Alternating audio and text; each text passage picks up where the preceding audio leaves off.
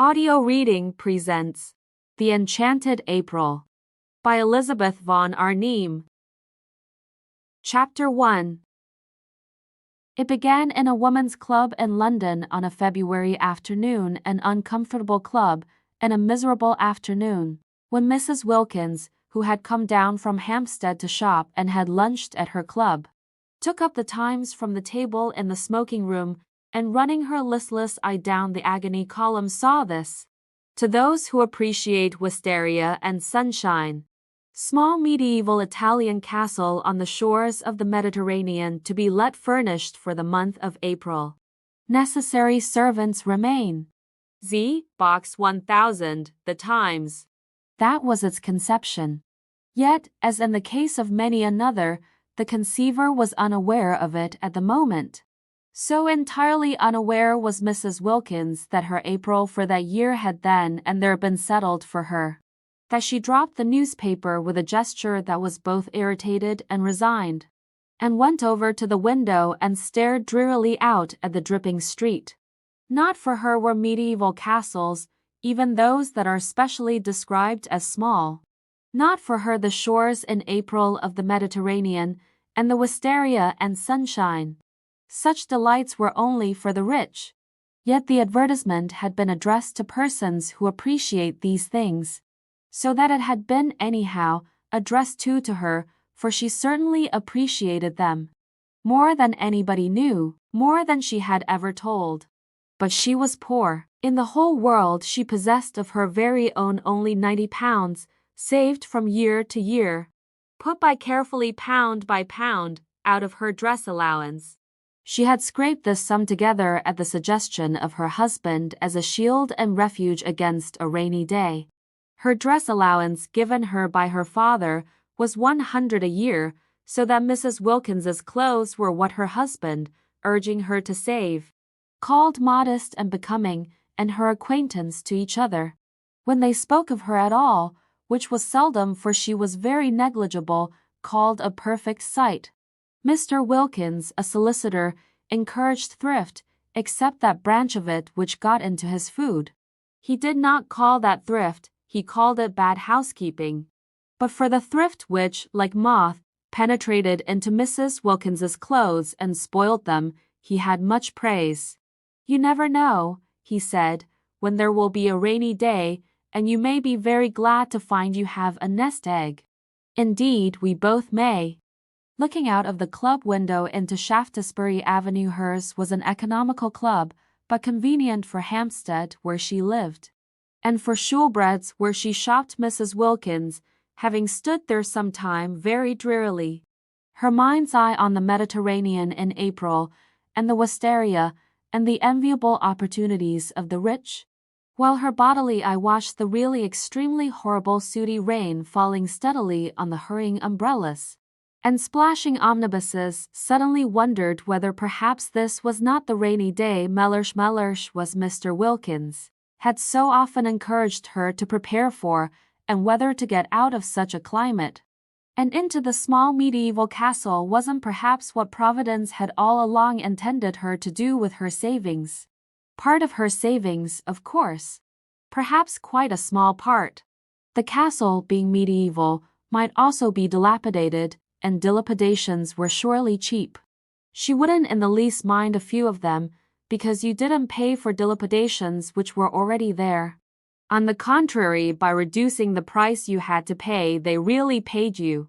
But what nonsense to think of it! She turned away from the window with the same gesture of mingled irritation and resignation with which she had laid down the Times, and crossed the room towards the door with the intention of getting her mackintosh and umbrella, and fighting her way into one of the overcrowded omnibuses and going to Shoolbred's on her way home, and buying some soles for Mellersh's dinner. Mellersh was difficult with fish and liked only soles, except salmon, when she beheld Mrs. Arbuthnot, a woman she knew by sight as also living in Hampstead and belonging to the club, sitting at the table in the middle of the room on which the newspapers and magazines were kept, absorbed, in her turn, in the first page of the Times.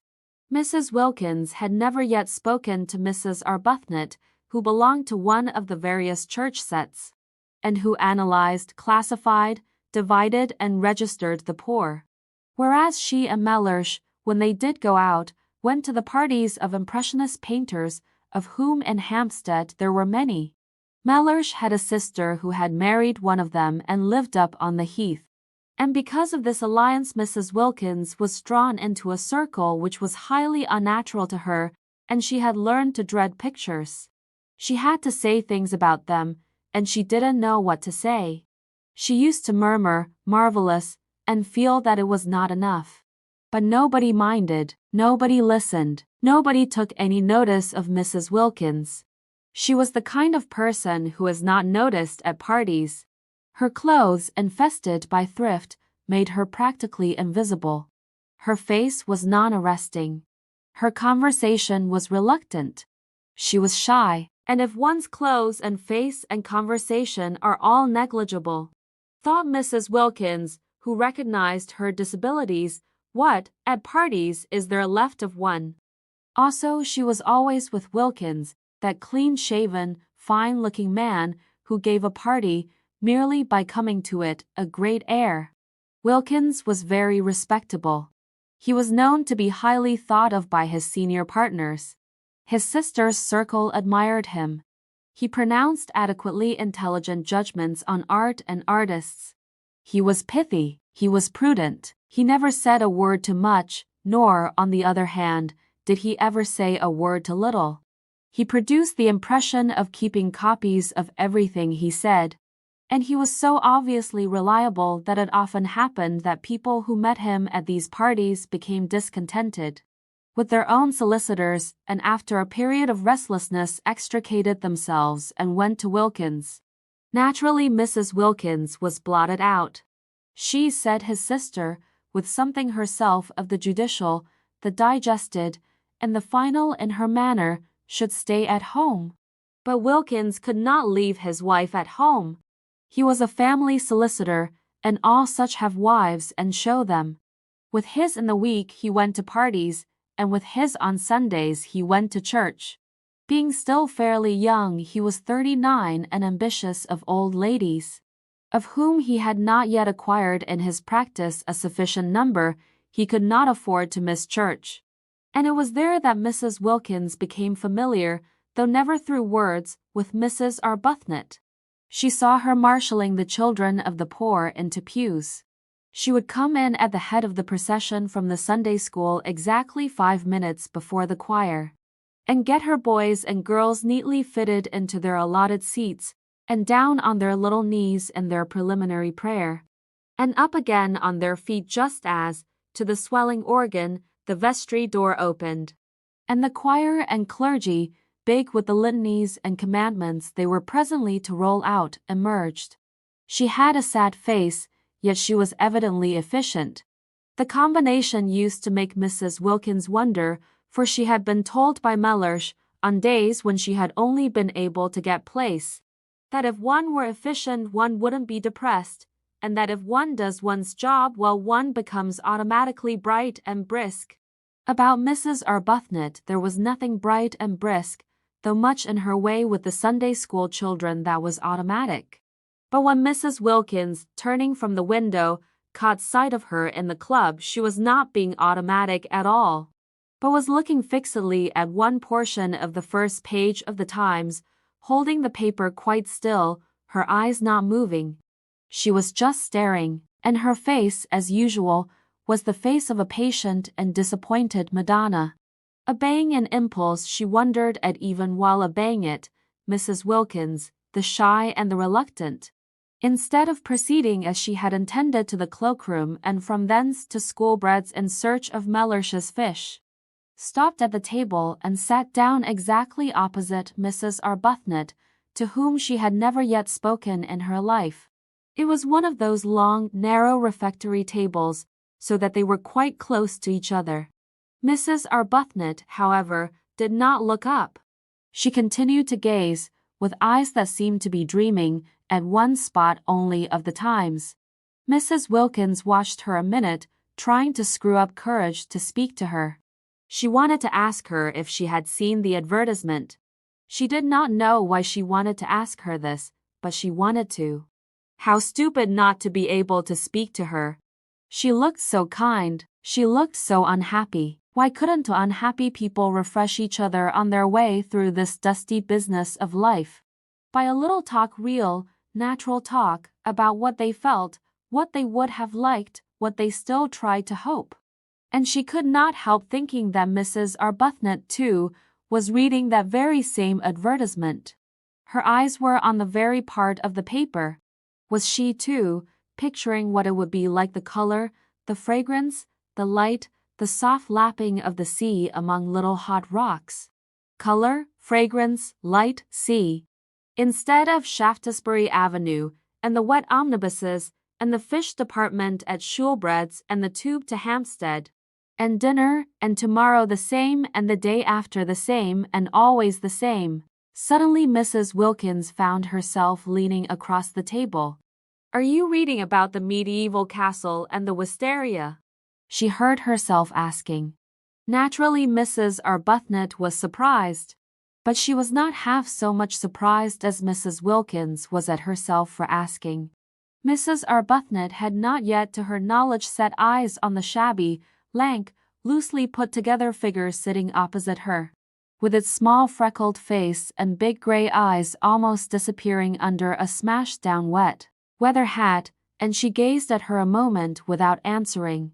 She was reading about the medieval castle and the wisteria, or rather had read about it 10 minutes before, and since then had been lost in dreams of light, of color, of fragrance, of the soft lapping of the sea among little hot rocks. "Why do you ask me that?" she said in her grave voice, for her training of and by the poor had made her grave and patient. Mrs. Wilkins flushed and looked excessively shy and frightened. "Oh, only because I saw it too, and I thought somehow," she stammered. Whereupon Mrs. Arbuthnot, her mind being used to getting people into lists and divisions from habit, considered, as she gazed thoughtfully at Mrs. Wilkins, under what heading, supposing she had to classify her, she could most properly be put.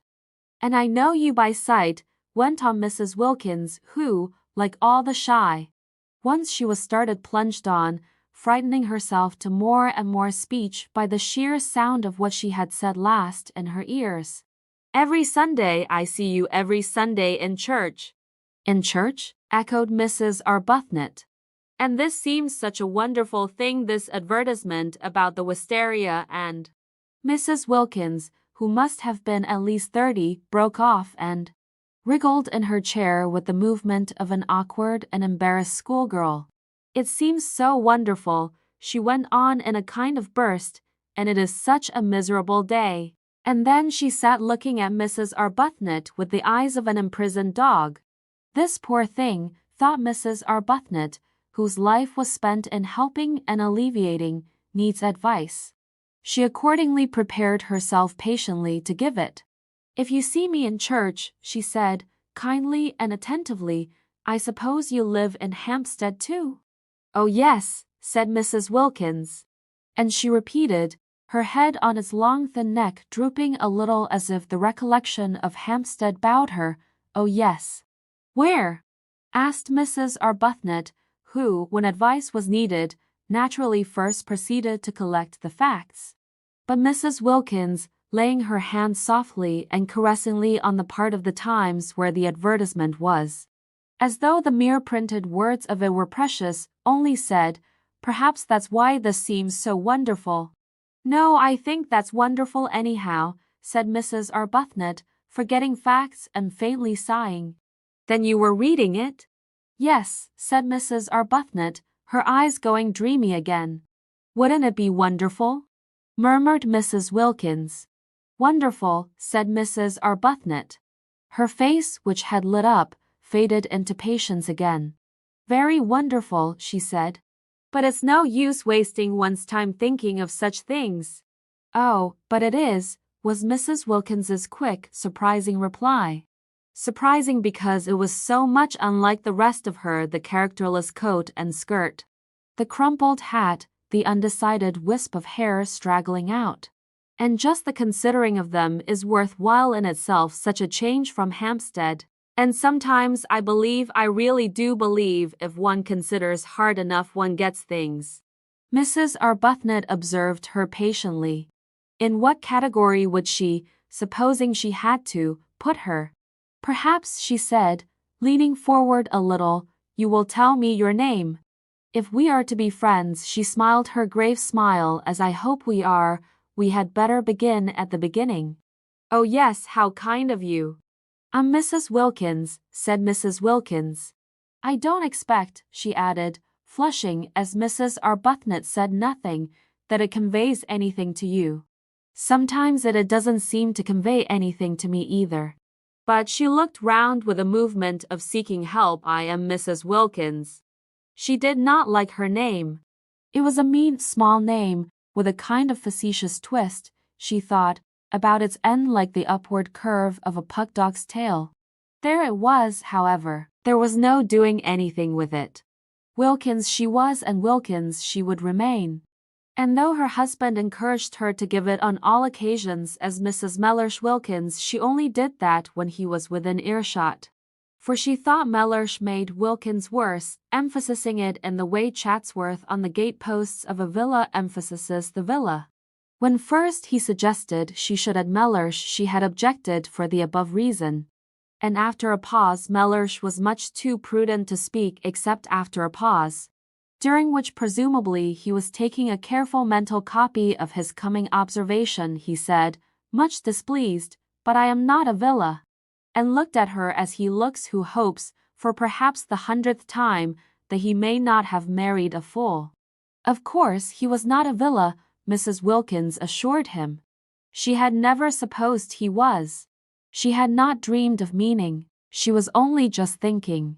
The more she explained, the more earnest became Mellersh's hope, familiar to him by this time. For he had then been a husband for 2 years, that he might not by any chance have married a fool. And they had a prolonged quarrel, if that can be called a quarrel which is conducted with dignified silence on one side and earnest apology on the other, as to whether or no Mrs. Wilkins had intended to suggest that Mr. Wilkins was a villa. I believe, she had thought when it was at last over, it took a long while, that anybody would quarrel about anything when they've not left off being together for a single day for 2 whole years. What we both need is a holiday. My husband, went on Mrs. Wilkins to Mrs. Arbuthnot, trying to throw some light on herself, is a solicitor.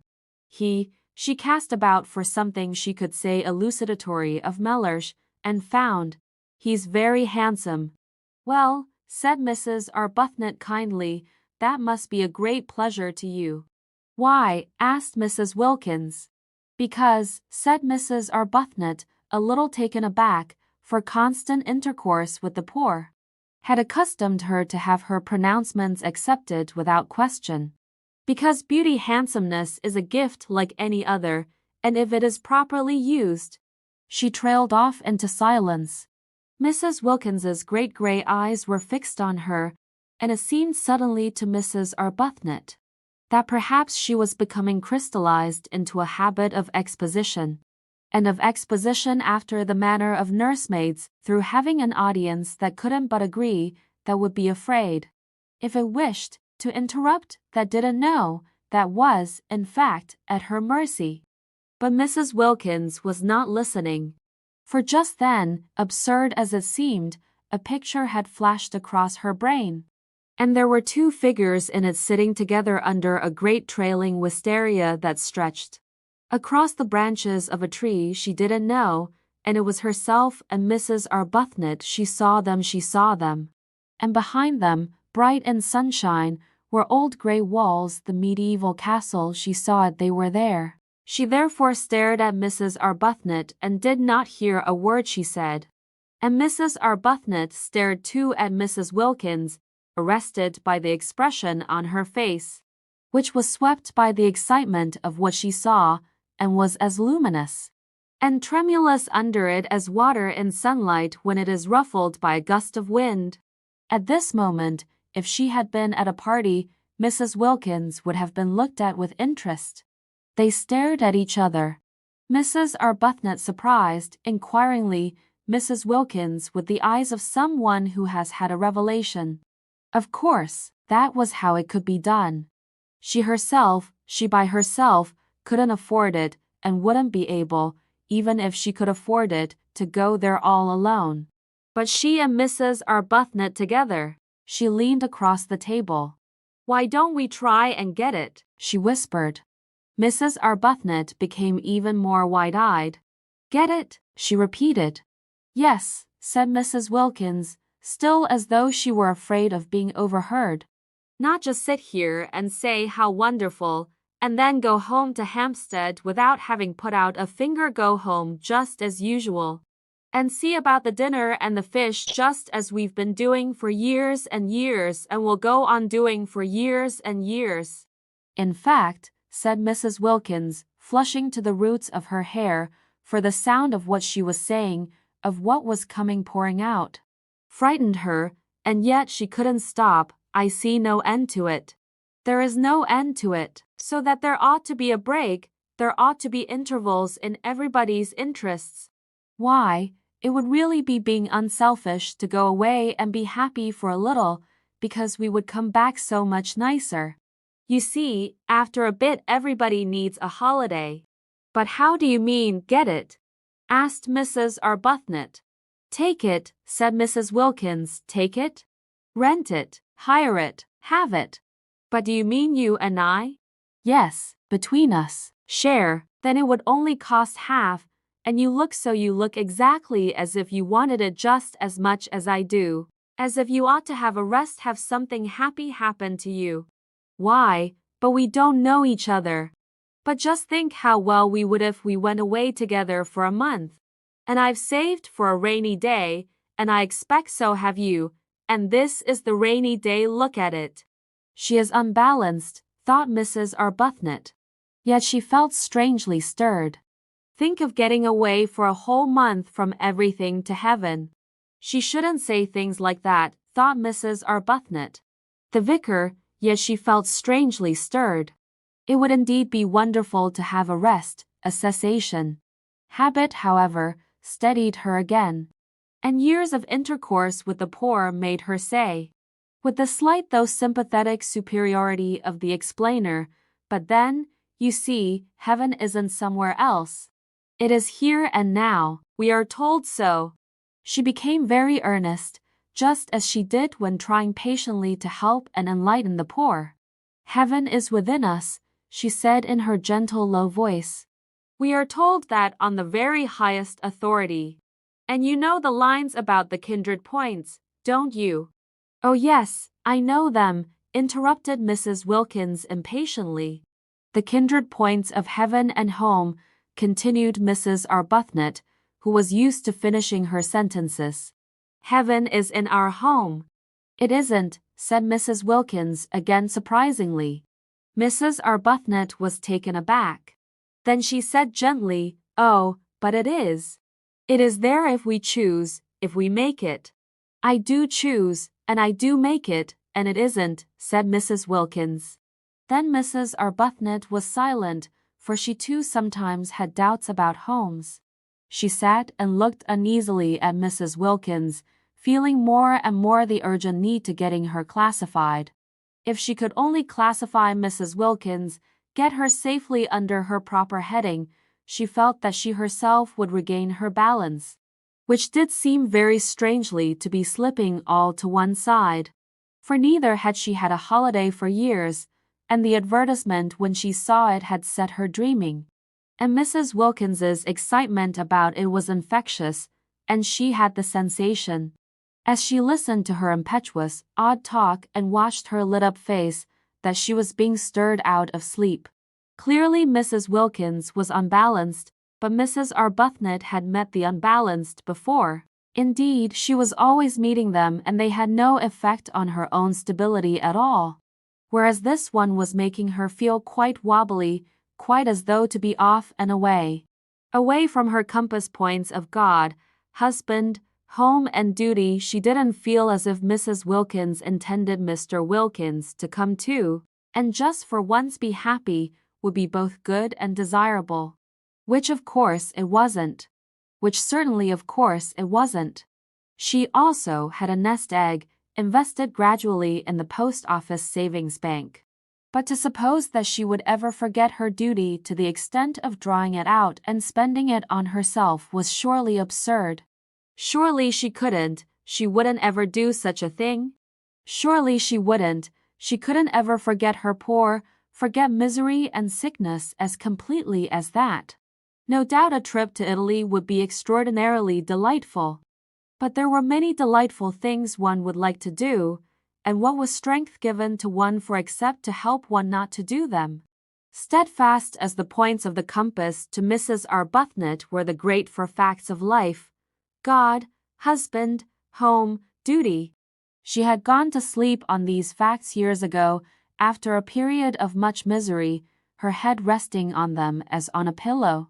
And she had a great dread of being awakened out of so simple and untroublesome a condition. Therefore it was that she searched with earnestness for a heading under which to put Mrs. Wilkins, and in this way illumine and steady her own mind. And sitting there looking at her uneasily after her last remark, and feeling herself becoming more and more unbalanced and infected, she decided pro tem, as the vicar said at meetings, to put her under the heading nerves. It was just possible that she ought to go straight into the category hysteria, which was often only the antechamber to lunacy. But Mrs. Arbuthnot had learned not to hurry people into their final categories. Having on more than one occasion discovered with dismay that she had made a mistake, and how difficult it had been to get them out again, and how crushed she had been with the most terrible remorse. Yes, nerves. Probably she had no regular work for others, thought Mrs. Arbuthnot. No work that would take her outside herself. Evidently she was rudderless, blown about by gusts, by impulses. Nerves was almost certainly her category, or would be quite soon if no one helped her. Poor little thing, thought Mrs. Arbuthnot, her own balance returning hand in hand with her compassion, and unable, because of the table, to see the length of Mrs. Wilkins's legs. All she saw was her small, eager, shy face, and her thin shoulders, and the look of childish longing in her eyes, for something that she was sure was going to make her happy. No, such things didn't make people happy, such fleeting things. Mrs. Arbuthnot had learned in her long life with Frederick he was her husband, and she had married him at 20 and was now 33, where alone true joys are to be found. They are to be found, she now knew, only in daily, in hourly, living for others. They are to be found only hadn't she over and over again taken her disappointments and discouragements there, and come away comforted. At the feet of God. Frederick had been the kind of husband whose wife betakes herself early to the feet of God. From him to them had been a short though painful step. It seemed short to her in retrospect, but it had really taken the whole of the first year of their marriage. And every inch of the way had been a struggle, and every inch of it was stained, she felt at the time, with her heart's blood. All that was over now. She had long since found peace. And Frederick, from her passionately loved bridegroom, from her worshipped young husband, had become second only to God on her list of duties and forbearances. There he hung, the second in importance, a bloodless thing bled white by her prayers. For years she had been able to be happy only by forgetting happiness. She wanted to stay like that. She wanted to shut out everything that would remind her of beautiful things, that might set her off again longing, desiring. "I'd like so much to be friends," she said earnestly. "Won't you come and see me, or let me come to you sometimes? Whenever you feel as if you wanted to talk. I'll give you my address." She searched in her handbag, "and then you won't forget." And she found a card and held it out. Mrs. Wilkins ignored the card. "It's so funny," said Mrs. Wilkins, just as if she had not heard her, "but I see us both, you and me, this April in the medieval castle." Mrs. Arbuthnot relapsed into uneasiness. "Do you?" she said, making an effort to stay balanced under the visionary gaze of the shining gray eyes. "Do you? Don't you ever see things in a kind of flash before they happen?" asked Mrs. Wilkins. "Never," said Mrs. Arbuthnot. She tried to smile. She tried to smile the sympathetic yet wise and tolerant smile with which she was accustomed to listen to the necessarily biased and incomplete views of the poor. She didn't succeed. The smile trembled out. "Of course," she said in a low voice, almost as if she were afraid the vicar and the savings bank were listening. "It would be most beautiful, most beautiful." "Even if it were wrong," said Mrs. Wilkins, "it would only be for a month." "That," began Mrs. Arbuthnot, quite clear as to the reprehensibleness of such a point of view. But Mrs. Wilkins stopped her before she could finish. "Anyhow," said Mrs. Wilkins, stopping her, "I'm sure it's wrong to go on being good for too long till one gets miserable. And I can see you've been good for years and years, because you look so unhappy." Mrs. Arbuthnot opened her mouth to protest, "And I've done nothing but duties, things for other people, ever since I was a girl, and I don't believe anybody loves me a bit the bee better, and I long for something else, something else." Was she going to cry? Mrs. Arbuthnot became acutely uncomfortable and sympathetic. She hoped she wasn't going to cry. Not there, not in that unfriendly room, with strangers coming and going. But Mrs. Wilkins, after tugging agitedly at a handkerchief that wouldn't come out of her pocket, did succeed at last in merely apparently blowing her nose with it, and then, blinking her eyes very quickly once or twice, looked at Mrs. Arbuthnot with a quivering air of half-humble, half-frightened apology, and smiled. "Will you believe," she whispered, trying to steady her mouth, evidently dreadfully ashamed of herself, "that I've never spoken to anyone before in my life like this? I can't think, I simply don't know, what has come over me." "It's the advertisement," said Mrs. Arbuthnot, nodding gravely. "Yes," said Mrs. Wilkins, dabbing furtively at her eyes, "and us both being so." She blew her nose again, a little miserable. Chapter 2. Of course Mrs. Arbuthnot was not miserable. How could she be, she asked herself, when God was taking care of her? But she let that pass for the moment unrepudiated, because of her conviction that here was another fellow creature in urgent need of her help. And not just boots and blankets and better sanitary arrangements this time, but the more delicate help of comprehension, of finding the exact right words. The exact right words, she presently discovered, after trying various ones, about living for others, and prayer, and the peace to be found in placing oneself unreservedly in God's hands. To meet all these words Mrs. Wilkins had other words incoherent and yet, for the moment at least, till one had had more time, difficult to answer the exact right words, were a suggestion that it would do no harm to answer the advertisement, non-committal, mere inquiry. And what disturbed Mrs. Arbuthnot about this suggestion was that she did not make it solely to comfort Mrs. Wilkins. She made it because of her own strange longing for the medieval castle. This was very disturbing. There she was, accustomed to direct, to lead, to advise, to support, except Frederick. She long since had learned to leave Frederick to God, being led herself, being influenced and thrown off her feet by just an advertisement, by just an incoherent stranger. It was indeed disturbing.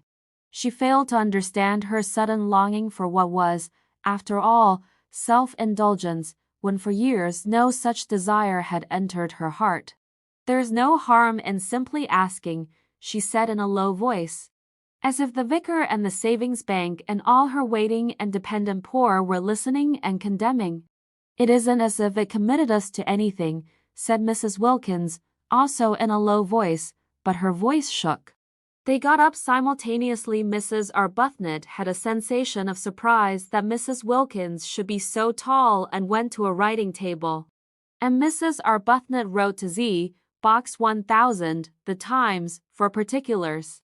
She asked for all particulars, but the only one they really wanted was the one about the rent. They both felt that it was Mrs. Arbuthnot who ought to write the letter and do the business part. Not only was she used to organizing and being practical, but she also was older and certainly calmer. And she herself had no doubt too that she was wiser. Neither had Mrs. Wilkins any doubt of this. The very way Mrs. Arbuthnot parted her hair suggested a great calm that could only proceed from wisdom. But if she was wiser, older and calmer, Mrs. Arbuthnot's new friend nevertheless seemed to her to be the one who impelled. Incoherent, she yet impelled.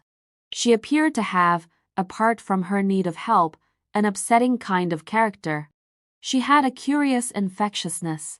She led one on, and the way her unsteady mind leaped at conclusions, wrong ones, of course. Witness the one that she, Mrs. Arbuthnot, was miserable. The way she leaped at conclusions was disconcerting. Whatever she was, however, and whatever her unsteadiness, Mrs. Arbuthnot found herself sharing her excitement and her longing. And when the letter had been posted in the letter box in the hall, and actually was beyond getting back again, both she and Mrs. Wilkins felt the same sense of guilt. "It only shows," said Mrs. Wilkins in a whisper, as they turned away from the letter box, "how immaculately good we've been all our lives. The very first time we do anything our husbands don't know about, we feel guilty." "I'm afraid I can't say I've been immaculately good," gently protested Mrs. Arbuthnot, a little uncomfortable at this fresh example of successful leaping at conclusions, for she had not said a word about her feeling of guilt. "Oh, but I'm sure you have. I see you being good, and that's why you're not happy." She shouldn't say things like that, thought Mrs. Arbuthnot. I must try and help her not to. Aloud she said gravely, "I don't know why you insist that I'm not happy. When you know me better, I think you'll find that I am. And I'm sure you don't mean really that goodness, if one could attain it, makes one unhappy." "Yes, I do," said Mrs. Wilkins. "Our sort of goodness does. We have attained it, and we are unhappy. There are miserable sorts of goodness and happy sorts. The sort we'll have at the medieval castle, for instance, is the happy sort." "That is, supposing we go there," said Mrs. Arbuthnot restrainingly.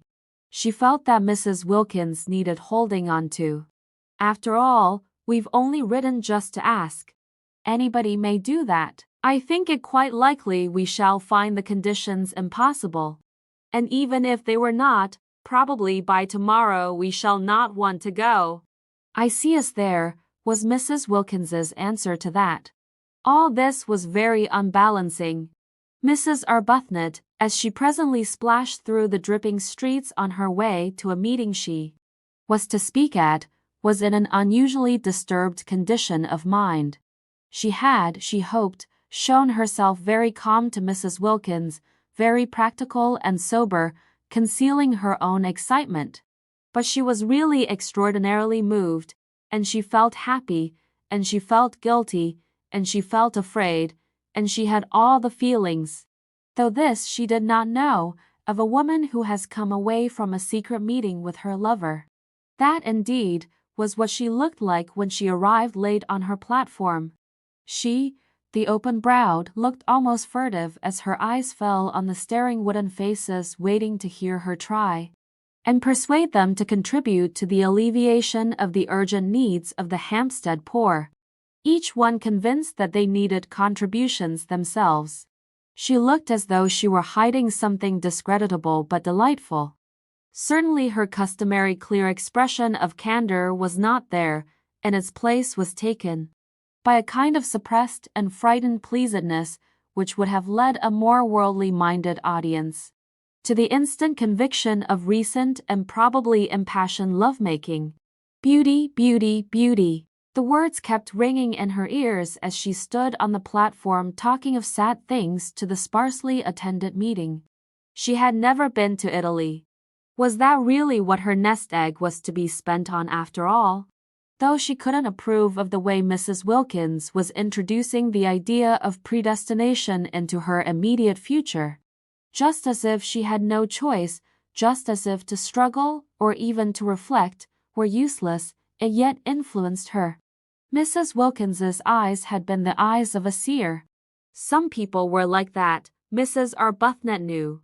And if Mrs. Wilkins had actually seen her at the medieval castle, it did seem probable that struggling would be a waste of time. Still, to spend her nest egg on self-indulgence, the origin of this egg had been corrupt. But she had at least supposed its end was to be creditable. Was she to deflect it from its intended destination, which alone had appeared to justify her keeping it, and spend it on giving herself pleasure? Mrs. Arbuthnot spoke on and on, so much practiced in the kind of speech that she could have said it all in her sleep. And at the end of the meeting, her eyes dazzled by her secret visions. She hardly noticed that nobody was moved in any way whatever, least of all in the way of contributions. But the vicar noticed. The vicar was disappointed. Usually his good friend and supporter Mrs. Arbuthnot succeeded better than this. And what was even more unusual, she appeared, he observed, not even to mind. "I can't imagine," he said to her as they parted, speaking irritably. For he was irritated both by the audience and by her, "what these people are coming to. Nothing seems to move them." "Perhaps they need a holiday," suggested Mrs. Arbuthnot. An unsatisfactory, a queer reply, the vicar thought.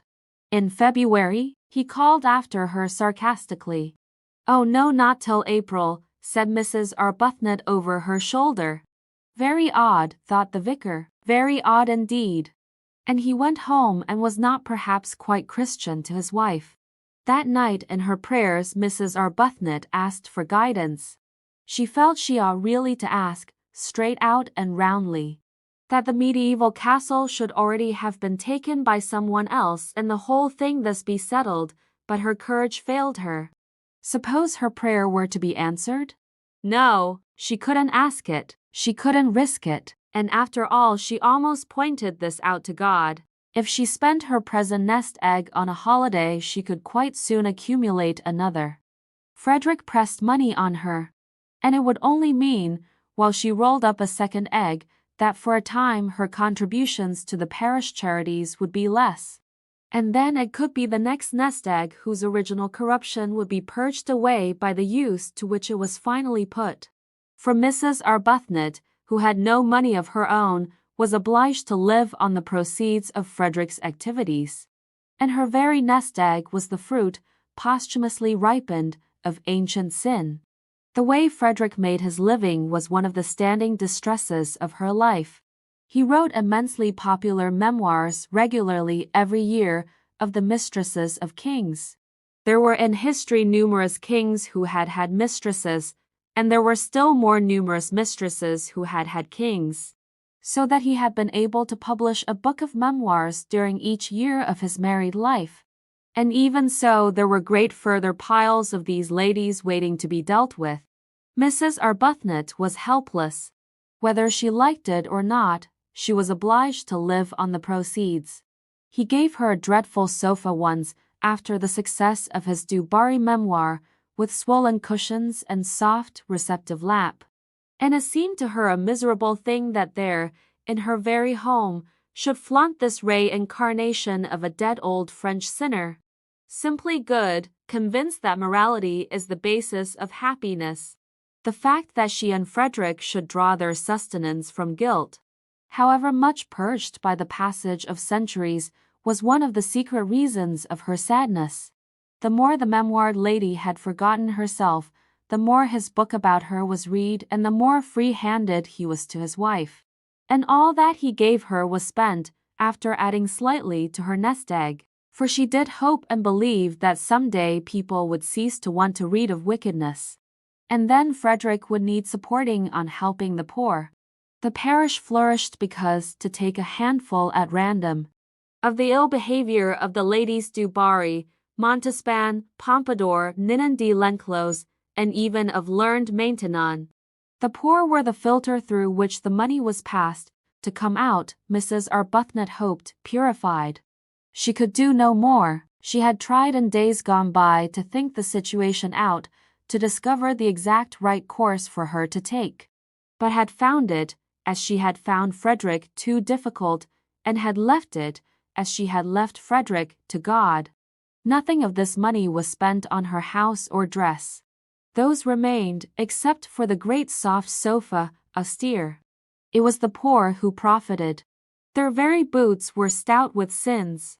But how difficult it had been.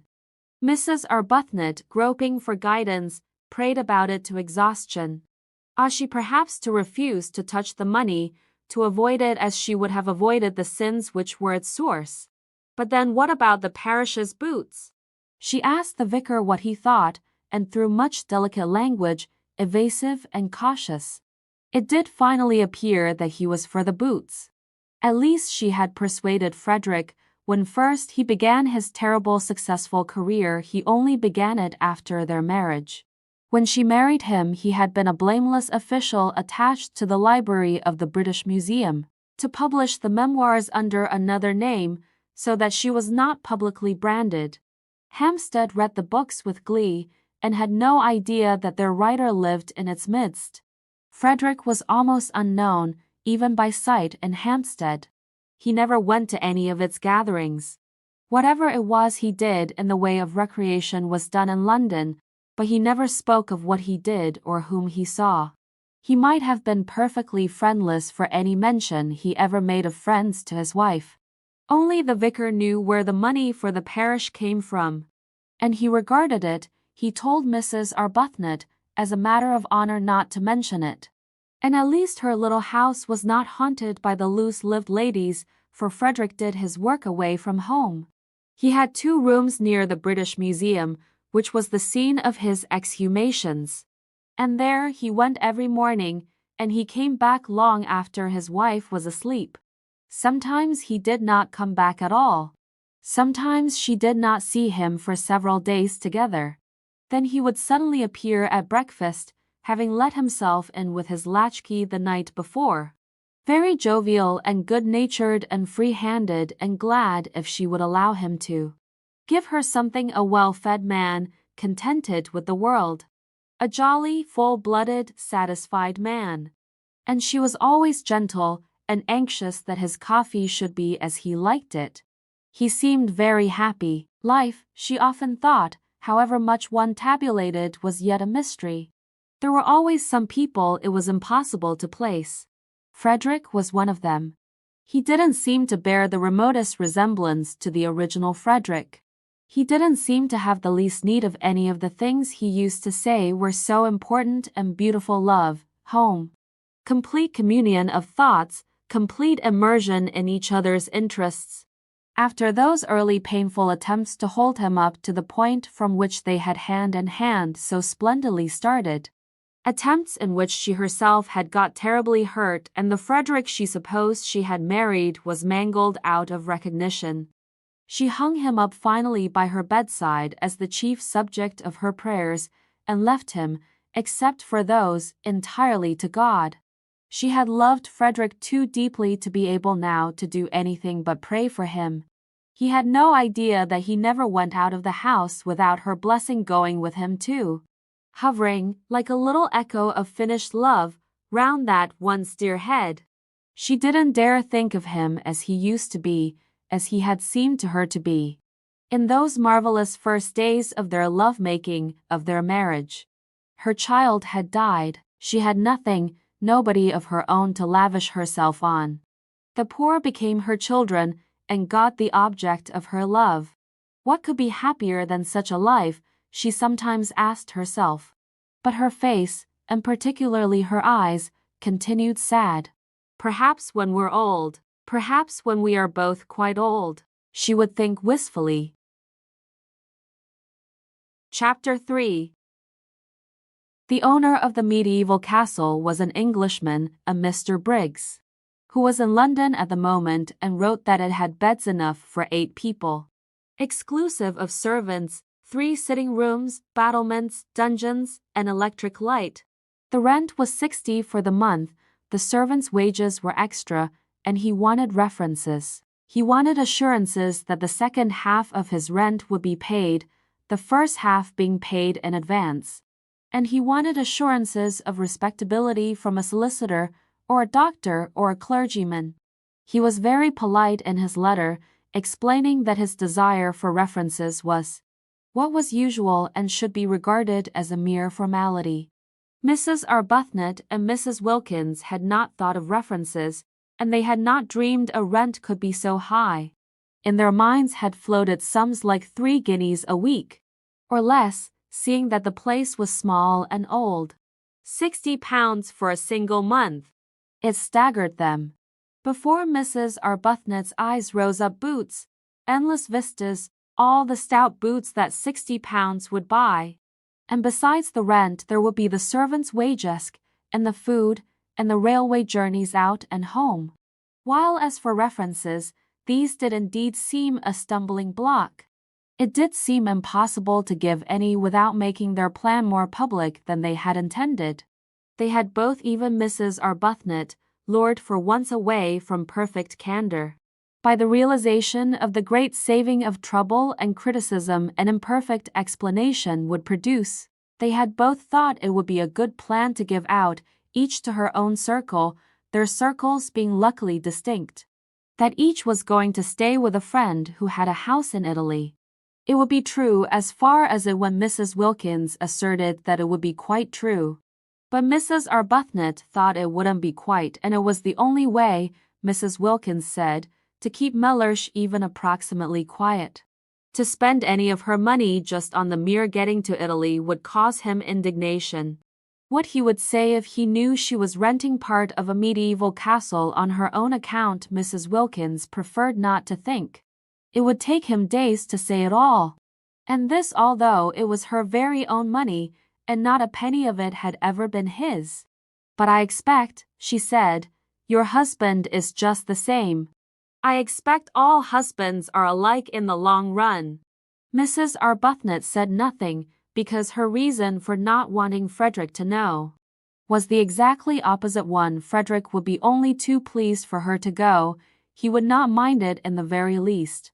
Indeed, he would hail such a manifestation of self-indulgence and worldliness with an amusement that would hurt, and urge her to have a good time and not to hurry home with a crushing detachment. Far better, she thought, to be missed by Mellersh than to be sped by Frederick. To be missed, to be needed, from whatever motive, was, she thought, better than the complete loneliness of not being missed or needed at all. She therefore said nothing, and allowed Mrs. Wilkins to leap at her conclusions unchecked. But they did, both of them, for a whole day feel that the only thing to be done was to renounce the medieval castle. And it was in arriving at this bitter decision that they really realized how acute had been their longing for it. Then Mrs. Arbuthnot, whose mind was trained in the finding of ways out of difficulties, found a way out of the reference difficulty. And simultaneously Mrs. Wilkins had a vision revealing to her how to reduce the rent. Mrs. Arbuthnot's plan was simple and completely successful. She took the whole of the rent in person to the owner. Drawing it out of her savings bank again, she looked furtive and apologetic, as if the clerk must know the money was wanted for purposes of self-indulgence, and, going up with the 6 £10 notes in her handbag to the address near the Brompton Oratory where the owner lived, presented them to him, waiving her right to pay only half. And when he saw her, and her parted hair and soft dark eyes and sober apparel, and heard her grave voice, he told her not to bother about writing round for those references. It'll be all right, he said, scribbling a receipt for the rent. Do sit down, won't you? Nasty day, isn't it? You'll find the old castle has lots of sunshine, whatever else it hasn't got. Husband going? Mrs. Arbuthnot, unused to anything but candor, looked troubled at this question and began to murmur inarticulately. And the owner at once concluded that she was a widow, a war one, of course. For other widows were old, and that he had been a fool not to guess it. Oh, I'm sorry, he said, turning red right up to his fair hair. I didn't mean hum. He ran his eye over the receipt he had written. Yes, I think that's all right, he said, getting up and giving it to her. Now, he added, taking the 6 notes she held out and smiling. For Mrs. Arbuthnot was agreeable to look at. I'm richer, and you're happier. I've got money, and you've got San Salvatore. I wonder which is best. I think you know, said Mrs. Arbuthnot with her sweet smile. He laughed and opened the door for her. It was a pity the interview was over. He would have liked to ask her to lunch with him. She made him think of his mother, of his nurse, of all things kind and comforting. Besides having the attraction of not being his mother or his nurse. I hope you'll like the old place, he said, holding her hand a minute at the door. The very feel of her hand, even through its glove, was reassuring. It was the sort of hand, he thought, that children would like to hold in the dark. In April, you know, it's simply a mass of flowers. And then there's the sea. You must wear white. You'll fit in very well. There are several portraits of you there. Portraits? Madonnas, you know. There's one on the stairs really exactly like you. Mrs. Arbuthnot smiled and said goodbye and thanked him. Without the least trouble, and at once she had got him placed in his proper category. He was an artist and of an effervescent temperament. She shook hands and left, and he wished she hadn't.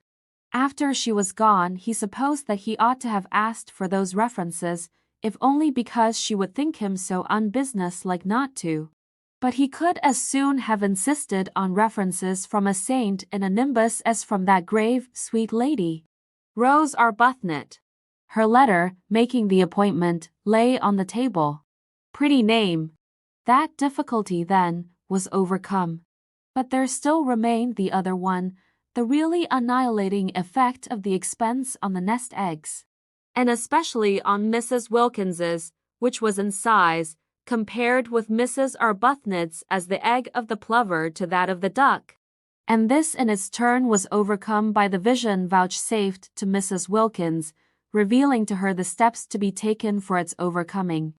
Having got San Salvatore the beautiful, the religious name, fascinated them, they in their turn would advertise in the agony column of the Times, and would inquire after 2 more ladies of similar desires to their own to join them and share the expenses.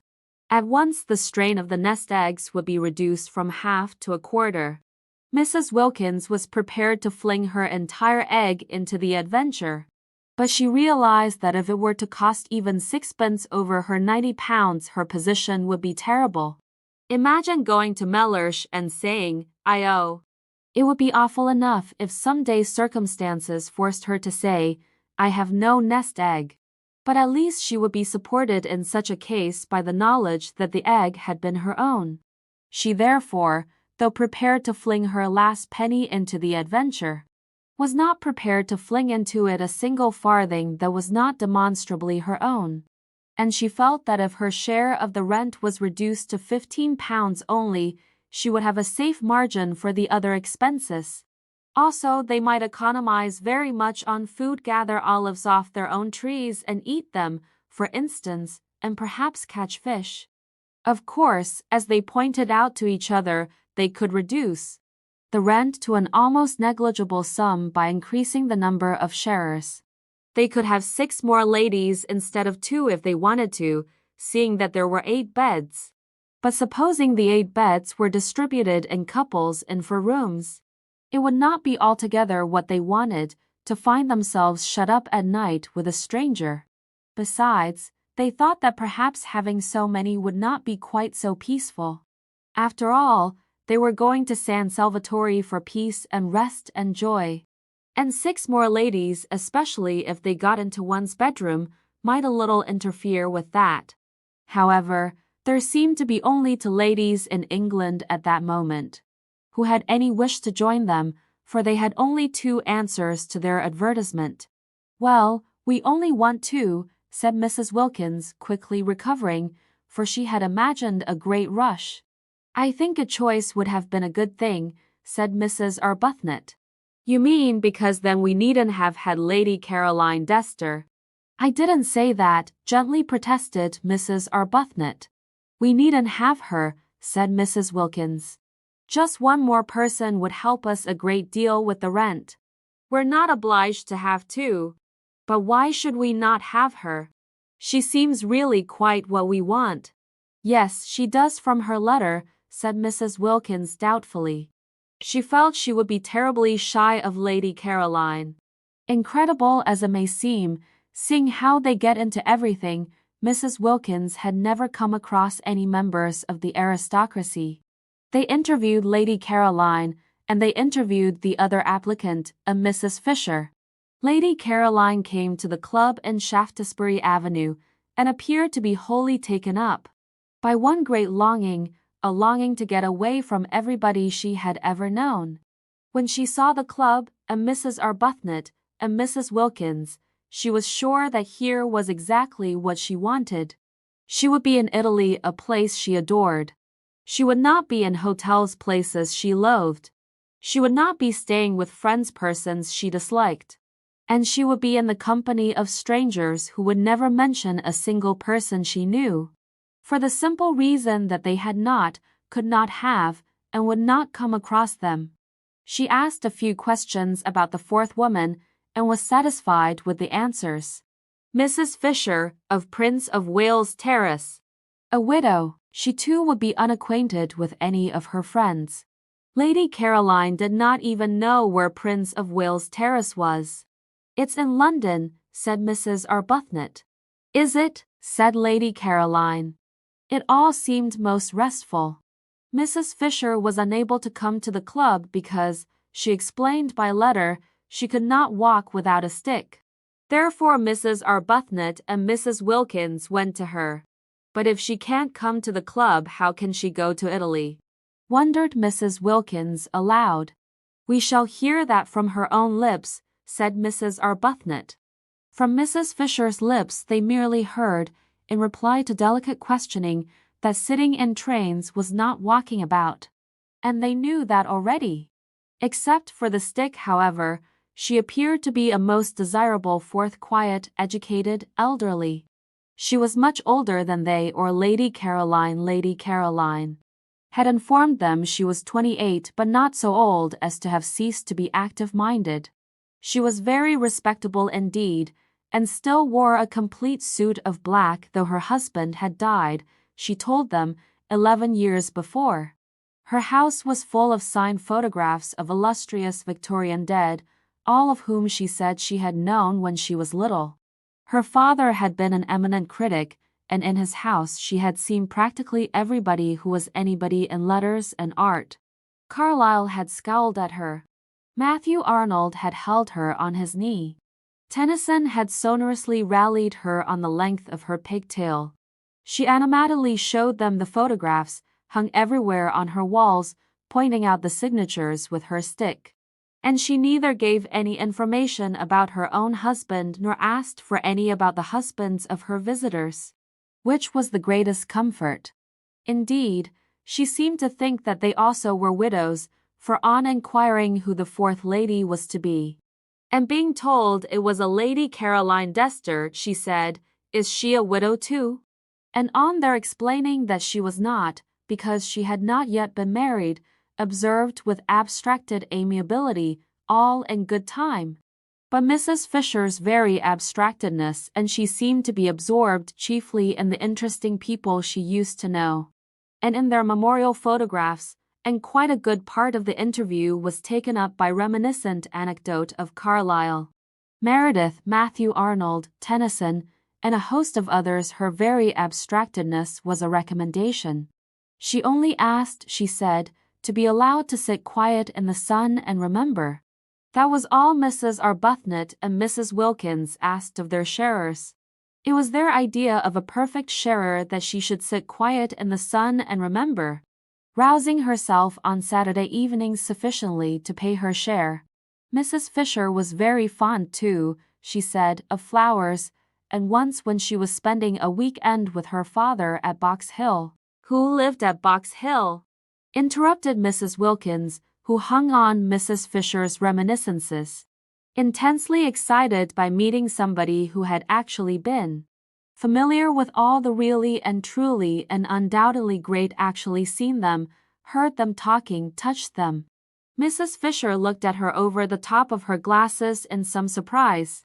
Mrs. Wilkins, in her eagerness to tear the heart out quickly of Mrs. Fisher's reminiscences, afraid that at any moment Mrs. Arbuthnot would take her away and she wouldn't have heard half, had already interrupted several times with questions which appeared ignorant to Mrs. Fisher.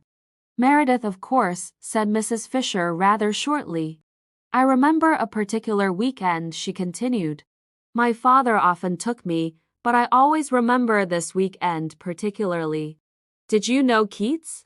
eagerly interrupted Mrs. Wilkins. Mrs. Fisher, after a pause, said with sub-acid reserve that she had been unacquainted with both Keats and Shakespeare. "Oh, of course, how ridiculous of me," cried Mrs. Wilkins, flushing scarlet. "It's because," she floundered, "it's because the immortals somehow still seem alive, don't they, as if they were here. Going to walk into the room in another minute and one forgets they are dead. In fact, one knows perfectly well that they're not dead, not nearly so dead as you and I even now," she assured Mrs. Fisher, who observed her over the top of her glasses. "I thought I saw Keats the other day," Mrs. Wilkins incoherently proceeded, driven on by Mrs. Fisher's look over the top of her glasses. "In Hampstead, crossing the road in front of that house, you know, the house where he lived." Mrs. Arbuthnot said they must be going. Mrs. Fisher did nothing to prevent them. "I really thought I saw him," protested Mrs. Wilkins, appealing for belief first to one and then to the other, while waves of color passed over her face, and totally unable to stop, because of Mrs. Fisher's glasses and the steady eyes looking at her over their tops. "I believe I did see him. He was dressed in a—" Even Mrs. Arbuthnot looked at her now, and in her gentlest voice said they would be late for lunch. It was at this point that Mrs. Fisher asked for references. She had no wish to find herself shut up for 4 weeks with somebody who saw things. It is true that there were 3 sitting rooms, besides the garden and the battlements at San Salvatore, so that there would be opportunities of withdrawal from Mrs. Wilkins. But it would be disagreeable to Mrs. Fisher, for instance, if Mrs. Wilkins were suddenly to assert that she saw Mr. Fisher. Mr. Fisher was dead, let him remain so. She had no wish to be told he was walking about the garden. The only reference she really wanted, for she was much too old and firmly seated in her place in the world for questionable associates to matter to her, was one with regard to Mrs. Wilkins's health. Was her health quite normal? Was she an ordinary, everyday, sensible woman? Mrs. Fisher felt that if she were given even one address she would be able to find out what she needed. So she asked for references, and her visitors appeared to be so much taken aback. Mrs. Wilkins, indeed, was instantly sobered that she added, "It is usual." Mrs. Wilkins found her speech first. "But," she said, "aren't we the ones who ought to ask for some from you?" And this seemed to Mrs. Arbuthnot to the right attitude. Surely it was they who were taking Mrs. Fisher into their party, and not Mrs. Fisher who was taking them into it. For answer Mrs. Fisher, leaning on her stick, went to the writing table and in a firm hand wrote down 3 names, and offered them to Mrs. Wilkins, and the names were so respectable, more, they were so momentous. They were so nearly august, that just to read them was enough. The President of the Royal Academy, the Archbishop of Canterbury, and the Governor of the Bank of England, who would dare disturb such personages in their meditations, with inquiries as to whether a female friend of theirs was all she should be. "They have known me since I was little," said Mrs. Fisher. Everybody seemed to have known Mrs. Fisher since or when she was little. "I don't think references are nice things at all between ordinary decent women," burst out Mrs. Wilkins, made courageous by being, as she felt, at bay. For she very well knew that the only reference she could give without getting into trouble was Shoolbred. And she had little confidence in that, as it would be entirely based on Mellersh's fish. We're not business people. We needn't distrust each other. And Mrs. Arbuthnot said, with a dignity that yet was sweet, I'm afraid references do bring an atmosphere into our holiday plan that isn't quite what we want. And I don't think we'll take yours up or give you any ourselves. So that I suppose you won't wish to join us. And she held out her hand in goodbye. Then Mrs. Fisher, her gaze diverted to Mrs. Arbuthnot, who inspired trust and liking even in tube officials, felt that she would be idiotic to lose the opportunity of being in Italy in the particular conditions offered, and that she and this calm-browed woman between them would certainly be able to curb the other one when she had her attacks. So she said, taking Mrs. Arbuthnot's offered hand, very well. I waive references. She waived references. The two, as they walked to the station in Kensington High Street, could not help thinking that this way of putting it was lofty. Even Mrs. Arbuthnot, spendthrift of excuses for lapses, thought Mrs. Fisher might have used other words. And Mrs. Wilkins, by the time she got to the station, and the walk, and the struggle on the crowded pavement with other people's umbrellas had warmed her blood, actually suggested waiving Mrs. Fisher. If there is any waving to be done, do let us be the ones who wave, she said eagerly. But Mrs. Arbuthnot, as usual, held on to Mrs. Wilkins. And presently, having cooled down in the train, Mrs. Wilkins announced that at San Salvatore Mrs. Fisher would find her level. I see her finding her level there, she said, her eyes very bright. Whereupon Mrs. Arbuthnot, sitting with her quiet hands folded, turned over in her mind how best she could help Mrs. Wilkins not to see quite so much. Or at least, if she must see, to see in silence. Chapter 4. It had been arranged that Mrs. Arbuthnot and Mrs. Wilkins, traveling together, should arrive at San Salvatore on the evening of March 31 Street. The owner, who told them how to get there, appreciated their disinclination to begin their time in it on April 1 Street, and Lady Caroline and Mrs. Fisher, as yet unacquainted and therefore under no obligations to bore each other on the journey, for only towards the end would they find out by a process of sifting who they were to arrive on the morning of April 2nd. In this way everything would be got nicely ready for the two who seemed, in spite of the equality of the sharing, yet to have something about them of guests. There were disagreeable incidents towards the end of March, when Mrs. Wilkins, her heart in her mouth and her face a mixture of guilt, terror, and determination, told her husband that she had been invited to Italy, and he declined to believe it. Of course, he declined to believe it. Nobody had ever invited his wife to Italy before. There was no precedent. He required proofs. The only proof was Mrs. Arbuthnot, and Mrs. Wilkins had produced her. But after what entreaties, what passionate persuading, Mrs. Arbuthnot had not imagined she would have to face Mr. Wilkins and say things to him that were short of the truth, and it brought home to her what she had for some time suspected, that she was slipping more and more away from God. Indeed, the whole of March was filled with unpleasant, anxious moments.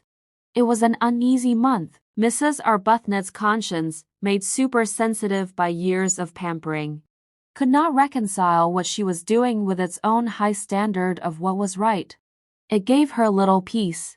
It nudged her at her prayers. It punctuated her entreaties for divine guidance with disconcerting questions, such as, "Are you not a hypocrite? Do you really mean that? Would you not frankly be disappointed if that prayer were granted?" The prolonged wet, raw weather was on the side too of her conscience, producing far more sickness than usual among the poor. They had bronchitis, they had fevers, there was no end to the distress. And here she was going off, spending precious money on going off, simply and solely to be happy.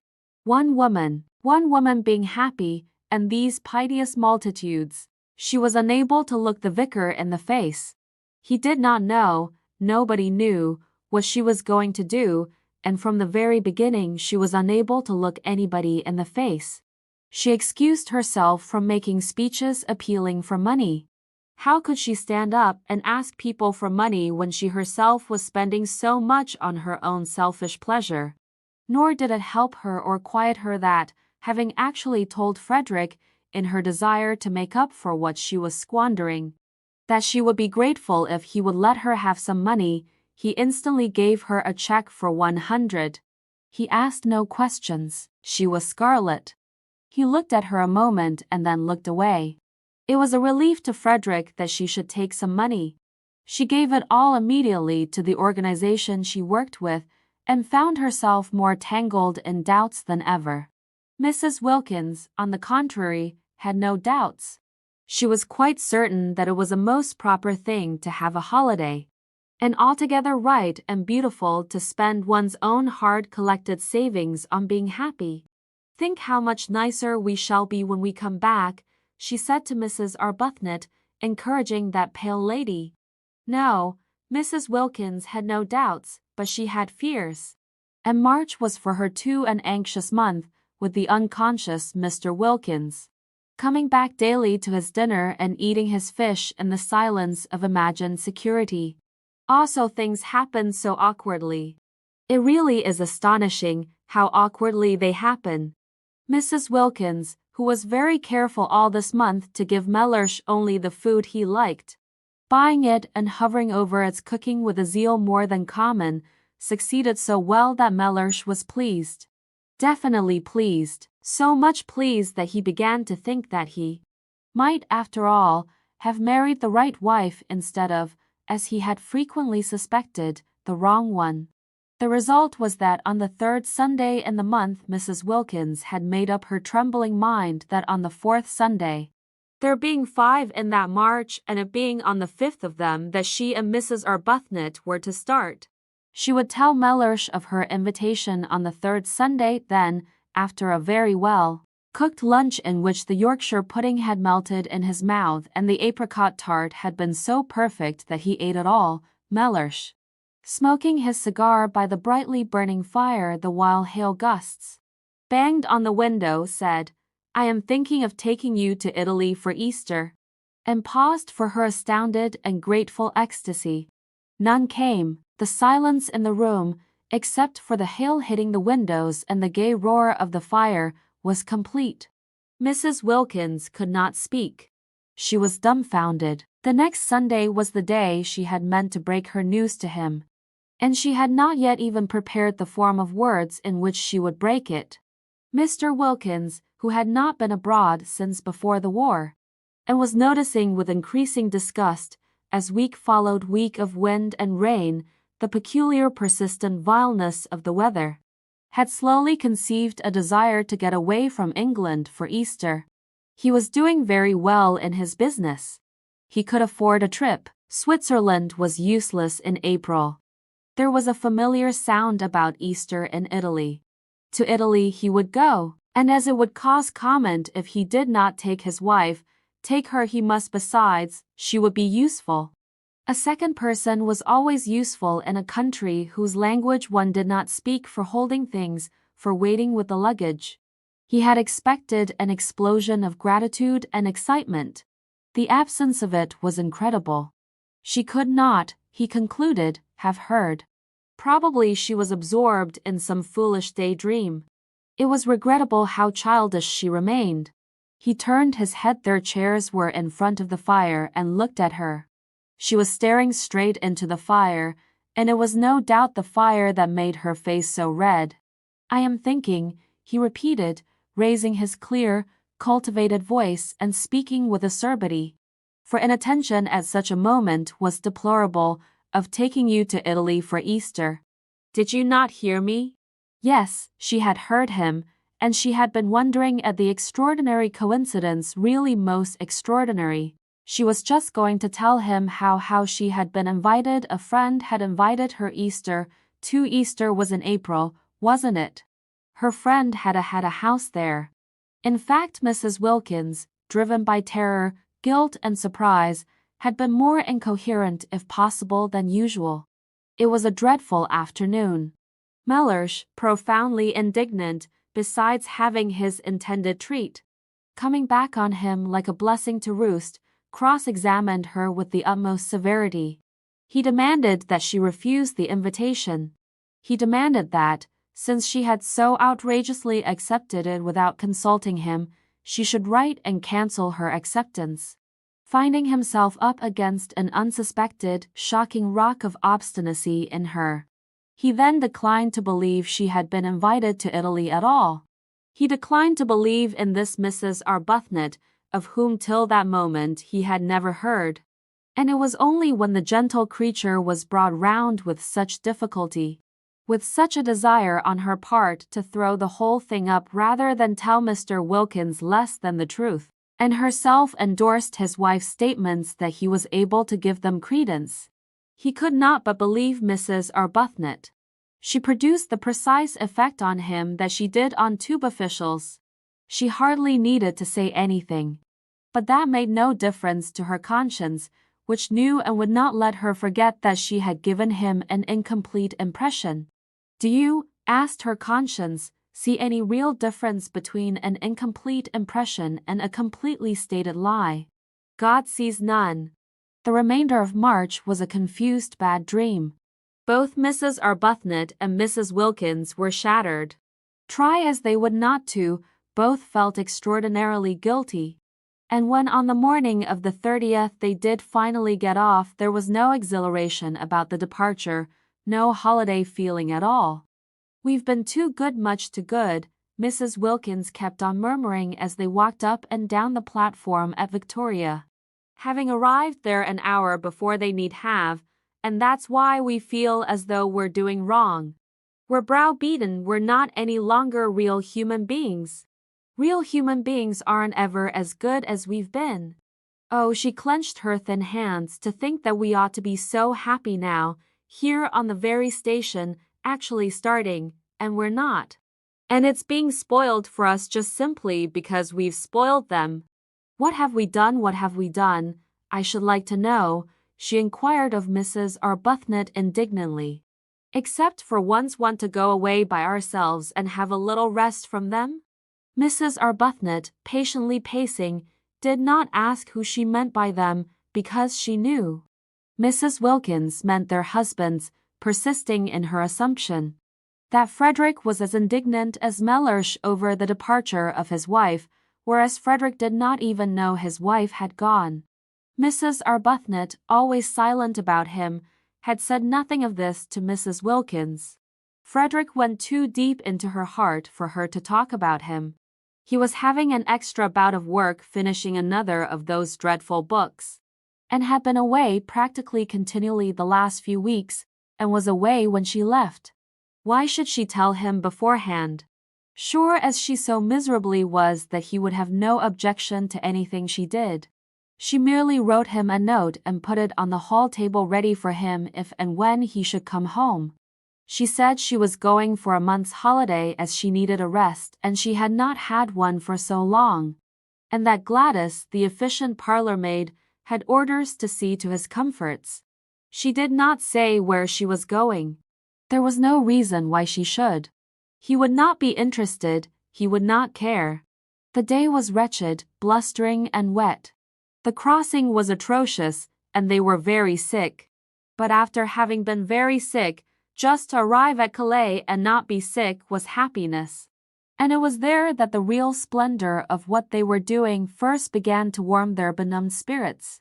It got hold of Mrs. Wilkins first, and spread from her like a rose-colored flame over her pale companion.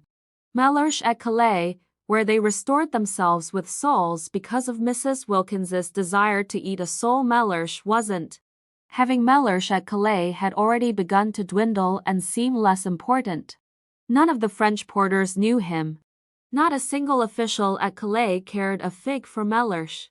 In Paris there was no time to think of him because their train was late and they only just caught the Turin train at the Gare de Lyons.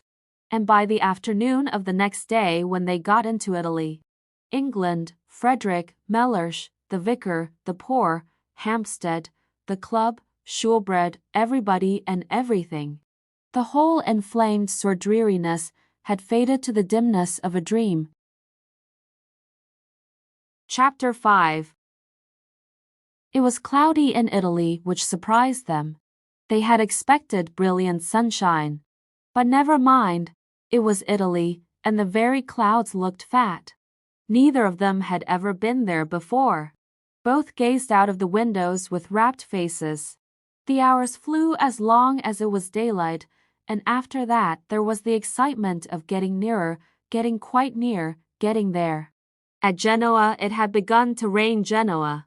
Imagine actually being at Genoa, seeing its name written up in the station just like any other name. At Nervi it was pouring. And when at last towards midnight, for again the train was late, they got to Mezzago, the rain was coming down in what seemed solid sheets. But it was Italy. Nothing it did could be bad. The very rain was different straight rain, falling properly onto one's umbrella. Not that violently blowing English stuff that got in everywhere. And it did leave off, and when it did, behold, the earth would be strewn with roses. Mr. Briggs, San Salvatore's owner, had said, "You get out at Mezzago, and then you drive."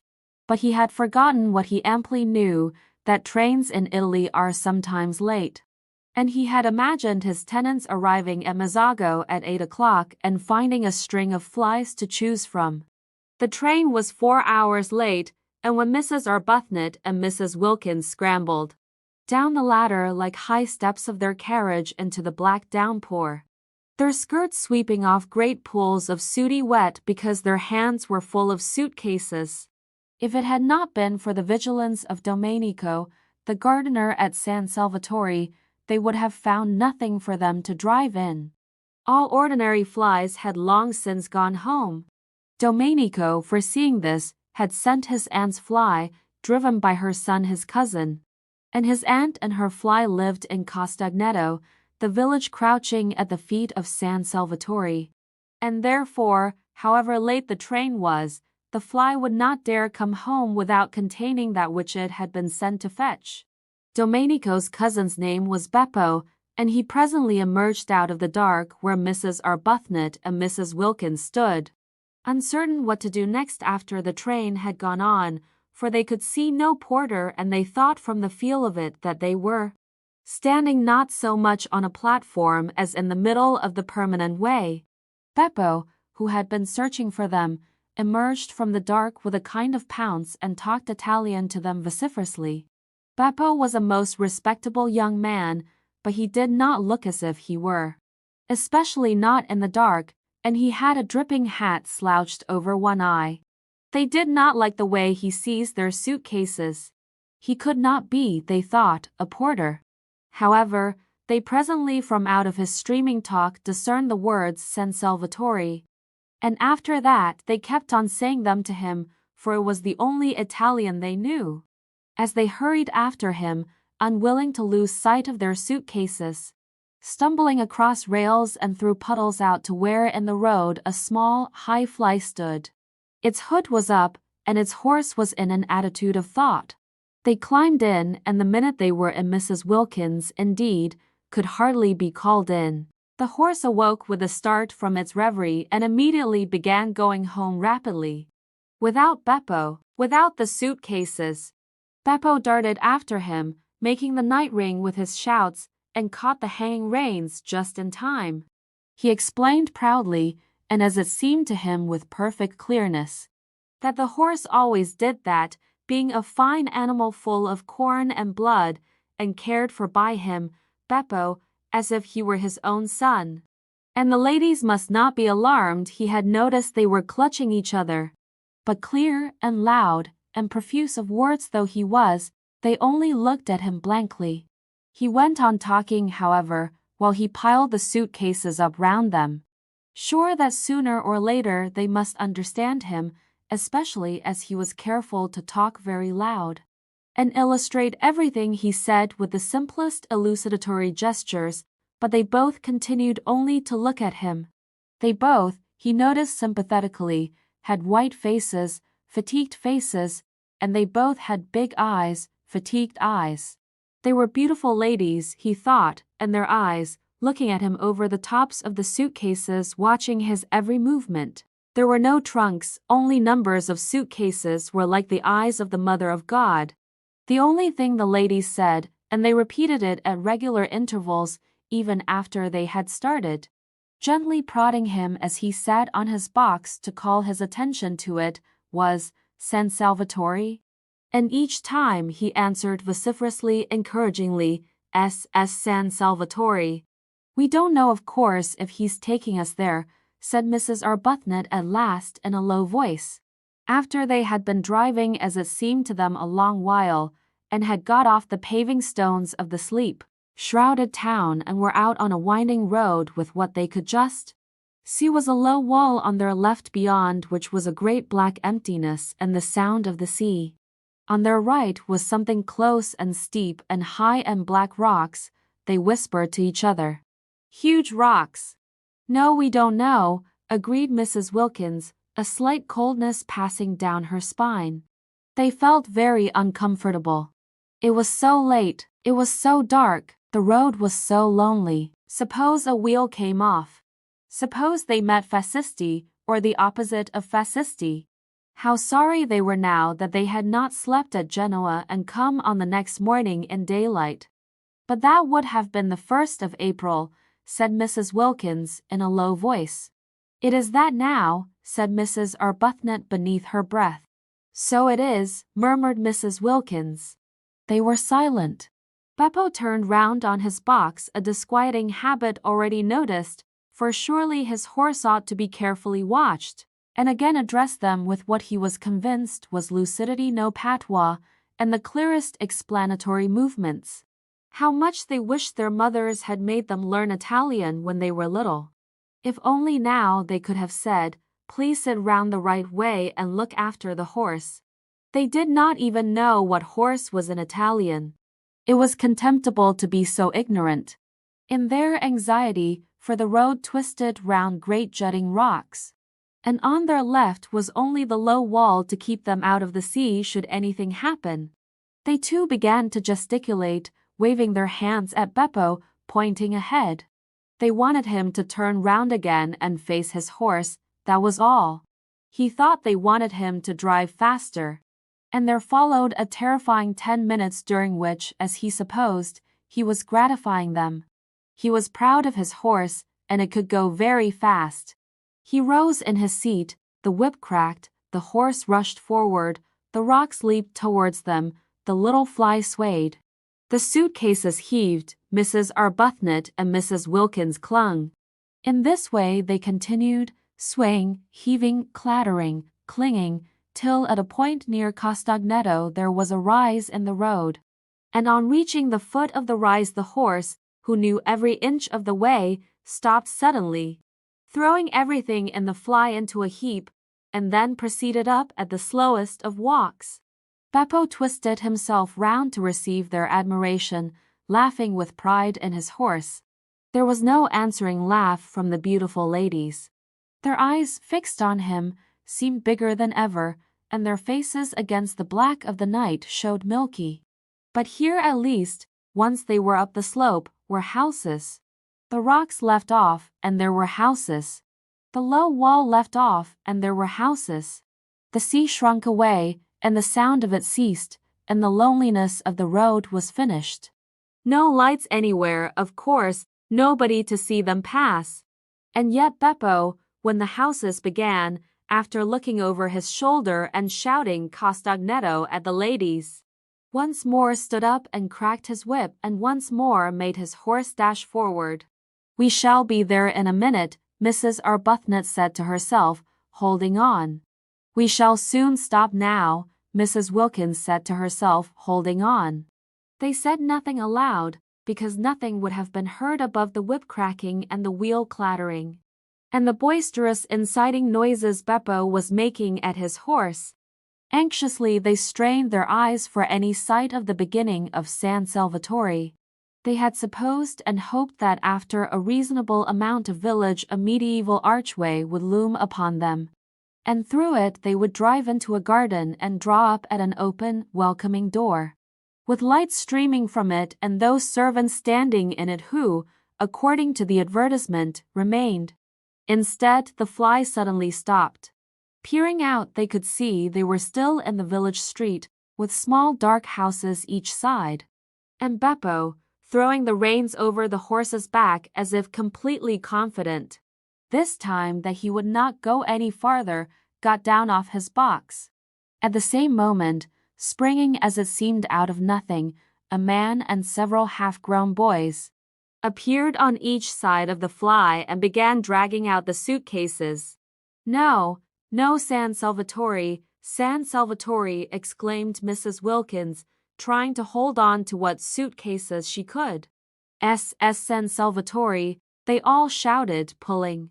"This can't be San Salvatore," said Mrs. Wilkins, turning to Mrs. Arbuthnot, who sat quite still watching her suitcases being taken from her with the same patience she applied to lesser evils. She knew she could do nothing if these men were wicked men determined to have her suitcases. "I don't think it can be," she admitted, and could not refrain from a moment's wonder at the ways of God. Had she really been brought here, she and poor Mrs. Wilkins, after so much trouble in arranging it, so much difficulty and worry, along such devious paths of prevarication and deceit, only to be— She checked her thoughts, and gently said to Mrs. Wilkins, while the ragged youths disappeared with the suitcases into the night and the man with the lantern helped Beppo pull the rug off her, that they were both in God's hands. And for the first time on hearing this, Mrs. Wilkins was afraid. There was nothing for it but to get out. Useless to try to go on sitting in the fly repeating San Salvatore. Every time they said it, and their voices each time were fainter, Beppo and the other man merely echoed it in a series of loud shouts. If only they had learned Italian when they were little. If only they could have said, "We wish to be driven to the door." But they did not even know what door was in Italian. Such ignorance was not only contemptible, it was, they now saw, definitely dangerous. Useless, however, to lament it now. Useless to put off whatever it was that was going to happen to them by trying to go on sitting in the fly. They therefore got out. The two men opened their umbrellas for them and handed them to them. From this they received a faint encouragement, because they could not believe that if these men were wicked they would pause to open umbrellas. The man with the lantern then made signs to them to follow him, talking loud and quickly, and Beppo, they noticed, remained behind. Ought they to pay him? Not, they thought, if they were going to be robbed and perhaps murdered. Surely on such an occasion one did not pay. Besides, he had not after all brought them to San Salvatore. Where they had got to was evidently somewhere else. Also, he did not show the least wish to be paid. He let them go away into the night with no clamor at all. This, they could not help thinking, was a bad sign. He asked for nothing because presently he was to get so much. They came to some steps. The road ended abruptly in a church and some descending steps. The man held the lantern low for them to see the steps. "San Salvatore," said Mrs. Wilkins once again, very faintly, before committing herself to the steps. It was useless to mention it now, of course, but she could not go down steps in complete silence. No medieval castle, she was sure, was ever built at the bottom of steps. Again, however, came the echoing shout as San Salvatore. They descended gingerly, holding up their skirts just as if they would be wanting them another time, and had not in all probability finished with skirts forever. The steps ended in a steeply sloping path with flat stone slabs down the middle. They slipped a good deal on these wet slabs, and the man with the lantern, talking loud and quickly, held them up. His way of holding them up was polite. "Perhaps," said Mrs. Wilkins in a low voice to Mrs. Arbuthnot, "it is all right after all." "We're in God's hands," said Mrs. Arbuthnot again. And again Mrs. Wilkins was afraid. They reached the bottom of the sloping path, and the light of the lantern flickered over an open space with houses round three sides. The sea was the fourth side, lazily washing backwards and forwards on pebbles. "San Salvatore," said the man, pointing with his lantern to a black mass curved round the water like an arm flung about it. They strained their eyes. They saw the black mass, and on the top of it a light. San Salvatore. They both repeated incredulously, for where were the suitcases, and why had they been forced to get out of the fly? San Salvatore. They went along what seemed to be a quay, right on the edge of the water. There was not even a low wall here, nothing to prevent the man with the lantern tipping them in if he wanted to. He did not, however, tip them in. Perhaps it was all right after all, Mrs. Wilkins again suggested to Mrs. Arbuthnot on noticing this, who this time was herself beginning to think that it might be, and said no more about God's hands. The flicker of the lantern danced along, reflected in the wet pavement of the quay. Out to the left, in the darkness and evidently at the end of a jetty, was a red light. They came to an archway with a heavy iron gate. The man with the lantern pushed the gate open. This time they went up steps instead of down, and at the top of them was a little path that wound upwards among flowers. They could not see the flowers, but the whole place was evidently full of them. It here dawned on Mrs. Wilkins that perhaps the reason why the fly had not driven them up to the door was that there was no road, only a footpath. That also would explain the disappearance of the suitcases. She began to feel confident that they would find their suitcases waiting for them when they got up to the top. San Salvatore was, it seemed, on the top of a hill, as a medieval castle should be. At a turn of the path they saw above them, much nearer now and shining more brightly, the light they had seen from the quay. She told Mrs. Arbuthnot of her dawning belief, and Mrs. Arbuthnot agreed that it was very likely a true one. Once more, but this time in a tone of real hopefulness, Mrs. Wilkins said, pointing upwards at the black outline against the only slightly less black sky, San Salvatore. And once more, but this time comfortingly, encouragingly, came back the assurance, San Salvatore. They crossed a little bridge over what was apparently a ravine, and then came a flat bit with long grass at the sides and more flowers. They felt the grass flicking wet against their stockings, and the invisible flowers were everywhere. Then up again through trees, along a zigzag path with the smell all the way of the flowers they could not see. The warm rain was bringing out all the sweetness. Higher and higher they went in this sweet darkness, and the red light on the jetty dropped farther and farther below them. The path wound round to the other side of what appeared to be a little peninsula. The jetty and the red light disappeared. Across the emptiness on their left were distant lights. Mazzago, said the man, waving his lantern at the lights. SS, they answered, for they had by now learned SS. Upon which the man congratulated them in a great flow of polite words, not one of which they understood, on their magnificent Italian.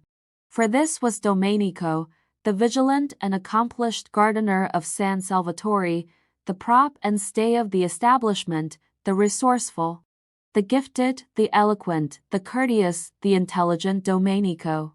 Only they did not know that yet. And he did in the dark, and even sometimes in the light, look. With his knife-sharp swarthy features and swift, panther movements, very like somebody wicked. They passed along another flat bit of path, with a black shape like a high wall towering above them on their right. And then the path went up again under trellises, and trailing sprays of scented things caught at them and shook raindrops on them.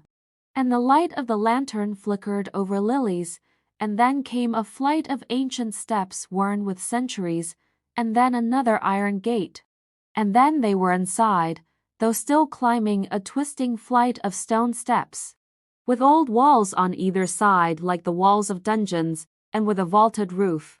At the top was a wrought iron door, and through it shone a flood of electric light. Ecco, said Domenico, lithely running up the last few steps ahead and pushing the door open. And there they were, arrived. And it was San Salvatore. And their suitcases were waiting for them. And they had not been murdered. They looked at each other's white faces and blinking eyes very solemnly. It was a wonderful moment. Here they were, in their medieval castle at last. Their feet touched its stones. Mrs. Wilkins put her arm round Mrs. Arbuthnot's neck and kissed her.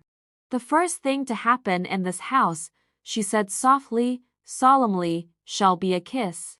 "Dear Lottie," said Mrs. Arbuthnot. "Dear Rose," said Mrs. Wilkins, her eyes brimming with gladness. Domenico was delighted. He liked to see beautiful ladies kiss. He made them a most appreciative speech of welcome, and they stood arm in arm, holding each other up. For they were very tired, blinking smilingly at him and not understanding a word. Chapter 6. When Mrs. Wilkins woke next morning, she lay in bed a few minutes before getting up and opening the shutters. What would she see out of her window? A shining world or a world of rain? But it would be beautiful. Whatever it was would be beautiful. She was in a little bedroom with bare white walls and a stone floor and sparse old furniture. The beds, there were two, were made of iron, enameled black and painted with bunches of gay flowers. She lay putting off the great moment of going to the window as one puts off opening a precious letter, gloating over it. She had no idea what time it was. She had forgotten to wind up her watch ever since, centuries ago, she last went to bed in Hampstead. No sounds were to be heard in the house, so she supposed it was very early. Yet she felt as if she had slept a long while, so completely rested, so perfectly content. She lay with her arms clasped round her head, thinking how happy she was, her lips curved upwards in a delighted smile. In bed by herself, adorable condition. She had not been in a bed without Mellersh once now for 5 whole years. And the cool roominess of it, the freedom of one's movements, the sense of recklessness, of audacity. In giving the blankets a pull if one wanted to, or twitching the pillows more comfortably. It was like the discovery of an entirely new joy. Mrs. Wilkins longed to get up and open the shutters, but where she was really so very delicious. She gave a sigh of contentment and went on lying there looking round her, taking in everything in her room, her own little room, her very own, to arrange just as she pleased for this one blessed month. Her room bought with her own savings, the fruit of her careful denials, whose door she could bolt if she wanted to, and nobody had the right to come in. It was such a strange little room, so different from any she had known, and so sweet. It was like a cell. Except for the 2 beds, it suggested a happy austerity. And the name of the chamber, she thought, quoting and smiling round at it, was peace. Well, this was delicious, to lie there thinking how happy she was, but outside those shutters it was more delicious still. She jumped up, pulled on her slippers, for there was nothing on the stone floor but one small rug, ran to the window and threw open the shutters. "Oh," cried Mrs. Wilkins. All the radiance of April in Italy lay gathered together at her feet. The sun poured in on her. The sea lay asleep in it, hardly stirring. Across the bay the lovely mountains, exquisitely different in color, were asleep too in the light. And underneath her window, at the bottom of the flower-starred grass slope from which the wall of the castle rose up, was a great cypress, cutting through the delicate blues and violets and rose colors of the mountains and the sea like a great black sword. She stared. Such beauty, and she there to see it. Such beauty, and she alive to feel it. Her face was bathed in light.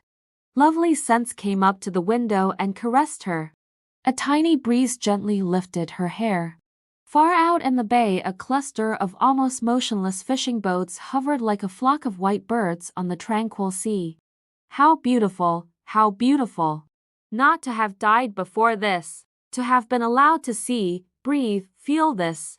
She stared, her lips parted. Happy? Poor, ordinary, everyday word. But what could one say, how could one describe it? It was as though she could hardly stay inside herself, it was as though she were too small to hold so much of joy, it was as though she were washed through with light. And how astonishing to feel this sheer bliss, for here she was, not doing and not going to do a single unselfish thing, not going to do a thing she didn't want to do. According to everybody she had ever come across, she ought at least to have twinges. She had not one twinge. Something was wrong somewhere. Wonderful that at home she should have been so good, so terribly good, and merely felt tormented. Twinges of every sort had there been her portion. Aches, hurts, discouragements, and she the whole time being steadily unselfish. Now she had taken off all her goodness and left it behind her like a heap of rain-sodden clothes, and she only felt joy. She was naked of goodness, and was rejoicing in being naked. She was stripped and exulting. And there, away in the dim mugginess of Hampstead, was Mellersh being angry. She tried to visualize Mellersh. She tried to see him having breakfast and thinking bitter things about her. And lo, Mellersh himself began to shimmer, became rose color, became delicate violet, became an enchanting blue, became formless, became iridescent. Actually Mellersh, after quivering a minute, was lost in light. Well, thought Mrs. Wilkins, staring, as it were, after him. How extraordinary not to be able to visualize Mellersh. And she who used to know every feature, every expression of his by heart. She simply could not see him as he was. She could only see him resolved into beauty, melted into harmony with everything else. The familiar words of the general thanksgiving came quite naturally into her mind. And she found herself blessing God for her creation, preservation, and all the blessings of this life, but above all for his inestimable love, out loud, in a burst of acknowledgement, while Mellersh, at that moment angrily pulling on his boots, before going out into the dripping streets, was indeed thinking bitter things about her. She began to dress, choosing clean white clothes in honor of the summer's day, unpacking her suitcases, tidying her adorable little room. She moved about with quick, purposeful steps, her long thin body held up straight, her small face, so much puckered at home with effort and fear, smoothed out. All she had been and done before this morning, all she had felt and worried about, was gone. Each of her worries behaved as the image of Mellersh had behaved, and dissolved into color and light.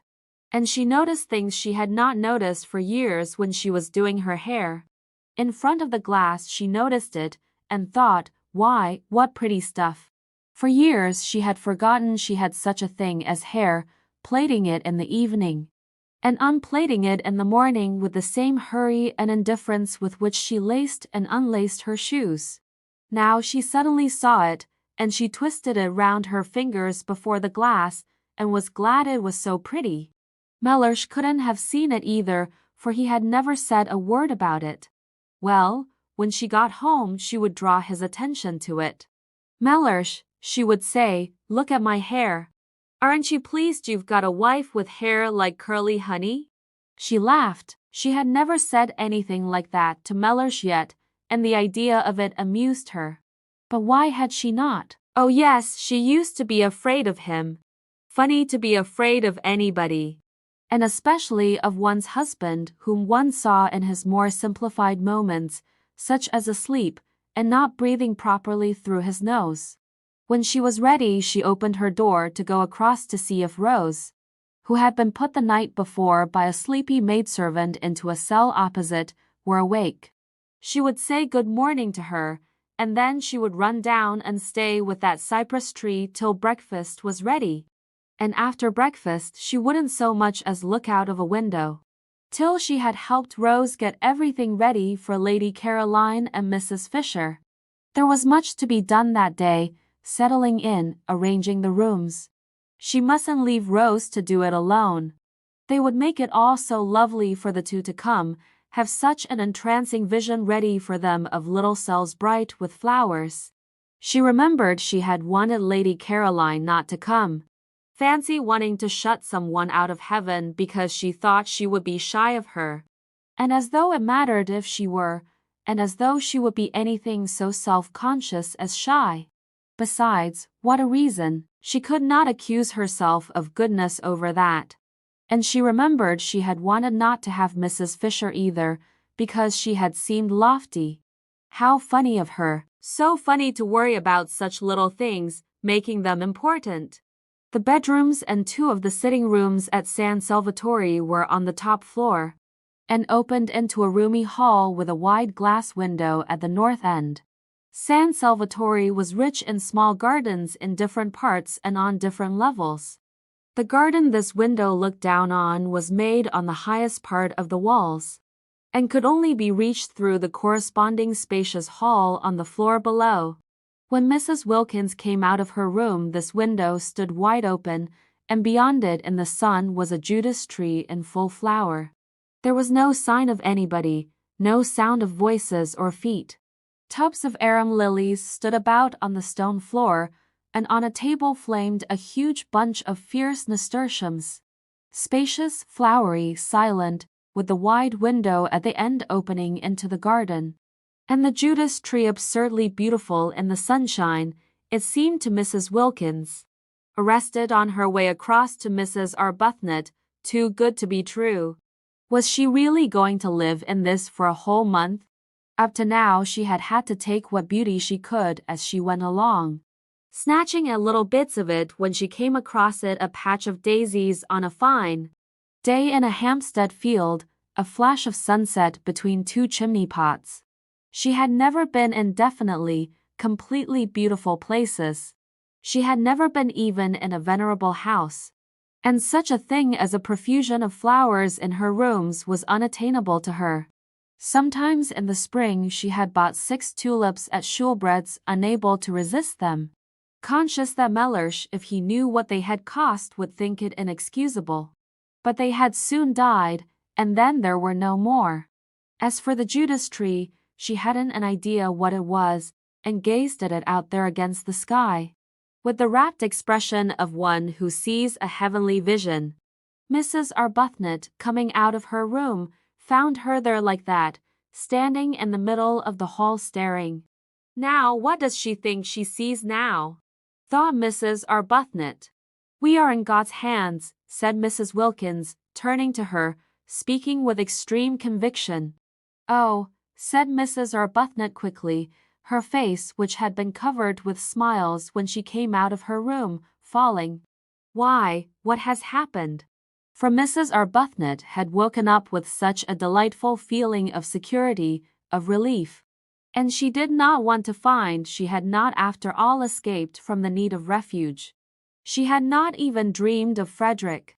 For the first time for years she had been spared the nightly dream that he was with her, that they were heart to heart, and its miserable awakening.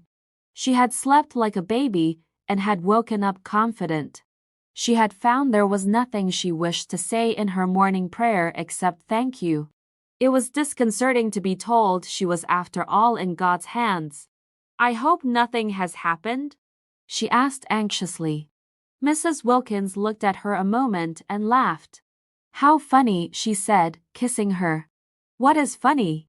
Asked Mrs. Arbuthnot, her face clearing because Mrs. Wilkins laughed.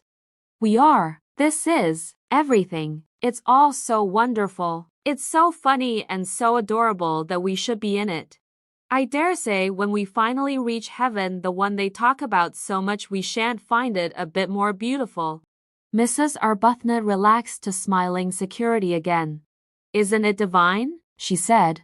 Were you ever in your life so happy? Asked Mrs. Wilkins, catching her by the arm.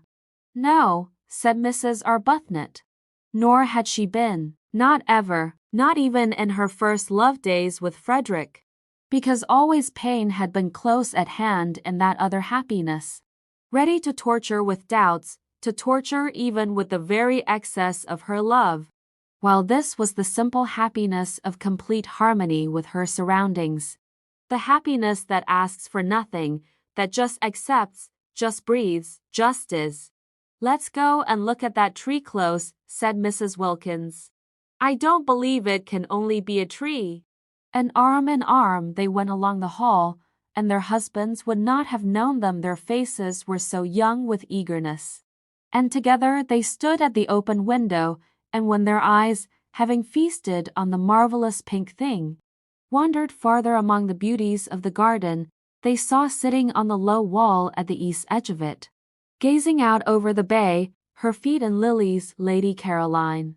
They were astonished. They said nothing in their astonishment, but stood quite still, arm in arm, staring down at her. She too had on a white frock, and her head was bare. They had had no idea that day in London, when her hat was down to her nose and her furs were up to her ears, that she was so pretty. They had merely thought her different from the other women in the club, and so had the other women themselves, and so had all the waitresses, eyeing her sideways and eyeing her again as they passed the corner where she sat talking. But they had had no idea she was so pretty. She was exceedingly pretty.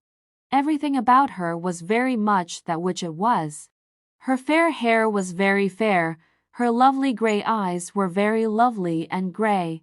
Her dark eyelashes were very dark, her white skin was very white, her red mouth was very red. She was extravagantly slender, the merest thread of a girl, though not without little curves beneath her thin frock where little curves should be. She was looking out across the bay, and was sharply defined against the background of empty blue. She was full in the sun. Her feet dangled among the leaves and flowers of the lilies, just as if it did not matter that they should be bent or bruised. She ought to have a headache, whispered Mrs. Arbuthnot at last, sitting there in the sun like that. She ought to have a hat, whispered Mrs. Wilkins. She's treading on lilies. But they're hers as much as ours. Only 1/4 of them. Lady Caroline turned her head. She looked up at them a moment, surprised to see them so much younger than they had seemed that day at the club, and so much less unattractive. Indeed, they were really almost quite attractive, if any one could ever be really quite attractive in the wrong clothes. Her eyes, swiftly glancing over them, took in every inch of each of them in the half-second, before she smiled and waved her hand and called out good morning. There was nothing, she saw at once, to be hoped for in the way of interest from their clothes. She did not consciously think this, for she was having a violent reaction against beautiful clothes and the slavery they impose on one. Her experience being that the instant one had got them they took one in hand, and gave one no peace till they had been everywhere and been seen by everybody. You didn't take your clothes to parties. They took you. It was quite a mistake to think that a woman, a really well-dressed woman, wore out her clothes. It was the clothes that wore out the woman, dragging her about at all hours of the day and night. No wonder men stayed young longer. Just new trousers couldn't excite them. She couldn't suppose that even the newest trousers ever behaved like that, taking the bit between their teeth. Her images were disorderly, but she thought as she chose, she used what images she liked. As she got off the wall and came towards the window, it seemed a restful thing to know she was going to spend an entire month with people in dresses made as she dimly remembered dresses used to be made 5 summers ago. I got here yesterday morning, she said, looking up at them and smiling. She really was bewitching. She had everything, even a dimple. It's a great pity, said Mrs. Arbuthnot, smiling back, because we were going to choose the nicest room for you. Oh, but I've done that, said Lady Caroline. At least, I think it's the nicest. It looks 2 ways. I adore a room that looks 2 ways, don't you? Over the sea to the west, and over this Judas tree to the north. And we had meant to make it pretty for you with flowers, said Mrs. Wilkins. Oh, Domenico did that. I told him to directly I got here. He's the gardener. He's wonderful. It's a good thing, of course, said Mrs. Arbuthnot a little hesitatingly, to be independent and to know exactly what one wants. Yes, it saves trouble, agreed Lady Caroline. But one shouldn't be so independent, said Mrs. Wilkins, as to leave no opportunity for other people to exercise their benevolences on one. Lady Caroline, who had been looking at Mrs. Arbuthnot, now looked at Mrs. Wilkins. That day at that queer club she had had merely a blurred impression of Mrs. Wilkins, for it was the other one who did all the talking. And her impression had been of somebody so shy, so awkward that it was best to take no notice of her. She had not even been able to say goodbye properly, doing it in an agony, turning red, turning damp. Therefore she now looked at her in some surprise. And she was still more surprised when Mrs. Wilkins added, gazing at her with the most obvious sincere admiration. Speaking indeed with a conviction that refused to remain unuttered, "I didn't realize you were so pretty." She stared at Mrs. Wilkins. She was not usually told this quite so immediately and roundly.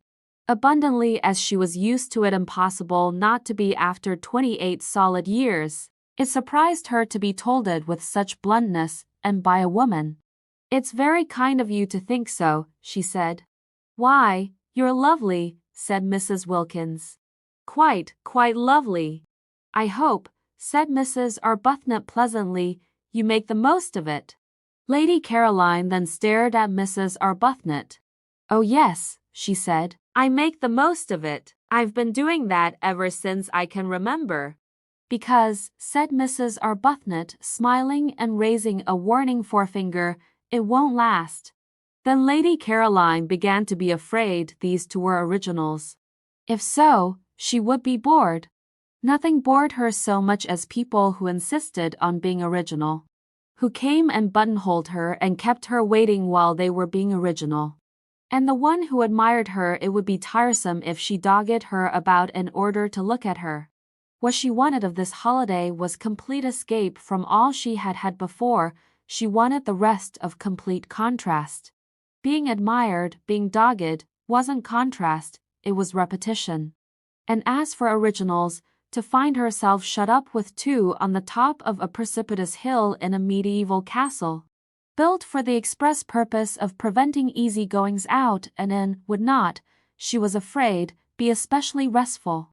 Perhaps she had better be a little less encouraging. They had seemed such timid creatures, even the dark one she couldn't remember their names, that day at the club, that she had felt it quite safe to be very friendly. Here they had come out of their shells. Already, indeed, at once. There was no sign of timidity about either of them here. If they had got out of their shells so immediately, at the very first contact, unless she checked them, they would soon begin to press upon her, and then goodbye to her dream of 30 restful, silent days. Lying unmolested in the sun, getting her feathers smooth again, not being spoken to, not waited on, not grabbed at and monopolized, but just recovering from the fatigue, the deep and melancholy fatigue, of the too much. Besides, there was Mrs. Fisher. She too must be checked. Lady Caroline had started 2 days earlier than had been arranged for 2 reasons. First, because she wished to arrive before the others in order to pick out the room or rooms she preferred. And second, because she judged it likely that otherwise she would have to travel with Mrs. Fisher. She did not want to travel with Mrs. Fisher. She did not want to arrive with Mrs. Fisher. She saw no reason whatever why for a single moment she should have to have anything at all to do with Mrs. Fisher. But unfortunately Mrs. Fisher also was filled with a desire to get to San Salvatore first and pick out the room or rooms she preferred. And she and Lady Caroline had after all traveled together. As early as Calais they began to suspect it. In Paris they feared it. At Modani they knew it. At Mezzago they concealed it. Driving out to Castagneto in 2 separate flies, the nose of the one almost touching the back of the other the whole way. But when the road suddenly left off at the church and the steps, further evasion was impossible. And faced by this abrupt and difficult finish to their journey, there was nothing for it but to amalgamate. Because of Mrs. Fisher's stick, Lady Caroline had to see about everything. Mrs. Fisher's intentions, she explained from her fly when the situation had become plain to her, were active, but her stick prevented their being carried out. The 2 drivers told Lady Caroline boys would have to carry the luggage up to the castle, and she went in search of some. While Mrs. Fisher waited in the fly because of her stick. Mrs. Fisher could speak Italian, but only, she explained, the Italian of Dante, which Matthew Arnold used to read with her when she was a girl, and she thought this might be above the heads of boys. Therefore Lady Caroline, who spoke ordinary Italian very well, was obviously the one to go and do things. "I am in your hands," said Mrs. Fisher, sitting firmly in her fly. "You must please regard me as merely an old woman with a stick." And presently, down the steps and cobbles to the piazza, and along the quay, and up the zigzag path, Lady Caroline found herself as much obliged to walk slowly with Mrs. Fisher as if she were her own grandmother. "It's my stick," Mrs. Fisher complacently remarked at intervals. And when they rested at those bends of the zigzag path where seats were, and Lady Caroline, who would have liked to run on and get to the top quickly, was forced in common humanity to remain with Mrs. Fisher because of her stick. Mrs. Fisher told her how she had been on a zigzag path once with Tennyson. "Isn't his cricket wonderful?" said Lady Caroline absently. "The Tennyson," said Mrs. Fisher, turning her head and observing her a moment over her spectacles. "Isn't he?" said Lady Caroline. "I am speaking," said Mrs. Fisher, "of Alfred." "Oh," said Lady Caroline. "And it was a path too," Mrs. Fisher went on severely, curiously like this. "No eucalyptus tree, of course, but otherwise curiously like this. And at one of the bends he turned and said to me, I see him now turning and saying to me." Yes, Mrs. Fisher would have to be checked. And so would these two up at the window. She had better begin at once. She was sorry she had got off the wall. All she need have done was to have waved her hand, and waited till they came down and out into the garden to her. So she ignored Mrs. Arbuthnot's remark and raised forefinger, and said with marked coldness, at least, she tried to make it sound marked, that she supposed they would be going to breakfast, and that she had had hers. But it was her fate that however coldly she sent forth her words, they came out sounding quite warm and agreeable. That was because she had a sympathetic and delightful voice, due entirely to some special formation of her throat and the roof of her mouth, and having nothing whatever to do with what she was feeling. Nobody in consequence ever believed they were being snubbed. It was most tiresome, and if she stared icily it did not look icy at all, because her eyes, lovely to begin with, had the added loveliness of very long, soft, dark eyelashes. No icy stare could come out of eyes like that. It got caught and lost in the soft eyelashes, and the persons stared at merely thought they were being regarded with a flattering and exquisite attentiveness. And if ever she was out of humor or definitely cross, and who would not be sometimes in such a world, she only looked so pathetic that people all rushed to comfort her, if possible by means of kissing. It was more than tiresome, it was maddening. Nature was determined that she should look and sound angelic. She could never be disagreeable or rude without being completely misunderstood. "I had my breakfast in my room," she said, trying her utmost to sound curt. "Perhaps I'll see you later." And she nodded and went back to where she had been sitting on the wall, with the lilies being nice and cool round her feet. Chapter 7. Their eyes followed her admiringly. They had no idea they had been snubbed. It was a disappointment, of course, to find she had forestalled them and that they were not to have the happiness of preparing for her, of watching her face when she arrived and first saw everything, but there was still Mrs. Fisher. They would concentrate on Mrs. Fisher and would watch her face instead. Only, like everybody else, they would have preferred to watch Lady Caroline's. Perhaps then, as Lady Caroline had talked of breakfast, they had better begin by going and having it. For there was too much to be done that day to spend any more time gazing at the scenery, servants to be interviewed, the house to be gone through and examined, and finally Mrs. Fisher's room to be got ready and adorned. They waved their hands gaily at Lady Caroline, who seemed absorbed in what she saw and took no notice, and turning away, found the maidservant of the night before had come up silently behind them in cloth slippers with string soles. She was Francesca, the elderly parlor maid, who had been with the owner, he had said, for years, and whose presence made inventories unnecessary. And after wishing them good morning and hoping they had slept well, she told them breakfast was ready in the dining room on the floor below, and if they would follow her she would lead. They did not understand a single word of the very many in which Francesca succeeded in clothing this simple information. But they followed her, for it at least was clear that they were to follow, and going down the stairs and along the broad hall like the one above, except for glass doors at the end instead of a window opening into the garden, they were shown into the dining room, where, sitting at the head of the table having her breakfast, was Mrs. Fisher. This time they exclaimed. Even Mrs. Arbuthnot exclaimed, though her exclamation was only "Oh." Mrs. Wilkins exclaimed at greater length. "Why, but it's like having the bread taken out of one's mouth," exclaimed Mrs. Wilkins. "How do you do?" said Mrs. Fisher. "I can't get up because of my stick."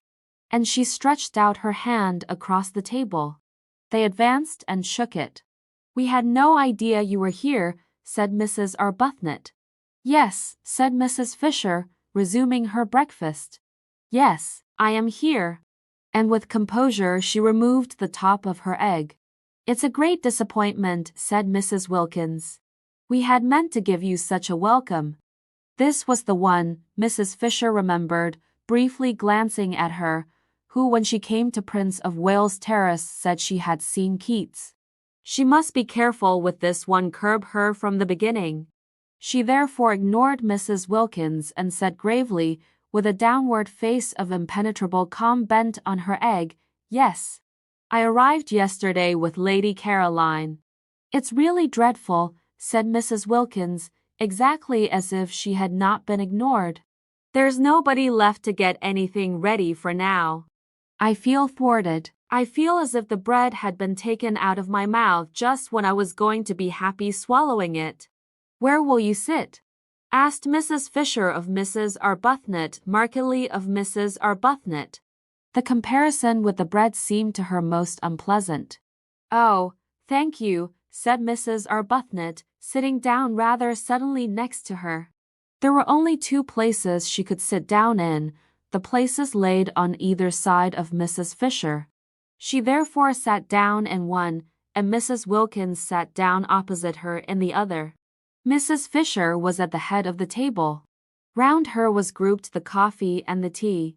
Of course, they were all sharing San Salvatore equally, but it was she herself and Lottie, Mrs. Arbuthnot mildly reflected, who had found it, who had had the work of getting it, who had chosen to admit Mrs. Fisher into it. Without them, she could not help thinking, Mrs. Fisher would not have been there. Morally, Mrs. Fisher was a guest. There was no hostess in this party, but supposing there had been a hostess, it would not have been Mrs. Fisher, nor Lady Caroline, it would have been either herself or Lottie. Mrs. Arbuthnot could not help feeling this as she sat down. And Mrs. Fisher, the hand which Ruskin had wrung suspended over the pots before her, inquired, "Tea or coffee?"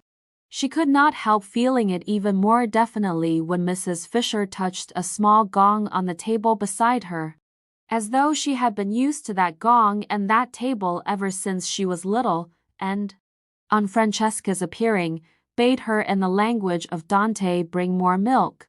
There was a curious air about Mrs. Fisher, thought Mrs. Arbuthnot, of being in possession.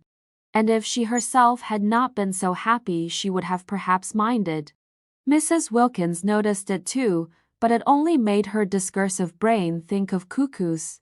She would no doubt immediately have begun to talk of cuckoos incoherently, unrestrainably and deplorably, if she had been in the condition of nerves and shyness she was in last time she saw Mrs. Fisher. But happiness had done away with shyness. She was very serene. She could control her conversation. She did not have, horrified, to listen to herself saying things she had no idea of saying when she began. She was quite at her ease and completely natural. The disappointment of not going to be able to prepare a welcome for Mrs. Fisher had evaporated at once. For it was impossible to go on being disappointed in heaven. Nor did she mind her behaving as hostess.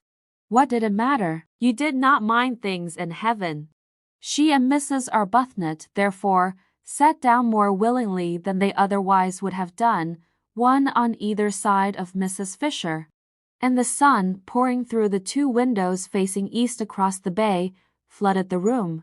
And there was an open door leading into the garden, and the garden was full of many lovely things, especially freesias.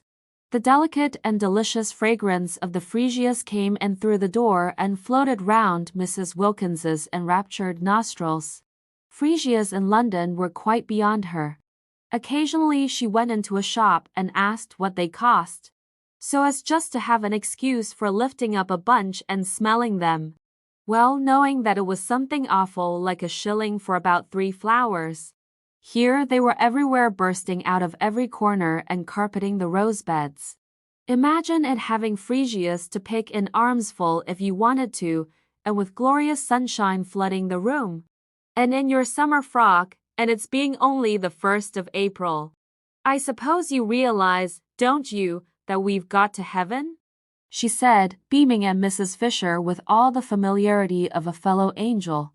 They are considerably younger than I had supposed, thought Mrs. Fisher, and not nearly so plain. And she mused a moment, while she took no notice of Mrs. Wilkins's exuberance. On their instant and agitated refusal that day at Prince of Wales Terrace to have anything to do with the giving or the taking of references. Nothing could affect her, of course. Nothing that anybody did. She was far too solidly seated in respectability. At her back stood massively in a tremendous row those 3 great names she had offered. And they were not the only ones she could turn to for support and countenance.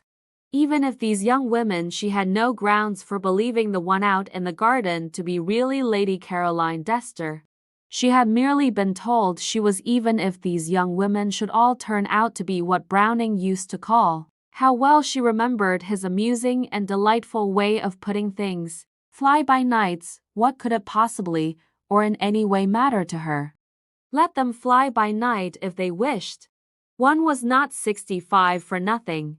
In any case, there would only be 4 weeks of it, at the end of which she would see no more of them. And in the meanwhile there were plenty of places where she could sit quietly away from them and remember. Also there was her own sitting room, a charming room, all honey-colored furniture and pictures, with windows to the sea towards Genoa, and a door opening onto the battlements. The house possessed 2 sitting rooms, and she had explained. To that pretty creature, Lady Caroline, certainly a pretty creature, whatever else she was. Tennyson would have enjoyed taking her for blows on the Downs, who had seemed inclined to appropriate the honey-colored one. That she needed some little refuge entirely to herself because of her stick. Nobody wants to see an old woman hobbling about everywhere, she had said. I shall be quite content to spend much of my time by myself in here or sitting out on these convenient battlements. And she had a very nice bedroom too. It looked 2 ways, across the bay to the morning sun. She liked the morning sun, and onto the garden. There were only 2 of these bedrooms with cross views in the house. She and Lady Caroline had discovered, and they were by far the airiest. They each had 2 beds in them, and she and Lady Caroline had had the extra beds taken out at once and put into 2 of the other rooms. In this way there was much more space and comfort. Lady Caroline, indeed, had turned hers into a bed-sitting room, with the sofa out of the bigger drawing-room and the writing table and the most comfortable chair. But she herself had not had to do that because she had her own sitting room, equipped with what was necessary. Lady Caroline had thought at first of taking the bigger sitting room entirely for her own, because the dining room on the floor below could quite well be used between meals to sit in by the 2 others, and was a very pleasant room with nice chairs, but she had not liked the bigger sitting room's shape. It was a round room in the tower, with deep slit windows pierced through the massive walls, and a domed and ribbed ceiling, arranged to look like an open umbrella, and it seemed a little dark. Undoubtedly, Lady Caroline had cast covetous glances at the honey-colored room, and if she, Mrs. Fisher, had been less firm would have installed herself in it, which would have been absurd. "I hope," said Mrs. Arbuthnot, smilingly making an attempt to convey to Mrs. Fisher that though she, Mrs. Fisher, might not be exactly a guest, she certainly was not in the very least a hostess. "Your room is comfortable." "Quite," said Mrs. Fisher. "Will you have some more coffee?" "No, thank you." "Will you?" "No, thank you." There were 2 beds in my bedroom, filling it up unnecessarily, and I had one taken out. It has made it much more convenient. "Oh, that's why I've got 2 beds in my room," exclaimed Mrs. Wilkins, illuminated.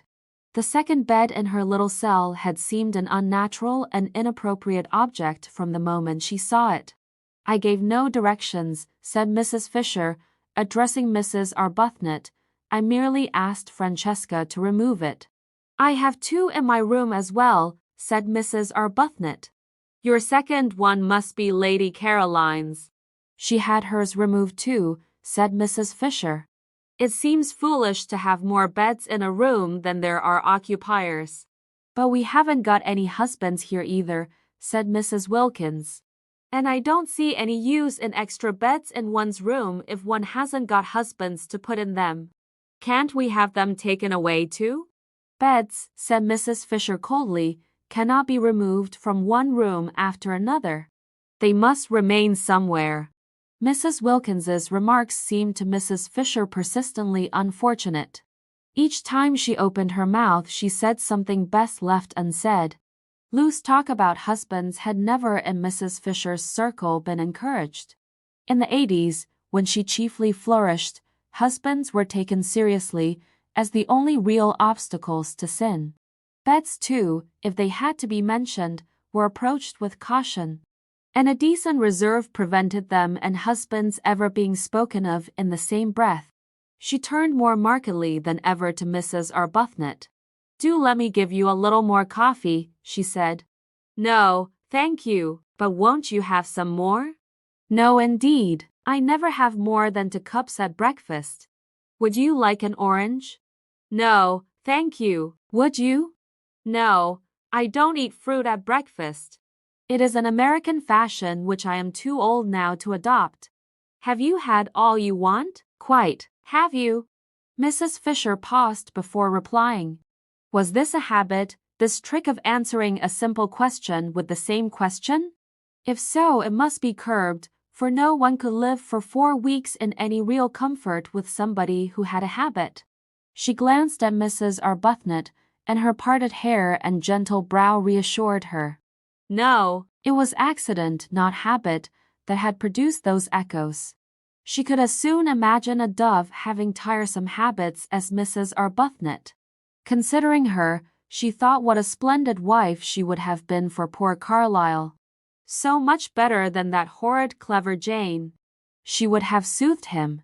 "Then shall we go?" she suggested. "Let me help you up," said Mrs. Arbuthnot, all consideration. "Oh, thank you, I can manage perfectly. It's only sometimes that my stick prevents me." Mrs. Fisher got up quite easily. Mrs. Arbuthnot had hovered over her for nothing. "I'm going to have one of these gorgeous oranges," said Mrs. Wilkins, staying where she was and reaching across to a black bowl piled with them. "Rose, how can you resist them? Look, have this one. Do have this beauty," and she held out a big one. "No, I'm going to see to my duties," said Mrs. Arbuthnot, moving towards the door. "You'll forgive me for leaving you, won't you?" she added politely to Mrs. Fisher. Mrs. Fisher moved towards the door too. Quite easily, almost quickly. Her stick did not hinder her at all. She had no intention of being left with Mrs. Wilkins. "What time would you like to have lunch?" Mrs. Arbuthnot asked her, trying to keep her head as at least a non-guest, if not precisely a hostess, above water. "Lunch," said Mrs. Fisher, is at 12:30. You shall have it at 12:30 then, said Mrs. Arbuthnot. I'll tell the cook. It will be a great struggle, she continued, smiling, but I've brought a little dictionary. The cook, said Mrs. Fisher, knows. Oh, said Mrs. Arbuthnot. Lady Caroline has already told her, said Mrs. Fisher. Oh, said Mrs. Arbuthnot again. Yes, Lady Caroline speaks the kind of Italian cooks understand. I am prevented going into the kitchen because of my stick. And even if I were able to go, I fear I shouldn't be understood. But, began Mrs. Arbuthnot. But it's too wonderful, Mrs. Wilkins finished for her from the table, delighted with these unexpected simplifications in her and Rose's lives. Why, we've got positively nothing to do here, either of us, except just be happy. You wouldn't believe, she said, turning her head and speaking straight to Mrs. Fisher, portions of orange in either hand. How terribly good Rose and I have been for years without stopping, and how much now we need a perfect rest. And Mrs. Fisher, going without answering her out of the room, said to herself, she shall be curbed. Chapter 8. Presently, when Mrs. Wilkins and Mrs. Arbuthnot, unhampered by any duties, wandered out and down the worn stone steps and under the pergola into the lower garden, Mrs. Wilkins said to Mrs. Arbuthnot, who seemed pensive, "Don't you see that if somebody else does the ordering it frees us?" Mrs. Arbuthnot said she did see, but nevertheless she thought it rather silly to have everything taken out of their hands. "I love things to be taken out of my hands," said Mrs. Wilkins. "But we found San Salvatore," said Mrs. Arbuthnot, "and it is rather silly that Mrs. Fisher should behave as if it belonged only to her." "What is rather silly," said Mrs. Wilkins with much serenity, "is to mind. I can't see the least point in being in authority at the price of one's liberty." Mrs. Arbuthnot said nothing to that for two reasons. First, because she was struck by the remarkable and growing calm of the hitherto incoherent and excited Lottie, and secondly because what she was looking at was so very beautiful. All down the stone steps on either side were periwinkles in full flower, and she could now see what it was that had caught at her the night before and brushed, wet and scented, across her face. It was wisteria and sunshine. She remembered the advertisement. Here indeed were both in profusion. The wisteria was tumbling over itself in its excess of life, its prodigality of flowering. And where the pergola ended the sun blazed on scarlet geraniums, bushes of them, and nasturtiums in great heaps, and marigolds so brilliant that they seemed to be burning, and red and pink snapdragons, all outdoing each other in bright, fierce color.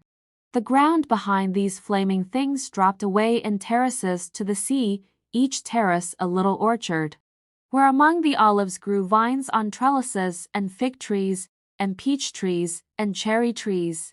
The cherry trees and peach trees were in blossom lovely showers of white and deep rose color among the trembling delicacy of the olives. The fig leaves were just big enough to smell of figs, the vine buds were only beginning to show. And beneath these trees were groups of blue and purple irises, and bushes of lavender, and gray, sharp cactuses. And the grass was thick with dandelions and daisies, and right down at the bottom was the sea. Color seemed flung down anyhow anywhere. Every sort of color, piled up in heaps, pouring along in rivers. The periwinkles looked exactly as if they were being poured down each side of the steps. And flowers that grow only in borders in England, proud flowers keeping themselves to themselves over there, such as the great blue irises and the lavender, were being jostled by small, shining common things like dandelions and daisies and the white bells of the wild onion, and only seemed the better and the more exuberant for it. They stood looking at this crowd of loveliness, this happy jumble, in silence. No, it didn't matter what Mrs. Fisher did. Not here, not in such beauty. Mrs. Arbuthnot's discomposure melted out of her.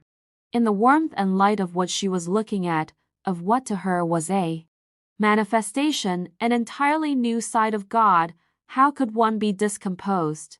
If only Frederick were with her, seeing it too, seeing as he would have seen it when first they were lovers. In the days when he saw what she saw and loved what she loved. She sighed. "You mustn't sigh in heaven," said Mrs. Wilkins. "One doesn't." "I was thinking how one longs to share this with those one loves," said Mrs. Arbuthnot. "You mustn't long in heaven," said Mrs. Wilkins. "You're supposed to be quite complete there. And it is heaven, isn't it, Rose? See how everything has been let in together, the dandelions and the irises, the vulgar and the superior, me and Mrs. Fisher, all welcome, all mixed up anyhow, and all so visibly happy and enjoying ourselves." "Mrs. Fisher doesn't seem happy not visibly anyhow," said Mrs. Arbuthnot, smiling. "She'll begin soon, you'll see." Mrs. Arbuthnot said she didn't believe that after a certain age people began anything. Mrs. Wilkins said she was sure no one, however old and tough, could resist the effects of perfect beauty. Before many days, perhaps only hours, they would see Mrs. Fisher bursting out into every kind of exuberance. "I'm quite sure," said Mrs. Wilkins, "that we've got to heaven. And once Mrs. Fisher realizes that that's where she is, she's bound to be different. You'll see, she'll leave off being ossified and go all soft and able to stretch. And we shall get quite why, I shouldn't be surprised if we get quite fond of her." The idea of Mrs. Fisher bursting out into anything, she who seemed so particularly firmly fixed inside her buttons, made Mrs. Arbuthnot laugh. She condoned Lottie's loose way of talking of heaven, because in such a place, on such a morning, condemnation was in the very air. Besides, what an excuse there was! And Lady Caroline, sitting where they had left her before breakfast on the wall, peeped over when she heard laughter, and saw them standing on the path below, and thought what a mercy it was they were laughing down there and had not come up and done it round her. She disliked jokes at all times, but in the morning she hated them. Especially close up, especially crowding in her ears. She hoped the originals were on their way out for a walk, and not on their way back from one. They were laughing more and more. What could they possibly find to laugh at? She looked down on the tops of their heads with a very serious face, for the thought of spending a month with Lockers was a grave one. And they, as though they felt her eyes, turned suddenly and looked up. The dreadful geniality of those women! She shrank away from their smiles and wavings, but she could not shrink out of sight without falling into the lilies. She neither smiled nor waved back, and turning her eyes to the more distant mountains surveyed them carefully till the two, tired of waving, moved away along the path and turned the corner and disappeared. This time they both did notice that they had been met with at least unresponsiveness. "If we weren't in heaven," said Mrs. Wilkins serenely, "I should say we had been snubbed. But as nobody snubs anybody there, of course we can't have been." "Perhaps she is unhappy," said Mrs. Arbuthnot. "Whatever it is, she'll get over it here," said Mrs. Wilkins with conviction. "We must try and help her," said Mrs. Arbuthnot. "Oh, but nobody helps anybody in heaven. That's finished with. You don't try to be, or do. You simply are." Well, Mrs. Arbuthnot wouldn't go into that, not here, not today. The vicar, she knew, would have called Lottie's talk levity, if not profanity. How old he seemed from here, an old, old vicar. They left the path and clambered down the olive terraces, down and down, to where at the bottom the warm, sleepy sea heaved gently among the rocks. There a pine tree grew close to the water, and they sat under it. And a few yards away was a fishing boat lying motionless and green-bellied on the water. The ripples of the sea made little gurgling noises at their feet. They screwed up their eyes to be able to look into the blaze of light beyond the shade of their tree. The hot smell from the pine needles and from the cushions of wild thyme that padded the spaces between the rocks. And sometimes the smell of pure honey from a clump of warm irises up behind them in the sun, puffed across their faces. Very soon Mrs. Wilkins took her shoes and stockings off and let her feet hang in the water. After watching her a minute, Mrs. Arbuthnot did the same. Their happiness was then complete. Their husbands would not have known them. They left off talking. They ceased to mention heaven. They were just cups of acceptance. Meanwhile, Lady Caroline, on her wall, was considering her position. The garden on the top of the wall was a delicious garden, but its situation made it insecure and exposed to interruptions. At any moment, the others might come and want to use it, because both the hall and the dining room had doors opening straight into it. Perhaps, thought Lady Caroline, she could arrange that it should be solely hers. Mrs. Fisher had the battlements, delightful with flowers, and a watchtower all to herself. Besides having snatched the one really nice room in the house, there were plenty of places the originals could go to. She had herself seen at least 2 other little gardens, while the hill the castle stood on was itself a garden, with walks and seats. Why should not this one spot be kept exclusively for her? She liked it. She liked it best of all. It had the Judas tree and an umbrella pine. It had the freesias and the lilies. It had a tamarisk beginning to flush pink. It had the convenient low wall to sit on. It had from each of its 3 sides the most amazing views: to the east the bay and mountains, to the north the village across the tranquil clear green water of the little harbor and the hills, dotted with white houses and orange groves, and to the west was the thin thread of land by which San Salvatore was tied to the mainland. And then the open sea and the coastline beyond Genoa reaching away into the blue dimness of France. Yes, she would say she wanted to have this entirely to herself. How obviously sensible if each of them had their own special place to sit in apart. It was essential to her comfort that she should be able to be apart, left alone, not talked to. The others ought to like it best too.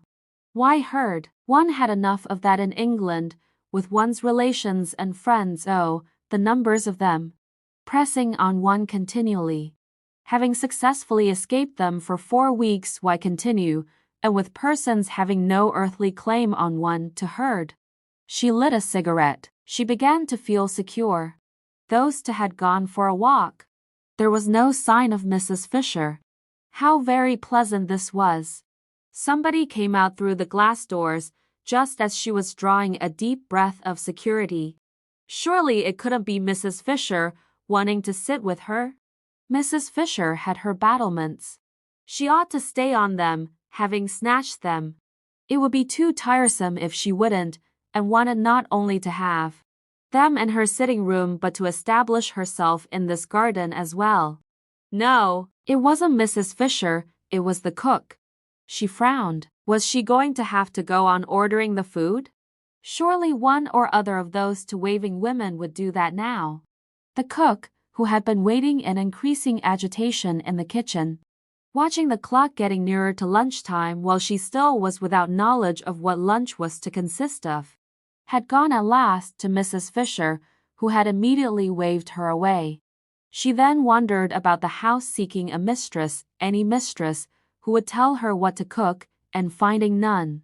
And at last, directed by Francesca, who always knew where everybody was, came out to Lady Caroline. Domenico had provided this cook. She was Costanza, the sister of that one of his cousins who kept a restaurant down on the piazza. She helped her brother in his cooking when she had no other job, and knew every sort of fat, mysterious Italian dish such as the workmen of Castagneto who crowded the restaurant at midday, and the inhabitants of Mazzago when they came over on Sundays, loved to eat. She was a fleshless spinster of 50, grey-haired, nimble, rich of speech, and thought Lady Caroline more beautiful than anyone she had ever seen. And so did Domenico. And so did the boy Giuseppe who helped Domenico and was, besides, his nephew. And so did the girl Angela who helped Francesca and was, besides, Domenico's niece. And so did Francesca herself. Domenico and Francesca, the only two who had seen them, thought the two ladies who arrived last very beautiful. But compared to the fair young lady who arrived first, they were as candles to the electric light that had lately been installed, and as the tin tubs in the bedrooms to the wonderful new bathroom their master had arranged on his last visit. Lady Caroline scowled at the cook. The scowl, as usual, was transformed on the way into what appeared to be an intent and beautiful gravity. And Costanza threw up her hands and took the saints aloud to witness that here was the very picture of the Mother of God. Lady Caroline asked her crossly what she wanted, and Costanza's head went on one side with delight at the sheer music of her voice. She said, after waiting a moment in case the music was going to continue, for she didn't wish to miss any of it, that she wanted orders. She had been to the signorina's mother, but in vain. "She is not my mother," repudiated Lady Caroline angrily. And her anger sounded like the regretful wail of a melodious orphan. Costanza poured forth pity. She too, she explained, had no mother. Lady Caroline interrupted with the curt information that her mother was alive and in London. Costanza praised God and the saints that the young lady did not yet know what it was like to be without a mother. Quickly enough did misfortunes overtake one. No doubt the young lady already had a husband. No, said Lady Caroline icily. Worse than jokes in the morning did she hate the idea of husbands. And everybody was always trying to press them on her, all her relations, all her friends, all the evening papers. After all, she could only marry one anyhow. But you would think from the way everybody talked, and especially those persons who wanted to be husbands, that she could marry at least a dozen. Her soft, pathetic no made Costanza, who was standing close to her, well with sympathy. Poor little one, said Costanza, moved actually to pat her encouragingly on the shoulder, take hope. There is still time. For lunch, said Lady Caroline freezingly, marveling as she spoke that she should be patted. She who had taken so much trouble to come to a place, remote and hidden, where she could be sure that among other things of a like oppressive nature pattings also were not, we will have. Costanza became businesslike. She interrupted with suggestions, and her suggestions were all admirable and all expensive. Lady Caroline did not know they were expensive, and fell in with them at once.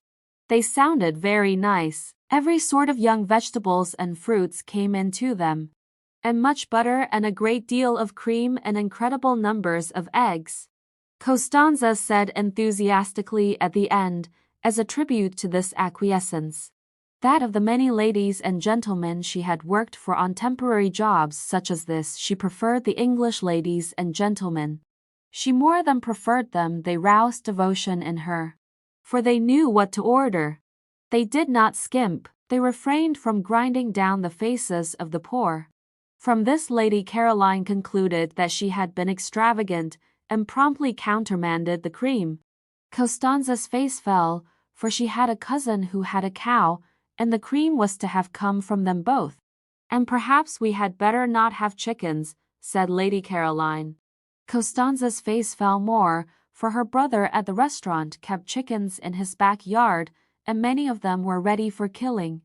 Also do not order strawberries till I have consulted with the other ladies, said Lady Caroline, remembering that it was only the 1st of April, and that perhaps people who lived in Hampstead might be poor.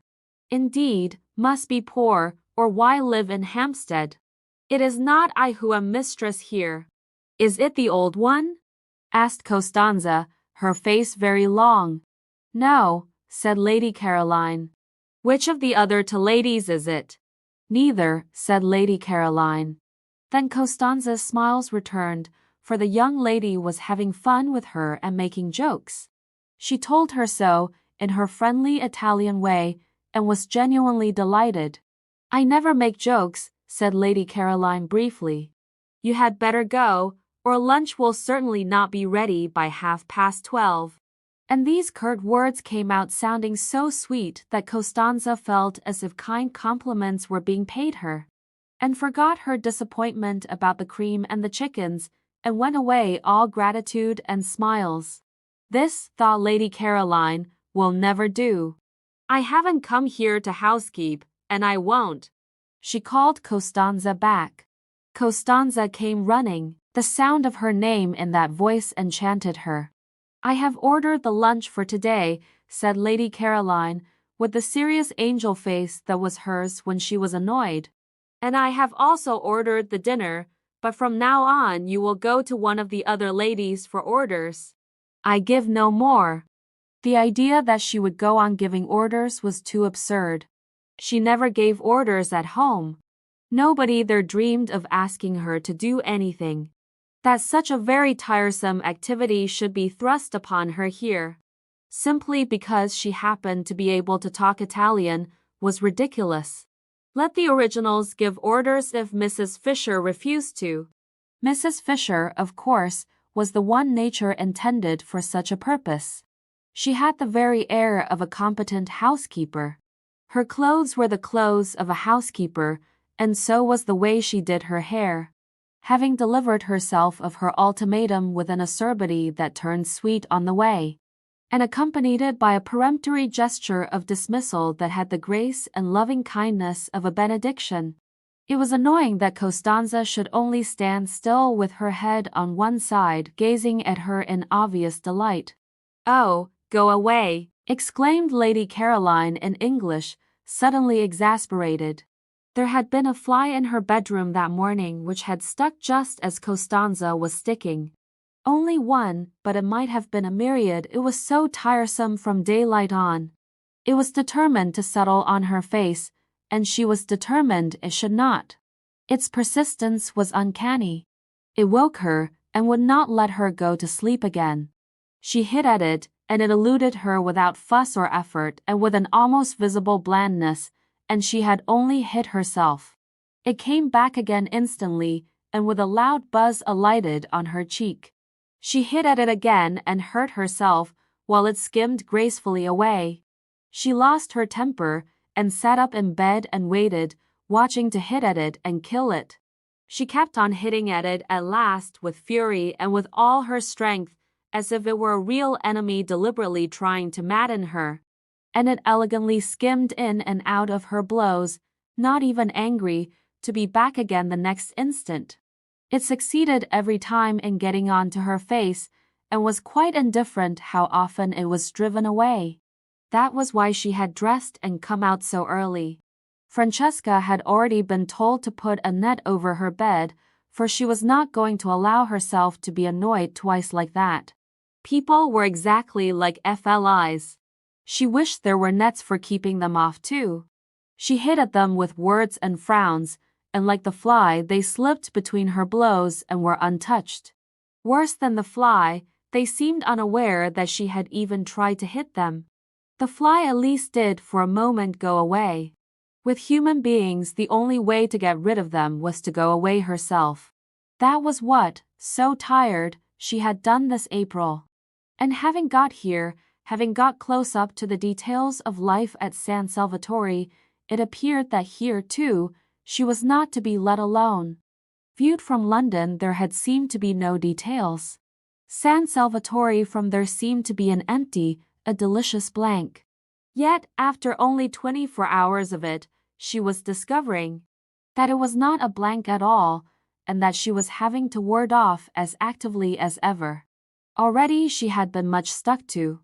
Mrs. Fisher had stuck nearly the whole of the day before, and this morning there had been no peace, not 10 minutes uninterruptedly alone.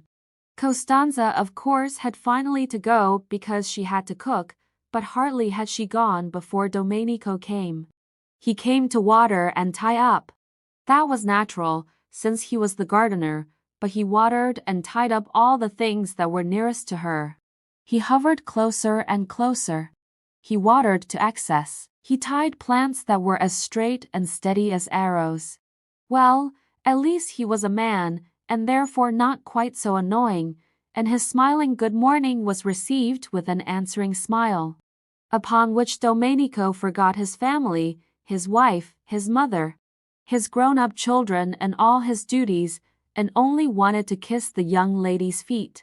He could not do that, unfortunately, but he could talk while he worked, and talk he did, voluminously, pouring out every kind of information, illustrating what he said with gestures so lively that he had to put down the watering pot, and thus delay the end of the watering.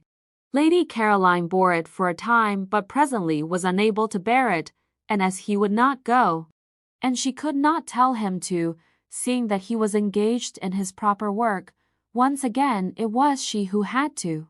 She got off the wall and moved to the other side of the garden, where in a wooden shed were some comfortable low cane chairs.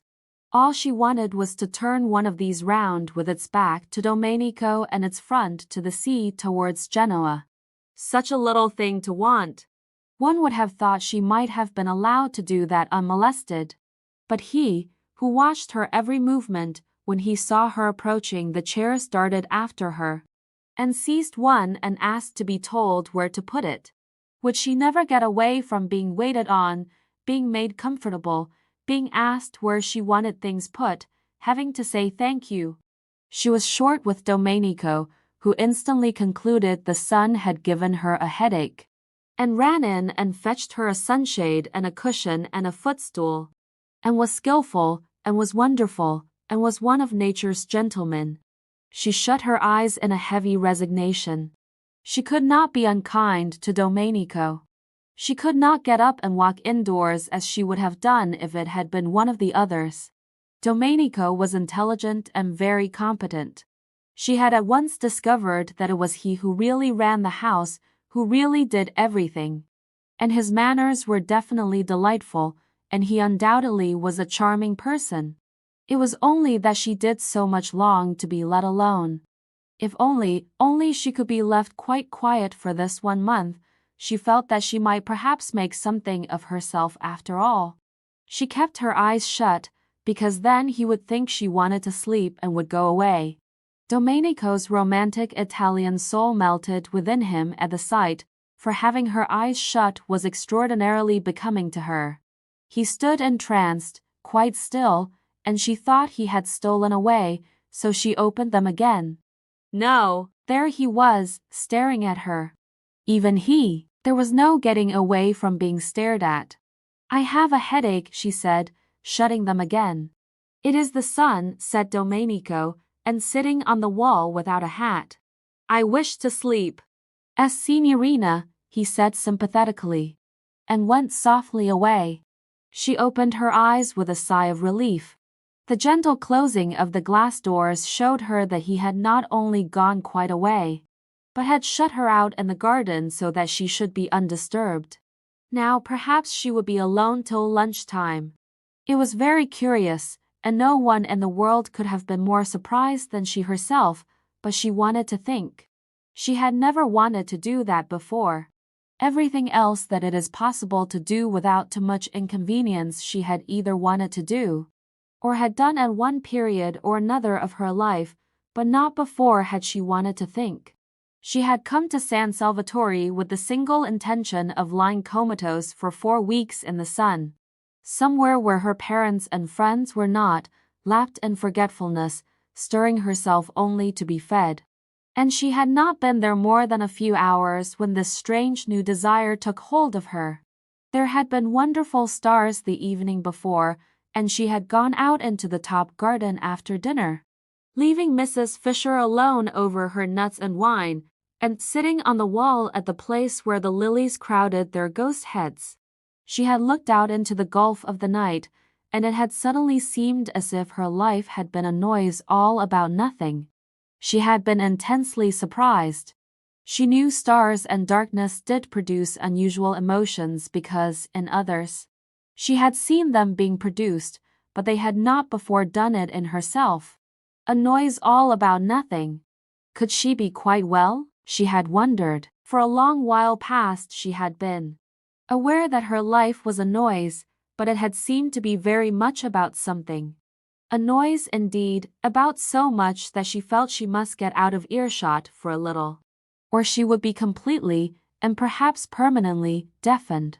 But suppose it was only a noise about nothing? She had not had a question like that in her mind before. It had made her feel lonely. She wanted to be alone, but not lonely. That was very different. That was something that ached and hurt dreadfully right inside one. It was what one dreaded most. It was what made one go to so many parties. And lately even the parties had seemed once or twice not to be a perfectly certain protection. Was it possible that loneliness had nothing to do with circumstances, but only with the way one met them? Perhaps she had thought she had better go to bed. She couldn't be very well. She went to bed, and in the morning, after she had escaped the fly and had her breakfast, and got out again into the garden, there was this same feeling again, and in broad daylight. Once more she had that really rather disgusting suspicion that her life till now had not only been loud but empty. Well, if that were so, and if her first 28 years, the best ones, had gone just in meaningless noise, she had better stop a moment and look round her. Pause, as they said in tiresome novels, and consider. She hadn't got many sets of 28 years. One more would see her growing very like Mrs. Fisher. Two more she averted her eyes. Her mother would have been concerned if she had known. Her mother dotted. Her father would have been concerned too, for he also dotted. Everybody dotted, and when, melodiously obstinate, she had insisted on going off to entomb herself in Italy for a whole month, with queer people she had got out of an advertisement, refusing even to take her maid. The only explanation her friends could imagine was that poor Scrap, such was her name among them, had overdone it and was feeling a little nervy. Her mother had been distressed at her departure. It was such an odd thing to do, such a sign of disappointment. She encouraged the general idea of the verge of a nervous breakdown. If she could have seen her adored Scrap, more delightful to look upon than any other mother's daughter had ever yet been, the object of her utmost pride, the source of all her fondest hopes, sitting staring at the empty noonday Mediterranean, considering her 3 possible sets of 28 years, she would have been miserable. To go away alone was bad. To think was worse. No good could come out of the thinking of a beautiful young woman. Complications could come out of it in profusion, but no good.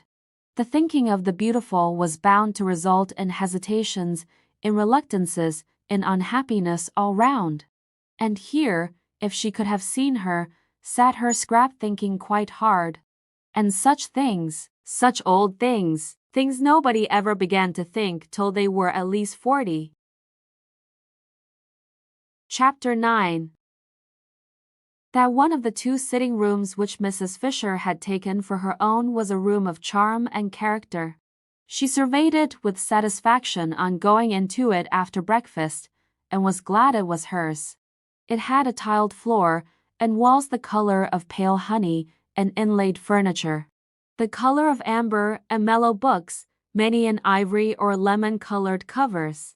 There was a big window overlooking the sea towards Genoa, and a glass door through which she could proceed out onto the battlements, and walk along past the quaint and attractive watchtower, in itself a room with chairs and a writing table, to where on the other side of the tower the battlements ended in a marble seat, and one could see the western bay and the point round which began the Gulf of Spezia. Her south view, between these 2 stretches of sea, was another hill, higher than San Salvatore, the last of the little peninsula, with the bland turrets of a smaller and uninhabited castle on the top, on which the setting sun still shone when everything else was sunk in shadow. Yes, she was very comfortably established here, and receptacles Mrs. Fisher did not examine their nature closely, but they seemed to be small stone troughs, or perhaps little sarcophagi ringed round the battlements with flowers. These battlements, she thought, considering them, would have been a perfect place for her to pace up and down gently in moments, when she least felt the need of her stick, or to sit in on the marble seat, having first put a cushion on it, if there had not unfortunately been a second glass door opening onto them. destroying their complete privacy, spoiling her feeling that the place was only for her. The second door belonged to the round drawing room, which both she and Lady Caroline had rejected as too dark. That room would probably be sat in by the women from Hampstead, and she was afraid they would not confine themselves to sitting in it, but would come out through the glass door and invade her battlements. This would ruin the battlements. It would ruin them as far as she was concerned if they were to be overrun. Or even if not actually overrun, they were liable to be raked by the eyes of persons inside the room. No one could be perfectly at ease if they were being watched and knew it. What she wanted, what she surely had a right to, was privacy. She had no wish to intrude on the others. Why then should they intrude on her? And she could always relax her privacy if, when she became better acquainted with her companions, she should think it worthwhile. But she doubted whether any of the three would so develop as to make her think it worthwhile. Hardly anything was really worthwhile, reflected Mrs. Fisher, except the past. It was astonishing, it was simply amazing, the superiority of the past to the present. Those friends of hers in London, solid persons of her own age, knew the same past that she knew, could talk about it with her, could compare it as she did with the tinkling present, and in remembering great men, forget for a moment the trivial and barren young people who still, in spite of the war, seemed to litter the world in such numbers. She had not come away from these friends, these conversable ripe friends, in order to spend her time in Italy chatting with three persons of another generation and defective experience. She had come away merely to avoid the treacheries of a London April. It was true what she had told the two who came to Prince of Wales Terrace, that all she wished to do at San Salvatore was to sit by herself in the sun and remember. They knew this, for she had told them. It had been plainly expressed and clearly understood. Therefore she had a right to expect them to stay inside the round drawing room and not to emerge interruptingly onto her battlements. But would they? The doubt spoiled her morning. It was only towards lunchtime that she saw a way to be quite safe, and ringing for Francesca, bade her, in slow and majestic Italian, shut the shutters of the glass door of the round drawing room, and then, going with her into the room, which had become darker than ever in consequence. But also, Mrs. Fisher observed to Francesca, who was being voluble, would because of this very darkness remain agreeably cool. And after all, there were the numerous slit windows in the walls to let in light, and it was nothing to do with her if they did not let it in. She directed the placing of a cabinet of curios across the door on its inside. This would discourage egress. Then she rang for Domenico, and caused him to move one of the flower-filled sarcophagi across the door on its outside. This would discourage ingress. No one, said Domenico, hesitating, will be able to use the door. No one, said Mrs. Fisher firmly, will wish to. She then retired to her sitting room, and from a chair placed where she could look straight onto them, gazed at her battlements, secured to her now completely, with calm pleasure. Being here, she reflected placidly, was much cheaper than being in an hotel and, if she could keep off the others, immeasurably more agreeable.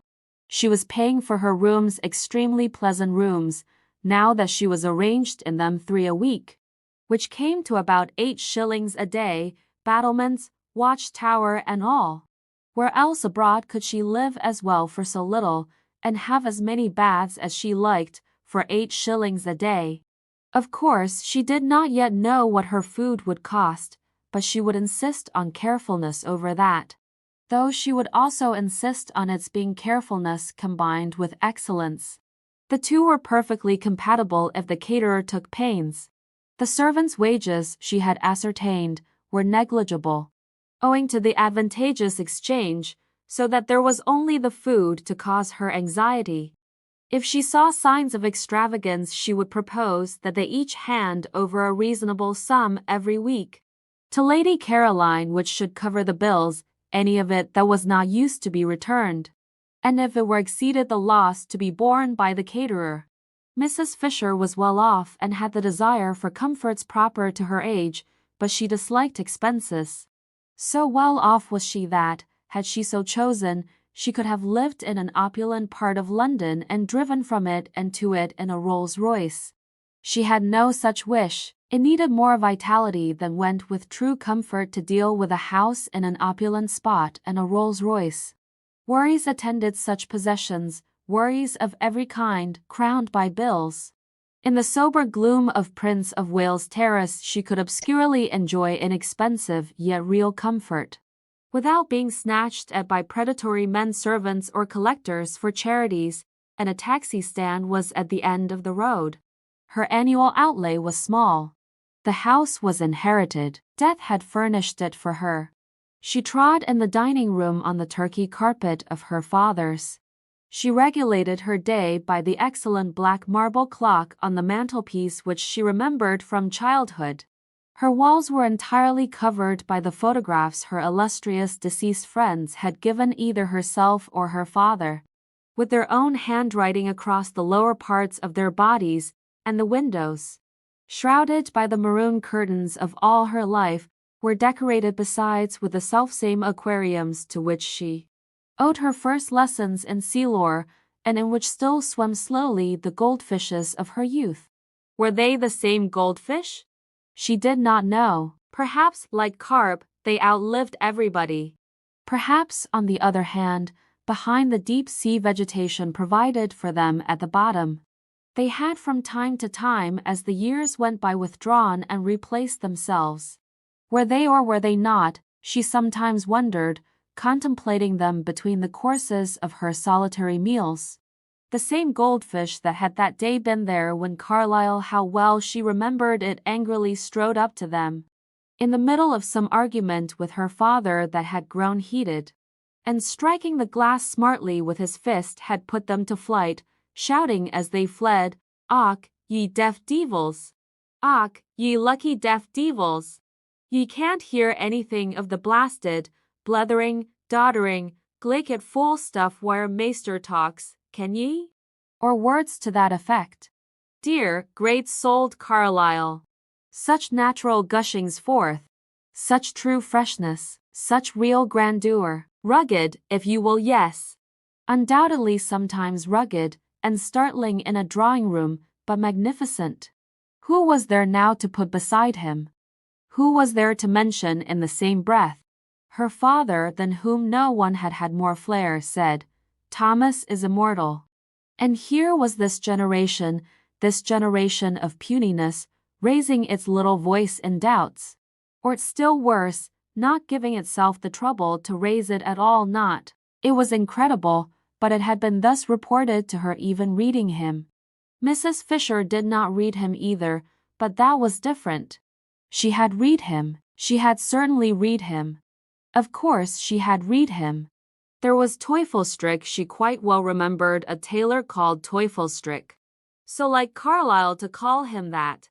Yes, she must have read him, though naturally details escaped her.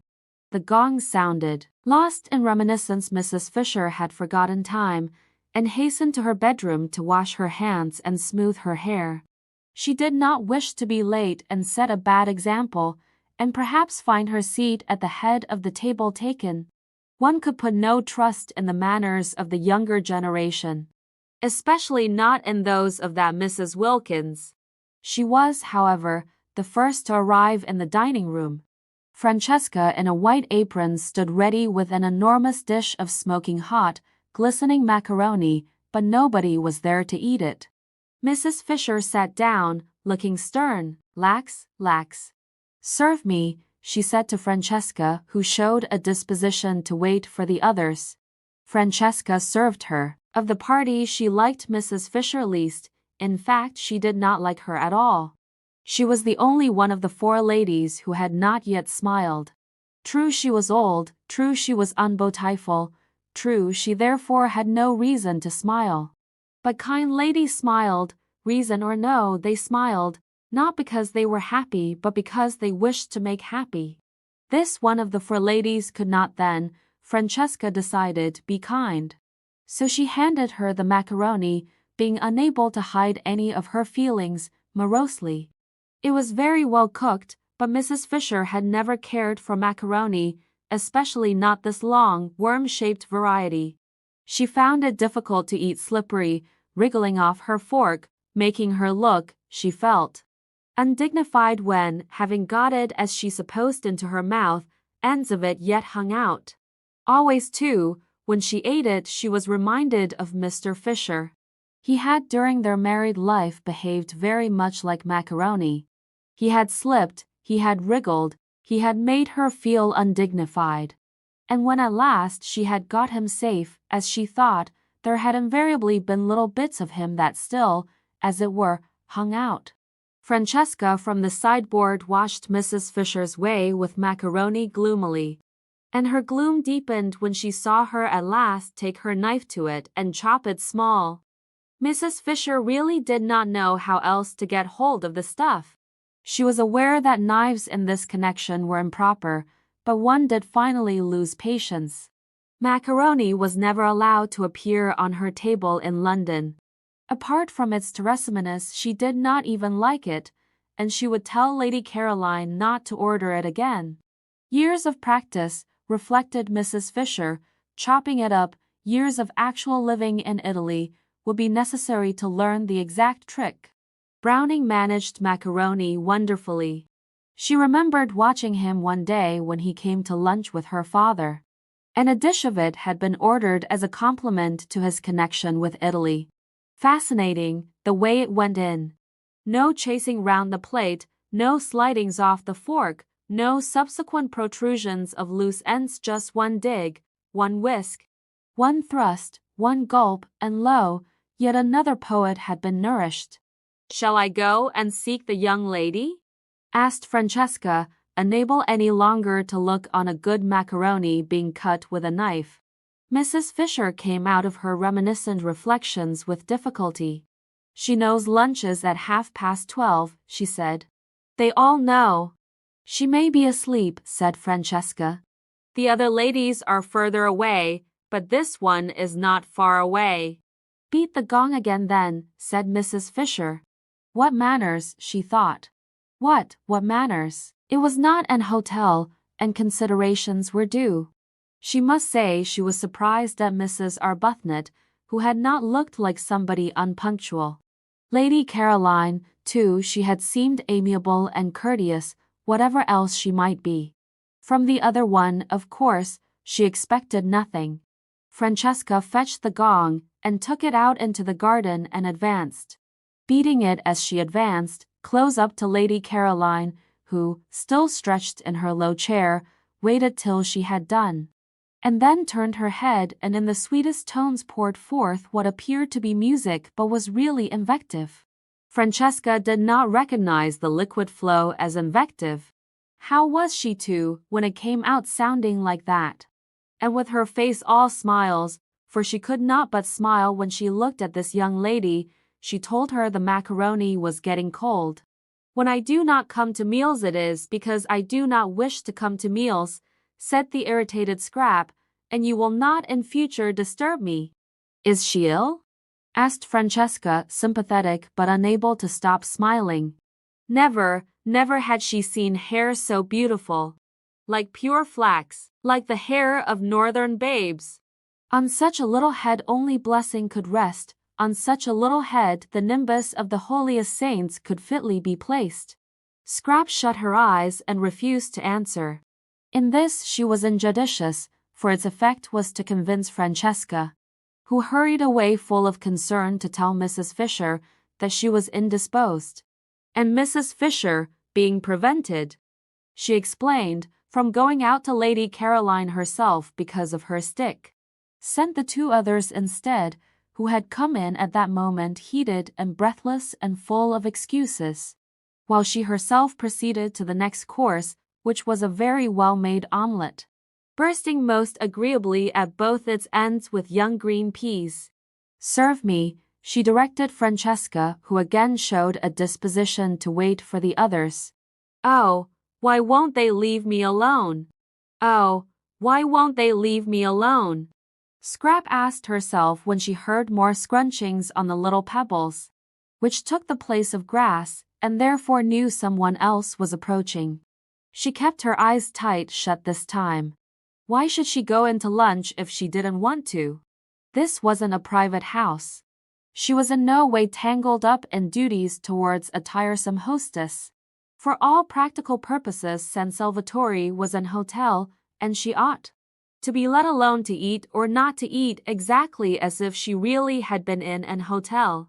But the unfortunate Scrap could not just sit still and close her eyes, without rousing that desire to stroke and pet in her beholders with which she was only too familiar. Even the cook had patted her. And now a gentle hand, how well she knew and how much she dreaded gentle hands, was placed on her forehead. "I'm afraid you're not well," said a voice that was not Mrs. Fisher's, and therefore must belong to one of the originals. "I have a headache," murmured Scrap. Perhaps it was best to say that. Perhaps it was the shortest cut to piece.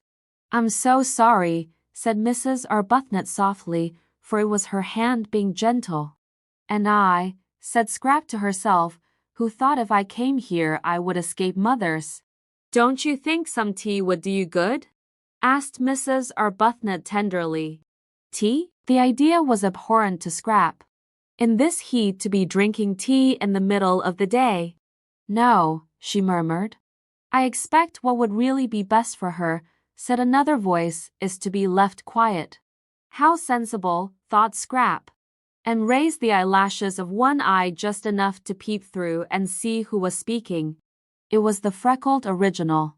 The dark one, then, was the one with the hand. The freckled one rose in her esteem. "But I can't bear to think of you with a headache and nothing being done for it," said Mrs. Arbuthnot.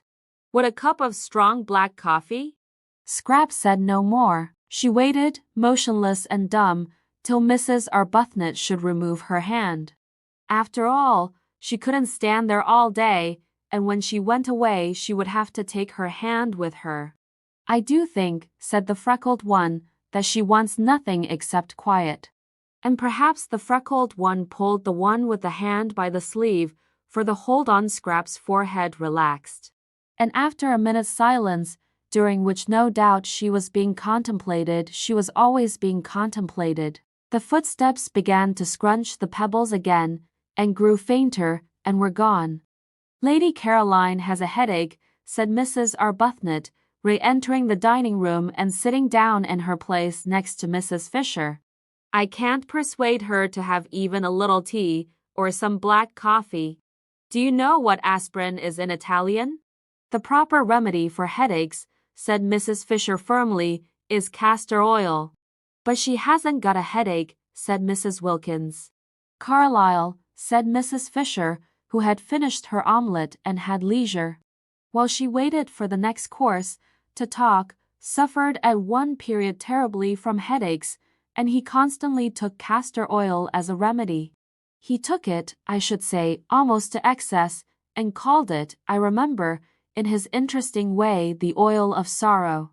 My father said it colored for a time his whole attitude to life, his whole philosophy. But that was because he took too much. What Lady Caroline wants is one dose, and one only. It is a mistake to keep on taking castor oil. "Do you know the Italian for it?" asked Mrs. Arbuthnot. "Ah, that I'm afraid I don't." However, she would know. You can ask her. "But she hasn't got a headache," repeated Mrs. Wilkins, who was struggling with the macaroni. "She only wants to be let alone." They both looked at her.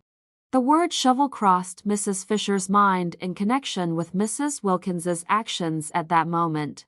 "Then why should she say she has?" asked Mrs. Arbuthnot. "Because she is still trying to be polite. Soon she won't try. When the place has got more into her, she'll really be it. Without trying, naturally."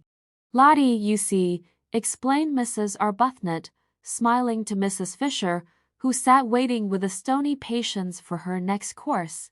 Delayed because Mrs. Wilkins would go on trying to eat the macaroni, which must be less worth eating than ever now that it was cold. "Lottie, you see, has a theory about this place. But Mrs. Fisher had no wish to hear any theory of Mrs. Wilkins's. I am sure I don't know, she interrupted, looking severely at Mrs. Wilkins. Why you should assume Lady Caroline is not telling the truth. I don't assume I know, said Mrs. Wilkins. And pray how do you know? Asked Mrs. Fisher icily, for Mrs. Wilkins was actually helping herself to more macaroni, offered her officiously and unnecessarily a second time by Francesca. When I was out there just now I saw inside her. Well, Mrs. Fisher wasn't going to say anything to that. She wasn't going to trouble to reply to downright idiocy. Instead, she sharply rapped the little table gong by her side, though there was Francesca standing at the sideboard, and said, for she would wait no longer for her next course, serve me. And Francesca, it must have been wilful, offered her the macaroni again. Chapter 10. There was no way of getting into or out of the top garden at San Salvatore except through the two glass doors, unfortunately side by side, of the dining room and the hall. A person in the garden who wished to escape unseen could not, for the person to be escaped from would be met on the way. It was a small oblong garden, and concealment was impossible. What trees there were! The Judas tree, the tamarisk, the umbrella pine grew close to the low parapets. Rose bushes gave no real cover. One step to right or left of them, and the person wishing to be private was discovered. Only the northwest corner was a little place jutting out from the great wall, a kind of excrescence or loop, no doubt used in the old distressful days for observation, where it was possible to sit really unseen, because between it and the house was a thick clump of daphne. Scrap, after glancing round to see that no one was looking, got up and carried her chair into this place, stealing away as carefully on tiptoe as those steal whose purpose is sin. There was another excrescence on the walls just like it at the northeast corner. But this, though the view from it was almost more beautiful, for from it you could see the bay and the lovely mountains behind Mezzago, was exposed. No bushes grew near it, nor had it any shade. The northwest loop then was where she would sit, and she settled into it, and nestling her head in her cushion and putting her feet comfortably on the parapet, from whence they appeared to the villagers on the piazza below as two white doves, thought that now indeed she would be safe. Mrs. Fisher found her there, guided by the smell of her cigarette. The incautious Scrap had not thought of that. Mrs. Fisher did not smoke herself, and all the more distinctly could she smell the smoke of others. The virile smell met her directly she went out into the garden from the dining room after lunch in order to have her coffee. She had bidden Francesca set the coffee in the shade of the house just outside the glass door, and when Mrs. Wilkins, seeing a table being carried there, reminded her, very officiously and tactlessly, Mrs. Fisher considered, that Lady Caroline wanted to be alone, she retorted, and with what propriety, that the garden was for everybody. Into it accordingly she went, and was immediately aware that Lady Caroline was smoking. She said to herself, "These modern young women," and proceeded to find her. Her stick, now that lunch was over, being no longer the hindrance to action. That it was before her meal had been securely, as Browning once said, surely it was Browning. Yes, she remembered how much diverted she had been roped in. Nobody diverted her now, reflected Mrs. Fisher, making straight for the clump of daphne. The world had grown very dull, and had entirely lost its sense of humor. Probably they still had their jokes, these people, in fact she knew they did, for Punch still went on. But how differently it went on, and what jokes! Thackeray, in his inimitable way, would have made mincemeat of this generation. Of how much it needed the tonic properties of that astringent pen it was of course unaware. It no longer even held him, at least, so she had been informed, in any particular esteem. Well, she could not give it eyes to see and ears to hear and a heart to understand. But she could and would give it, represented and united in the form of Lady Caroline, a good dose of honest medicine. "I hear you are not well," she said, standing in the narrow entrance of the loop, and looking down with the inflexible face of one who is determined to do good at the motionless and apparently sleeping Scrap. Mrs. Fisher had a deep voice, very like a man's, for she had been overtaken by that strange masculinity that sometimes pursues a woman during the last lapse of her life. Scrap tried to pretend that she was asleep, but if she had been, her cigarette would not have been held in her fingers but would have been lying on the ground. She forgot this. Mrs. Fisher did not, and coming inside the loop, sat down on a narrow stone seat built out of the wall. For a little she could sit on it. For a little, till the chill began to penetrate. She contemplated the figure before her. Undoubtedly a pretty creature, and one that would have had a success at Farringford. Strange how easily even the greatest men were moved by exteriors. She had seen with her own eyes Tennyson turn away from everybody positively, his back on a crowd of eminent people assembled to do him honor, and withdraw to the window with a young person nobody had ever heard of, who had been brought there by accident and whose one and only merit, if it be a merit, that which is conferred by chance, was beauty. Beauty, all over before you can turn round. An affair, one might almost say, of minutes. Well, while it lasted, it did seem able to do what it liked with men. Even husbands were not immune. There had been passages in the life of Mr. Fisher. "I expect the journey has upset you," she said in her deep voice. "What you want is a good dose of some simple medicine. I shall ask Domenico if there is such a thing in the village as castor oil." Scrap opened her eyes and looked straight at Mrs. Fisher. "Ah," said Mrs. Fisher, "I knew you were not asleep. If you had been, you would have let your cigarette fall to the ground." Scrap threw the cigarette over the parapet. "Waste," said Mrs. Fisher. "I don't like smoking for women, but I still less like waste. What does one do with people like this?" Scrap asked herself, her eyes fixed on Mrs. Fisher in what felt to her an indignant stare, but appeared to Mrs. Fisher as really charming docility. "Now you'll take my advice," said Mrs. Fisher, touched, "and not neglect what may very well turn into an illness. We are in Italy, you know, and one has to be careful. You ought, to begin with, to go to bed." "I never go to bed," snapped Scrap.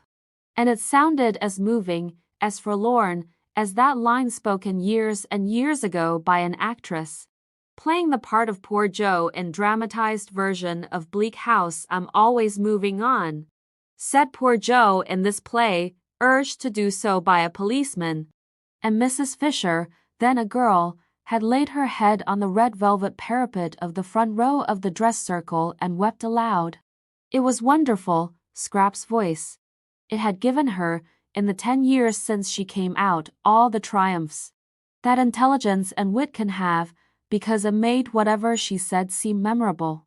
She ought, with a throat formation like that, to have been a singer. But in every kind of music Scrap was dumb except this one music of the speaking voice. And what a fascination, what a spell lay in that! Such was the loveliness of her face and the beauty of her coloring that there was not a man into whose eyes at the sight of her there did not leap a flame of intensest interest. But when he heard her voice, the flame in that man's eyes was caught and fixed. It was the same with every man, educated and uneducated, old, young, desirable themselves or undesirable, men of her own world and bus, conductors, generals and Tommies. During the war she had had a perplexing time. Bishops equally with vergers round about her confirmation. Startling occurrences had taken place, wholesome and unwholesome, rich and penniless, brilliant or idiotic. And it made no difference at all what they were, or how long and securely married, into the eyes of every one of them. When they saw her, leapt this flame, and when they heard her it stayed there. Scrap had had enough of this look. It only led to difficulties. At first it had delighted her. She had been excited, triumphant. To be apparently incapable of doing or saying the wrong thing, to be applauded, listened to, petted, adored wherever she went. And when she came home to find nothing there either but the most indulgent proud fondness, why, how extremely pleasant. And so easy too, no preparation necessary for this achievement, no hard work, nothing to learn. She need take no trouble. She had only to appear, and presently say something. But gradually experiences gathered round her. After all, she had to take trouble, she had to make efforts. Because, she discovered with astonishment and rage, she had to defend herself. That look, that leaping look, meant that she was going to be grabbed at. Some of those who had it were more humble than others, especially if they were young, but they all, according to their several ability, grabbed. And she who had entered the world so jauntily, with her head in the air and the completest confidence in anybody whose hair was gray, began to distrust, and then to dislike, and soon to shrink away from, and presently to be indignant. Sometimes it was just as if she didn't belong to herself, wasn't her own at all, but was regarded as a universal thing, a sort of beauty of all work. Really men, and she found herself involved in vague quarrels, being curiously hated. Really women, and when the war came, and she flung herself into it along with everybody else, it finished her. Really generals. The war finished Scrap. It killed the one man she felt safe with, whom she would have married, and it finally disgusted her with love. Since then she had been embittered. She was struggling as angrily in the sweet stuff of life as a wasp got caught in honey. Just as desperately did she try to unstick her wings. It gave her no pleasure to outdo other women. She didn't want their tiresome men. What could one do with men when one had got them? None of them would talk to her of anything but the things of love, and how foolish and fatiguing that became after a bit. It was as though a healthy person with a normal hunger was given nothing whatever to eat but sugar. Love, love, the very word made her want to slap somebody. Why should I love you? Why should I? She would ask amazed sometimes when somebody was always trying to propose to her. But she never got a real answer, only further incoherence. A deep cynicism took hold of the unhappy Scrap. Her inside grew hoary with disillusionment, while her gracious and charming outside continued to make the world more beautiful. What had the future in it for her? She would not be able, after such a preparation, to take hold of it. She was fit for nothing. She had wasted all this time being beautiful. Presently she wouldn't be beautiful, and what then? Scrap didn't know what then. It appalled her to wonder even. Tired as she was of being conspicuous, she was at least used to that. She had never known anything else. And to become inconspicuous, to fade, to grow shabby and dim, would probably be most painful. And once she began, what years and years of it there would be. Imagine, thought Scrap, having most of one's life at the wrong end. Imagine being old for 2 or 3 times as long as being young. Stupid, stupid. Everything was stupid. There wasn't a thing she wanted to do. There were thousands of things she didn't want to do. Avoidance, silence, invisibility, if possible unconsciousness, these negations were all she asked for at the moment. And here, even here, she was not allowed a minute's peace, and this absurd woman must come pretending. Merely because she wanted to exercise power and make her go to bed and make her hideous drink castor oil, that she thought she was ill. I'm sure, said Mrs. Fisher, who felt the cold of the stone beginning to come through, and knew she could not sit much longer, you'll do what is reasonable. Your mother would wish. Have you a mother? A faint wonder came into Scrap's eyes. Have you a mother? If ever anybody had a mother, it was Scrap. It had not occurred to her that there could be people who had never heard of her mother. She was one of the major marchionesses there being, as no one knew better than Scrap. Marchionesses and had held high positions at court. Her father, too, in his day had been most prominent. His day was a little over, poor dear, because in the war he had made some important mistakes, and besides he was now grown old. Still, there he was, an excessively well-known person. How restful, how extraordinarily restful to have found someone who had never heard of any of her lot, or at least had not yet connected her with them. She began to like Mrs. Fisher. Perhaps the originals didn't know anything about her either. When she first wrote to them and signed her name, that great name of Dester which twisted in and out of English history like a bloody thread, for its bearers constantly killed, she had taken it for granted that they would know who she was.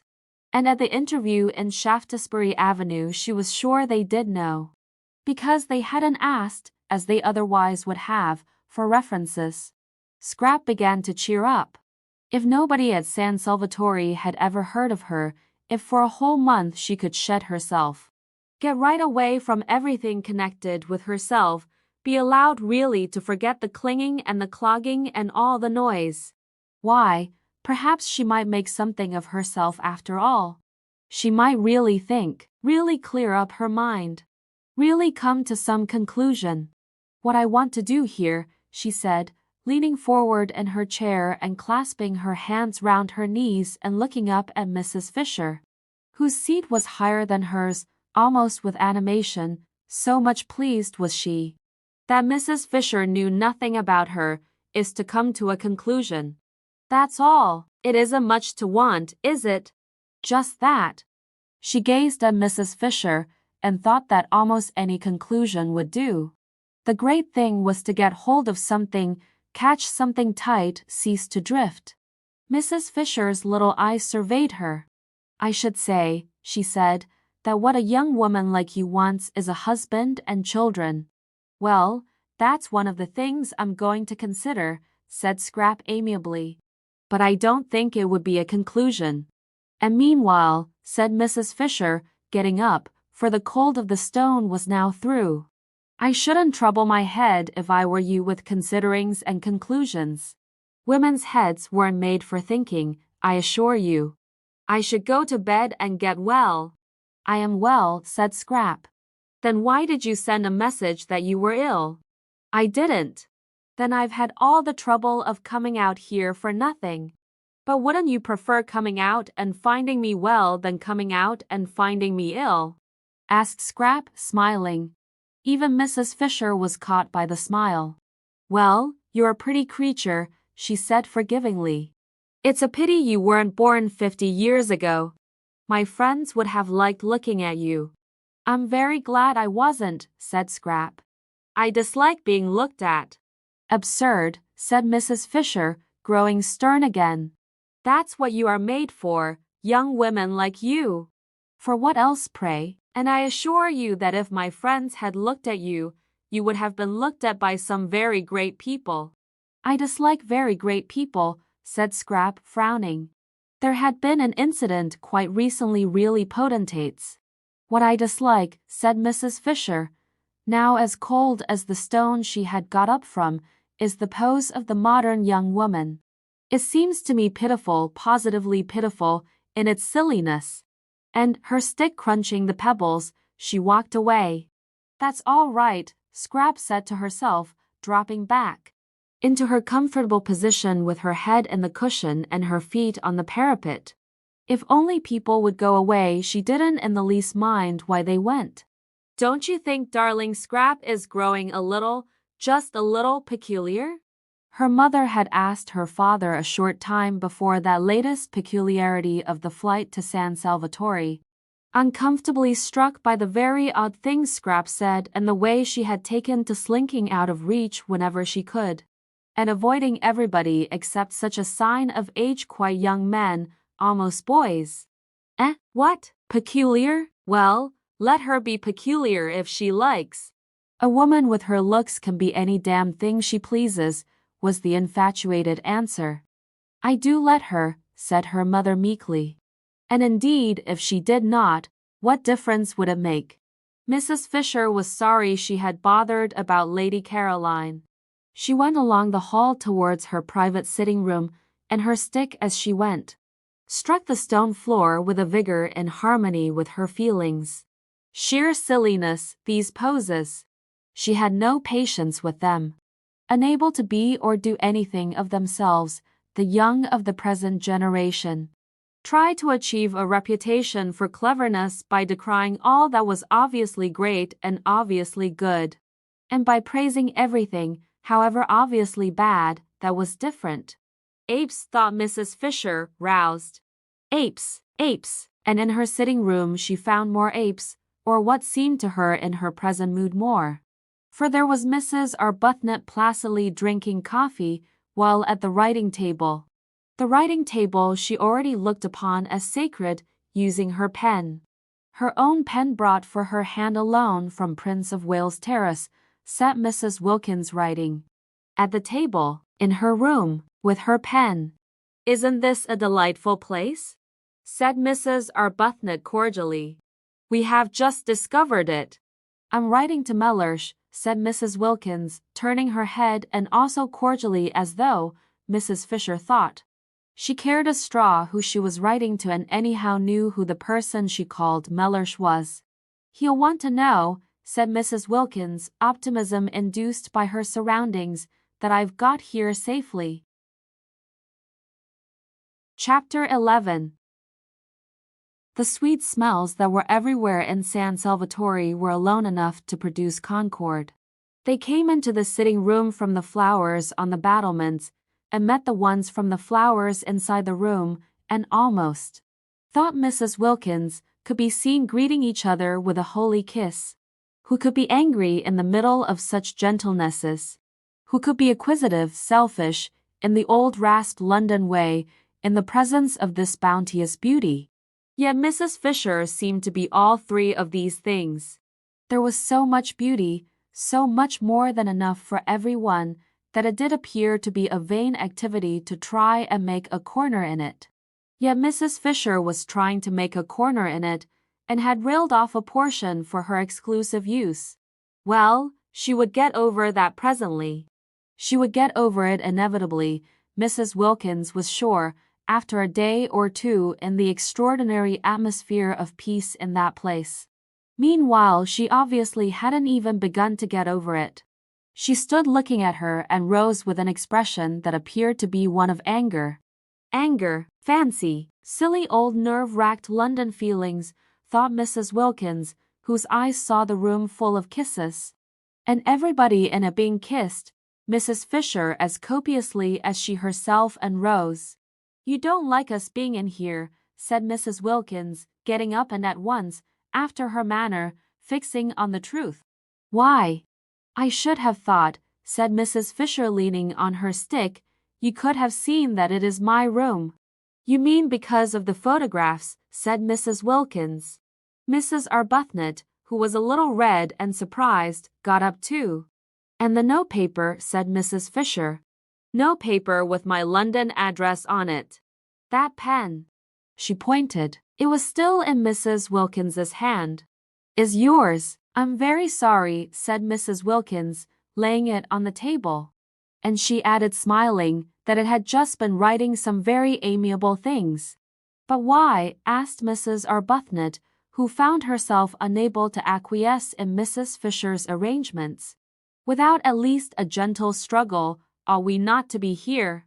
It's a sitting room." "There is another one," said Mrs. Fisher.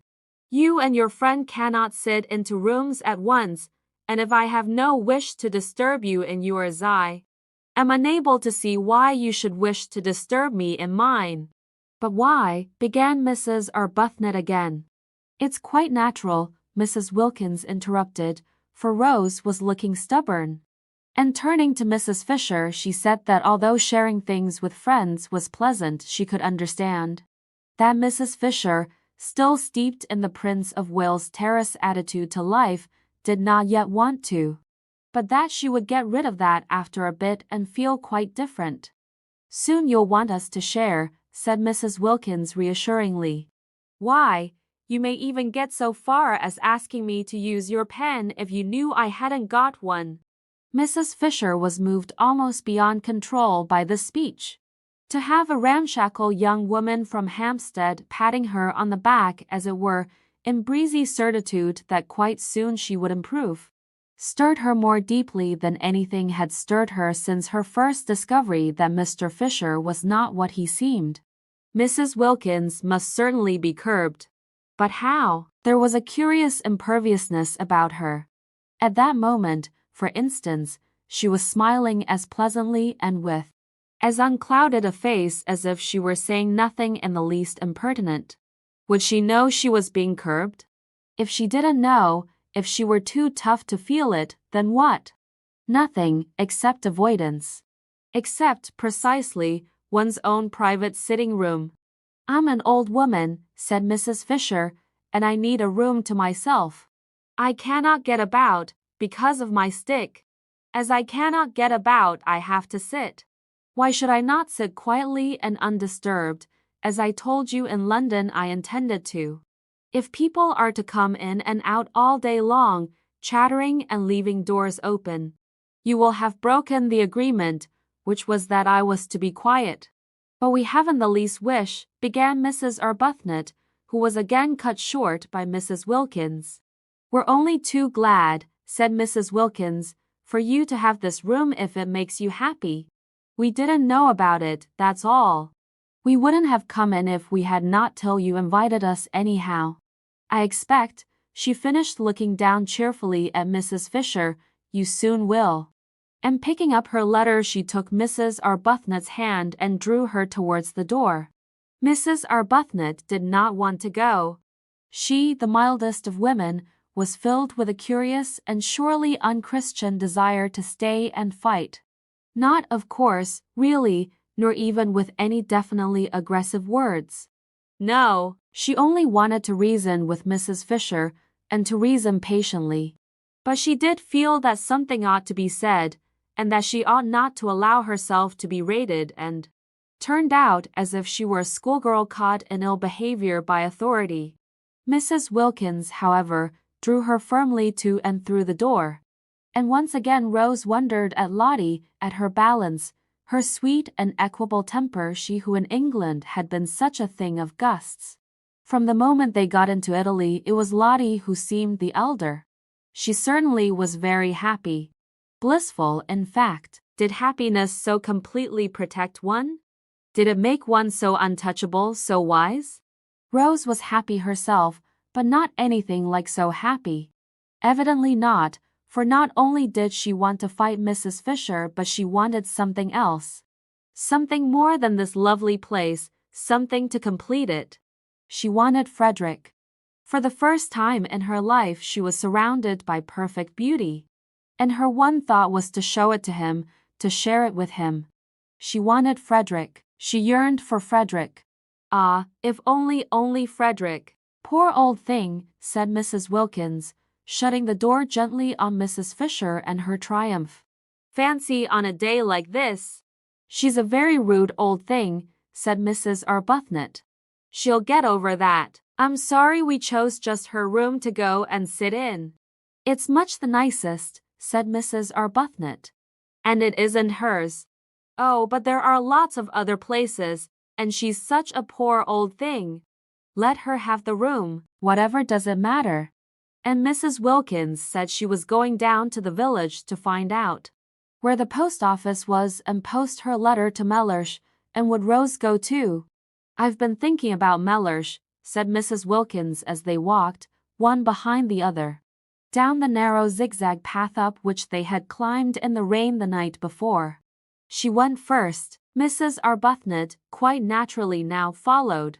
In England it had been the other way about Lottie, timid, hesitating, except when she burst out so awkwardly, getting behind the calm and reasonable Rose whenever she could.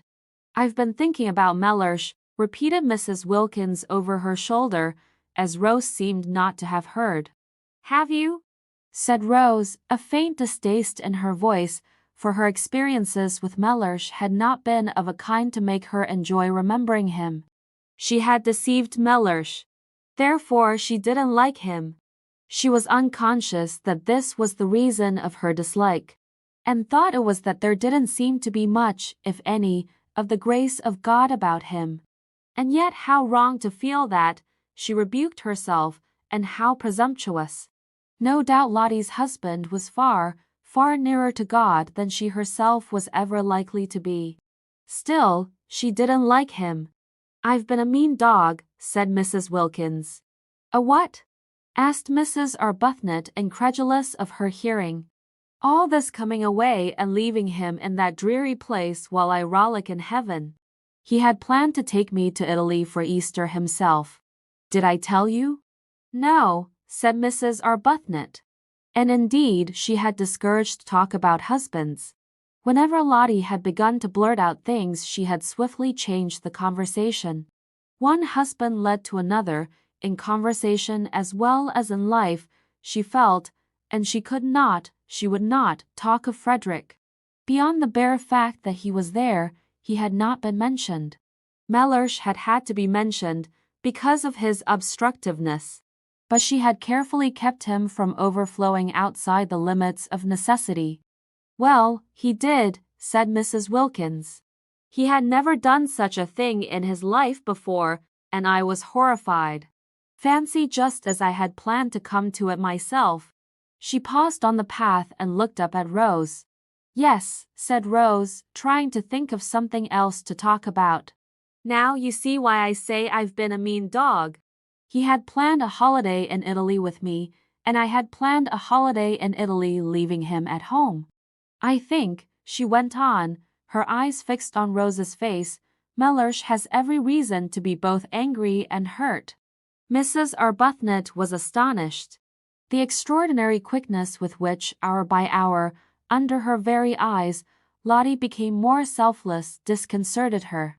She was turning into something surprisingly like a saint. Here she was now being affectionate about Mellersh, who only that morning, while they hung their feet into the sea, had seemed a mere iridescence. Lottie had told her, a thing of gauze. That was only that morning. And by the time they had had lunch, Lottie had developed so far as to have got him solid enough again to write to, and to write to at length. And now, a few minutes later, she was announcing that he had every reason to be angry with her and hurt, and that she herself had been. The language was unusual, but it did express real penitence. A mean dog. Rose stared at her astonished. If she went on like this, soon a nimbus might be expected round her head. Was there already? If one didn't know it was the sun through the tree trunks catching her sandy hair. A great desire to love and be friends, to love everybody, to be friends with everybody, seemed to be invading Lottie, a desire for sheer goodness. Rose's own experience was that goodness, the state of being good, was only reached with difficulty and pain. It took a long time to get to it. In fact, one never did get to it, or if for a flashing instant one did, it was only for a flashing instant. Desperate perseverance was needed to struggle along its path, and all the way was dotted with doubts. Lottie simply flew along. She had certainly, thought Rose, not got rid of her impetuousness. It had merely taken another direction. She was now impetuously becoming a saint. Could one really attain goodness so violently? Wouldn't there be an equally violent reaction? "I shouldn't," said Rose with caution, looking down into Lottie's bright eyes. The path was steep, so that Lottie was well below her. "Shouldn't be sure of that too quickly. But I am sure of it, and I've written and told him so." Rose stared. "Why, but only this morning," she began. "It's all in this," interrupted Lottie, tapping the envelope and looking pleased. "What, everything? You mean about the advertisement and my savings being spent?" "Oh, no, not yet, but I'll tell him all that when he comes." "When he comes?" repeated Rose. "I've invited him to come and stay with us." Rose could only go on staring. "It's the least I could do. Besides, look at this." Lottie waved her hand. "Disgusting not to share it. I was a mean dog to go off and leave him, but no dog I've ever heard of was ever as mean as I'd be if I didn't try and persuade Mellersh to come out and enjoy this too.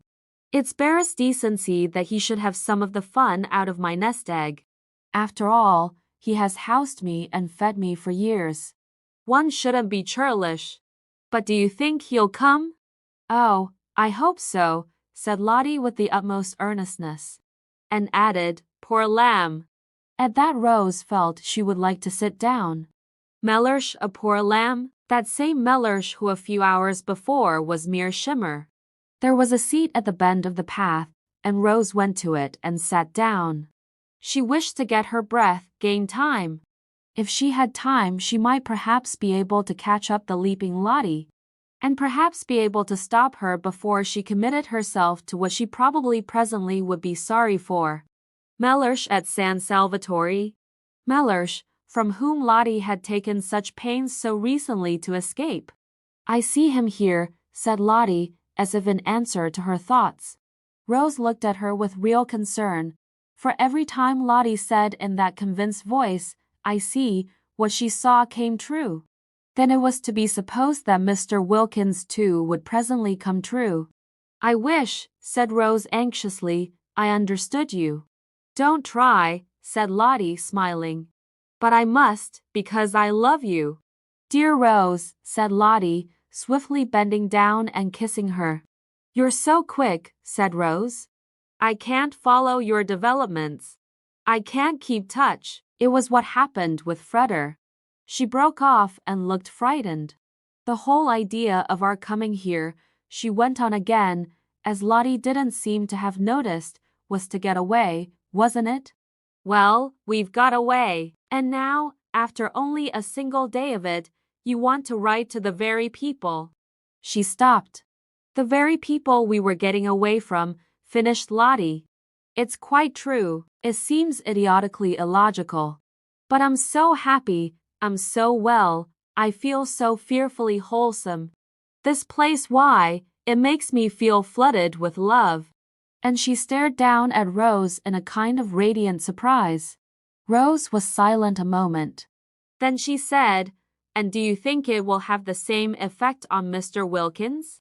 Lottie laughed. I don't know, she said.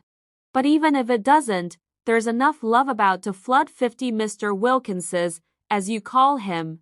The great thing is to have lots of love about. I don't see, she went on, at least I don't see here, though I did at home, that it matters who loves as long as somebody does. I was a stingy beast at home, and used to measure and count. I had a queer obsession about justice. As though justice mattered. As though justice can really be distinguished from vengeance.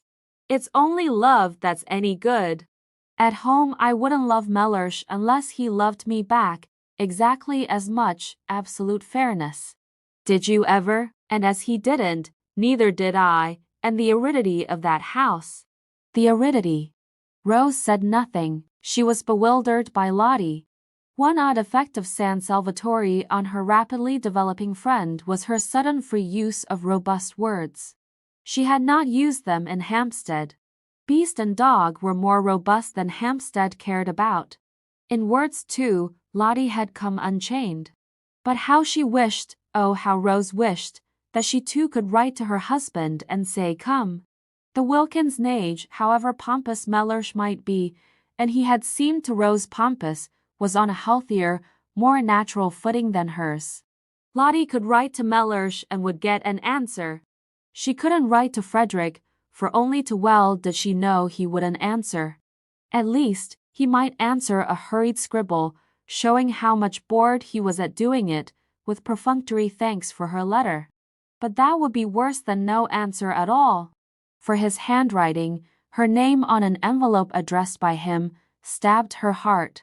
Too acutely did it bring back the letters of their beginnings together. The letters from him so desolate with separation, so aching with love and longing.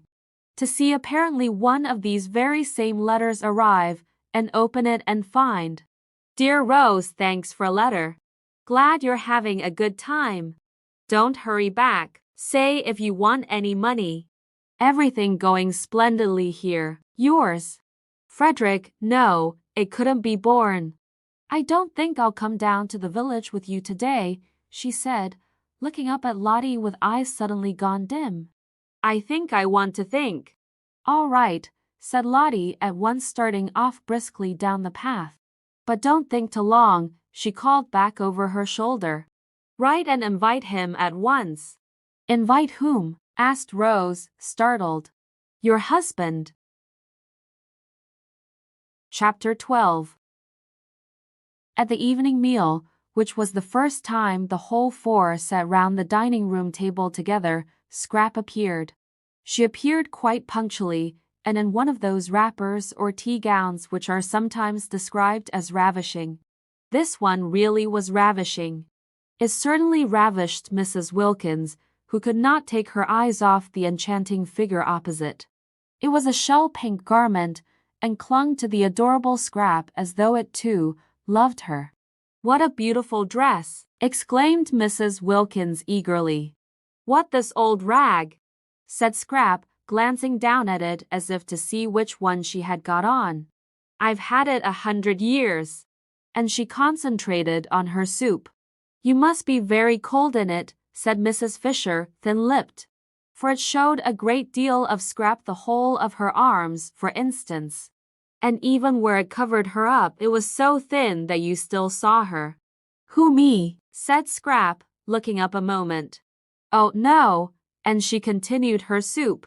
"You mustn't catch a chill, you know," said Mrs. Arbuthnot, feeling that such loveliness must at all costs be preserved unharmed. "There is a great difference here when the sun goes down."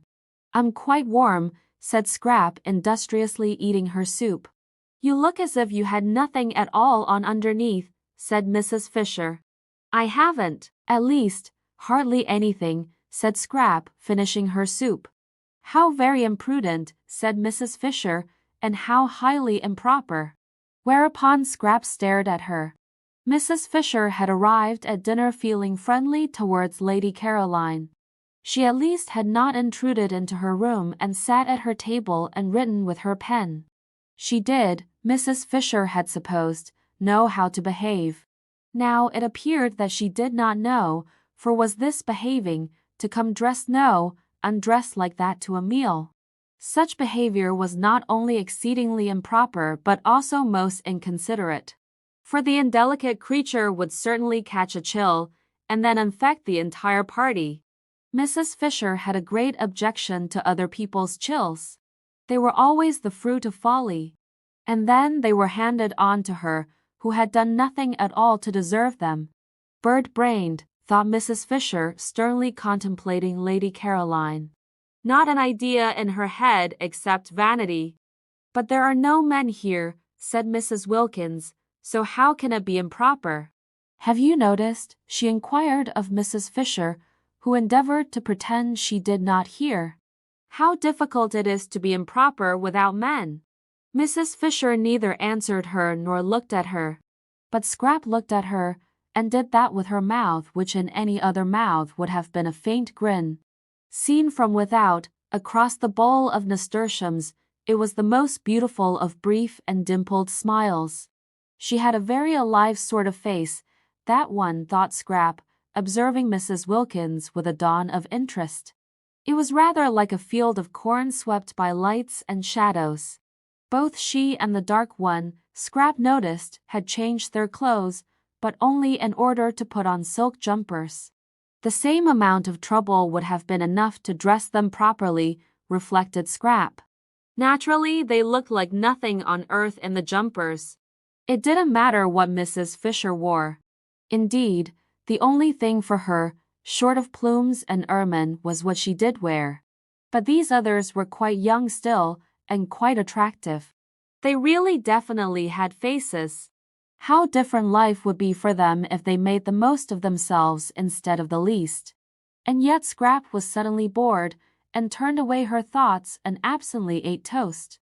What did it matter? If you did make the best of yourself, you only collected people round you who ended by wanting to grab. "I've had the most wonderful day," began Mrs. Wilkins, her eyes shining. Scrap lowered hers. "Oh," she thought, "she's going to gush." As though anybody were interested in her day, thought Mrs. Fisher, lowering hers also. In fact, whenever Mrs. Wilkins spoke, Mrs. Fisher deliberately cast down her eyes. Thus would she mark her disapproval.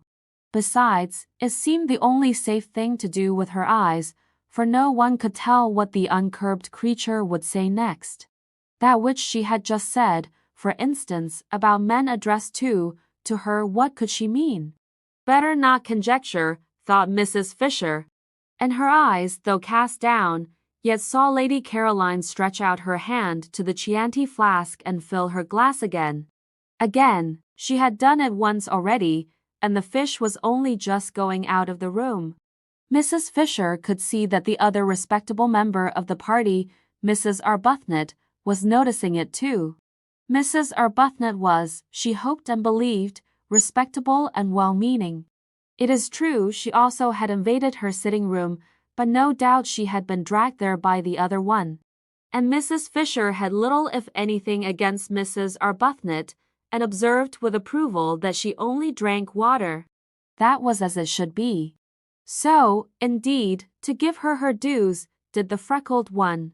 And very right at their age. She herself drank wine, but with what moderation? One meal, one glass. And she was 65, and might properly, and even beneficially, have had at least two. That, she said to Lady Caroline, cutting right across what Mrs. Wilkins was telling them about her wonderful day and indicating the wine-glass, is very bad for you. Lady Caroline, however, could not have heard, for she continued to sip her elbow on the table and listened to what Mrs. Wilkins was saying. And what was it she was saying? She had invited somebody to come and stay, a man? Mrs. Fisher could not credit her ears. Yet it evidently was a man, for she spoke of the person as he. Suddenly and for the first time, but then this was most important, Mrs. Fisher addressed Mrs. Wilkins directly. She was 65, and cared very little what sorts of women she happened to be with for a month. But if the women were to be mixed with men, it was a different proposition altogether. She was not going to be made a cat's paw of. She had not come out there to sanction by her presence what used in her day to be called fast behavior. Nothing had been said at the interview in London about men. If there had been, she would have declined, of course, to come. "What is his name?" asked Mrs. Fisher, abruptly interposing. Mrs. Wilkins turned to her with a slight surprise. "Wilkins," she said. "Wilkins, yes, your name? And his, a relation? Not blood. A connection? A husband?" Mrs. Fisher once more cast down her eyes. She could not talk to Mrs. Wilkins. There was something about the things she said. A husband, suggesting one of many. Always that unseemly twist to everything. Why could she not say my husband? Besides, Mrs. Fisher had, she herself knew not for what reason, taken both the Hampstead young women for widows. War ones. There had been an absence of mention of husbands at the interview which would not, she considered, be natural if such persons did after all exist. And if a husband was not a relation, who was? Not blood. What a way to talk! Why, a husband was the first of all relations. How well she remembered Ruskin. No, it was not Ruskin, it was the Bible that said a man should leave his father and mother and cleave only to his wife, showing that she became by marriage an even more than blood relation. And if the husband's father and mother were to be nothing to him compared to his wife, how much less than nothing ought the wife's father and mother be to her compared to her husband? She herself had been unable to leave her father and mother in order to cleave to Mr. Fisher because they were no longer, when she married, alive, but she certainly would have left them if they had been there to leave. Not blood, indeed. Silly talk. The dinner was very good. Succulence succeeded succulence. Costanza had determined to do as she chose in the matter of cream and eggs the first week, and see what happened at the end of it when the bills had to be paid. Her experience of the English was that they were quiet about bills. They were shy of words, they believed readily. Besides, who was the mistress here? In the absence of a definite one, it occurred to Costanza that she might as well be the mistress herself. So she did as she chose about the dinner, and it was very good. The four, however, were so much preoccupied by their own conversation that they ate it without noticing how good it was. Even Mrs. Fisher, she who in such matters was manly, did not notice. The entire excellent cooking was to her as though it were not, which shows how much she must have been stirred. She was stirred. It was that Mrs. Wilkins. She was enough to stir anybody. And she was undoubtedly encouraged by Lady Caroline, who, in her turn, was no doubt influenced by the Chianti. Mrs. Fisher was very glad there were no men present, for they certainly would have been foolish about Lady Caroline. She was precisely the sort of young woman to unbalance them. Especially, Mrs. Fisher recognized at that moment. Perhaps it was the Chianti momentarily intensifying her personality, but she was undeniably most attractive. And there were few things Mrs. Fisher disliked more than having to look on while sensible, intelligent men, who the moment before were talking seriously and interestingly about real matters, became merely foolish and simpering. She had seen them actually simpering just because in walked a bit of bird-brained beauty. Even Mr. Gladstone, that great wise statesman, whose hand had once rested for an unforgettable moment solemnly on her head, would have, she felt, on perceiving Lady Caroline left off talking sense and horribly embarked on badinage. You see, Mrs. Wilkins said a silly trick that with which she mostly began her sentences.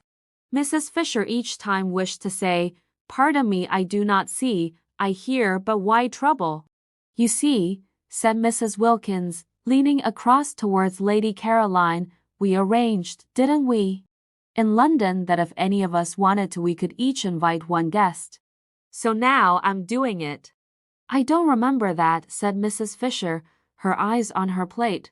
"Oh yes, we did, didn't we, Rose?" "Yes, I remember," said Lady Caroline. "Only it seemed so incredible that one could ever want to. One's whole idea was to get away from one's friends. And one's husbands." Again that unseemly plural. But how altogether unseemly, thought Mrs. Fisher. Such implications. Mrs. Arbuthnot clearly thought so too, for she had turned red. "And family affection," said Lady Caroline, "or was it the Chianti speaking?" "Surely it was the Chianti." "And the want of family affection," said Mrs. Wilkins. What a light she was throwing on her home life and real character. "That wouldn't be so bad," said Lady Caroline.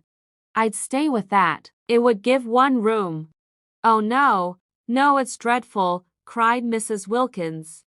"It's as if one had no clothes on." "But I like that," said Lady Caroline. "Really," said Mrs. Fisher. "It's a divine feeling, getting rid of things," said Lady Caroline, who was talking altogether to Mrs. Wilkins and paid no attention to the other two. "Oh, but in a bitter wind to have nothing on and know there never will be anything on and you going to get colder and colder till at last you die of it. That's what it was like, living with somebody who didn't love one." These confidences, thought Mrs. Fisher, and no excuse whatever for Mrs. Wilkins, who was making them entirely on plain water. Mrs. Arbuthnot, judging from her face, quite shared Mrs. Fisher's disapproval. She was fidgeting. "But didn't he?" asked Lady Caroline, every bit as shamelessly unreticent as Mrs. Wilkins. "Mellersh? He showed no signs of it." "Delicious," murmured Lady Caroline. "Really," said Mrs. Fisher, "I didn't think it was at all delicious. I was miserable. And now, since I've been here, I simply stare at myself being miserable." "As miserable as that." "And about Mellersh?" "You mean he wasn't worth it?" "Really," said Mrs. Fisher. "No, I don't. I mean I've suddenly got well." Lady Caroline, slowly twisting the stem of her glass in her fingers, scrutinized the lit-up face opposite. "And now I'm well, I find I can't sit here and gloat all to myself. I can't be happy, shutting him out. I must share. I understand exactly what the blessed damozel felt like." "What was the blessed damozel?" asked Scrap. "Really," said Mrs. Fisher, and with such emphasis this time that Lady Caroline turned to her. "Ought I to know?" she asked. "I don't know any natural history. It sounds like a bird." "It is a poem," said Mrs. Fisher with extraordinary frost. "Oh," said Scrap. "I'll lend it to you," said Mrs. Wilkins, over whose face laughter rippled. "No," said Scrap. "And its author," said Mrs. Fisher icily, though not perhaps quite what one would have wished him to be, "was frequently at my father's table." "What a bore for you," said Scrap. "That's what mother's always doing, inviting authors." "I hate authors. I wouldn't mind them so much if they didn't write books." "Go on about Mellersh," she said, turning to Mrs. Wilkins. "Really," said Mrs. Fisher. "All those empty beds," said Mrs. Wilkins. "What empty beds?" asked Scrap. "The ones in this house." "Why, of course they each ought to have somebody happy inside them. 8 beds, and only for people. It's dreadful, dreadful to be so greedy and keep everything just for oneself. I want Rose to ask her husband out too. You and Mrs. Fisher haven't got husbands, but why not give some friend a glorious time?" Rose bit her lip. She turned red, she turned pale. If only Lottie would keep quiet, she thought. It was all very well to have suddenly become a saint and want to love everybody, but need she be so tactless? Rose felt that all her poor sore places were being danced on. If only Lottie would keep quiet.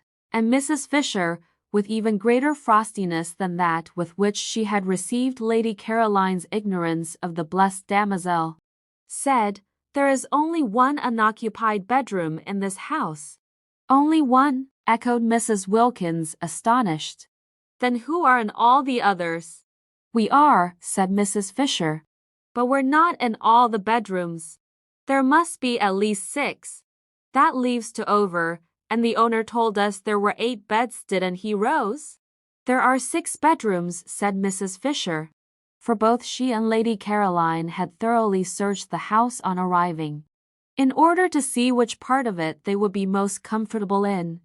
And they both knew that there were 6 bedrooms, 2 of which were very small.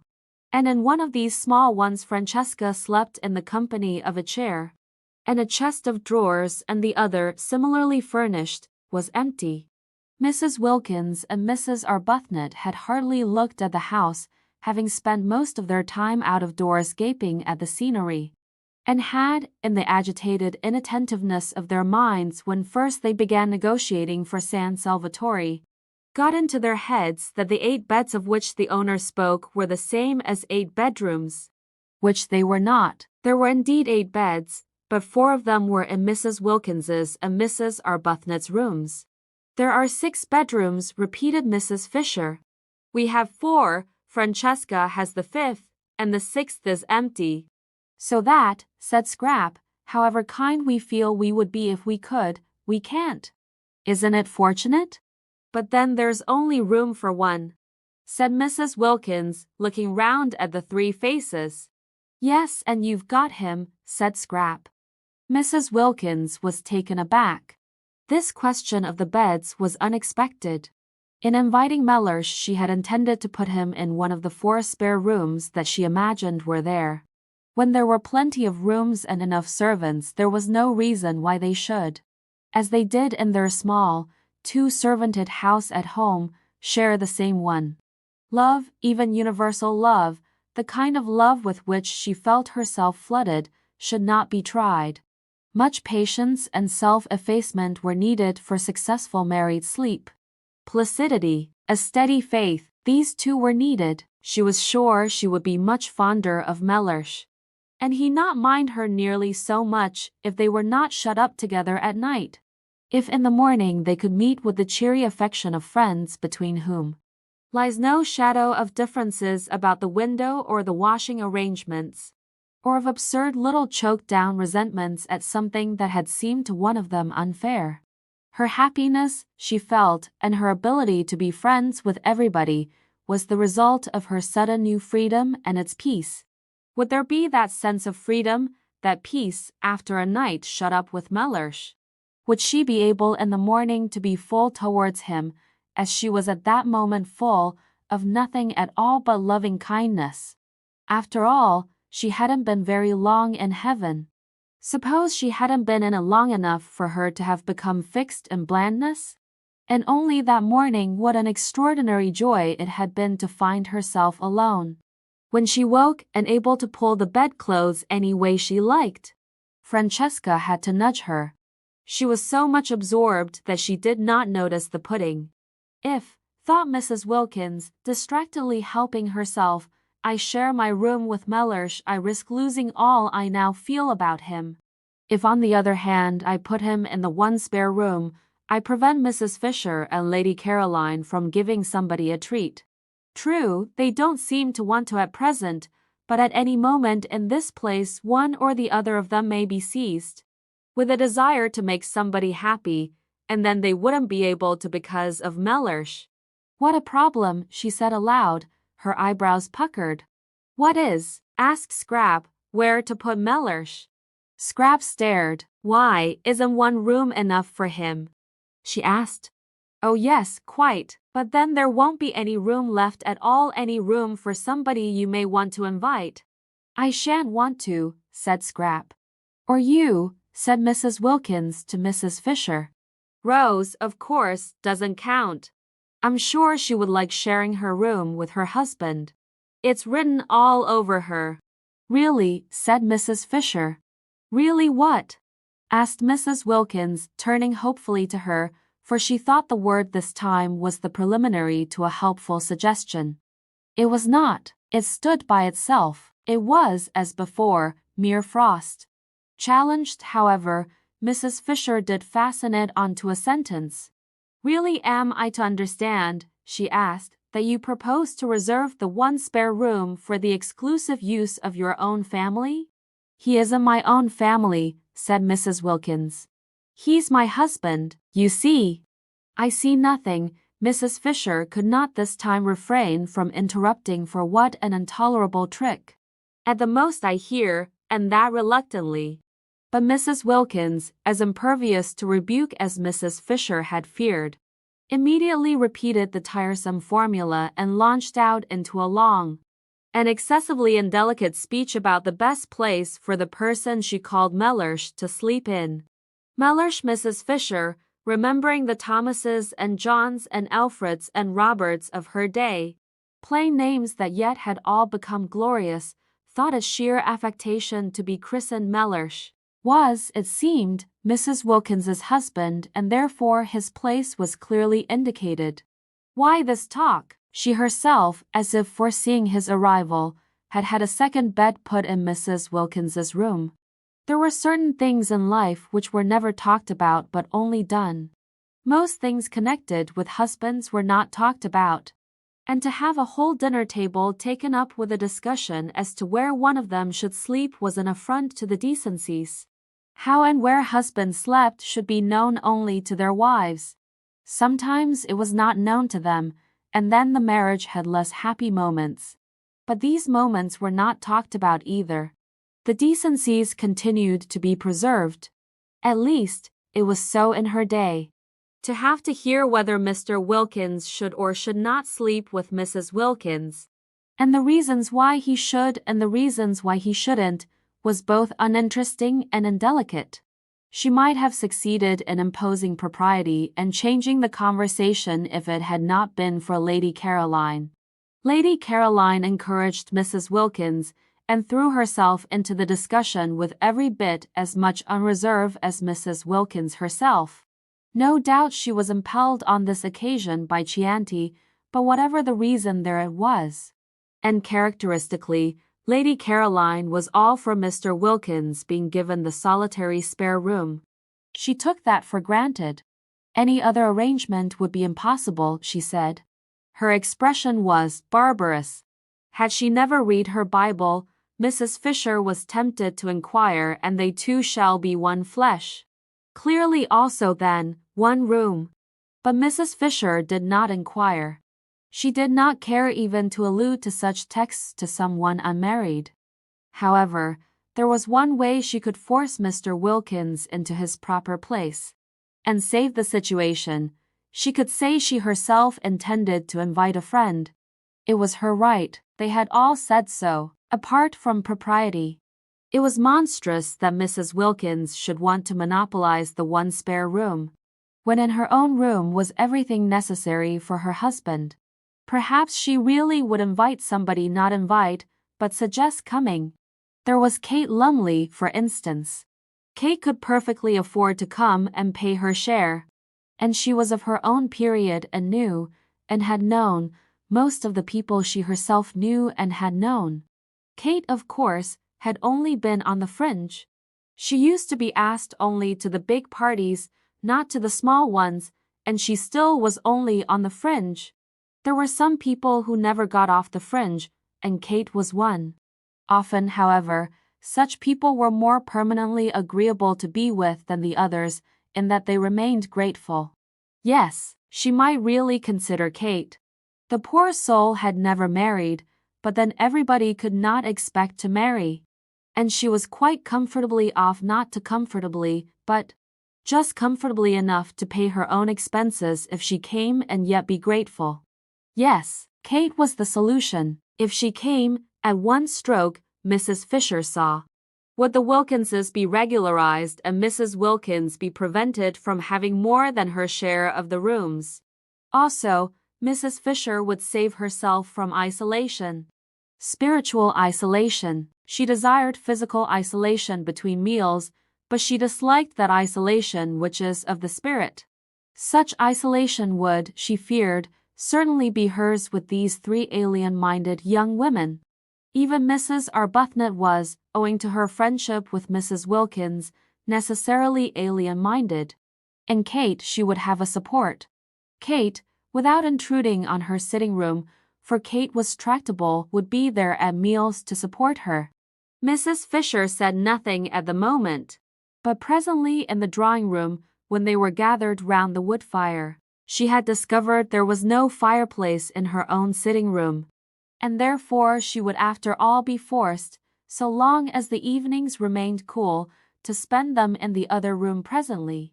While Francesca was handing coffee round and Lady Caroline was poisoning the air with smoke, Mrs. Wilkins, looking relieved and pleased, said, "Well, if nobody really wants that room, and wouldn't use it anyhow, I shall be very glad if Mellersh may have it."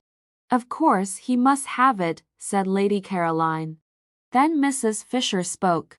"I have a friend," she said in her deep voice. And sudden silence fell upon the others. "Kate Lumley," said Mrs. Fisher. Nobody spoke. "Perhaps," continued Mrs. Fisher, addressing Lady Caroline, "you know her?" No, Lady Caroline did not know Kate Lumley.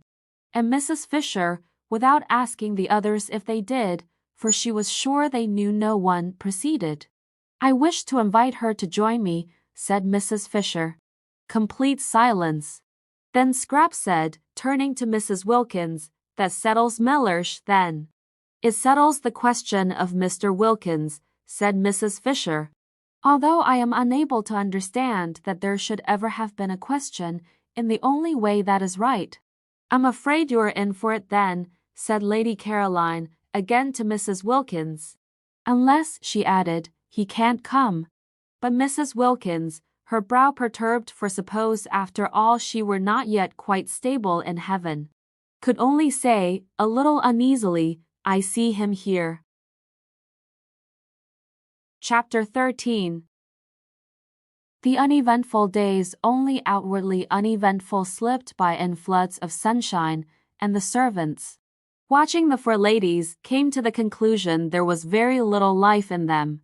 To the servants San Salvatore seemed asleep. No one came to tea, nor did the ladies go anywhere to tea. Other tenants in other springs had been far more active. There had been stir and enterprise. The boat had been used, excursions had been made. Bappo's fly was ordered, people from Mezzago came over and spent the day. The house rang with voices. Even sometimes champagne had been drunk. Life was varied, life was interesting. But this, what was this? The servants were not even scolded. They were left completely to themselves. They yawned. Perplexing, too, was the entire absence of gentlemen. How could gentlemen keep away from so much beauty? For, added up, and even after the subtraction of the old one, the three younger ladies produced a formidable total of that which gentlemen usually sought.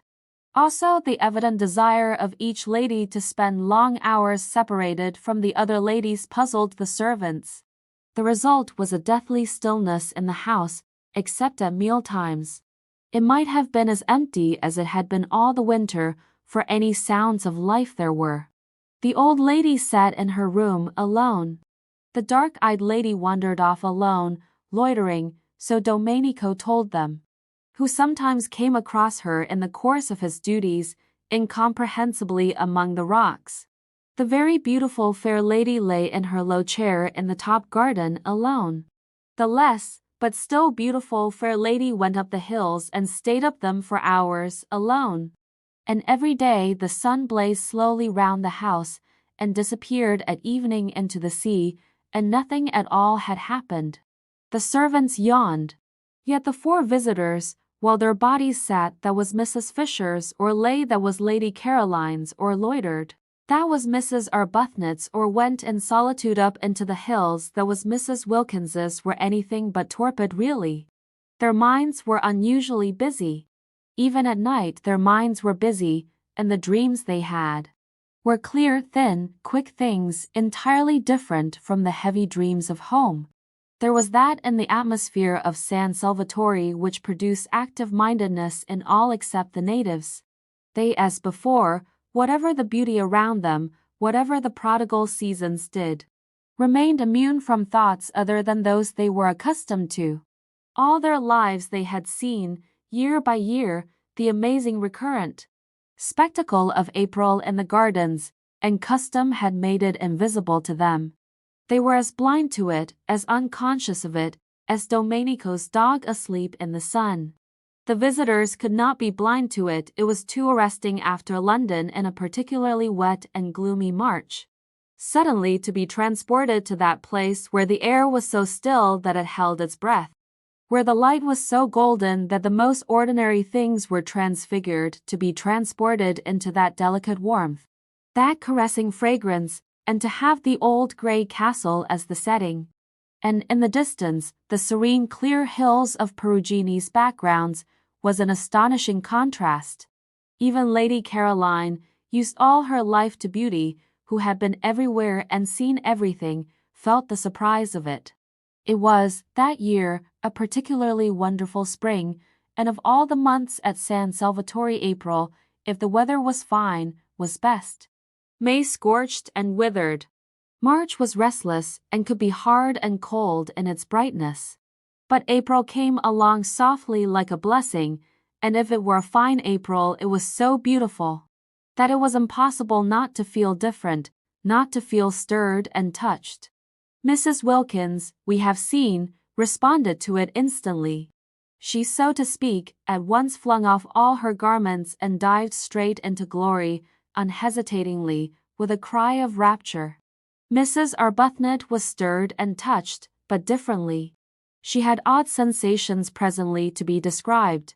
Mrs. Fisher, being old, was of a closer, more impermeable texture, and offered more resistance.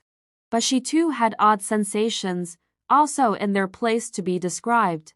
Lady Caroline, already amply acquainted with beautiful houses and climates, to whom they could not come quite with the same surprise, yet was very nearly as quick to react as Mrs. Wilkins. The place had an almost instantaneous influence on her as well, and of one part of this influence she was aware. It had made her, beginning on the very first evening, want to think, and acted on her curiously like a conscience. This conscience seemed to press upon her notice with an insistence that startled her. Lady Caroline hesitated to accept the word, but it would keep on coming into her head was that she was tawdry. Tawdry, she, fancy, she must think that out. The morning after the first dinner together, she woke up in a condition of regret that she should have been so talkative to Mrs. Wilkins the night before.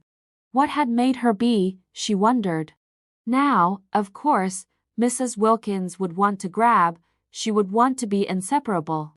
And the thought of a grabbing and an inseparableness that should last 4 weeks made Scrap's spirit swoon within her. No doubt the encouraged Mrs. Wilkins would be lurking in the top garden, waiting to waylay her when she went out, and would hail her with morning cheerfulness. How much she hated being hailed with morning cheerfulness, or indeed, hailed at all. She oughtn't to have encouraged Mrs. Wilkins the night before.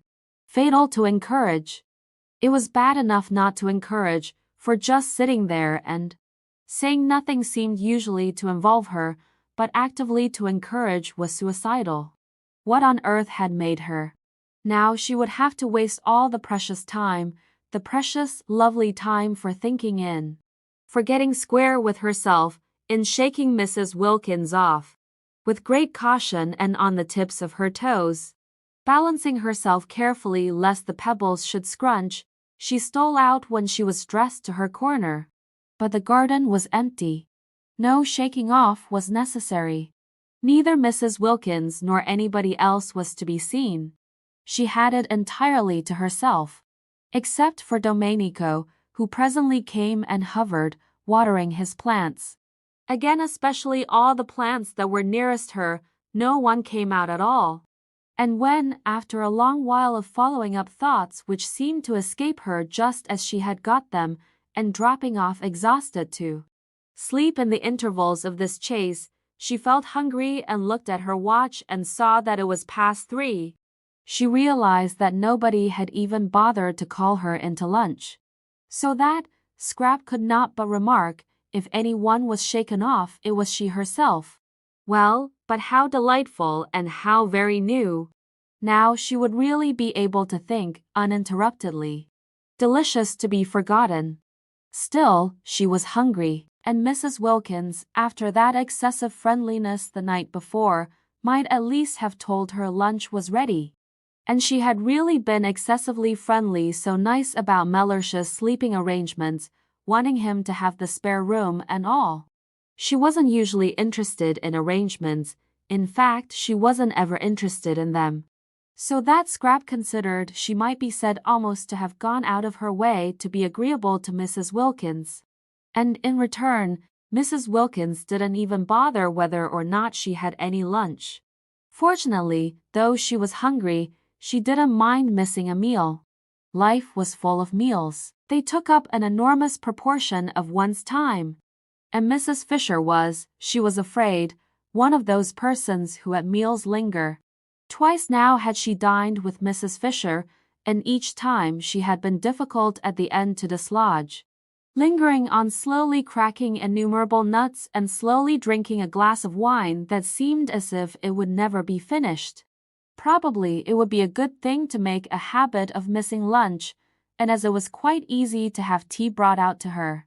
And as she breakfasted in her room, only once a day would she have to sit at the dining room table and endure the nuts. Scrap burrowed her head comfortably in the cushions, and with her feet crossed on the low parapet gave herself up to more thought. She said to herself, as she had said at intervals throughout the morning, "Now I'm going to think." But never having thought out anything in her life, it was difficult. Extraordinary how one's attention wouldn't stay fixed. Extraordinary how one's mind slipped sideways. Settling herself down to a review of her past as a preliminary to the consideration of her future, and hunting in it to begin with for any justification of that distressing word tawdry, the next thing she knew was that she wasn't thinking about this at all, but had somehow switched on to Mr. Wilkins. Well, Mr. Wilkins was quite easy to think about, though not pleasant. She viewed his approach with misgivings. For not only was it a profound and unexpected bore to have a man added to the party, and a man, too, of the kind she was sure Mr. Wilkins must be, but she was afraid, and her fear was the result of a drearily unvarying experience that he might wish to hang about her. This possibility had evidently not yet occurred to Mrs. Wilkins, and it was not one to which she could very well draw her attention. Not, that is, without being too fatuous to live. She tried to hope that Mr. Wilkins would be a wonderful exception to the dreadful rule. If only he were, she would be so much obliged to him that she believed she might really quite like him. But she had misgivings. Suppose he hung about her so that she was driven from her lovely top garden? Suppose the light in Mrs. Wilkins's funny, flickering face was blown out? Scrap felt she would particularly dislike this to happen to Mrs. Wilkins's face. Yet she had never in her life met any wives, not any at all, who had been able to understand that she didn't in the least want their husbands. Often she had met wives who didn't want their husbands either. But that made them none the less indignant if they thought somebody else did. And none the less sure, when they saw them hanging round Scrap, that she was trying to get them. Trying to get them. The bare thought, the bare recollection of these situations filled her with a boredom so extreme that it instantly sent her to sleep again. When she woke up, she went on with Mr. Wilkins. Now if, thought Scrap, Mr. Wilkins were not an exception and behaved in the usual way, would Mrs. Wilkins understand, or would it just simply spoil her holiday? She seemed quick, but would she be quick about just this? She seemed to understand and see inside one, but would she understand and see inside one when it came to Mr. Wilkins? The experienced Scrap was full of doubts. She shifted her feet on the parapet. She jerked a cushion straight. Perhaps she had better try and explain to Mrs. Wilkins, during the days still remaining before the arrival, explain in a general way, rather vague and talking at large, her attitude towards such things. She might also expound to her peculiar dislike of people's husbands, and her profound craving to be, at least for this 1 month, let alone. But Scrap had her doubts about this too. Such talk meant a certain familiarity, meant embarking on a friendship with Mrs. Wilkins. And if, after having embarked on it and faced the peril it contained of too much Mrs. Wilkins, Mr. Wilkins should turn out to be artful, and people did get very artful when they were set on anything, and manage after all to slip through into the top garden, Mrs. Wilkins might easily believe she had been taken in, and that she, Scrap, was deceitful. Deceitful, and about Mr. Wilkins. Wives were really pathetic. At 4:30 she heard sounds of saucers on the other side of the daphne bushes. Was tea being sent out to her? No, the sounds came no closer, they stopped near the house. Tea was to be in the garden, in her garden. Scrap considered she might at least have been asked if she minded being disturbed. They all knew she sat there. Perhaps someone would bring hers to her in her corner. No, nobody brought anything. Well, she was too hungry not to go and have it with the others today, but she would give Francesca strict orders for the future. She got up and walked with that slow grace which was another of her outrageous number of attractions towards the sounds of tea. She was conscious not only of being very hungry but of wanting to talk to Mrs. Wilkins again. Mrs. Wilkins had not grabbed, she had left her quite free all day in spite of the rapprochement the night before. Of course she was an original, and put on a silk jumper for dinner, but she hadn't grabbed.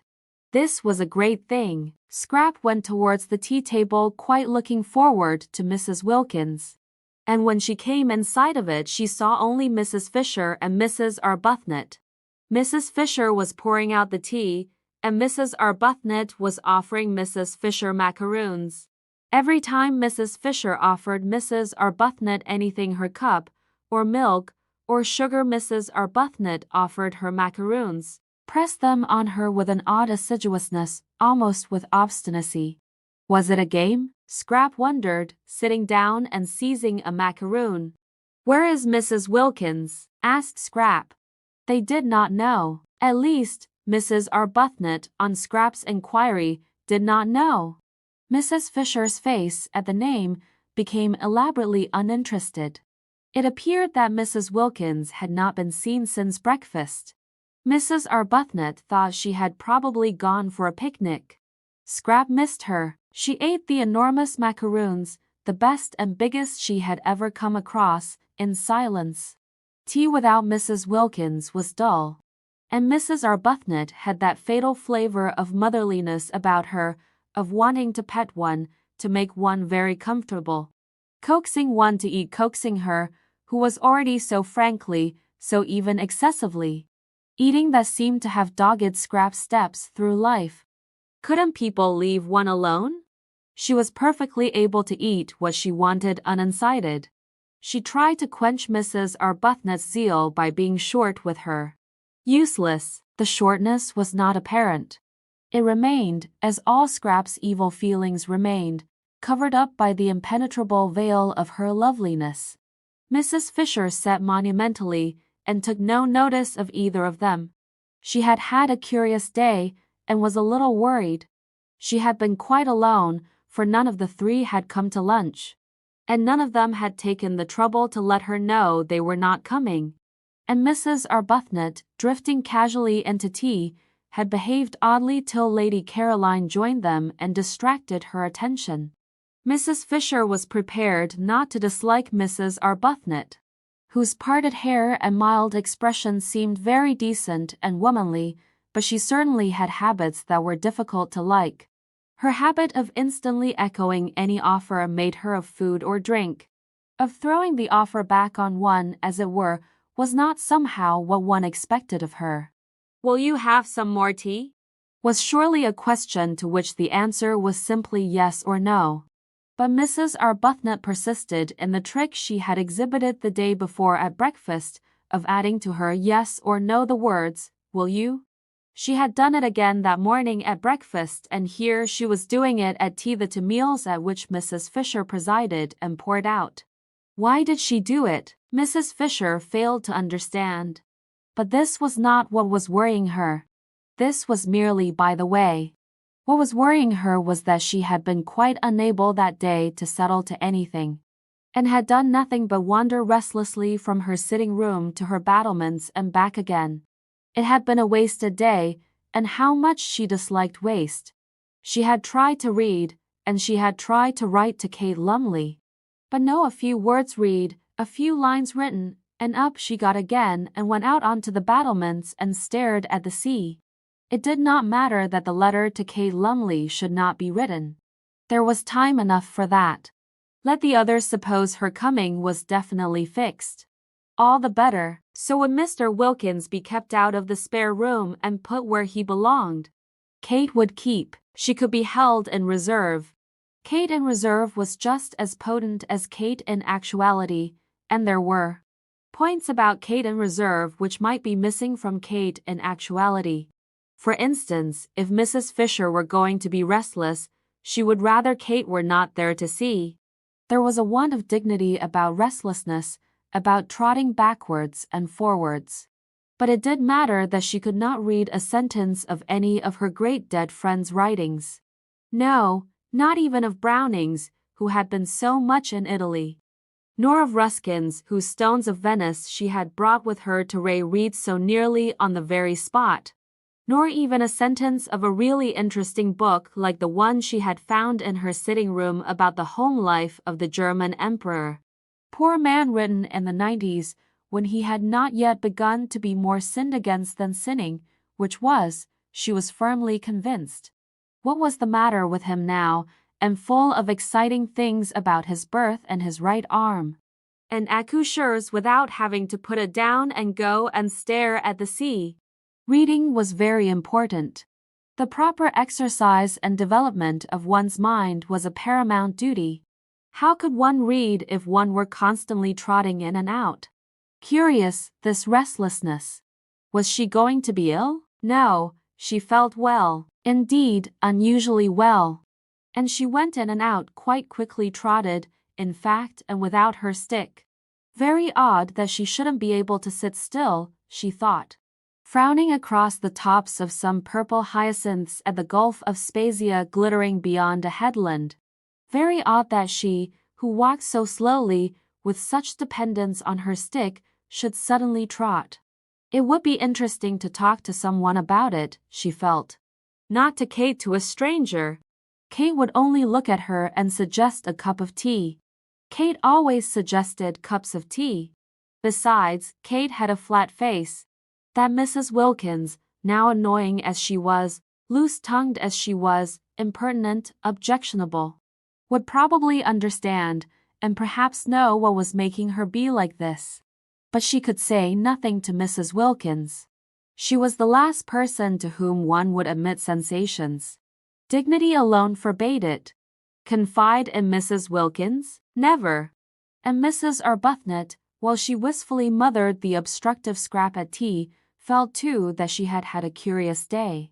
Like Mrs. Fisher's, it had been active, but unlike Mrs. Fisher's, only active in mind. Her body had been quite still. Her mind had not been still at all, it had been excessively active. For years she had taken care to have no time to think. Her scheduled life in the parish had prevented memories and desires from intruding on her. That day they had crowded. She went back to tea feeling dejected, and that she should feel dejected in such a place with everything about her to make her rejoice only dejected her the more. But how could she rejoice alone? How could anybody rejoice and enjoy and appreciate, really appreciate alone? Except Lottie. Lottie seemed able to. She had gone off down the hill directly after breakfast, alone yet obviously rejoicing. For she had not suggested that Rose should go too, and she was singing as she went. Rose had spent the day by herself, sitting with her hands clasping her knees, staring straight in front of her. She was staring at where the gray swords of the agaves, and, on their tall stalks, the pale irises that grew in the remote place she had found. While beyond them, between the gray leaves and the blue flowers, she saw the sea. The place she had found was a hidden corner where the sun-baked stones were padded with thyme, and nobody was likely to come. It was out of sight and sound of the house. It was off any path. It was near the end of the promontory. She sat so quiet that presently lizards darted over her feet, and some tiny birds like finches, frightened away at first, came back again and flitted among the bushes round her just as if she hadn't been there. How beautiful it was, and what was the good of it with no one there? No one who loved being with one, who belonged to one, to whom one could say, "Look." And wouldn't one say, "Look, dearest"? Yes, one would say dearest, and the sweet word, just to say it to somebody who loved one, would make one happy. She sat quite still, staring straight in front of her. Strange that in this place she did not want to pray. She who had prayed so constantly at home didn't seem able to do it here at all. The first morning she had merely thrown up a brief thank you to heaven on getting out of bed, and had gone straight to the window to see what everything looked like, thrown up the thank you as carelessly as a ball, and thought no more about it.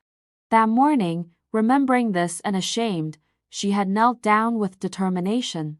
But perhaps determination was bad for prayers, for she had been unable to think of a thing to say. And as for her bedtime prayers, on neither of the nights had she said a single one. She had forgotten them. She had been so much absorbed in other thoughts that she had forgotten them. And once in bed, she was asleep and whirling along among bright, thin, swift dreams before she had so much time as to stretch herself out. What had come over her? Why had she let go the anchor of prayer? And she had difficulty, too, in remembering her poor, in remembering even that there were such things as poor. Holidays, of course, were good and were recognized by everybody as good. But ought they so completely to blot out, to make such havoc of the realities? Perhaps it was healthy to forget her poor. With all the greater gusto would she go back to them. But it couldn't be healthy to forget her prayers, and still less could it be healthy not to mind. Rose did not mind. She knew she did not mind. And even worse, she knew she did not mind not minding. In this place she was indifferent to both the things that had filled her life and made it seem as if it were happy for years. Well, if only she could rejoice in her wonderful new surroundings. Have that much at least to set against the indifference, the letting go, but she could not. She had no work, she did not pray, she was left empty. Lottie had spoiled her day that day, as she had spoiled her day the day before Lottie, with her invitation to her husband, with her suggestion that she too should invite hers. Having flung Frederick into her mind again the day before, Lottie had left her. For the whole afternoon she had left her alone with her thoughts. Since then they had been all of Frederick. Where at Hampstead he came to her only in her dreams, here he left her dreams free and was with her during the day instead. And again that morning, as she was struggling not to think of him, Lottie had asked her, just before disappearing singing down the path, if she had written yet and invited him, and again he was flung into her mind and she wasn't able to get him out. How could she invite him? It had gone on so long, their estrangement, such years. She would hardly know what words to use. And besides, he would not come. Why should he come? He didn't care about being with her. What could they talk about? Between them was the barrier of his work and her religion. She could not, how could she, believing as she did in purity, in responsibility for the effect of one's actions on others, bear his work, bear living by it. And he, she knew, had at first resented and then been merely bored by her religion. He had let her slip away.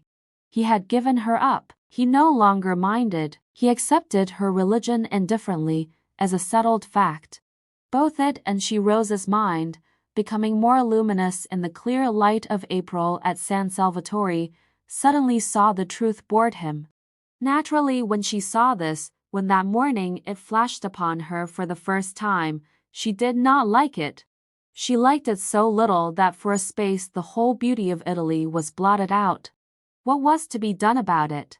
She could not give up believing in good and not liking evil. And it must be evil to live entirely on the proceeds of adulteries, however dead and distinguished they were.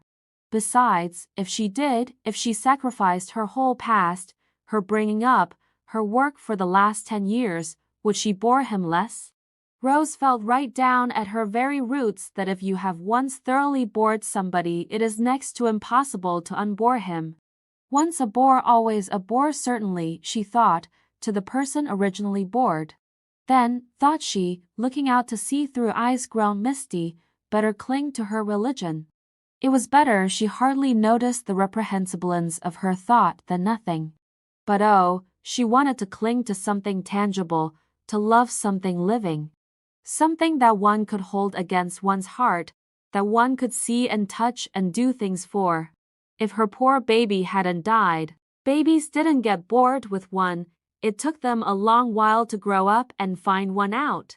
And perhaps one's baby never did find one out. Perhaps one would always be to it, however old and bearded it grew, somebody special, somebody different from everyone else. And if for no other reason, precious in that one could never be repeated. Sitting with dim eyes looking out to sea, she felt an extraordinary yearning to hold something of her very own tight to her bosom. Rose was slender and as reserved in figure as in character, yet she felt a queer sensation of how could she describe it? Bosom. There was something about San Salvatore that made her feel all bosom. She wanted to gather to her bosom, to comfort and protect, soothing, the dear head that should lie on it with softest strokings and murmurs of love. Frederick's child come to her, pillowed on her, because they were unhappy, because they had been hurt. They would need her then, if they had been hurt. They would let themselves be loved then, if they were unhappy. Well, the child was gone, would never come now. But perhaps Frederick some day when he was old and tired. Such were Mrs. Arbuthnot's reflections and emotions that first day at San Salvatore by herself. She went back to tea dejected as she had not been for years. San Salvatore had taken her carefully built-up semblance of happiness away from her, and given her nothing in exchange. Yes, it had given her yearnings in exchange, this ache and longing, this queer feeling of bosom. But that was worse than nothing. And she who had learned balance, who never at home was irritated but always able to be kind, could not, even in her dejection, that afternoon endure Mrs. Fisher's assumption of the position as hostess at tea. One would have supposed that such a little thing would not have touched her, but it did. Was her nature changing? Was she to be not only thrown back on long-stifled yearnings after Frederick, but also turned into somebody who wanted to fight over little things? After tea, when both Mrs. Fisher and Lady Caroline had disappeared again, it was quite evident that nobody wanted her. She was more dejected than ever, overwhelmed by the discrepancy between the splendor outside her, the warm, teeming beauty and self-sufficiency of nature, and the blank emptiness of her heart. Then came Lottie, back to dinner, incredibly more freckled, exuding the sunshine she had been collecting all day. Talking, laughing, being tactless, being unwise, being without reticence. And Lady Caroline, so quiet at tea, woke up to animation, and Mrs. Fisher was not so noticeable. And Rose was beginning to revive a little, for Lottie's spirits were contagious as she described the delights of her day. A day which might easily to anyone else have had nothing in it but a very long and very hot walk. And sandwiches, when she suddenly said, catching Rose's eye, "Letter gone." Rose flushed. This tactlessness. "What letter?" asked Scrap, interested. Both her elbows were on the table and her chin was supported in her hands, for the nut stage had been reached. And there was nothing for it but to wait in as comfortable a position as possible till Mrs. Fisher had finished cracking. "Asking her husband here," said Lottie. Mrs. Fisher looked up. Another husband? Was there to be no end to them? Nor was this one, then, a widow either. But her husband was no doubt a decent, respectable man, following a decent, respectable calling. She had little hope of Mr. Wilkins. So little that she had refrained from inquiring what he did. "Has it?" persisted Lottie as Rose said nothing. "No," said Rose. "Oh, well, tomorrow then," said Lottie. Rose wanted to say no again to this. Lottie would have in her place, and would, besides, have expounded all her reasons. But she could not turn herself inside out like that and invite any and everybody to come and look. How was it that Lottie, who saw so many things, didn't see stuck on her heart, and seeing keep quiet about it, the sore place that was Frederick? "Who is your husband?" asked Mrs. Fisher, carefully adjusting another nut between the crackers. "Who should he be?" said Rose quickly, roused at once by Mrs. Fisher to irritation, "except Mr. Arbuthnot." "I mean, of course, what is Mr. Arbuthnot?" And Rose, gone painfully red at this, said after a tiny pause, "My husband." Naturally, Mrs. Fisher was incensed. She couldn't have believed it of this one, with her decent hair and gentle voice, that she too should be impertinent. Chapter 14. That first week the wisteria began to fade, and the flowers of the Judas tree and peach trees fell off and carpeted the ground with rose color. Then all the freesias disappeared, and the irises grew scarce. And then, while these were clearing themselves away, the double banksia roses came out, and the big summer roses suddenly flaunted gorgeously on the walls and trellises. Fortune's yellow was one of them. A very beautiful rose. Presently the tamarisk and the daphnes were at their best, and the lilies at their tallest. By the end of the week the fig trees were giving shade, the plum blossom was out among the olives. The modest wigelias appeared in their fresh pink clothes, and on the rocks sprawled masses of thick-leaved, star-shaped flowers, some vivid purple and some a clear, pale lemon. By the end of the week, too, Mr. Wilkins arrived. Even as his wife had foreseen he would, so he did.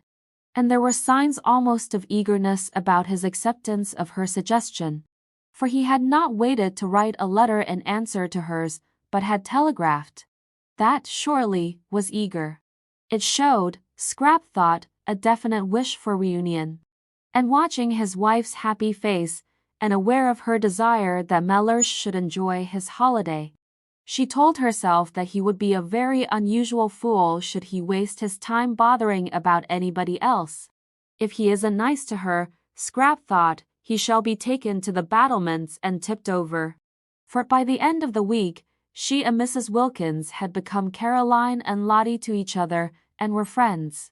Mrs. Wilkins had always been friends, but Scrap had struggled not to be. She had tried hard to be cautious, but how difficult was caution with Mrs. Wilkins? Free herself from every vestige of it, she was so entirely unreserved, so completely expansive, that soon Scrap, almost before she knew what she was doing, was being unreserved too. And nobody could be more unreserved than Scrap, once she let herself go. The only difficulty about Lottie was that she was nearly always somewhere else. You couldn't catch her, you couldn't pin her down to come and talk. Scrap's fears that she would grab seemed grotesque in retrospect. Why, there was no grab in her. At dinner and after dinner were the only times one really saw her. All day long she was invisible and would come back in the late afternoon looking a perfect sight. Her hair full of bits of moss, and her freckles worse than ever. Perhaps she was making the most of her time before Mellersh arrived to do all the things she wanted to do, and meant to devote herself afterwards to going about with him, tidy and in her best clothes. Scrap watched her, interested in spite of herself, because it seemed so extraordinary to be as happy as all that on so little. San Salvatore was beautiful, and the weather was divine. But scenery and weather had never been enough for Scrap, and how could they be? Enough for somebody who would have to leave them quite soon and go back to life in Hampstead. Also, there was the imminence of Mellersh, of that Mellersh from whom Lottie had so lately run. It was all very well to feel one ought to share, and to make a beau jest and do it. But the beau jest Scrap had known hadn't made anybody happy. Nobody really liked being the object of one, and it always meant an effort on the part of the maker. Still, she had to admit there was no effort about Lottie. It was quite plain that everything she did and said was effortless, and that she was just simply, completely happy. And so Mrs. Wilkins was. For her doubts as to whether she had had time to become steady enough in serenity to go on being serene in Mellersh's company, when she had it uninterruptedly right round the clock, had gone by the middle of the week, and she felt that nothing now could shake her.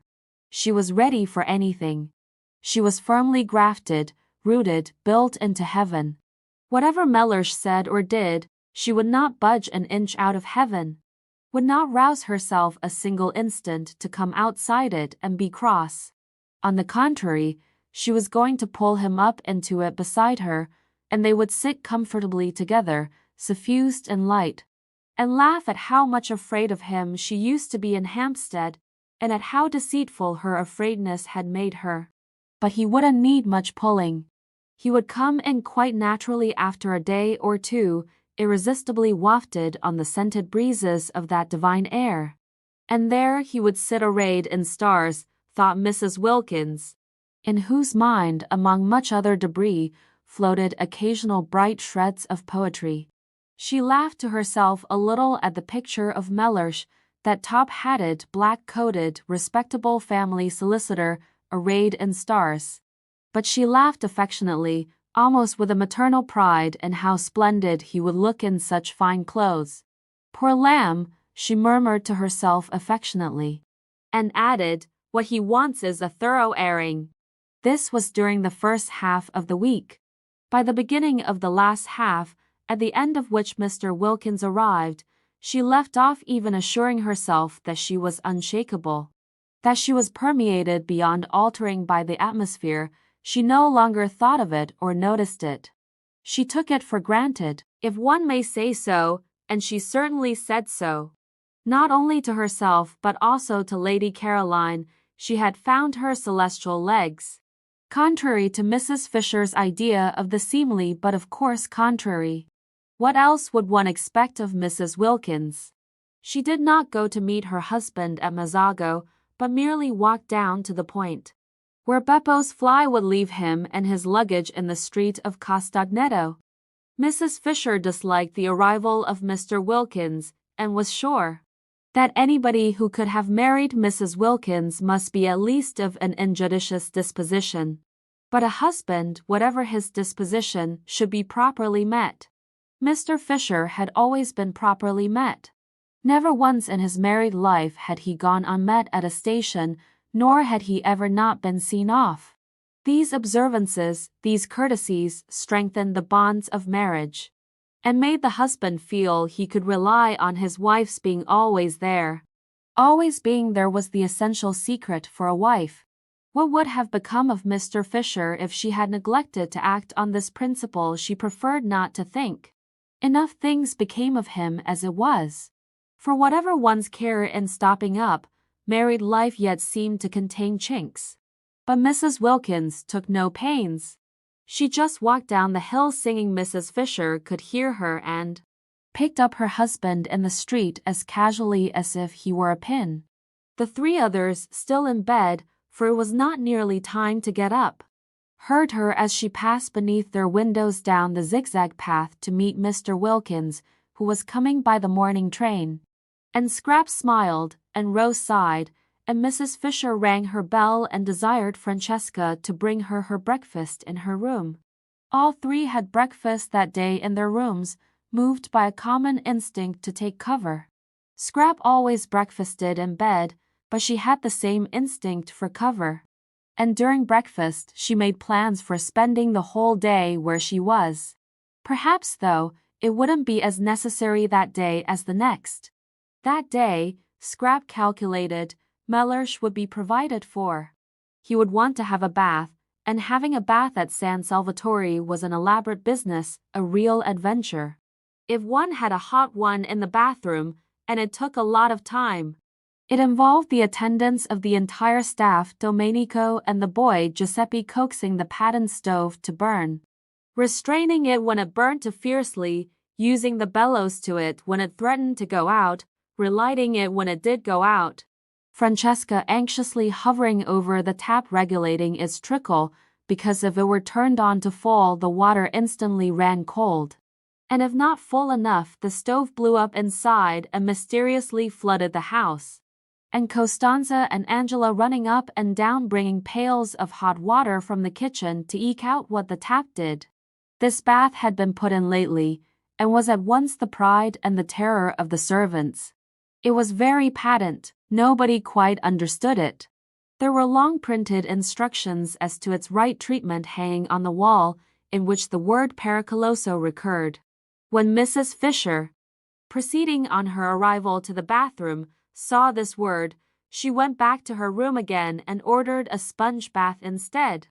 And when the others found what using the bathroom meant, and how reluctant the servants were to leave them alone with the stove, and how Francesca positively refused to, and stayed with her back turned watching the tap, and how the remaining servants waited anxiously outside the door, till the bather came safely out again, they too had sponge baths brought into their rooms instead. Mr. Wilkins, however, was a man, and would be sure to want a big bath. Having it, Scrap calculated, would keep him busy for a long while. Then he would unpack, and then, after his night in the train, he would probably sleep till the evening. So would he be provided for the whole of that day, and not be let loose on them till dinner. Therefore Scrap came to the conclusion she would be quite safe in the garden that day, and got up as usual after breakfast, and dawdled as usual through her dressing, listening with a slightly cocked ear to the sounds of Mr. Wilkins's arrival, of his luggage being carried into Lottie's room on the other side of the landing, of his educated voice as he inquired of Lottie first, "Do I give this fellow anything?" and immediately afterwards, "Can I have a hot bath?" Of Lottie's voice cheerfully assuring him that he needn't give the fellow anything, because he was the gardener, and that yes, he could have a hot bath. And soon after this the landing was filled with the familiar noises of wood being brought, of water being brought, of feet running, of tongues vociferating, in fact, with the preparation of the bath. Scrap finished dressing, and then loitered at her window, waiting till she should hear Mr. Wilkins go into the bathroom. When he was safely there, she would slip out and settle herself in her garden and resume her inquiries into the probable meaning of her life. She was getting on with her inquiries. She dozed much less frequently and was beginning to be inclined to agree that tawdry was the word to apply to her past. Also, she was afraid that her future looked black. There she could hear Mr. Wilkins's educated voice again. Lottie's door had opened, and he was coming out of it asking his way to the bathroom. "It's where you see the crowd," Lottie's voice answered, still a cheerful voice Scrap was glad to notice. His steps went along the landing, and Lottie's steps seemed to go downstairs. And then there seemed to be a brief altercation at the bathroom door. Hardly so much an altercation as a chorus of vociferations on one side, and a wordless determination, Scrap judged, to have a bath by oneself on the other. Mr. Wilkins knew no Italian, and the expression pericoloso left him precisely as it found him or would have if he had seen it. But naturally he took no notice of the printed matter on the wall.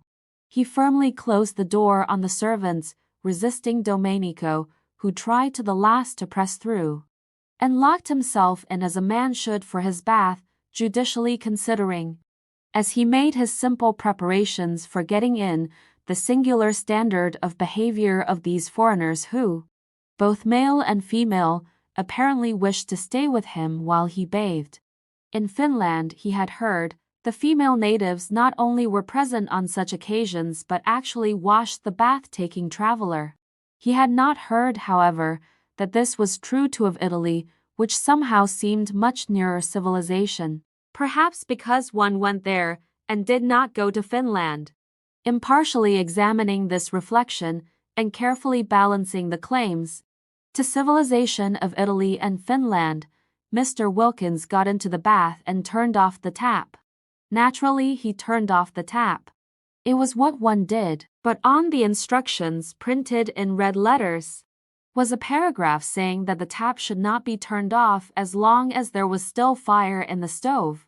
It should be left on, not much on, but on until the fire was quite out. Otherwise, and here again was the word pericoloso, the stove would blow up. Mr. Wilkins got into the bath, turned off the tap, and the stove blew up exactly as the printed instructions said it would. It blew up, fortunately only in its inside, but it blew up with a terrific noise, and Mr. Wilkins leapt out of the bath and rushed to the door. And only the instinct born of years of training made him snatch up a towel as he rushed. Scrap, halfway across the landing on her way out of doors, heard the explosion. Good heavens, she thought, remembering the instructions, there goes Mr. Wilkins. And she ran toward the head of the stairs to call the servants. And as she ran, out ran Mr. Wilkins clutching his towel, and they ran into each other. "That damned bath," cried Mr. Wilkins, perhaps for the only time in his life forgetting himself. But he was upset. Here was an introduction. Mr. Wilkins, imperfectly concealed in his towel, his shoulders exposed at one end and his legs at the other. And Lady Caroline Dester, to meet whom he had swallowed all his anger with his wife and come out to Italy. For Lottie in her letter had told him who was at San Salvatore besides herself and Mrs. Arbuthnot. And Mr. Wilkins at once had perceived that this was an opportunity which might never recur. Lottie had merely said, "There are two other women here, Mrs. Fisher and Lady Caroline Dester," but that was enough. He knew all about the Droitwiches, their wealth, their connections, their place in history, and the power they had, should they choose to exert it, of making yet another solicitor happy by adding him to those they already employed. Some people employed one solicitor for one branch of their affairs and another for another. The affairs of the Droitwiches must have many branches. He had also heard, for it was, he considered, part of his business to hear. And having heard, to remember of the beauty of their only daughter. Even if the Droitwiches themselves did not need his services, their daughter might. Beauty led one into strange situations. Advice could never come amiss. And should none of them, Neither parents nor daughter nor any of their brilliant sons need him in his professional capacity. It yet was obviously a most valuable acquaintance to make. It opened up vistas, it swelled with possibilities. He might go on living in Hampstead for years and not again come across such another chance. Directly his wife's letter reached him, he telegraphed and packed. This was business. He was not a man to lose time when it came to business. Nor was he a man to jeopardize a chance by neglecting to be amiable. He met his wife perfectly amiably, aware that amiability under such circumstances was wisdom. Besides, he actually felt amiable very. For once, Lottie was really helping him. He kissed her affectionately on getting out of Beppo's fly, and was afraid she must have got up extremely early. He made no complaints of the steepness of the walk up. He told her pleasantly of his journey, and when called upon, obediently admired the views. It was all neatly mapped out in his mind, what he was going to do that first day: have a shave, have a bath, put on clean clothes, sleep a while, and then would come lunch and the introduction to Lady Caroline.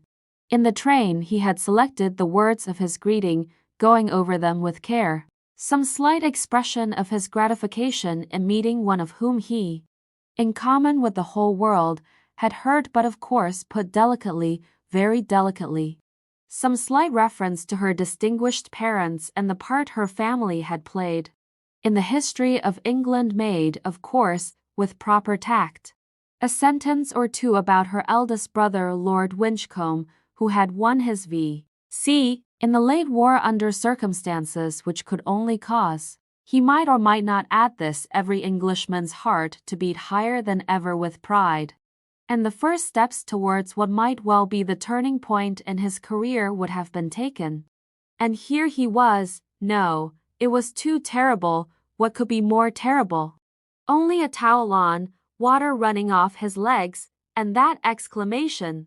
He knew at once the lady was Lady Caroline the minute the exclamation was out. He knew it. Rarely did Mr. Wilkins use that word, and never, never in the presence of a lady or a client. While as for the towel, why had he come? Why had he not stayed in Hampstead? It would be impossible to live this down. But Mr. Wilkins was reckoning without Scrap. She, indeed, screwed up her face at the first flash of him on her astonished sight. In an enormous effort not to laugh, and having choked the laughter down and got her face serious again, she said as composedly as if he had had all his clothes on, "How do you do?" What perfect tact! Mr. Wilkins could have worshipped her. This exquisite ignoring, blue blood, of course, coming out. Overwhelmed with gratitude, he took her offered hand and said, "How do you do?" in his turn. And merely to repeat the ordinary words seemed magically to restore the situation to the normal. Indeed, he was so much relieved, and it was so natural to be shaking hands, to be conventionally greeting, that he forgot he had only a towel on, and his professional manner came back to him. He forgot what he was looking like, but he did not forget that this was Lady Caroline Dester, the lady he had come all the way to Italy to see, and he did not forget that it was in her face, her lovely and important face, that he had flung his terrible exclamation.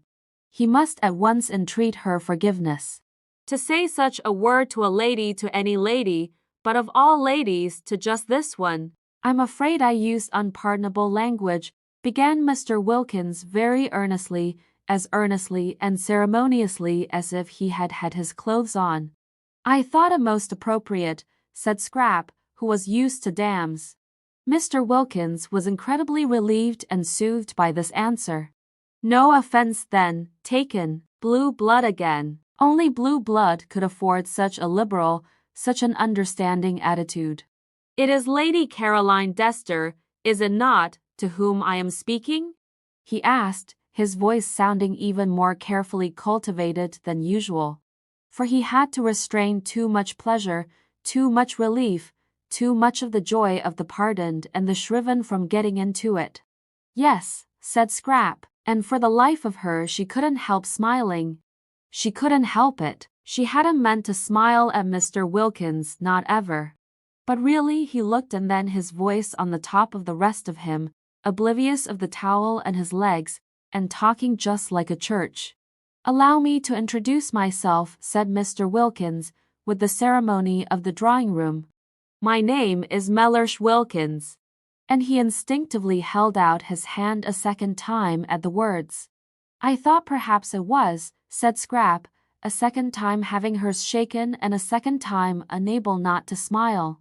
He was about to proceed to the first of the graceful tributes he had prepared in the train, oblivious, as he could not see himself, that he was without his clothes, when the servants came running up the stairs and, simultaneously, Mrs. Fisher appeared in the doorway of her sitting-room. For all this had happened very quickly, and the servants away in the kitchen, and Mrs. Fisher pacing her battlements, had not had time on hearing the noise to appear before the second handshake. The servants, when they heard the dreaded noise, knew at once what had happened, and rushed straight into the bathroom to try and staunch the flood, taking no notice of the figure on the landing in the towel.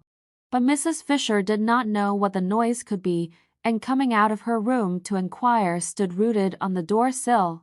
It was enough to root anybody.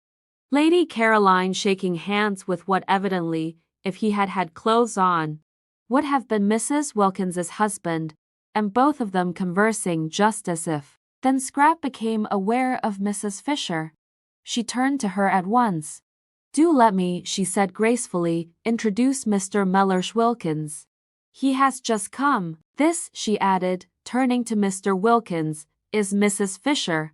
And Mr. Wilkins, nothing if not courteous, reacted at once to the conventional formula. First he bowed to the elderly lady in the doorway, then he crossed over to her, his wet feet leaving footprints as he went, and having got to her he politely held out his hand. "It is a pleasure," said Mr. Wilkins in his carefully modulated voice, "to meet a friend of my wife's." Scrap melted away down into the garden. Chapter 15.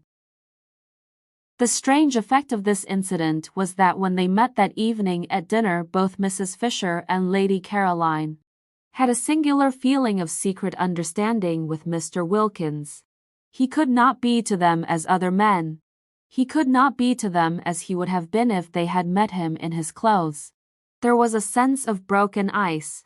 They felt at once intimate and indulgent. Almost they felt to him as nurses do, as those feel who have assisted either patients or young children at their baths. They were acquainted with Mr. Wilkins's legs. What Mrs. Fisher said to him that morning in her first shock will never be known, but what Mr. Wilkins said to her in reply, when reminded by what she was saying of his condition, was so handsome in its apology, so proper in its confusion, that she had ended by being quite sorry for him and completely placated. After all, it was an accident, and nobody could help accidents. And when she saw him next at dinner, dressed, polished, spotless as to linen and sleek as to hair, she felt the singular sensation of a secret understanding with him and, added to it, of a kind of almost personal pride in his appearance, now that he was dressed, which presently extended in some subtle way to an almost personal pride in everything he said. There was no doubt whatever in Mrs. Fisher's mind that a man was infinitely preferable as a companion to a woman. Mr. Wilkins's presence and conversation at once raised the standard of the dinner table, from that of a bear garden, yes, a bear garden, to that of a civilized social gathering. He talked as men talk, about interesting subjects, and though most courteous to Lady Caroline, showed no traces of dissolving into simpers and idiocy whenever he addressed her. He was, indeed, precisely as courteous to Mrs. Fisher herself, and when for the first time at that table politics were introduced, he listened to her with the proper seriousness on her exhibiting a desire to speak, and treated her opinions with the attention they deserved. He appeared to think much as she did about Lloyd George, and in regard to literature he was equally sound. In fact, there was real conversation, and he liked nuts. How he could have married Mrs. Wilkins was a mystery. Lottie, for her part, looked on with round eyes. She had expected Mellersh to take at least 2 days before he got to this stage, but the San Salvatore spell had worked instantly. It was not only that he was pleasant at dinner, for she had always seen him pleasant at dinners with other people, but he had been pleasant all day privately, so pleasant that he had complimented her on her looks while she was brushing out her hair, and kissed her, and it was neither good morning nor good night. Well, this being so, she would put off telling him the truth about her nest egg, and about Rose not being his hostess after all, till next day. Pity to spoil things, she had been going to blurt it out as soon as he had had a rest. But it did seem a pity to disturb such a very beautiful frame of mind as that of Mellersh this first day. Let him too get more firmly fixed in heaven. Once fixed, he wouldn't mind anything. Her face sparkled with delight at the instantaneous effect of San Salvatore. Even the catastrophe of the bath, of which she had been told when she came in from the garden, had not shaken him. Of course, all that he had needed was a holiday. What a brute she had been to him when he wanted to take her himself to Italy. But this arrangement, as it happened, was ever so much better, though not through any merit of hers. She talked and laughed gaily, not a shred of fear of him left in her, and even when she said, struck by his spotlessness, that he looked so clean that one could eat one's dinner off him, and Scrap laughed, Mellersh laughed too. He would have minded that at home, supposing that at home she had had the spirit to say it. It was a successful evening. Scrap, whenever she looked at Mr. Wilkins, saw him in his towel, dripping water, and felt indulgent. Mrs. Fisher was delighted with him. Rose was a dignified hostess in Mr. Wilkins's eyes, quiet and dignified, and he admired the way she waived her right to preside at the head of the table as a graceful compliment, of course, to Mrs. Fisher's age. Mrs. Arbuthnot was, opined Mr. Wilkins, naturally retiring. She was the most retiring of the 3 ladies. He had met her before dinner alone for a moment in the drawing-room, and had expressed in appropriate language his sense of her kindness in wishing him to join her party, and she had been retiring. Was she shy? Probably. She had blushed and murmured as if in deprecation, and then the others had come in. At dinner she talked least. He would, of course, become better acquainted with her during the next few days, and it would be a pleasure, he was sure. Meanwhile, Lady Caroline was all and more than all Mr. Wilkins had imagined, and had received his speeches, worked in skillfully between the courses, graciously. Mrs. Fisher was the exact old lady he had been hoping to come across all his professional life, and Lottie had not only immensely improved, but was obviously au mieux. Mr. Wilkins knew what was necessary in French with Lady Caroline. He had been much tormented during the day by the thought of how he had stood conversing with Lady Caroline, forgetful of his not being dressed, and had at last written her a note most deeply apologizing and beseeching her to overlook his incomprehensible obliviousness, to which she had replied in pencil on the back of the envelope, "Don't worry." And he had obeyed her commands, and had put it from him. The result was he was now in great contentment. Before going to sleep that night he pinched his wife's ear. She was amazed. These endearments! What is more, the morning brought no relapse in Mr. Wilkins, and he kept up to this high level throughout the day, in spite of its being the first day of the 2nd week, and therefore pay day. Its being pay day precipitated Lottie's confession, which she had, when it came to the point, been inclined to put off a little longer. She was not afraid, she dared anything, but Mellersh was in such an admirable humor, why risk clouding it just yet? When, however, soon after breakfast, Costanza appeared with a pile of very dirty little bits of paper covered with sums in pencil, and having knocked at Mrs. Fisher's door and been sent away, and at Lady Caroline's door and been sent away, and at Rose's door and had no answer because Rose had gone out, she waylaid Lottie, who was showing Mellersh over the house, and pointed to the bits of paper and talked very rapidly and loud, and shrugged her shoulders a great deal, and kept on pointing at the bits of paper. Lottie remembered that a week had passed without anybody paying anything to anyone, and that the moment had come to settle up. "Does this good lady want something?" inquired Mr. Wilkins mellifluously. "Money," said Lottie. "Money? It's the housekeeping bills." "Well, you have nothing to do with those," said Mr. Wilkins serenely. "Oh yes, I have." And the confession was precipitated. It was wonderful how Mellersh took it. One would have imagined that his sole idea about the nest egg had always been that it should be lavished on just this. He did not, as he would have done at home, cross-examine her. He accepted everything as it came pouring out, about her fibs and all. And when she had finished and said, "You have every right to be angry, I think. But I hope you won't be and will forgive me instead," he merely asked, "What can be more beneficial than such a holiday?" Whereupon she put her arm through his and held it tight and said, "Oh, Mellersh, you really are too sweet," her face red with pride in him. That he should so quickly assimilate the atmosphere, that he should at once become nothing but kindness, showed surely what a real affinity he had with good and beautiful things. He belonged quite naturally in this place of heavenly calm. He was extraordinary how she had misjudged him, by nature a child of light. Fancy not minding the dreadful fibs she had gone in for before leaving home. Fancy passing even those over without comment. Wonderful. Yet not wonderful, for wasn't he in heaven? In heaven nobody minded any of those done with things, one didn't even trouble to forgive and forget, one was much too happy. She pressed his arm tight in her gratitude and appreciation. And though he did not withdraw his, neither did he respond to her pressure.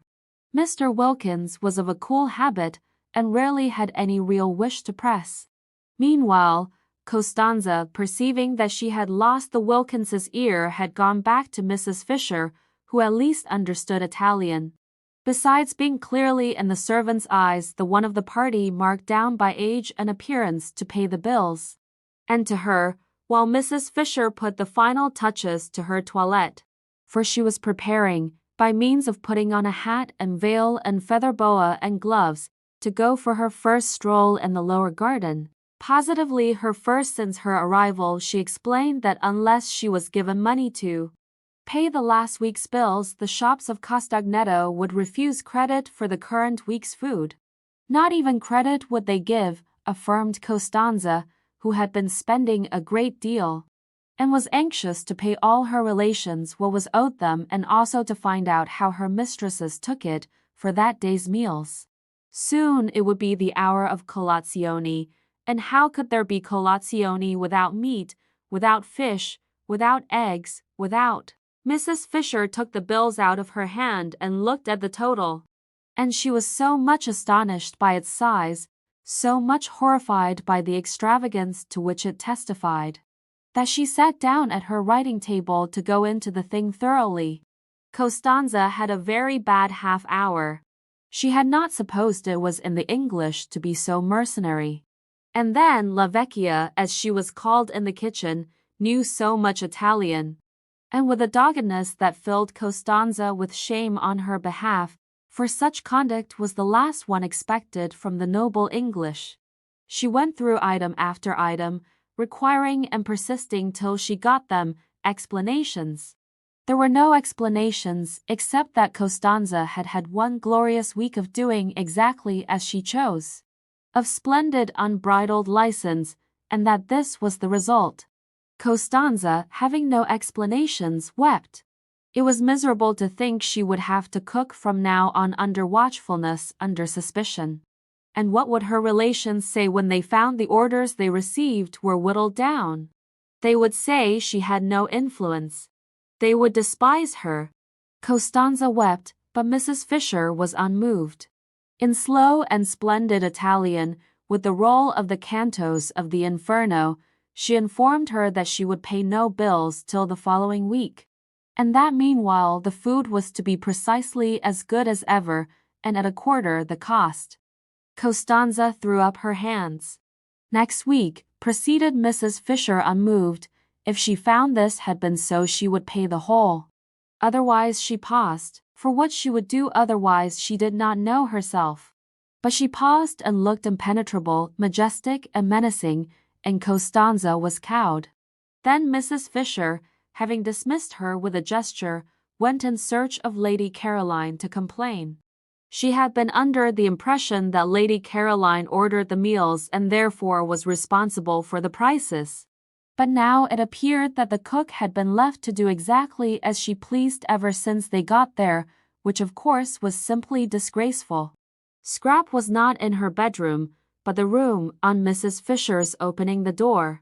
For she suspected her of being in it and only pretending not to hear the knock, was still flower-like from her presence. Scent, sniffed Mrs. Fisher, shutting it again. And she wished Carlyle could have had 5 minutes straight talk with this young woman. And yet perhaps even he. She went downstairs to go into the garden in search of her, and in the hall encountered Mr. Wilkins. He had his hat on, and was lighting a cigar. Indulgent as Mrs. Fisher felt towards Mr. Wilkins, and peculiarly and even mystically related after the previous morning's encounter, she yet could not like a cigar in the house. Out of doors she endured it, but it was not necessary, when out of doors was such a big place, to indulge the habit indoors. Even Mr. Fisher, who had been, she should say, a man originally tenacious of habits, had quite soon after marriage got out of this one. However, Mr. Wilkins, snatching off his hat on seeing her, instantly threw the cigar away. He threw it into the water a great jar of arum lilies presumably contained, and Mrs. Fisher, aware of the value men attached to their newly lit cigars, could not but be impressed by this immediate and magnificent amende honorable. But the cigar did not reach the water. It got caught in the lilies and smoked on by itself among them, a strange and depraved-looking object. "Where are you going to, my pet?" began Mr. Wilkins, advancing towards Mrs. Fisher. But he broke off just in time. Was it morning spirits impelling him to address Mrs. Fisher in the terms of a nursery rhyme? He wasn't even aware that he knew the thing. Most strange, what could have put it, at such a moment, into his self-possessed head?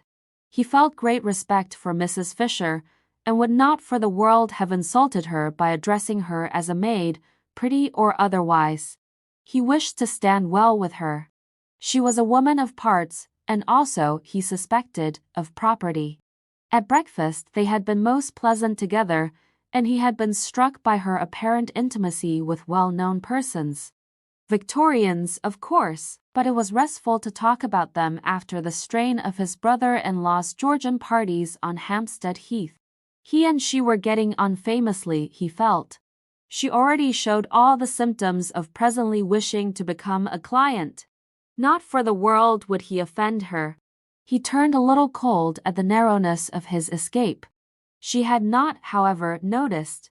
"You are going out," he said very politely, all readiness should she confirm his assumption to accompany her. "I want to find Lady Caroline," said Mrs. Fisher, going towards the glass door leading into the top garden.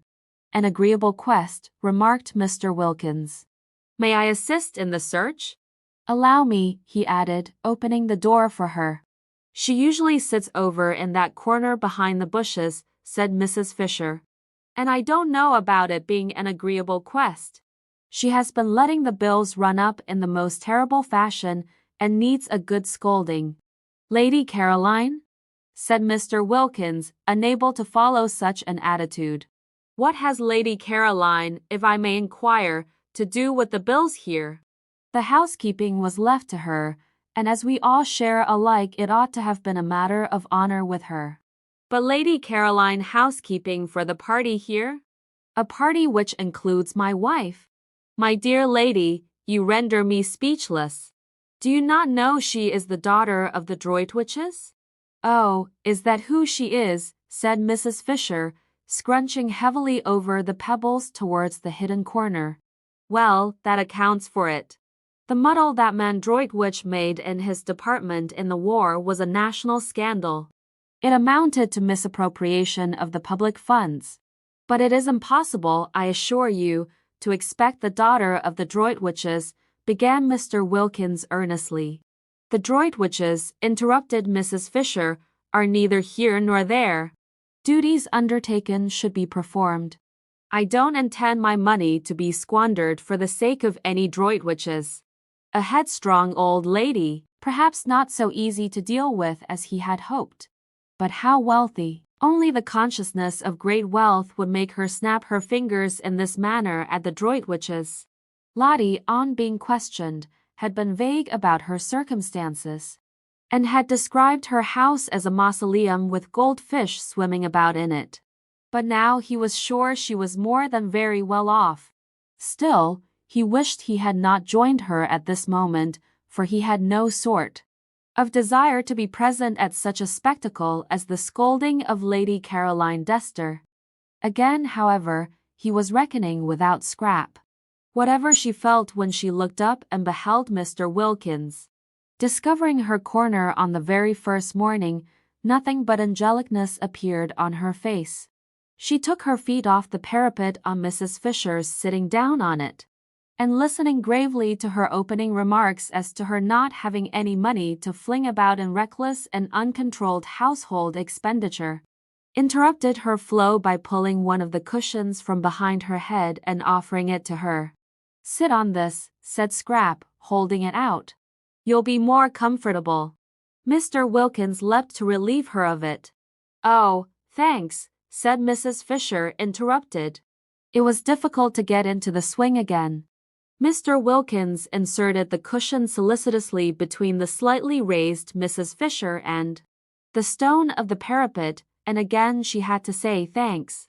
It was interrupted. Besides, Lady Caroline said nothing in her defense. She only looked at her and listened with the face of an attentive angel. It seemed to Mr. Wilkins that it must be difficult to scold a Dester who looked like that and so exquisitely said nothing. Mrs. Fisher, he was glad to see, gradually found it difficult herself, for her severity slackened, and she ended by saying lamely, "You ought to have told me you were not doing it." "I didn't know you thought I was," said the lovely voice. "I would now like to know," said Mrs. Fisher, "what you propose to do for the rest of the time here." "Nothing," said Scrap, smiling. "Nothing? Do you mean to say?" "If I may be allowed, ladies," interposed Mr. Wilkins in his suavest professional manner, to make a suggestion. They both looked at him, and remembering him as they first saw him felt indulgent. "I would advise you not to spoil a delightful holiday with worries over housekeeping." "Exactly," said Mrs. Fisher. "It is what I intend to avoid." "Most sensible," said Mr. Wilkins. "Why not then," he continued, "allow the cook an excellent cook, by the way, so much a head per diem." Mr. Wilkins knew what was necessary in Latin and tell her that for the sum she must cater for you, and not only cater but cater as well as ever. One could easily reckon it out. The charges of a moderate hotel, for instance, would do as a basis, halved, or perhaps even quartered. "And this week that has just passed?" asked Mrs. Fisher. "The terrible bills of this first week?" "What about them?" "They shall be my present to San Salvatore," said Scrap, who didn't like the idea of Lottie's nest egg being reduced so much beyond what she was prepared for. There was a silence. The ground was cut from under Mrs. Fisher's feet. "Of course, if you choose to throw your money about," she said at last, disapproving but immensely relieved, while Mr. Wilkins was wrapped in the contemplation of the precious qualities of blue blood. This readiness, for instance, not to trouble about money, this free-handedness, it was not only what one admired in others perhaps more than anything else, but it was extraordinarily useful to the professional classes. When met with it should be encouraged by warmth of reception. Mrs. Fisher was not warm. She accepted, from which he deduced that with her wealth went closeness, but she accepted grudgingly. Presents were presents, and one did not look them in this manner in the mouth, he felt. And if Lady Caroline found her pleasure in presenting his wife and Mrs. Fisher with their entire food for a week, it was their part to accept gracefully. One should not discourage gifts.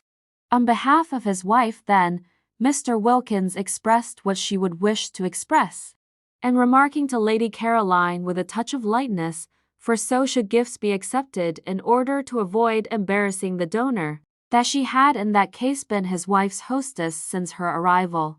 He turned almost gaily to Mrs. Fisher and pointed out that she and his wife must now jointly write Lady Caroline the customary letter of thanks for hospitality.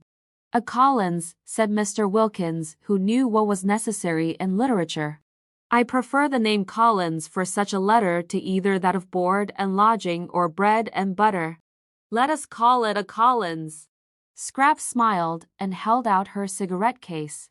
Mrs. Fisher could not help being mollified. A way out of waste was going to be found, thanks to Mr. Wilkins, and she hated waste quite as much as having to pay for it. Also, a way was found out of housekeeping. For a moment she had thought that if everybody tried to force her into housekeeping on her brief holiday, by their own indifference, Lady Caroline, or inability to speak Italian the other two, she would have to send for Kate Lumley after all. Kate could do it. Kate and she had learned Italian together. Kate would only be allowed to come on condition that she did do it. But this was much better, this way of Mr. Wilkins's. Really a most superior man. There was nothing like an intelligent, not too young man for profitable and pleasurable companionship. And when she got up, the business for which she had come being settled, and said she now intended to take a little stroll before lunch, Mr. Wilkins did not stay with Lady Caroline, as most of the men she had known would, she was afraid, have wanted to. He asked to be permitted to go and stroll with her, so that he evidently definitely preferred conversation to faces. A sensible, companionable man. A clever, well-read man. A man of the world. A man. She was very glad indeed she had not written to Kate the other day. What did she want with Kate? She had found a better companion. But Mr. Wilkins did not go with Mrs. Fisher because of her conversation, but because, when she got up, and he got up because she got up. Intending merely to bow her out of the recess, Lady Caroline had put her feet up on the parapet again, and arranging her head sideways in the cushions had shut her eyes. The daughter of the Droitwiches desired to go to sleep. It was not for him, by remaining, to prevent her. Chapter 16. And so the second week began, and all was harmony. The arrival of Mr. Wilkins, instead of, as three of the party had feared and the fourth had only been protected from fearing by her burning faith in the effect on him of San Salvatore, disturbing such harmony as there was, increased it. He fitted in. He was determined to please, and he did please. He was most amiable to his wife not only in public, which she was used to, but in private, when he certainly wouldn't have been if he hadn't wanted to. He did want to. He was so much obliged to her, so much pleased with her, for making him acquainted with Lady Caroline, that he felt really fond of her. Also proud, for there must be, he reflected, a good deal more in her than he had supposed. For Lady Caroline to have become so intimate with her and so affectionate. And the more he treated her as though she were really very nice, the more Lottie expanded and became really very nice. And the more he, affected in his turn, became really very nice himself, so that they went round and round, not in a vicious but in a highly virtuous circle. Positively, for him, Mellersh petted her. There was at no time much pet in Mellersh, because he was by nature a cool man. Yet such was the influence on him of, as Lottie supposed, San Salvatore, that in this second week he sometimes pinched both her ears, one after the other, instead of only one. And Lottie, marveling at such rapidly developing affectionateness, wondered what he would do, should he continue at this rate, in the third week, when her supply of ears would have come to an end. He was particularly nice about the washstand, and genuinely desirous of not taking up too much of the space in the small bedroom. Quick to respond, Lottie was even more desirous not to be in his way. And the room became the scene of many an affectionate combat din rosset, each of which left them more pleased with each other than ever. He did not again have a bath in the bathroom, though it was mended and ready for him, but got up and went down every morning to the sea. And in spite of the cool nights, making the water cold early, had his dip as a man should, and came up to breakfast rubbing his hands and feeling, as he told Mrs. Fisher, prepared for anything. Lottie's belief in the irresistible influence of the heavenly atmosphere of San Salvatore being thus obviously justified, and Mr. Wilkins, whom Rose knew as alarming and Scrap had pictured as icily unkind, being so evidently a changed man. Both Rose and Scrap began to think there might after all be something in what Lottie insisted on, and that San Salvatore did work purgingly on the character. They were the more inclined to think so in that they too felt a working going on inside themselves. They felt more cleared, both of them, that second week. Scrap in her thoughts, many of which were now quite nice thoughts, real amiable ones about her parents and relations, with a glimmer in them of recognition of the extraordinary benefits she had received at the hands of what? Fate? Providence? Anyhow of something, and of how, having received them, she had misused them by failing to be happy. And Rose in her bosom, which though it still yearned to some purpose.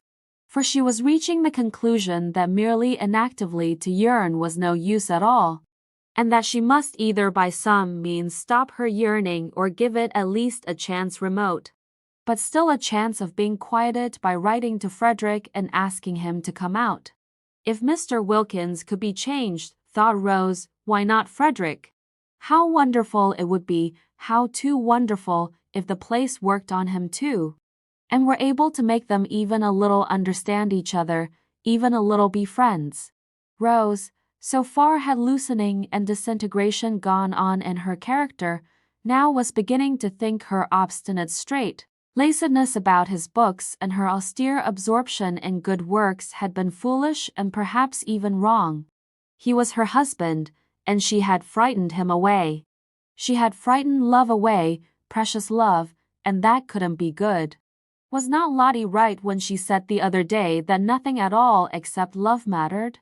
Nothing certainly seemed much use unless it was built up on love. But once frightened away, could it ever come back? Yes, it might in that beauty, it might in the atmosphere of happiness Lottie and San Salvatore seemed between them to spread round like some divine infection. She had, however, to get him there first, and he certainly couldn't be got there if she didn't write and tell him where she was. She would write, she must write, for if she did there was at least a chance of his coming, and if she didn't there was manifestly none.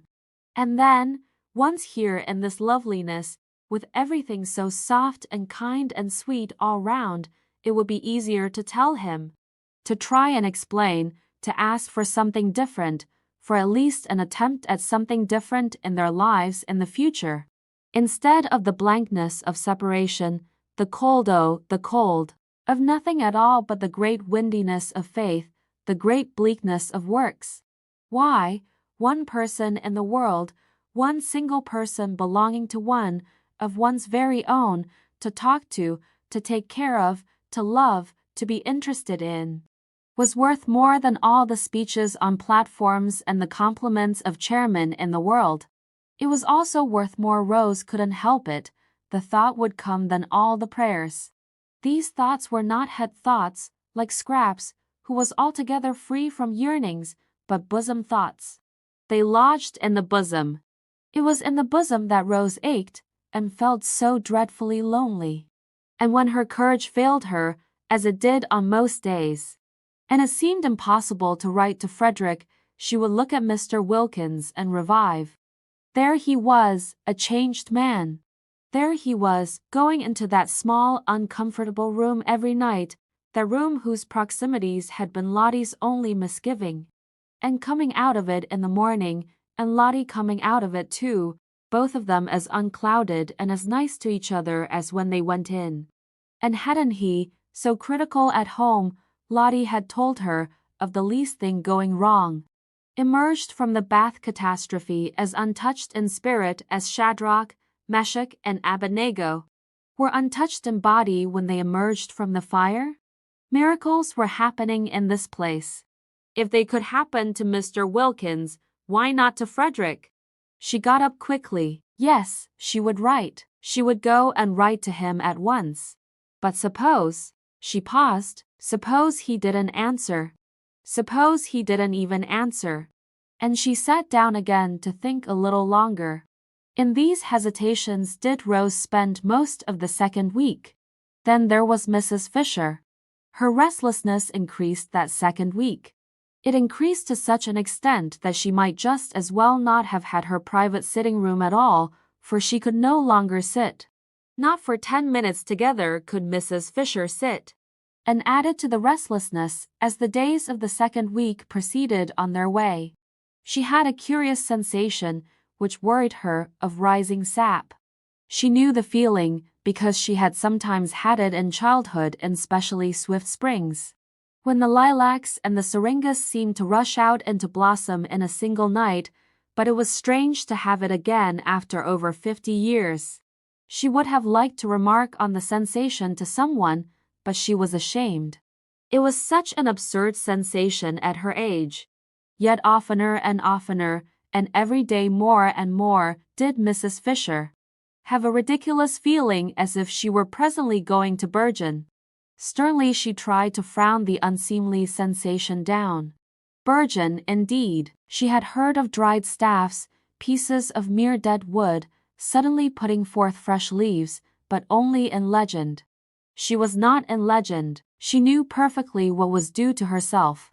Dignity demanded that she should have nothing to do with fresh leaves at her age. And yet there it was the feeling that presently, that at any moment now, she might crop out all green. Mrs. Fisher was upset. There were many things she disliked more than anything else, and one was when the elderly imagined they felt young and behaved accordingly. Of course they only imagined it, they were only deceiving themselves. But how deplorable were the results? She herself had grown old as people should grow old steadily and firmly. No interruptions, no belated afterglows and spasmodic returns. If, after all these years, she were now going to be deluded into some sort of unsuitable breaking out, how humiliating. Indeed, she was thankful, that second week, that Kate Lumley was not there. It would be most unpleasant, should anything different occur in her behavior, to have Kate looking on. Kate had known her all her life. She felt she could let herself go here. Mrs. Fisher frowned at the book she was vainly trying to concentrate on, for where did that expression come from? Much less painfully before strangers than before an old friend. Old friends, reflected Mrs. Fisher, who hoped she was reading, compare one constantly with what one used to be. They are always doing it if one develops. They are surprised at development.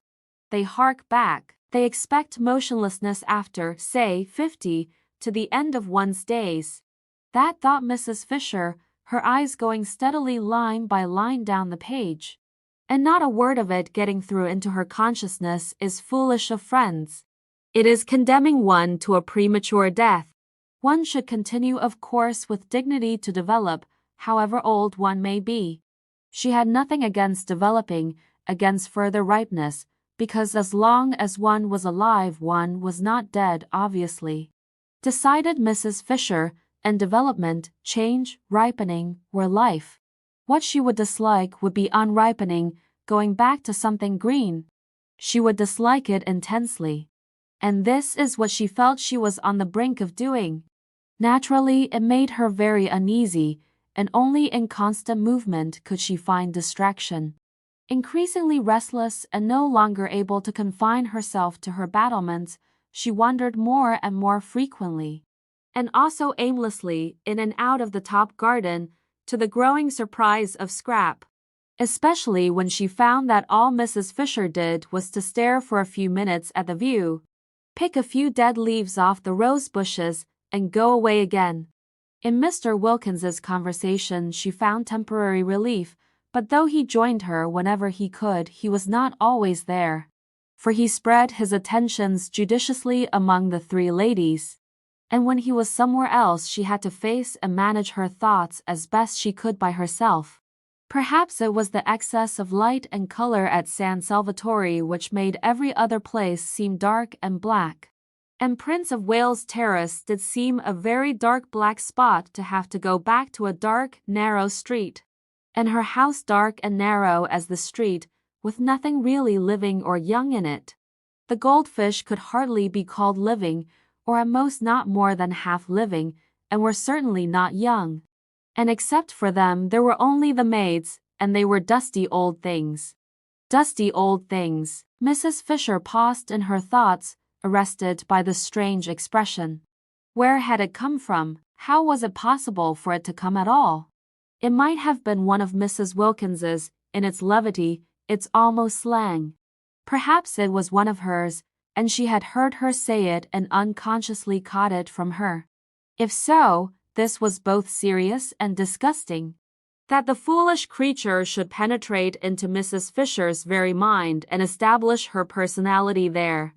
The personality which was still, in spite of the harmony apparently existing between her and her intelligent husband, so alien to Mrs. Fisher's own, so far removed from what she understood and liked, and infect her with her undesirable phrases, was most disturbing.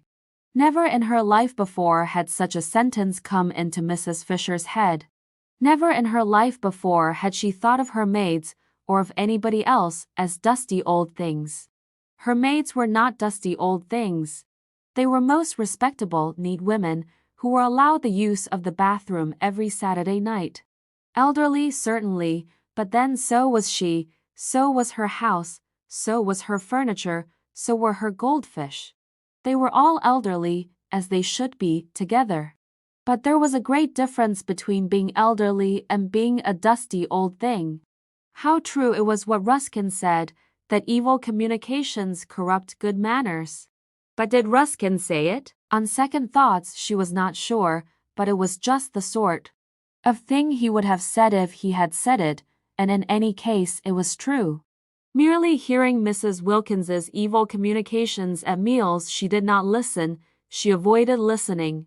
Yet it was evident she had heard those communications which, in that they so often were at once vulgar, indelicate, and profane, and always, she was sorry to say, laughed at by Lady Caroline, must be classed as evil, was spoiling her own mental manners. Soon she might not only think but say. How terrible that would be! If that were the form her breaking out was going to take, the form of unseemly speech. Mrs. Fisher was afraid she would hardly with any degree of composure be able to bear it. At this stage Mrs. Fisher wished more than ever that she were able to talk over her strange feelings with someone who would understand. There was, however, no one who would understand except Mrs. Wilkins herself. She would know at once, Mrs. Fisher was sure, what she felt like. But this was impossible. It would be as abject as begging the very microbe that was infecting one for protection against its disease. She continued, accordingly, to bear her sensations in silence, and was driven by them into that frequent aimless appearing in the top garden which presently roused even Scrap's attention. Scrap had noticed it and vaguely wondered at it for some time before Mr. Wilkins inquired of her one morning as he arranged her cushions for her. He had established the daily assisting of Lady Caroline into her chair as his special privilege, whether there was anything the matter with Mrs. Fisher. At that moment Mrs. Fisher was standing by the eastern parapet, shading her eyes and carefully scrutinizing the distant white houses of Mezzago. They could see her through the branches of the daphnes. "I don't know," said Scrap. "She is a lady, I take it," said Mr. Wilkins, who would be unlikely to have anything on her mind. "I should imagine so," said Scrap, smiling. If she has, and her restlessness appears to suggest it, I should be more than glad to assist her with advice. I am sure you would be most kind. Of course, she has her own legal advisor, but he is not on the spot. I am, and a lawyer on the spot, said Mr. Wilkins, who endeavored to make his conversation. When he talked to Lady Caroline Light, aware that one must be light with young ladies, is worth two in. We won't be ordinary and complete the proverb, but say London. You should ask her. Ask her if she needs assistance? Would you advise it? Would it not be a little delicate to touch on such a question? The question whether or no a lady has something on her mind. Perhaps she will tell you if you go and talk to her. I think it must be lonely to be Mrs. Fisher. You are all thoughtfulness and consideration, declared Mr. Wilkins, wishing, for the first time in his life, that he were a foreigner so that he might respectfully kiss her hand. On withdrawing to go obediently and relieve Mrs. Fisher's loneliness. It was wonderful what a variety of exits from her corner Scrap contrived for Mr. Wilkins. Each morning she found a different one, which sent him off pleased after he had arranged her cushions for her. She allowed him to arrange the cushions because she instantly had discovered, the very first 5 minutes of the very first evening, that her fears lest he should cling to her and stare in dreadful admiration were baseless. Mr. Wilkins did not admire like that. It was not only, she instinctively felt, not in him, but if it had been he would not have dared to in her case. He was all respectfulness. She could direct his movements in regard to herself with the raising of an eyelash. His one concern was to obey. She had been prepared to like him if he would only be so obliging as not to admire her, and she did like him. She did not forget his moving defenselessness the first morning in his towel, and he amused her, and he was kind to Lottie. It is true she liked him most when he wasn't there, but then she usually liked everybody most when they weren't there. Certainly he did seem to be one of those men, rare in her experience, who never looked at a woman from the predatory angle. The comfort of this, the simplification it brought into the relations of the party, was immense. From this point of view, Mr. Wilkins was simply ideal. He was unique and precious. Whenever she thought of him, and was perhaps inclined to dwell on the aspects of him that were a little boring, she remembered this and murmured, "But what a treasure!" Indeed, it was Mr. Wilkins's one aim during his stay at San Salvatore to be a treasure. At all costs the three ladies who were not his wife must like him and trust him. Then presently, when trouble arose in their lives, and in what lives did not trouble sooner or later arise, they would recollect how reliable he was and how sympathetic, and turn to him for advice. Ladies with something on their minds were exactly what he wanted. Lady Caroline, he judged, had nothing on hers at the moment, but so much beauty, for he could not but see what was evident, must have had its difficulties in the past and would have more of them before it had done. In the past he had not been at hand. In the future he hoped to be. And meanwhile the behavior of Mrs. Fisher, the next in importance, of the ladies from the professional point of view, showed definite promise. It was almost certain that Mrs. Fisher had something on her mind. He had been observing her attentively, and it was almost certain. With the third, with Mrs. Arbuthnot, he had up to this made least headway, for she was so very retiring and quiet. But might not this very retiringness, this tendency to avoid the others and spend her time alone, indicate that she too was troubled? If so, he was her man. He would cultivate her. He would follow her and sit with her, and encourage her to tell him about herself. Arbuthnot, he understood from Lottie, was a British Museum official, nothing specially important at present. But Mr. Wilkins regarded it as his business to know all sorts and kinds. Besides, there was promotion. Arbuthnot, promoted, might become very much worthwhile. As for Lottie, she was charming. She really had all the qualities he had credited her with during his courtship, and they had been, it appeared, merely in abeyance since. His early impressions of her were now being endorsed by the affection and even admiration Lady Caroline showed for her. Lady Caroline Dester was the last person, he was sure, to be mistaken on such a subject. Her knowledge of the world, her constant association with only the best, must make her quite unerring. Lottie was evidently then that which before marriage he had believed her to be. She was valuable. She certainly had been most valuable in introducing him to Lady Caroline and Mrs. Fisher. A man in his profession could be immensely helped by a clever and attractive wife. Why had she not been attractive sooner?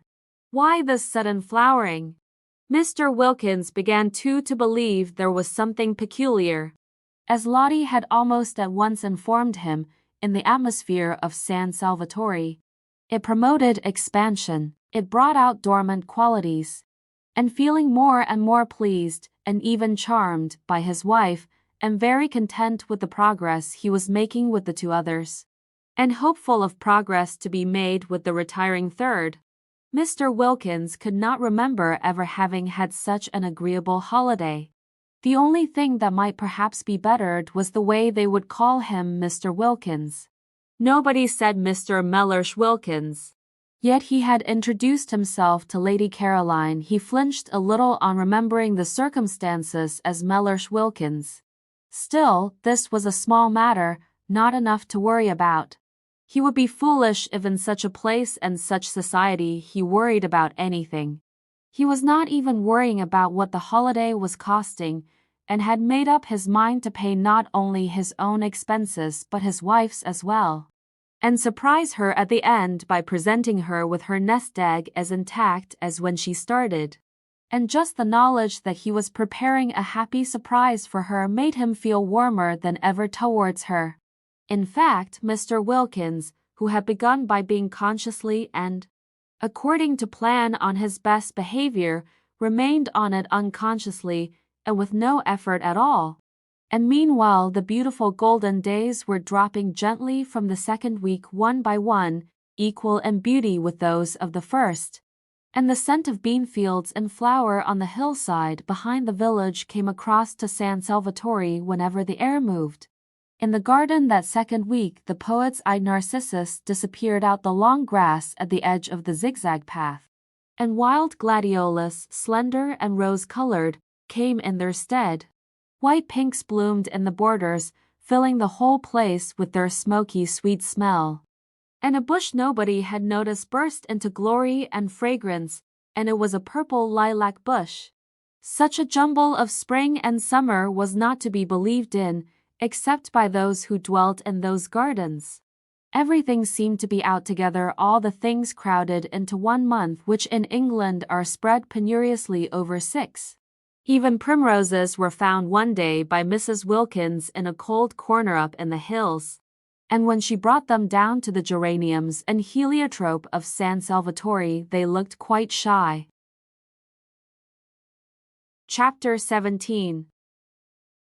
On the first day of the third week Rose wrote to Frederick.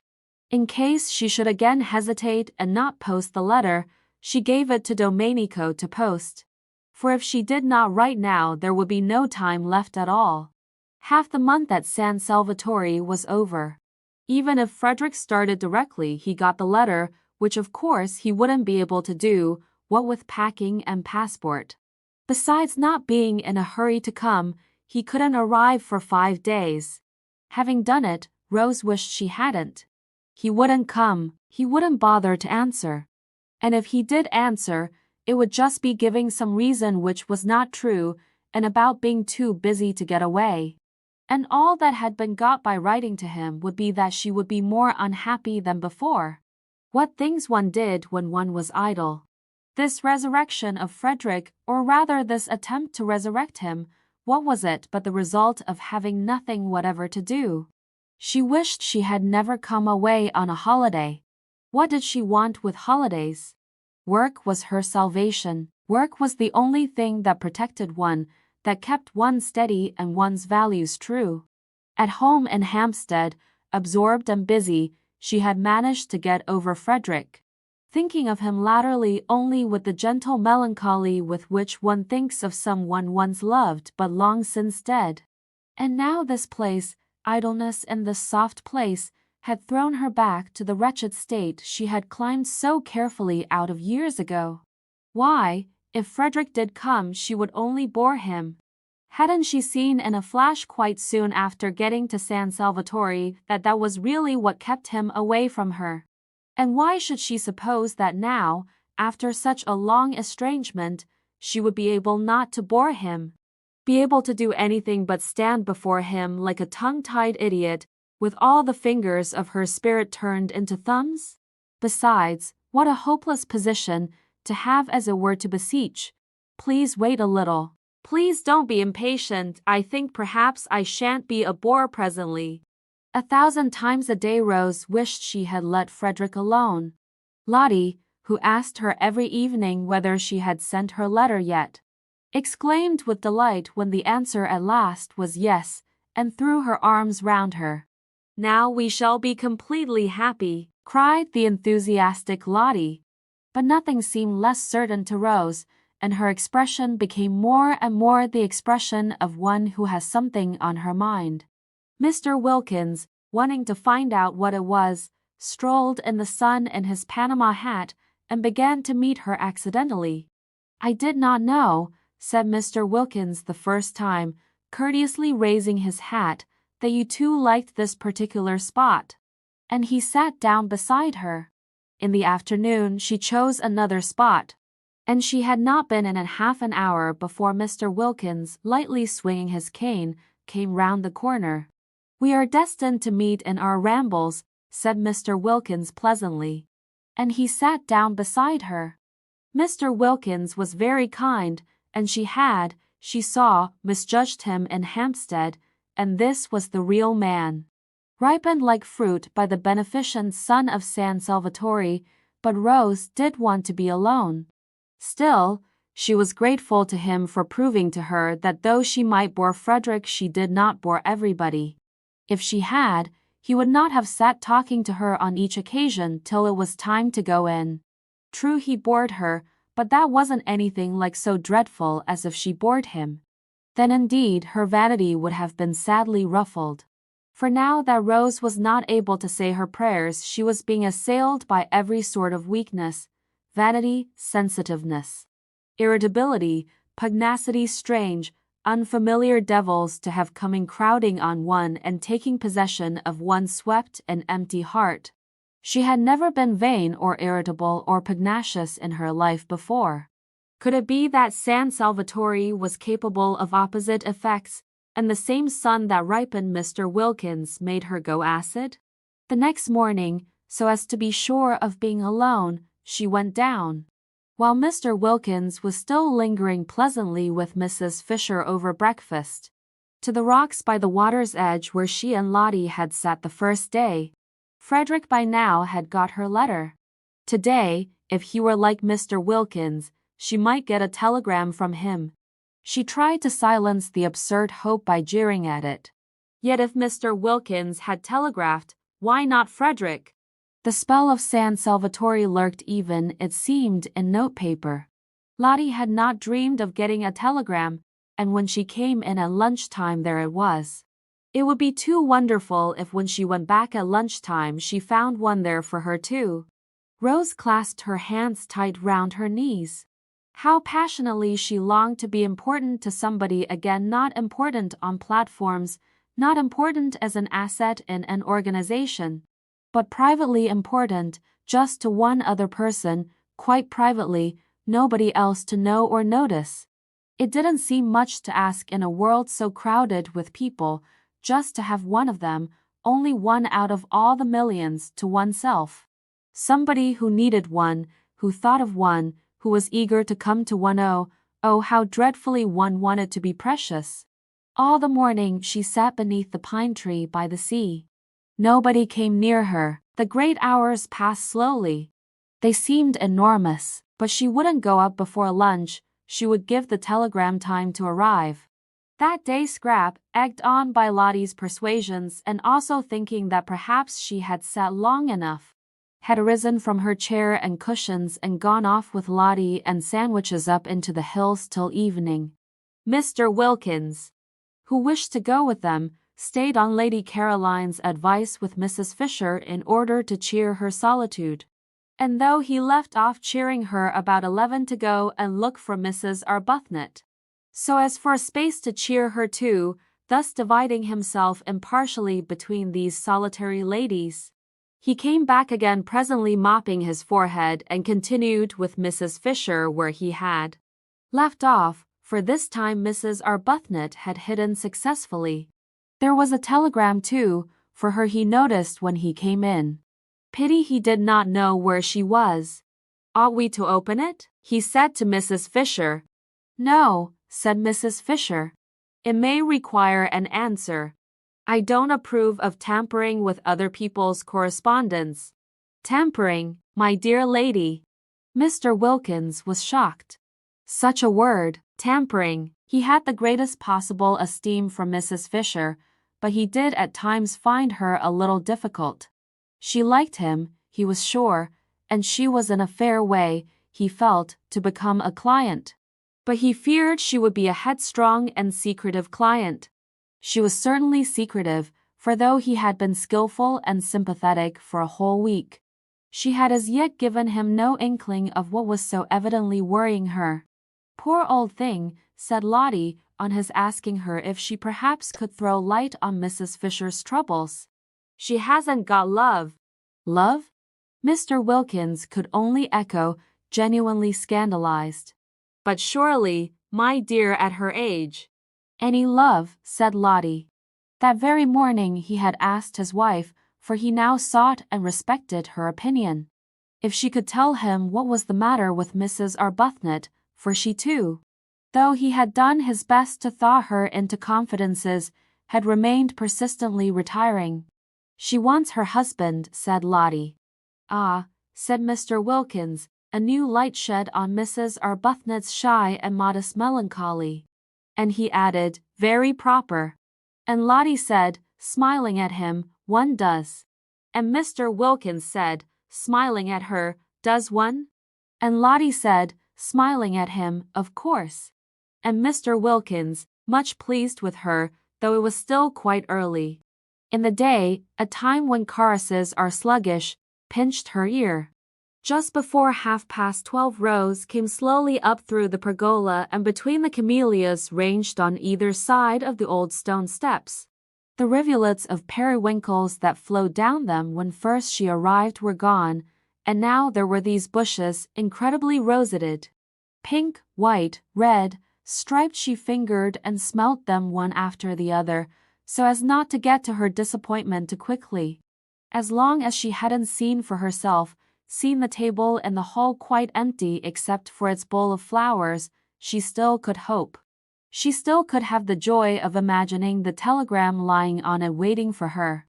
But there is no smell in a camellia, as Mr. Wilkins, who was standing in the doorway, on the lookout for her and knew what was necessary in horticulture, reminded her.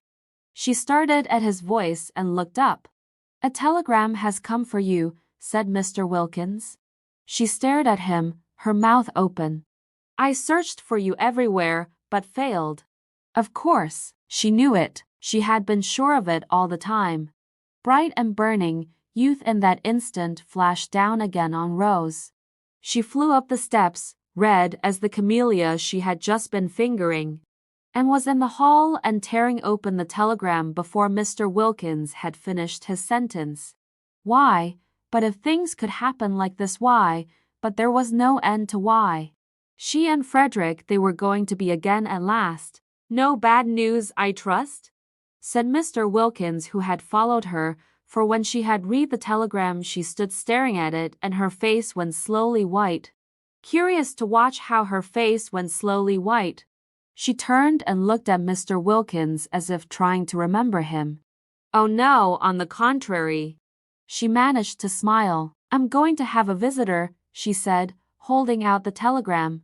And when he had taken it, she walked away towards the dining room, murmuring something about lunch being ready. Mr. Wilkins read the telegram. It had been sent that morning from Mazzago and was. I'm passing through on way to Rome. May I pay my respects this afternoon? Thomas Briggs. Why should such a telegram make the interesting lady turn pale? For her pallor on reading it had been so striking as to convince Mr. Wilkins she was receiving a blow. Who is Thomas Briggs? He asked, following her into the dining room. She looked at him vaguely. Who is? She repeated, getting her thoughts together again. Thomas Briggs. Oh, yes, he is the owner. This is his house. He is very nice. He is coming this afternoon. Thomas Briggs was at that very moment coming. He was jogging along the road between Mazzago and Castagneto in a fly, sincerely hoping that the dark-eyed lady would grasp that all he wanted was to see her, and not at all to see if his house were still there. He felt that an owner of delicacy did not intrude on a tenant. But he had been thinking so much of her since that day. Rose Arbuthnot, such a pretty name, and such a pretty creature, mild, milky, mothery in the best sense. The best sense being that she wasn't his mother and couldn't have been if she had tried. For parents were the only things impossible to have younger than oneself. Also, he was passing so near. It seemed absurd not just to look in and see if she were comfortable. He longed to see her in his house. He longed to see it as her background, to see her sitting in his chairs, drinking out of his cups, using all his things. Did she put the big crimson brocade cushion in the drawing room behind her little dark head? Her hair and the whiteness of her skin would look lovely against it. Had she seen the portrait of herself on the stairs? He wondered if she liked it. He would explain it to her. If she didn't paint, and she had said nothing to suggest it, she wouldn't perhaps notice how exactly the molding of the eyebrows and the slight hollow of the cheek. He told the fly to wait in Castagneto and crossed the piazza. Hailed by children and dogs, who all knew him and sprang up suddenly from nowhere. And walking quickly up the zigzag path, for he was an active young man not much more than 30, he pulled the ancient chain that rang the bell and waited decorously on the proper side of the open door to be allowed to come in. At the sight of him, Francesca flung up every bit of her that would fling up eyebrows, eyelids, and hands, and volubly assured him that all was in perfect order and that she was doing her duty. Of course, said Briggs, cutting her short. No one doubts it. And he asked her to take in his card to her mistress. Which mistress? Asked Francesca. Which mistress? There are 4, said Francesca, scenting an irregularity on the part of the tenants, for her master looked surprised. And she felt pleased, for life was dull and irregularities helped it along at least a little. 4? He repeated, surprised. Well, take it to the lot then, he said, recovering himself, for he noticed her expression. Coffee was being drunk in the top garden in the shade of the umbrella pine. Only Mrs. Fisher and Mr. Wilkins were drinking it, for Mrs. Arbuthnot, after eating nothing and being completely silent during lunch, had disappeared immediately afterwards. While Francesca went away into the garden with his card, her master stood examining the picture on the staircase of that Madonna by an early Italian painter, name unknown, picked up by him at Orvieto, who was so much like his tenant. It really was remarkable, the likeness. Of course, his tenant that day in London had had her hat on, but he was pretty sure her hair grew just like that off her forehead. The expression of the eyes, grave and sweet, was exactly the same. He rejoiced to think that he would always have her portrait. He looked up at the sound of footsteps, and there she was, coming down the stairs just as he had imagined her in that place, dressed in white. She was astonished to see him so soon. She had supposed he would come about tea time, and till then she had meant to sit somewhere out of doors where she could be by herself. He watched her coming down the stairs with the utmost eager interest. In a moment she would be level with her portrait. It really is extraordinary, said Briggs. How do you do, said Rose, intent only on a decent show of welcome. She did not welcome him. He was here, she felt, the telegram bitter in her heart, instead of Frederick, doing what she had longed Frederick would do, taking his place. Just stand still a moment. She obeyed automatically. Yes, quite astonishing. Do you mind taking off your hat? Rose, surprised, took it off obediently. Yes, I thought so. I just wanted to make sure. And look, have you noticed? He began to make odd swift passes with his hand over the face in the picture, measuring it, looking from it to her. Rose's surprise became amusement, and she could not help smiling. Have you come to compare me with my original? She asked. You do see how extraordinarily alike. I didn't know I looked so solemn. You don't, not now. You did a minute ago, quite as solemn. Oh yes, how do you do? He finished suddenly, noticing her outstretched hand. And he laughed and shook it, flushing a trick of his to the roots of his fair hair. Francesca came back. The Signora Fisher, she said, will be pleased to see him. Who is the Signora Fisher? He asked Rose. One of the 4 who are sharing your house. Then there are 4 of you? Yes, my friend and I found we couldn't afford it by ourselves. Oh, I say, began Briggs in confusion, for he would best have liked Rose Arbuthnot, pretty name, not to have to afford anything, but to stay at San Salvatore as long as she liked as his guest. Mrs. Fisher is having coffee in the top garden, said Rose. I'll take you to her and introduce you. I don't want to go. You've got your hat on, so you were going for a walk. Mayn't I come too? I'd immensely like being shown round by you. But Mrs. Fisher is waiting for you. Won't she keep? Yes, said Rose, with the smile that had so much attracted him the first day. I think she will keep quite well till tea. Do you speak Italian? No, said Rose. Why? On that he turned to Francesca and told her at a great rate.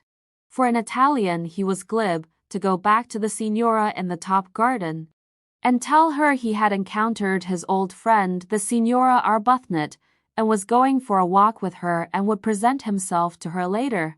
Do you invite me to tea? He asked Rose when Francesca had gone. Of course, it's your house. It isn't, it's yours. Till Monday week, she smiled. Come and show me all the views, he said eagerly. And it was plain, even to the self-depreciatory Rose, that she did not bore Mr. Briggs. Chapter 18. They had a very pleasant walk, with a great deal of sitting down and warm, thyme-fragrant corners. And if anything could have helped Rose to recover from the bitter disappointment of the morning, it would have been the company and conversation of Mr. Briggs. He did help her to recover, and the same process took place as that which Lottie had undergone with her husband. And the more Mr. Briggs thought Rose charming, the more charming she became. Briggs was a man incapable of concealments, who never lost time if he could help it. They had not got to the end of the headland where the lighthouse is. Briggs asked her to show him the lighthouse, because the path to it, he knew, was wide enough for 2 to walk abreast and fairly level, before he had told her of the impression she had made on him in London. Since even the most religious, sober women like to know they have made an impression, particularly the kind that has nothing to do with character or merits, Rose was pleased. Being pleased, she smiled. Smiling, she was more attractive than ever. Color came into her cheeks, and brightness into her eyes. She heard herself saying things that really sounded quite interesting and even amusing. If Frederick were listening now, she thought, perhaps he would see that she couldn't after all be such a hopeless bore. For here was a man, nice-looking, young, and surely clever. He seemed clever. And she hoped he was, for then the compliment would be still greater, who was evidently quite happy to spend the afternoon just talking to her. And indeed, Mr. Briggs seemed very much interested. He wanted to hear all about everything she had been doing from the moment she got there. He asked her if she had seen this, that, and the other in the house, what she liked best, which room she had, if she were comfortable, if Francesca was behaving, if Domenico took care of her, and whether she didn't enjoy using the yellow sitting room, the one that got all the sun and looked out towards Genoa. Rose was ashamed how little she had noticed in the house, and how few of the things he spoke of as curious or beautiful in it she had even seen. Swamped in thoughts of Frederick, she appeared to have lived in San Salvatore blindly, and more than half the time had gone, and what had been the good of it? She might just as well have been sitting hankering on Hampstead Heath. No, she mightn't. Through all her hankerings she had been conscious that she was at least in the very heart of beauty. And indeed it was this beauty, this longing to share it, that had first started her off hankering. Mr. Briggs, however, was too much alive for her to be able to spare any attention at this moment for Frederick, and she praised the servants in answer to his questions, and praised the yellow sitting room without telling him she had only been in it once and then was ignominiously ejected.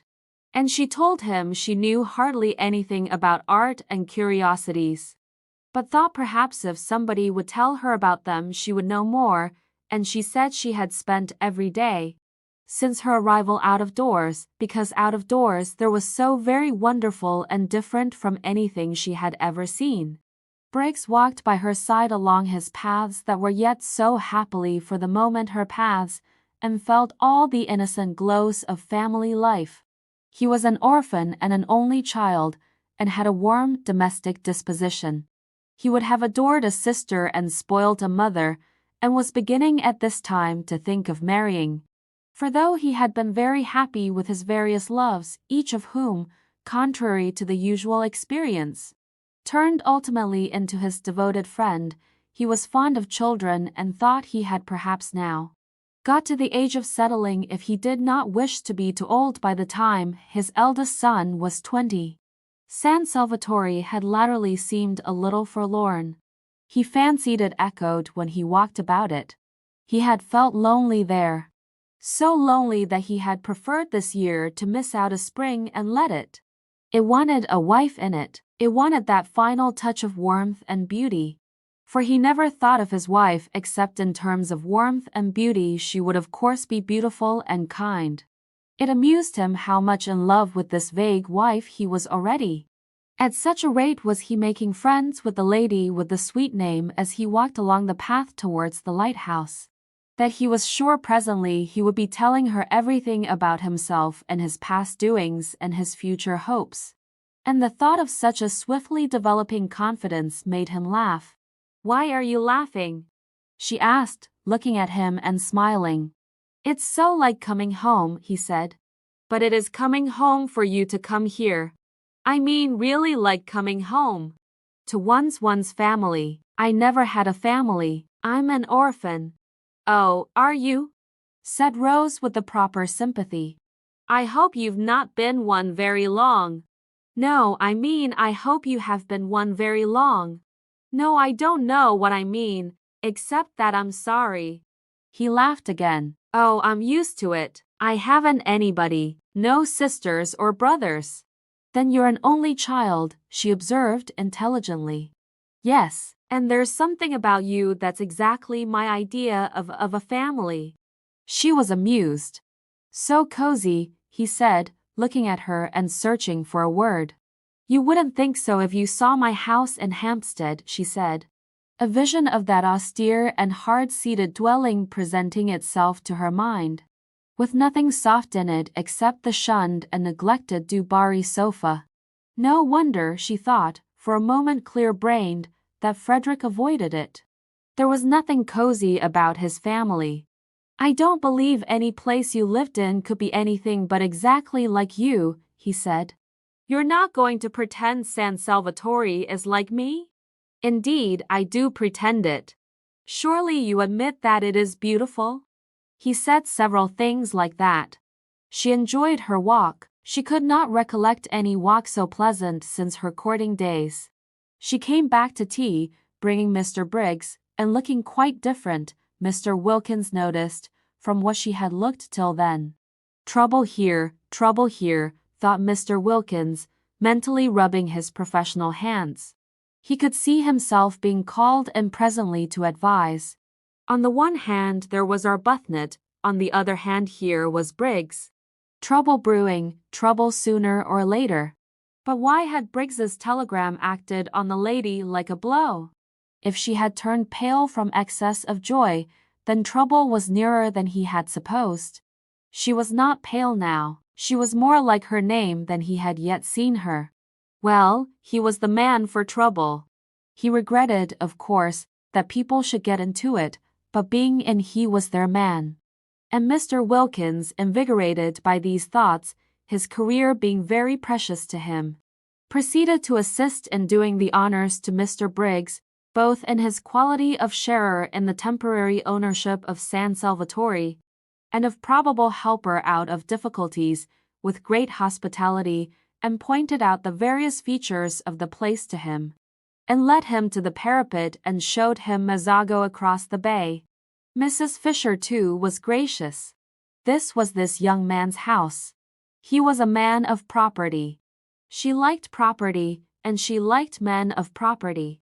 Also, there seemed a peculiar merit in being a man of property so young. Inheritance, of course. An inheritance was more respectable than acquisition. It did indicate fathers, and in an age where most people appeared neither to have them nor to want them, she liked this too. Accordingly, it was a pleasant meal, with everybody amiable and pleased. Briggs thought Mrs. Fisher a dear old lady, and showed he thought so. And again the magic worked, and she became a dear old lady. She developed benignity with him, and a kind of benignity which was almost playful. Actually, before tea was over, including in some observation, she made him the words, "my dear boy." Strange words in Mrs. Fisher's mouth. It is doubtful whether in her life she had used them before. Rose was astonished. How nice people really were. When would she leave off making mistakes about them? She hadn't suspected this side of Mrs. Fisher, and she began to wonder whether those other sides of her with which alone she was acquainted had not perhaps after all been the effect of her own militant and irritating behavior. Probably they were. How horrid, then, she must have been.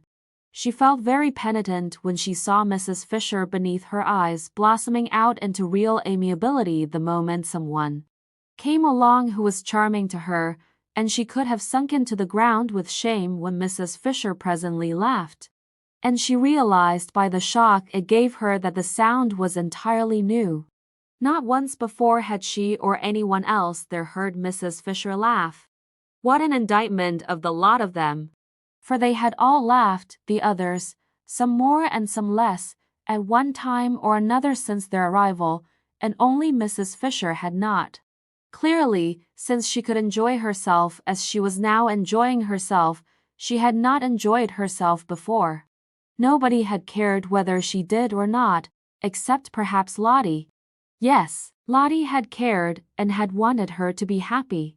But Lottie seemed to produce a bad effect on Mrs. Fisher, while as for Rose herself, she had never been with her for 5 minutes, without wanting, really wanting, to provoke and oppose her. How very horrid she had been! She had behaved unpardonably. Her penitence showed itself in a shy and deferential solicitude towards Mrs. Fisher which made the observant Briggs think her still more angelic, and wish for a moment that he were an old lady himself, in order to be behaved to by Rose Arbuthnot just like that. There was evidently no end, he thought, to the things she could do sweetly. He would even not mind taking medicine, really nasty medicine, if it were Rose Arbuthnot bending over him with the dose. She felt his bright blue eyes, the brighter because he was so sunburnt, fixed on her with a twinkle in them, and smiling asked him what he was thinking about. But he couldn't very well tell her that, he said, and added, "Some day." Trouble, trouble, thought Mr. Wilkins at this, again mentally rubbing his hands. "Well, I'm their man." "I'm sure," said Mrs. Fisher benignly, "you have no thoughts we may not hear." "I'm sure," said Briggs, "I will be telling you every one of my secrets in a week." "You would be telling somebody very safe then, said Mrs. Fisher benevolently. Just such a son would she have liked to have had. And in return, she went on, I dare say I would tell you mine. No, said Mr. Wilkins, adapting himself to this tone of easy badinage, I must protest. I really must. I have a prior claim. I am the older friend. I have known Mrs. Fisher 10 days, and you, Briggs, have not yet known her 1. I assert my right to be told her secrets first. That is, he added, bowing gallantly, if she has any which I beg leave to doubt.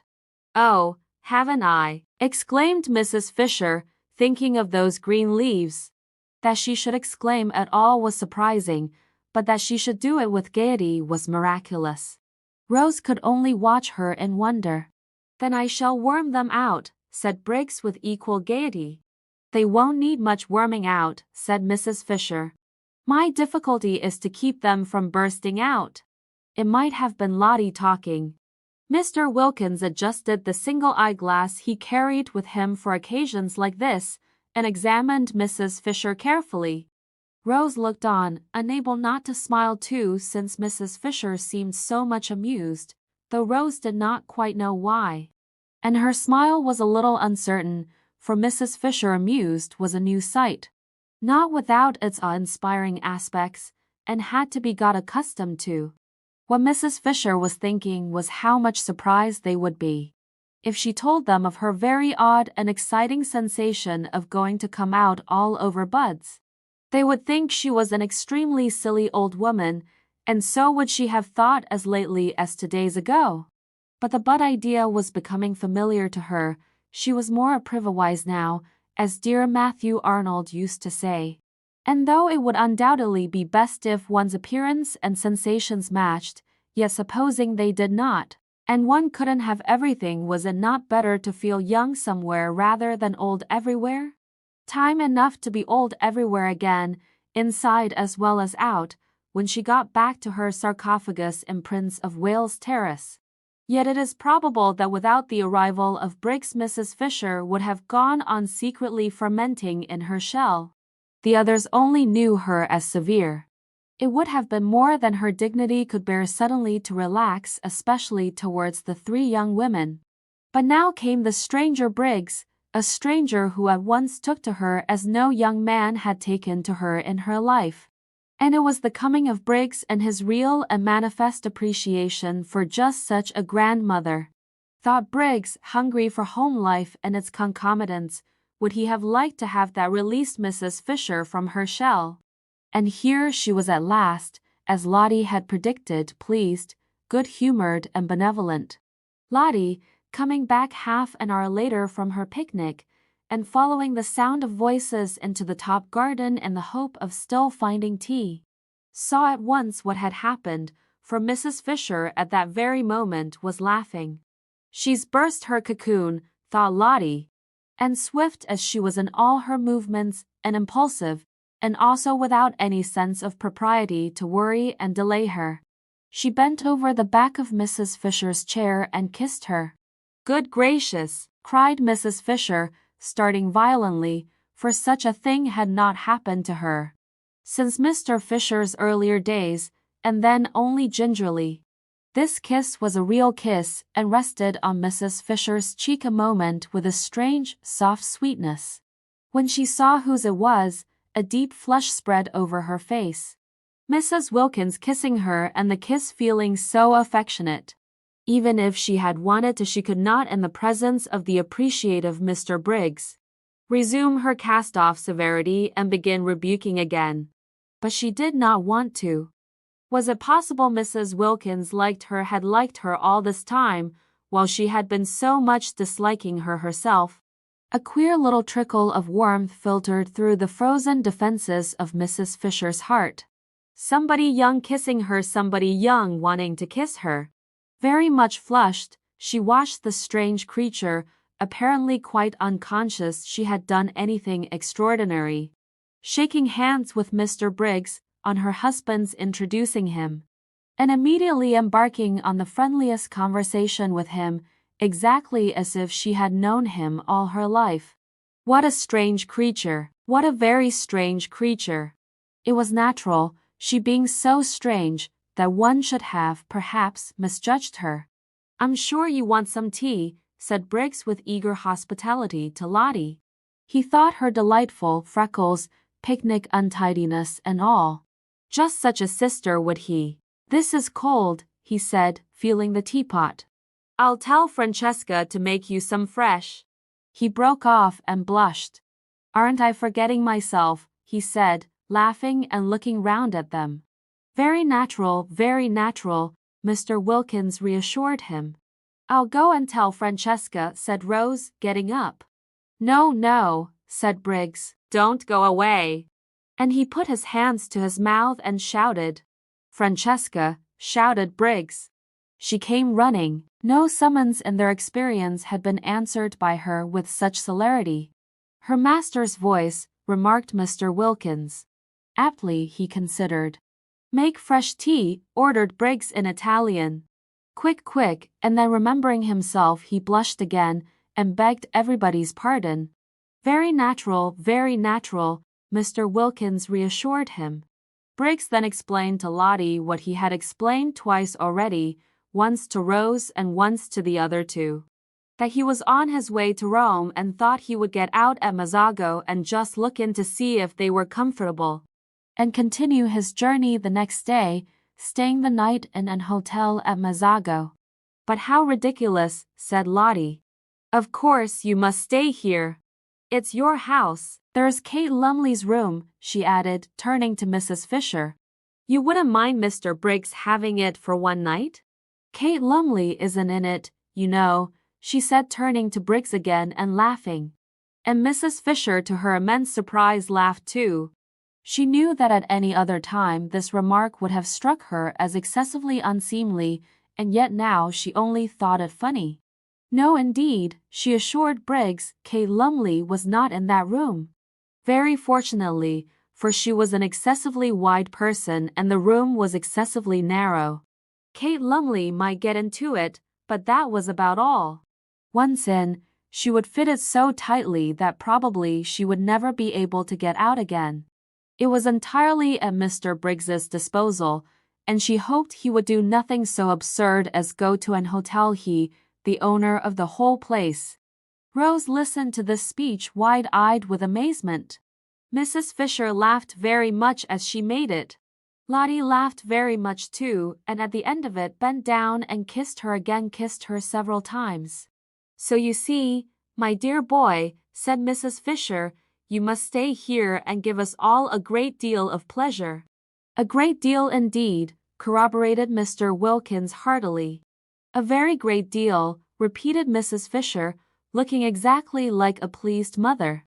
Do, said Rose, on Briggs's turning inquiringly to her. How kind of you all, he said, his face broad with smiles. I'd love to be a guest here. What a new sensation, and with three such. He broke off and looked round. I say, he asked, oughtn't I to have a fourth hostess? Francesca said she had 4 mistresses. Yes, there's Lady Caroline, said Lottie. Then hadn't we better find out first if she invites me too? Oh, but she's sure, began Lottie. The daughter of the Droitwiches, Briggs, said Mr. Wilkins, is not likely to be wanting in the proper hospitable impulses. The daughter of the, repeated Briggs. But he stopped dead, for there in the doorway was the daughter of the Droitwiches herself. Or rather, coming towards him out of the dark doorway into the brightness of the sunset, was that which he had not in his life yet seen but only dreamed of, his ideal of absolute loveliness. Chapter 19. And then when she spoke, what chance was there for poor Briggs? He was undone. All Scrap said was, "How do you do?" on Mr. Wilkins presenting him, but it was enough. It undid Briggs. From a cheerful, chatty, happy young man, overflowing with life and friendliness, he became silent, solemn, and with little beads on his temples. Also he became clumsy, dropping the teaspoon as he handed her cup, mismanaging the macaroons, so that one rolled on the ground. His eyes could not keep off the enchanting face for a moment. And when Mr. Wilkins, elucidating him, for he failed to elucidate himself, informed Lady Caroline that in Mr. Briggs she beheld the owner of San Salvatore, who was on his way to Rome, but had got out at Mazzago, etc., and that the other 3 ladies had invited him to spend the night in what was to all intents and purposes his own house rather than an hotel, and Mr. Briggs was only waiting for the seal of her approval to this invitation, she being the 4th hostess when Mr. Wilkins, balancing his sentences and being admirably clear, and enjoying the sound of his own cultured voice, explained the position in this manner to Lady Caroline. Briggs sat and said never a word. A deep melancholy invaded Scrap. The symptoms of the incipient grabber were all there and only too familiar, and she knew that if Briggs stayed her rest cure might be regarded as over. Then Kate Lumley occurred to her. She caught at Kate as at a straw. It would have been delightful, she said, faintly smiling at Briggs. She could not in decency not smile, at least a little. But even a little betrayed the dimple, and Briggs's eyes became more fixed than ever. I'm only wondering if there is room. Yes, there is, said Lottie. There's Kate Lumley's room. I thought, said Scrap to Mrs. Fisher, and it seemed to Briggs that he had never heard music till now. Your friend was expected immediately. Oh, no, said Mrs. Fisher with an odd placidness, Scrap thought. Miss Lumley, said Mr. Wilkins, or should I, he inquired of Mrs. Fisher, say Mrs.? Nobody has ever married Kate, said Mrs. Fisher complacently. Quite so. Miss Lumley does not arrive today in any case, Lady Caroline. And Mr. Briggs has unfortunately, if I may say so, to continue his journey tomorrow, so that his staying would in no way interfere with Miss Lumley's possible movements. Then of course I join in the invitation, said Scrap, with what was to Briggs the most divine cordiality. He stammered something, flushing scarlet, and Scrap thought, oh, and turned her head away. But that merely made Briggs acquainted with her profile, and if there existed anything more lovely than Scrap's full face, it was her profile. Well, it was only for this one afternoon and evening. He would leave, no doubt, the first thing in the morning. It took hours to get to Rome. Awful if he hung on till the night train. She had a feeling that the principal express to Rome passed through at night. Why hadn't that woman Kate Lumley arrived yet? She had forgotten all about her, but now she remembered she was to have been invited a fortnight ago. What had become of her? This man, once let in, would come and see her in London, would haunt the places she was likely to go to. He had the makings, her experienced eye could see, of a passionately persistent grabber. If, thought Mr. Wilkins, observing Briggs's face and sudden silence, any understanding existed between this young fellow and Mrs. Arbuthnot, there is now going to be trouble. Trouble of a different nature from the kind I feared, in which Arbuthnot would have played a leading part, in fact the part of petitioner. But trouble that may need help and advice none the less for its not being publicly scandalous. Briggs, impelled by his passions and her beauty, will aspire to the daughter of the Droitwiches. She, naturally and properly, will repel him. Mrs. Arbuthnot, left in the cold, will be upset and show it. Arbuthnot on his arrival will find his wife in enigmatic tears. Inquiring into their cause, he will be met with an icy reserve. More trouble may then be expected, and in me they will seek and find their adviser. When Lottie said Mrs. Arbuthnot wanted her husband, she was wrong. What Mrs. Arbuthnot wants is Briggs, and it looks uncommonly as if she were not going to get him. Well, I'm their man. Where are your things, Mr. Briggs? Asked Mrs. Fisher, her voice round with motherliness. Oughtn't they to be fetched? For the sun was nearly in the sea now, and the sweet-smelling April dampness that followed immediately on its disappearance was beginning to steal into the garden. Briggs started. My things? He repeated. Oh yes, I must fetch them. There in Mazzago. I'll send Domenico. My fly is waiting in the village. He can go back in it. I'll go and tell him." He got up. To whom was he talking? To Mrs. Fisher ostensibly, yet his eyes were fixed on Scrap, who said nothing and looked at no one. Then, recollecting himself, he stammered, "I'm awfully sorry, I keep on forgetting. I'll go down and fetch them myself." "We can easily send Domenico," said Rose. And at her gentle voice he turned his head. Why, there was his friend, the sweet-named lady, but how had she not in this short interval changed? Was it the failing light making her so colorless, so vague-featured, so dim, so much like a ghost? A nice good ghost, of course, and still with a pretty name, but only a ghost. He turned from her to Scrap again, and forgot Rose Arbuthnot's existence.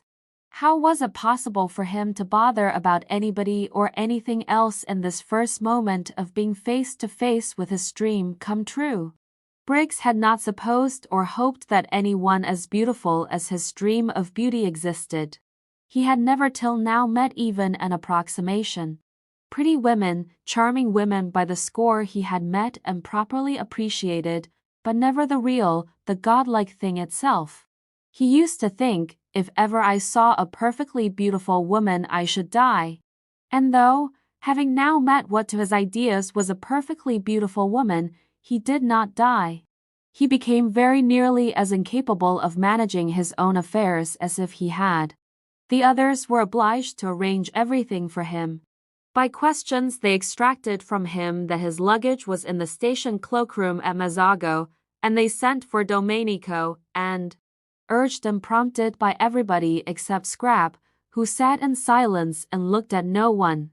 Briggs was induced to give him the necessary instructions for going back in the fly and bringing out his things.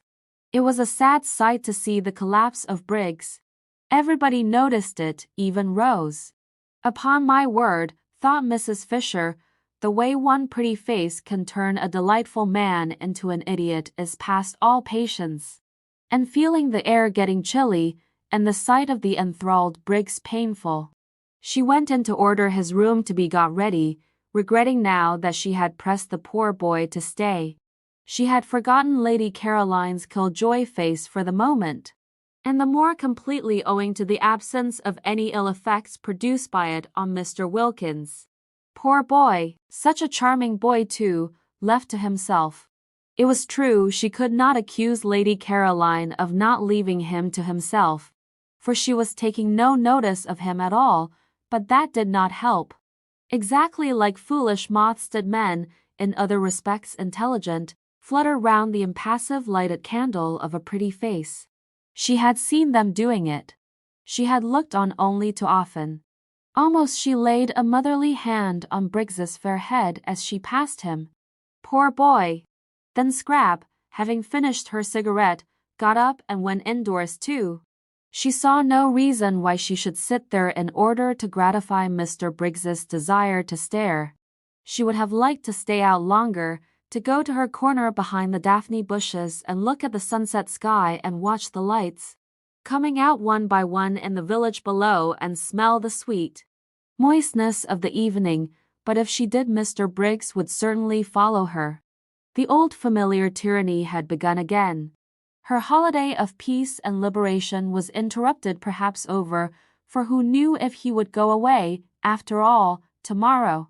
He might leave the house, driven out of it by Kate Lumley, but there was nothing to prevent his taking rooms in the village and coming up every day. This tyranny of one person over another.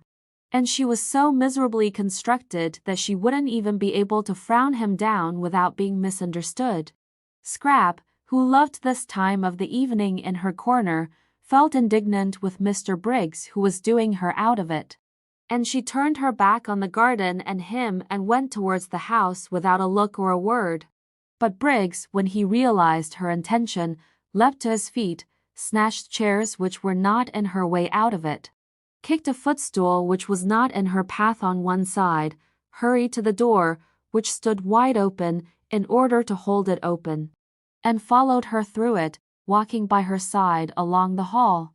What was to be done with Mr. Briggs?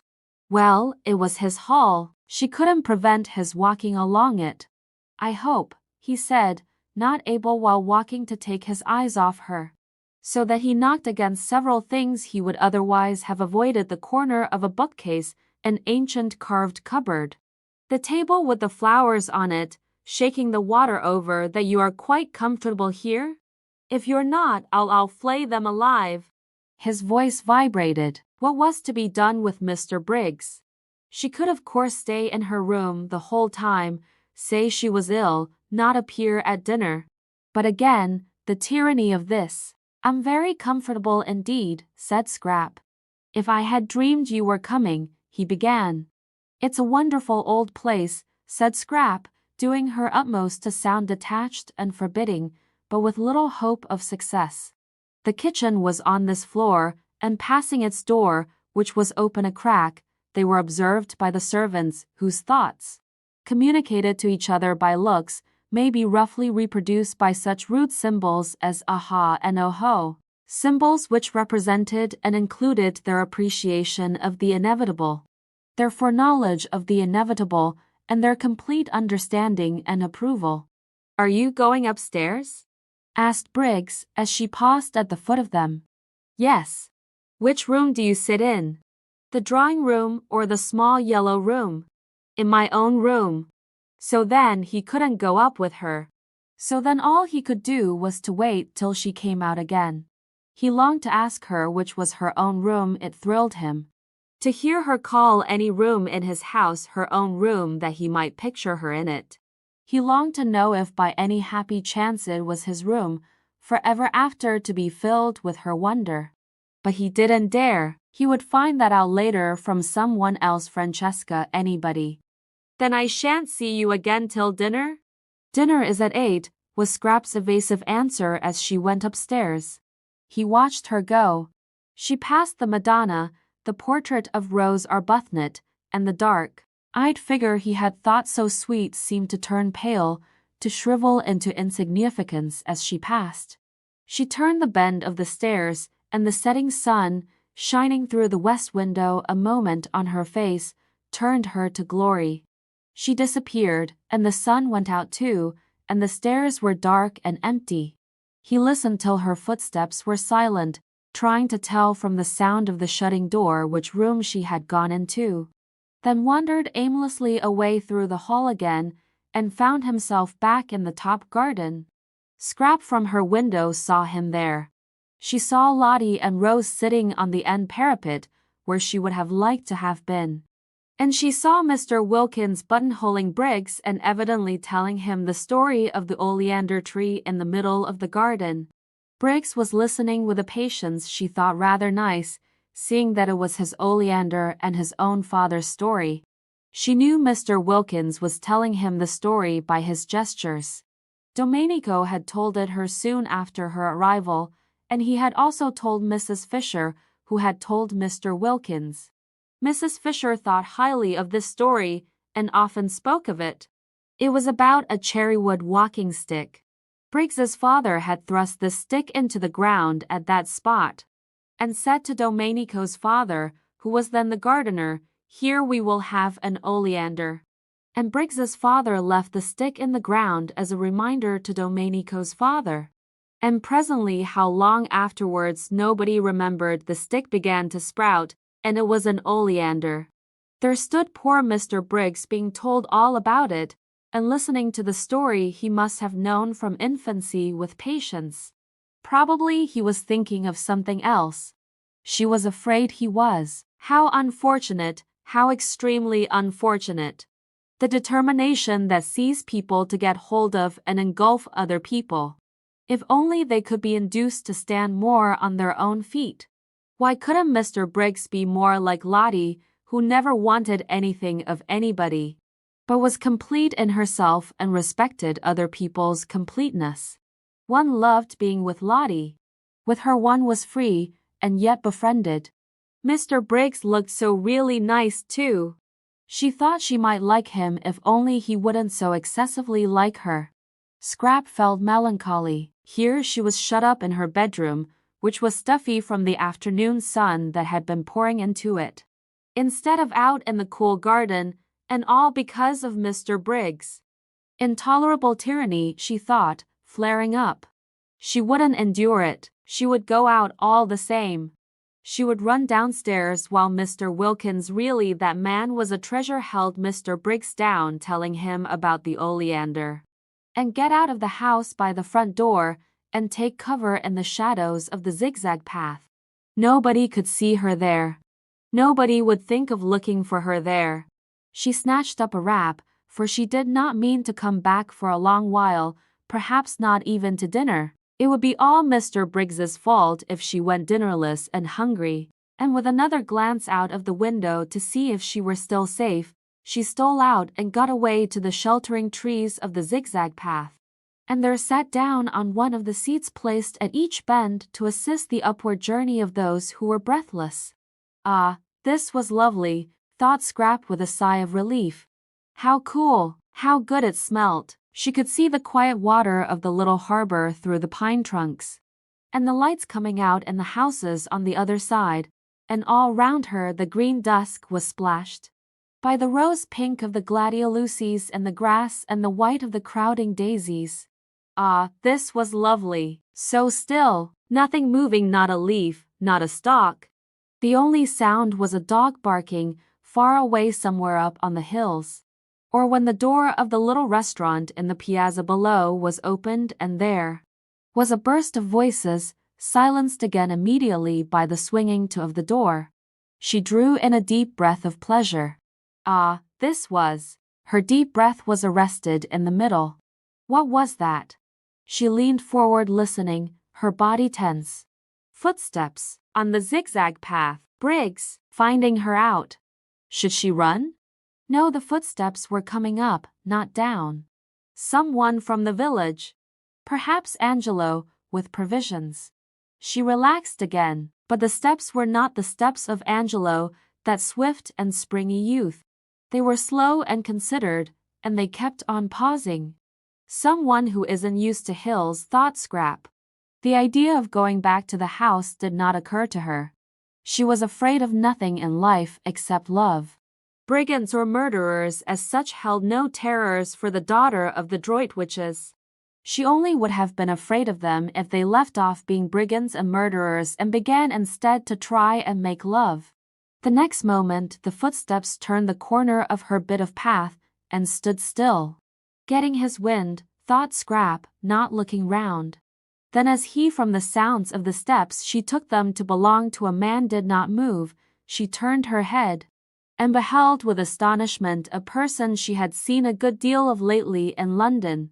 The well-known writer of amusing memoirs, Mr. Ferdinand Arundel. She stared. Nothing in the way of being followed surprised her any more, but that he should have discovered where she was surprised her. Her mother had promised faithfully to tell no one. You, she said, feeling betrayed. Here? He came up to her and took off his hat. His forehead beneath the hat was wet with the beads of unaccustomed climbing. He looked ashamed and entreating, like a guilty but devoted dog. You must forgive me, he said. Lady Droitwich told me where you were, and as I happened to be passing through on my way to Rome, I thought I would get out at Mezzago and just look in and see how you were. But didn't my mother tell you I was doing a rest cure? Yes, she did, and that's why I haven't intruded on you earlier in the day. I thought you would probably sleep all day and wake up about now so as to be fed. But I know, I've got nothing to say in excuse. I couldn't help myself. This, thought Scrap, comes of mother insisting on having authors to lunch, and me being so much more amiable in appearance than I really am. She had been amiable to Ferdinand Arundel. She liked him, or rather she did not dislike him. He seemed a jovial, simple man, and had the eyes of a nice dog. Also, though it was evident that he admired her, he had not in London grabbed. There he had merely been a good-natured, harmless person of entertaining conversation, who helped to make luncheons agreeable. Now it appeared that he too was a grabber. Fancy following her out there daring to. Nobody else had. Perhaps her mother had given him the address? Because she considered him so absolutely harmless and thought he might be useful and see her home. Well, whatever he was, he couldn't possibly give her the trouble an active young man like Mr. Briggs might give her. Mr. Briggs, infatuated, would be reckless, she felt, would stick at nothing, would lose his head publicly. She could imagine Mr. Briggs doing things with rope ladders and singing all night under her window being really difficult and uncomfortable. Mr. Arundel hadn't the figure for any kind of recklessness. He had lived too long and too well. She was sure he couldn't sing and wouldn't want to. He must be at least 40. How many good dinners could not a man have eaten by the time he was 40? And if during that time, instead of taking exercise, he had sat writing books, he would quite naturally acquire the figure. Mr. Arundel had in fact acquired the figure rather for conversation than adventure. Scrap, who had become melancholy at the sight of Briggs, became philosophical at the sight of Arundel. Here he was. She couldn't send him away till after dinner. He must be nourished. This being so, she had better make the best of it, and do that with a good grace which anyhow wasn't to be avoided. Besides, he would be a temporary shelter from Mr. Briggs. She was at least acquainted with Ferdinand Arundel, and could hear news from him of her mother and her friends. And such talk would put up a defensive barrier at dinner between herself and the approaches of the other one. And it was only for one dinner, and he couldn't eat her. She therefore prepared herself for friendliness. "I'm to be fed," she said, ignoring his last remark, "at 8, and you must come up and be fed too. Sit down and get cool and tell me how everybody is. May I really dine with you? In these traveling things?" he said, wiping his forehead before sitting down beside her. She was too lovely to be true, he thought. Just to look at her for an hour, just to hear her voice, was enough reward for his journey and his fears. "Of course, I suppose you've left your fly in the village and will be going on from Mazzago by the night train. Or stay in Mazzago in an hotel and go on tomorrow. But tell me," he said, gazing at the adorable profile, "about yourself. London has been extraordinarily dull and empty. Lady Droitwich said you were with people here she didn't know. I hope they've been kind to you. You look well, as if your cure had done everything a cure should." "They've been very kind," said Scrap. "I got them out of an advertisement." "An advertisement? It's a good way, I find, to get friends. I'm fonder of one of these than I've been of anybody in years." "Really? Who is it?" "You shall guess which of them it is when you see them." "Tell me about Mother. When did you see her last?" "We arranged not to write to each other unless there was something special. I wanted to have a month that was perfectly blank. And now I've come and interrupted. I can't tell you how ashamed I am both of having done it and of not having been able to help it."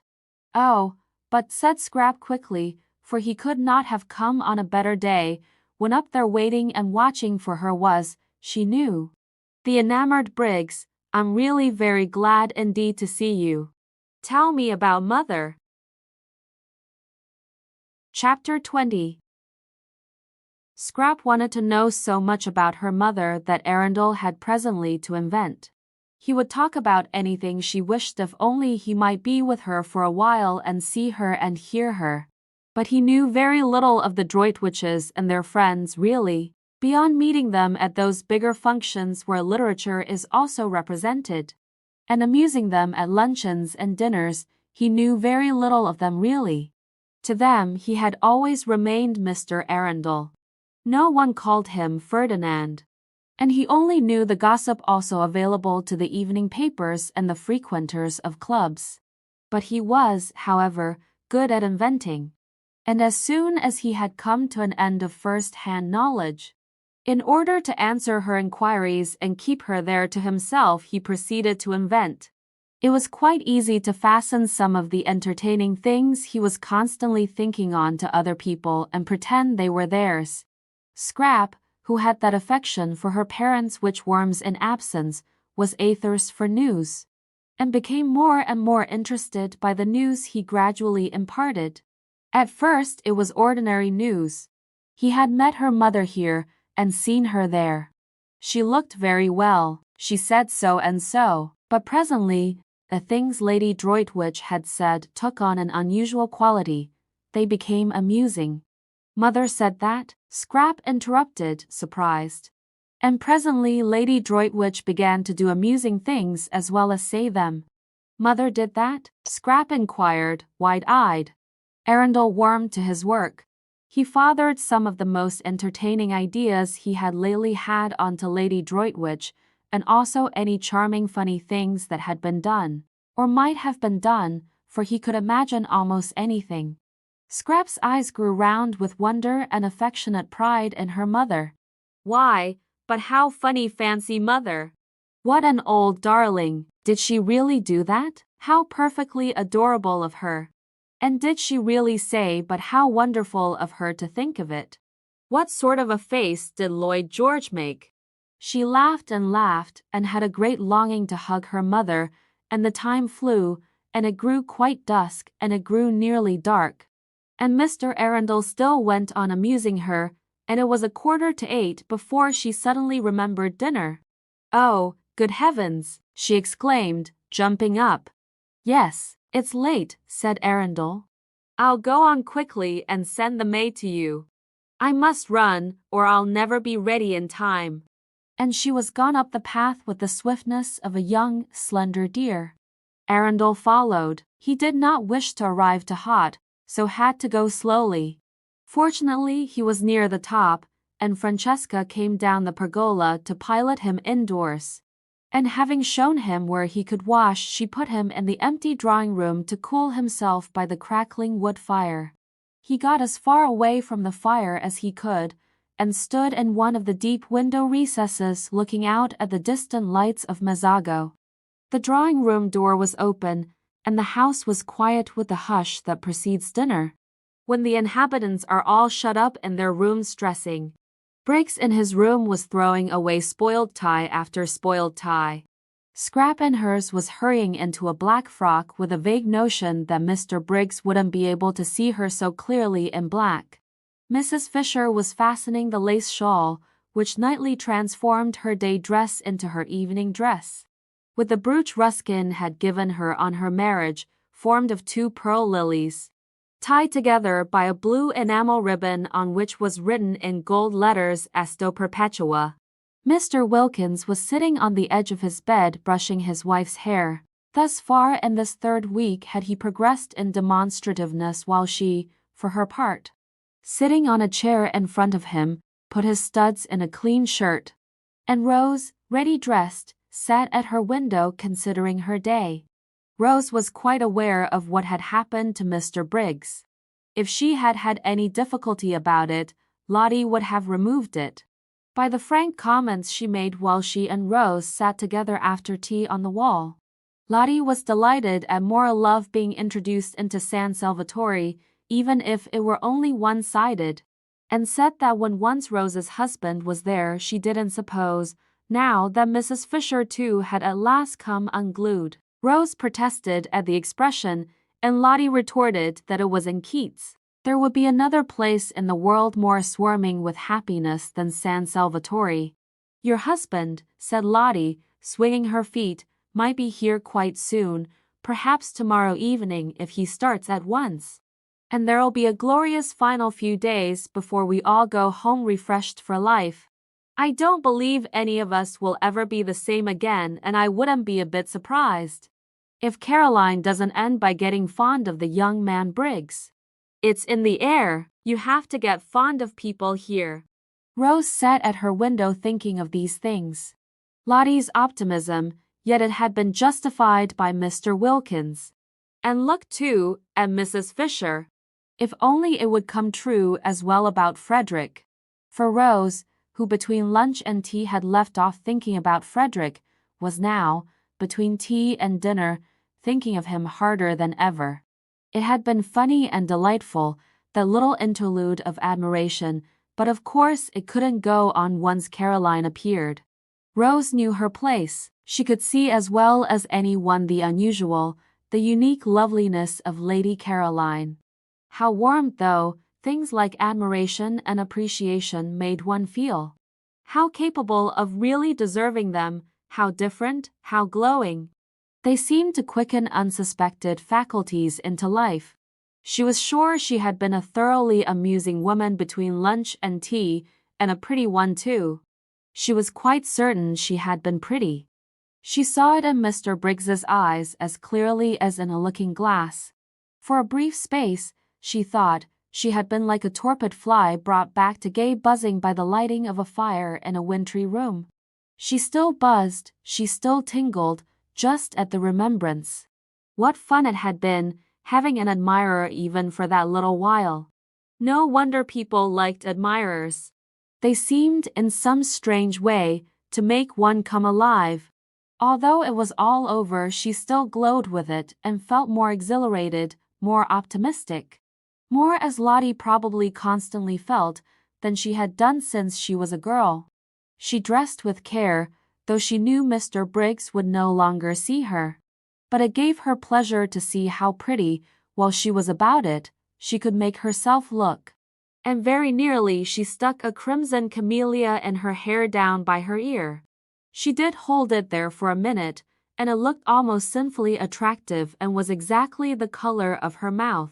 But she took it out again with a smile and a sigh and put it in the proper place for flowers, which is water. She mustn't be silly, she thought. Think of the poor. Soon she would be back with them again, and what would a camellia behind her ear seem like then? Simply fantastic. But on one thing she was determined. The first thing she would do when she got home would be to have it out with Frederick. If he didn't come to San Salvatore, that is what she would do the very first thing. Long ago she ought to have done this, but always she had been handicapped. When she tried to, by being so dreadfully fond of him and so much afraid that fresh wounds were going to be given her wretched, soft heart. But now let him wound her as much as he chose, as much as he possibly could, she would still have it out with him. Not that he ever intentionally wounded her. She knew he never meant to, she knew he often had no idea of having done it. For a person who wrote books, thought Rose, Frederick didn't seem to have much imagination. Anyhow, she said to herself, getting up from the dressing table, things couldn't go on like this. She would have it out with him. This separate life, this freezing loneliness, she had had enough of it. Why shouldn't she to be happy? Why on earth the energetic expression matched her mood of rebelliousness shouldn't she too be loved and allowed to love? She looked at her little clock. Still 10 minutes before dinner. Tired of staying in her bedroom, she thought she would go on to Mrs. Fisher's battlements, which would be empty at this hour, and watch the moon rise out of the sea. She went into the deserted upper hall with this intention, but was attracted on her way along it by the firelight shining through the open door of the drawing-room. How gay it looked! The fire transformed the room. A dark, ugly room in the daytime, it was transformed just as she had been transformed by the warmth of no, she wouldn't be silly. She would think of the poor. The thought of them always brought her down to sobriety at once. She peeped in, firelight and flowers, and outside the deep slits of windows hung the blue curtain of the night. How pretty! What a sweet place San Salvatore was! And that gorgeous lilac on the table, she must go and put her face in it. But she never got to the lilac. She went one step towards it, and then stood still, for she had seen the figure looking out of the window in the farthest corner, and it was Frederick. All the blood in Rose's body rushed to her heart and seemed to stop its beating. Frederick, come! She stood quite still. He had not heard her. He did not turn round. She stood looking at him. The miracle had happened, and he had come. She stood holding her breath. So he needed her, for he had come instantly. So he too must have been thinking, longing. Her heart, which had seemed to stop beating, was suffocating her now, the way it raced along. Frederick did love her, then he must love her, or why had he come? Something, perhaps her absence, had made him turn to her, want her. And now the understanding she had made up her mind to have with him would be quite easy. Her thoughts wouldn't go on. Her mind stammered. She couldn't think. She could only see and feel. She didn't know how it had happened. It was a miracle. God could do miracles. God had done this one. God could. Her mind stammered again and broke off. Frederick, she tried to say. But no sound came, or if it did, the crackling of the fire covered it up. She must go nearer. She began to creep towards him softly. He did not move. He had not heard. She stole nearer and nearer, and the fire crackled and he heard nothing. She stopped a moment, unable to breathe. She was afraid. Suppose he, oh, but he had come. She went on again, close up to him, and her heart beat so loud that she thought he must hear it. And couldn't he feel, didn't he know? Frederick, she whispered, hardly able even to whisper, choked by the beating of her heart. He spun round on his heels. Rose, he exclaimed, staring blankly. But she did not see his stare, for her arms were round his neck, and her cheek was against his. And she was murmuring, her lips on his ear, I knew you would come in my very heart. I always knew you would come. Chapter 21. Now Frederick was not the man to hurt anything if he could help it. Besides, he was completely bewildered. Not only was his wife here, of all places in the world, but she was clinging to him as she had not clung for years, and murmuring love, and welcoming him. If she welcomed him, she must have been expecting him. Strange as this was, it was the only thing in the situation which was evident that. And the softness of her cheek against his, and the long-forgotten sweet smell of her. Frederick was bewildered. But not being the man to hurt anything if he could help it, he too put his arms round her, and having put them round her, he also kissed her. And presently he was kissing her almost as tenderly as she was kissing him. And presently he was kissing her quite as tenderly. And again presently he was kissing her more tenderly, and just as if he had never left off. He was bewildered, but he still could kiss. It seemed curiously natural to be doing it. It made him feel as if he were 30 again instead of 40. And Rose were his Rose of 20, the Rose he had so much adored before she began to weigh what he did with her idea of right. And the balance went against him, and she had turned strange, and stony, and more shocked, and oh, so lamentable. He couldn't get at her in those days at all. She couldn't understand. She kept on referring everything to what she called God's eyes, and God's eyes. It couldn't be right. It wasn't right. Her miserable face, whatever her principles did for her, they didn't make her happy. Her little miserable face, twisted with effort to be patient, had been at last more than he could bear to see, and he had kept away as much as he could. She never ought to have been the daughter of a low church rector, narrow devil. She was quite unfitted to stand up against such an upbringing. What had happened, why she was here, why she was his Rose again, past his comprehension. And meanwhile, and until such time as he understood, he still could kiss. In fact, he could not stop kissing. And it was he now who began to murmur, to say love things in her ear under the hair that smelt so sweet, and tickled him just as he remembered it used to tickle him. And as he held her close to his heart and her arms were soft round his neck, he felt stealing over him a delicious sense of. At first he didn't know what it was, this delicate, pervading warmth, and then he recognized it as security. Yes, security. No need now to be ashamed of his figure and to make jokes about it, so as to forestall other people's and show he didn't mind it. No need now to be ashamed of getting hot going up hills or to torment himself with pictures of how he probably appeared to beautiful young women, how middle-aged, how absurd in his inability to keep away from them. Rose cared nothing for such things. With her he was safe, to her he was her lover, as he used to be. And she would never notice or mind any of the ignoble changes that getting older had made in him and would go on making more and more. Frederick continued, therefore, with greater and greater warmth and growing delight to kiss his wife. And the mere holding of her in his arms caused him to forget everything else. How could he, for instance, remember or think of Lady Caroline, to mention only one of the complications with which his situation bristled, when here was his sweet wife, miraculously restored to him, whispering with her cheek against his in the dearest, most romantic words how much she loved him, how terribly she had missed him. He did for one brief instant, for even in moments of love there are brief instants of lucid thought, recognize the immense power of the woman present and being actually held compared to that of the woman, however beautiful, who is somewhere else, but that is as far as he got towards remembering Scrap. No farther. She was like a dream, fleeing before the morning light. When did you start? Murmured Rose, her mouth on his ear. She couldn't let him go, not even to talk she couldn't let him go. Yesterday morning, murmured Frederick, holding her close. He couldn't let her go either. Oh, the very instant then, murmured Rose. This was cryptic, but Frederick said, yes, the very instant, and kissed her neck.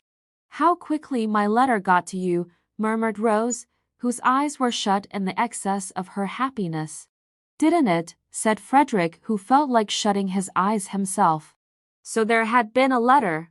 Soon, no doubt, light would be vouchsafed him, and meanwhile this was so strangely, touchingly sweet. This holding his Rose to his heart again after all the years, that he couldn't bother to try to guess anything. Oh, he had been happy during these years, because it was not in him to be unhappy. Besides, how many interests life had had to offer him, how many friends, how much success. How many women only too willing to help him to blot out the thought of the altered, petrified, pitiful little wife at home who wouldn't spend his money, who was appalled by his books, who drifted away and away from him, and always if he tried to have it out with her asked him with patient obstinacy what he thought the things he wrote and lived by looked in the eyes of God. No one, she said once, should ever write a book God wouldn't like to read. That is the test, Frederick. And he had laughed hysterically, burst into a great shriek of laughter, and rushed out of the house, away from her solemn little face, away from her pathetic, solemn little face. But this Rose was his youth again, the best part of his life, the part of it that had had all the visions in it and all the hopes.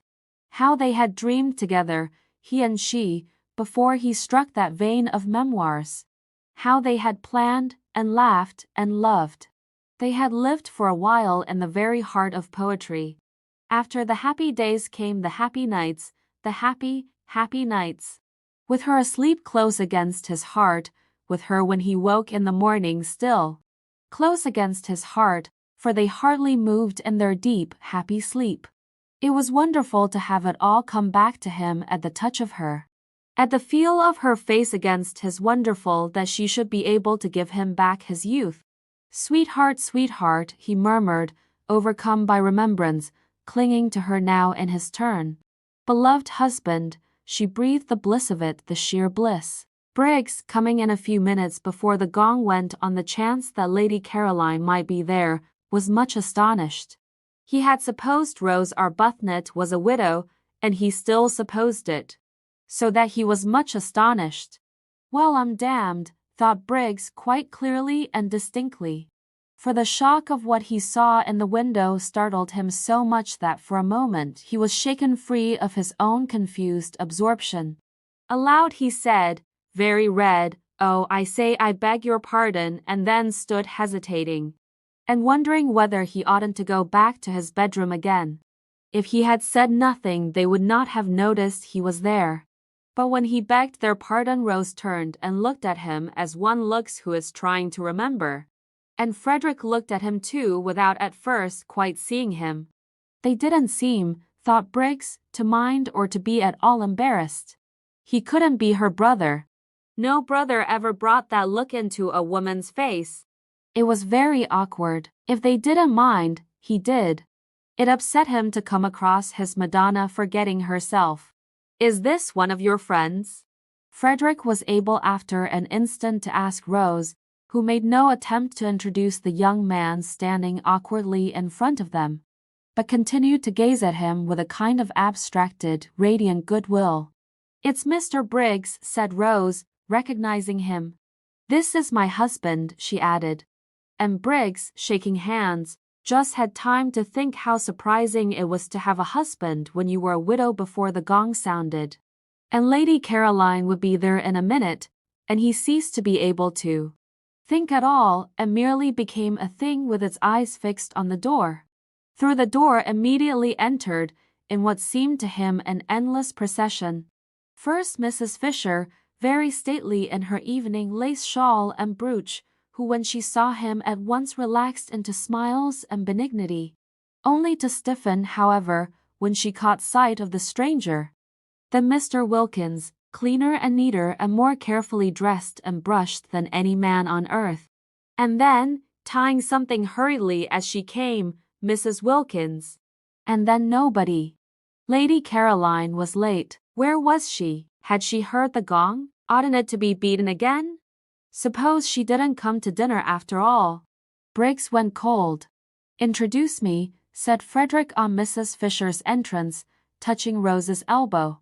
"My husband," said Rose, holding him by the hand, her face exquisite. This, thought Mrs. Fisher, must now be the last of the husbands, unless Lady Caroline produces one from up her sleeve. But she received him graciously, for he certainly looked exactly like a husband. Not at all like one of those people who go about abroad pretending they are husbands when they are not. And said she supposed he had come to accompany his wife home at the end of the month, and remarked that now the house would be completely full. "So that," she added, smiling at Briggs, "we shall at last really be getting our money's worth." Briggs grinned automatically, because he was just able to realize that somebody was being playful with him, but he had not heard her and he did not look at her. Not only were his eyes fixed on the door, but his whole body was concentrated on it. Introduced in his turn, Mr. Wilkins was most hospitable and called Frederick sir. "Well, sir," said Mr. Wilkins heartily, here we are, and having gripped his hand, with an understanding that only wasn't mutual because Arbuthnot did not yet know what he was in for in the way of trouble. He looked at him as a man should, squarely in the eyes, and allowed his look to convey as plainly as a look can that in him would be found staunchness, integrity, reliability, in fact a friend in need. Mrs. Arbuthnot was very much flushed, Mr. Wilkins noticed. He had not seen her flushed like that before. "Well, I'm their man," he thought. Lottie's greeting was effusive. "It was done with both hands, didn't I tell you?" She laughed to Rose over her shoulder while Frederick was shaking her hands in both his. "What did you tell her?" asked Frederick in order to say something. The way they were all welcoming him was confusing. They had evidently all expected him, not only Rose. The sandy but agreeable young woman didn't answer his question, but looked extraordinarily pleased to see him. Why should she be extraordinarily pleased to see him? "What a delightful place this is," said Frederick, confused, and making the first remark that occurred to him. "It's a tub of love," said the sandy young woman earnestly, which confused him more than ever. And his confusion became excessive at the next words he heard spoken, these, by the old lady, who said, "We won't wait." Lady Caroline is always late, for he only then, on hearing her name, really and properly remembered Lady Caroline, and the thought of her confused him to excess. He went into the dining room like a man in a dream. He had come out to this place to see Lady Caroline, and had told her so. He had even told her in his fatuousness it was true, but how fatuous that he hadn't been able to help coming. She didn't know he was married. She thought his name was Arundel. Everybody in London thought his name was Arundel. He had used it and written under it so long that he almost thought it was himself. In the short time since she had left him on the seat in the garden, where he told her he had come because he couldn't help it, he had found Rose again, had passionately embraced and been embraced, and had forgotten Lady Caroline. It would be an extraordinary piece of good fortune if Lady Caroline's being late meant she was tired or bored and would not come to dinner at all. Then he could know, he couldn't. He turned a deeper red even than usual, he being a man of full habit and red anyhow, at the thought of such cowardice. No, he couldn't go away after dinner and catch his train and disappear to Rome. Not unless, that is, Rose came with him. But even so, what a running away! No, he couldn't.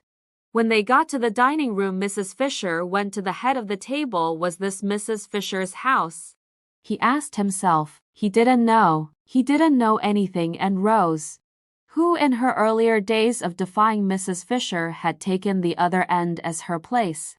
For after all, no one could say by looking at a table which was its top and which its bottom, led Frederick to the seat next to her. If only, he thought, he could have been alone with Rose. Just 5 minutes more alone with Rose, so that he could have asked her, but probably he wouldn't have asked her anything, and only gone on kissing her. He looked round. The sandy young woman was telling the man they called Briggs to go and sit beside Mrs. Fisher. Was the house, then, the sandy young woman's and not Mrs. Fisher's? He didn't know. He didn't know anything, and she herself sat down on Rose's other side, so that she was opposite him, Frederick, and next to the genial man who had said, "Here we are," when it was only too evident that there they were indeed. Next to Frederick, and between him and Briggs, was an empty chair, Lady Caroline's. No more than Lady Caroline knew of the presence in Frederick's life of Rose. Was Rose aware of the presence in Frederick's life of Lady Caroline? What would each think? He didn't know. He didn't know anything. Yes, he did know something, and that was that his wife had made it up with him suddenly, miraculously, unaccountably, and divinely. Beyond that he knew nothing. The situation was one with which he felt he could not cope. It must lead him whither it would. He could only drift. In silence Frederick ate his soup, and the eyes, the large expressive eyes of the young woman opposite, were on him, he could feel, with a growing look in them of inquiry. They were, he could see, very intelligent and attractive eyes, and full, apart from the inquiry, of goodwill. Probably she thought he ought to talk, but if she knew everything she wouldn't think so. Briggs didn't talk either. Briggs seemed uneasy. What was the matter with Briggs? And Rose too didn't talk, but then that was natural. She never had been a talker.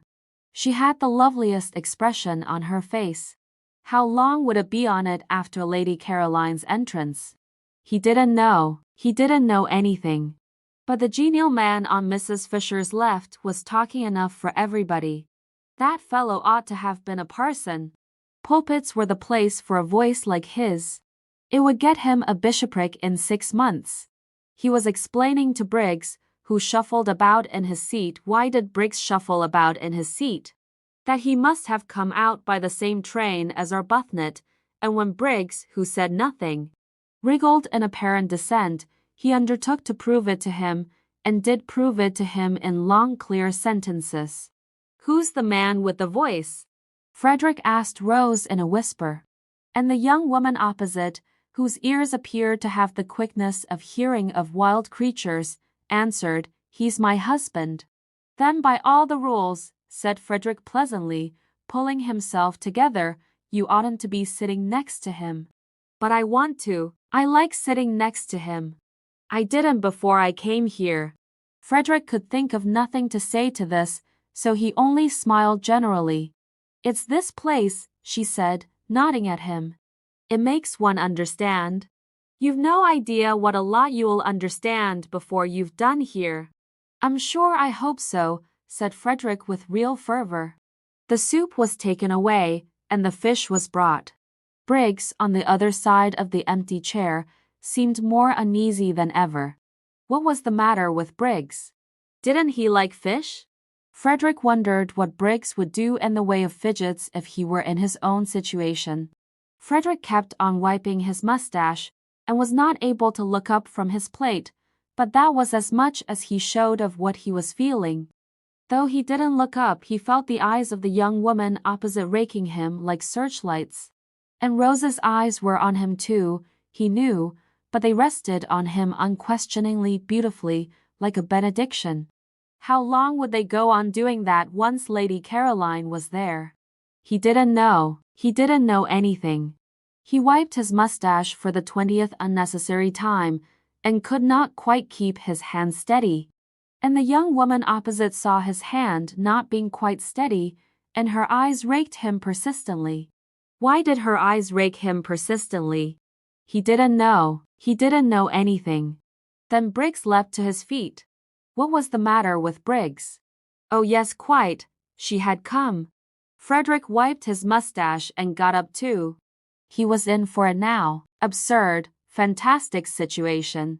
Well, whatever happened, he could only drift and look like an ass to Lady Caroline, the most absolute as well as deceitful ass. An ass who was also a reptile, for she might well think he had been mocking her out in the garden when he said, no doubt in a shaking voice, fool and ass, that he had come because he couldn't help it.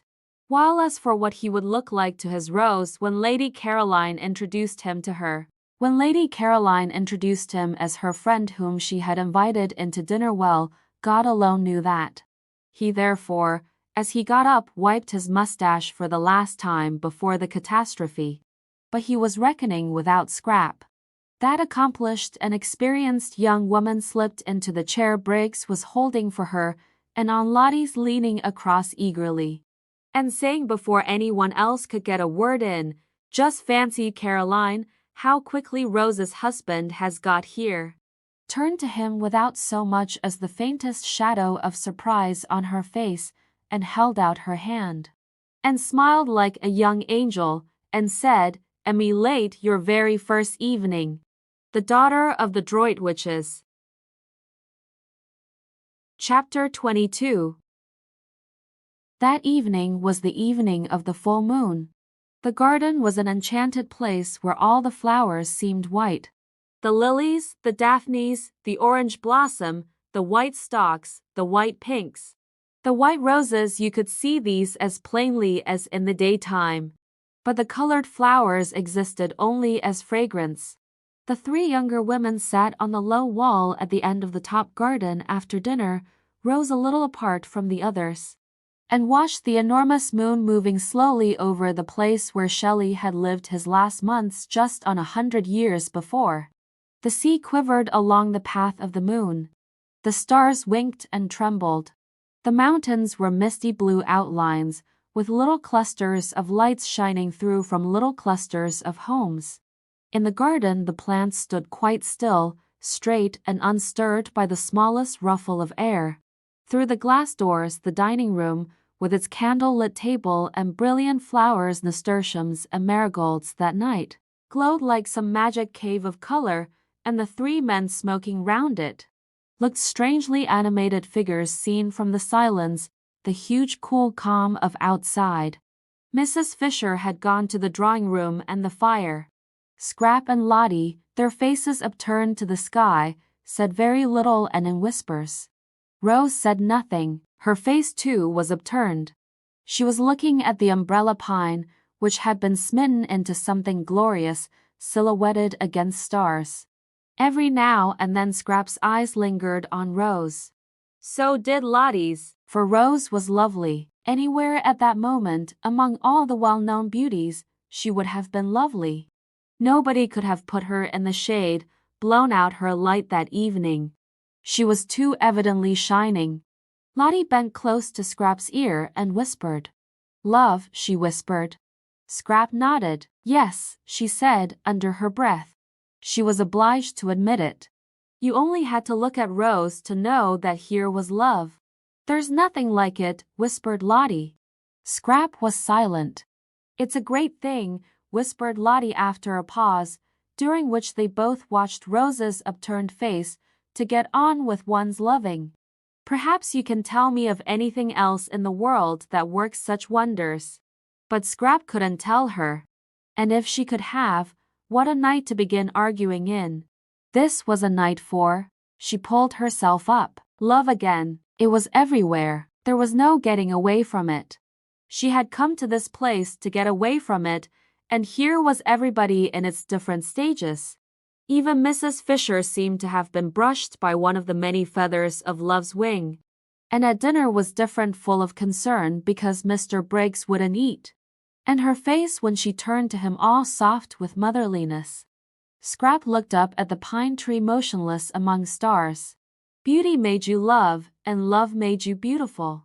She pulled her wrap closer round her with a gesture of defense, of keeping out and off. She didn't want to grow sentimental. Difficult not to here. The marvelous night stole in through all one's chinks, and brought in with it, whether one wanted them or not, enormous feelings. One couldn't manage, great things about death and time and waste. Glorious and devastating things, magnificent and bleak, at once rapture and terror and immense, heart-cleaving longing.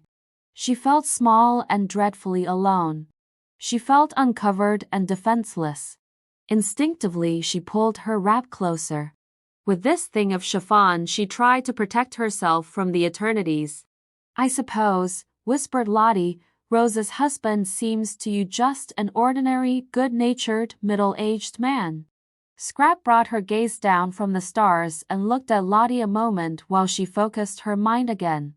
Just a rather red, rather round man, whispered Lottie. Scrap bowed her head. He isn't, whispered Lottie. Rose sees through all that.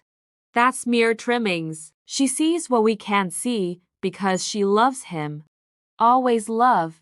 Scrap got up, and winding herself very tightly in her wrap moved away to her day corner, and sat down there alone on the wall and looked out across the other sea, the sea where the sun had gone down. The sea with the far-away dim shadow stretching into it, which was France. Yes, love worked wonders, and Mr. Arundel, she couldn't at once get used to his other name, was to Rose love itself. But it also worked inverted wonders. It didn't invariably, as she well knew, transfigure people into saints and angels.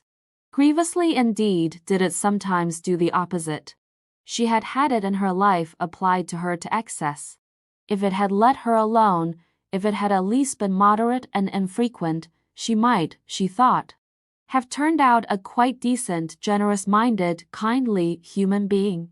And what was she, thanks to this love Lottie talked so much about? Scrap searched for a just description. She was a spoilt, a sour, a suspicious, and a selfish spinster. The glass doors of the dining room opened, and the three men came out into the garden, Mr. Wilkins's voice flowing along in front of them. He appeared to be doing all the talking. The other two were saying nothing. Perhaps she had better go back to Lottie and Rose. It would be tiresome to be discovered and hemmed into that cul-de-sac by Mr. Briggs. Scrap laughed. Am I? She said, amused. When the impetuous young woman, Frederick went on, the blessedly impetuous young woman, blurted out in the nick of time that I am Rose's husband, you behaved exactly as a man would have behaved to his friend. Did I? Said Scrap, her enchanting dimple very evident. It's the rarest, most precious of combinations, said Frederick, to be a woman and have the loyalty of a man. Is it? Smiled Scrap, a little wistfully. These were indeed handsome compliments.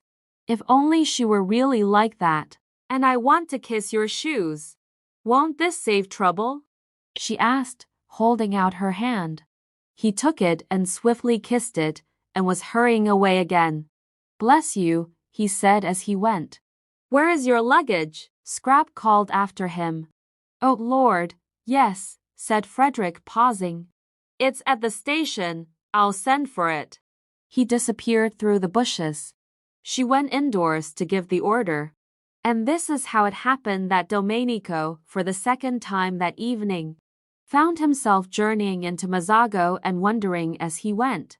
Then, having made the necessary arrangements for the perfect happiness of these two people, she came slowly out into the garden again, very much absorbed in thought. Love seemed to bring happiness to everybody but herself. It had certainly got hold of everybody there, in its different varieties, except herself. Poor Mr. Briggs had been got hold of by its least dignified variety. Poor Mr. Briggs, he was a disturbing problem, and his going away next day wouldn't, she was afraid, solve him. When she reached the others, Mr. Arundel, she kept on forgetting that he wasn't Mr. Arundel was already, his arm through roses, going off with her, probably to the greater seclusion of the lower garden. No doubt they had a great deal to say to each other. Something had gone wrong between them, and had suddenly been put right. San Salvatore, Lottie would say, San Salvatore working its spell of happiness. She could quite believe in its spell. Even she was happier there than she had been for ages and ages. The only person who would go empty away would be Mr. Briggs. Poor Mr. Briggs, when she came in sight of the group, he looked much too nice and boyish not to be happy. It seemed out of the picture that the owner of the place, the person to whom they owed all this, should be the only one to go away from it unblessed. Compunction seized Scrap. What very pleasant days she had spent in his house, lying in his garden, enjoying his flowers, loving his views, using his things, being comfortable, being rested, recovering, in fact. She had had the most leisured, peaceful, and thoughtful time of her life, and all really thanks to him. Oh, she knew she paid him some ridiculous small sum a week, out of all proportion to the benefits she got in exchange, but what was that in the balance? And wasn't it entirely thanks to him that she had come across Lottie? Never else would she and Lottie have met. Never else would she have known her. Compunction laid its quick, warm hand on Scrap. Impulsive gratitude flooded her. She went straight up to Briggs. "I owe you so much," she said, overcome by the sudden realization of all she did owe him, and ashamed of her churlishness in the afternoon and at dinner. Of course he hadn't known she was being churlish. Of course her disagreeable inside was camouflaged as usual by the chance arrangement of her outside. But she knew it. She was churlish. She had been churlish to everybody for years. Any penetrating eye, thought Scrap, any really penetrating eye, would see her for what she was: a spoiled, a sour, a suspicious, and a selfish spinster. "I owe you so much," therefore said Scrap earnestly, walking straight up to Briggs, humbled by these thoughts. He looked at her in wonder. "You owe me," he said. "But it's I who," he stammered. To see her there in his garden, nothing in it, no white flower, was whiter, more exquisite. "Please," said Scrap, still more earnestly, "won't you clear your mind of everything except just truth? You don't owe me anything. How should you?" "I don't owe you anything?" echoed Briggs. "Why, I owe you my first sight of. Oh, for goodness sake," said Scrap entreatingly, "do, please, be ordinary. Don't be humble." "Why should you be humble? It's ridiculous of you to be humble. You're worth 50 of me." Unwise, thought Mr. Wilkins, who was standing there too, while Lottie sat on the wall. He was surprised, he was concerned, he was shocked that Lady Caroline should thus encourage Briggs. Unwise very, thought Mr. Wilkins, shaking his head. Briggs's condition was so bad already that the only course to take with him was to repel him utterly, Mr. Wilkins considered. No half measures were the least use with Briggs, and kindliness and familiar talk would only be misunderstood by the unhappy youth. The daughter of the Droitwiches could not really, it was impossible to suppose it, desire to encourage him. Briggs was all very well, but Briggs was Briggs. His name alone proved that. Probably Lady Caroline did not quite appreciate the effect of her voice and face, and how between them they made otherwise ordinary words seem well encouraging. But these words were not quite ordinary. She had not, he feared, sufficiently pondered them. Indeed and indeed she needed an adviser, some sagacious, objective counselor like himself. There she was, standing before Briggs, almost holding out her hands to him. Briggs of course ought to be thanked, for they were having a most delightful holiday in his house, but not thanked to excess, and not by Lady Caroline alone. That very evening he had been considering the presentation to him next day of a round-robin of collective gratitude on his departure. But he should not be thanked like this, in the moonlight, in the garden, by the lady he was so manifestly infatuated with. Mr. Wilkins, therefore, desiring to assist Lady Caroline out of this situation by swiftly applied tact, said with much heartiness, "It is most proper, Briggs, that you should be thanked.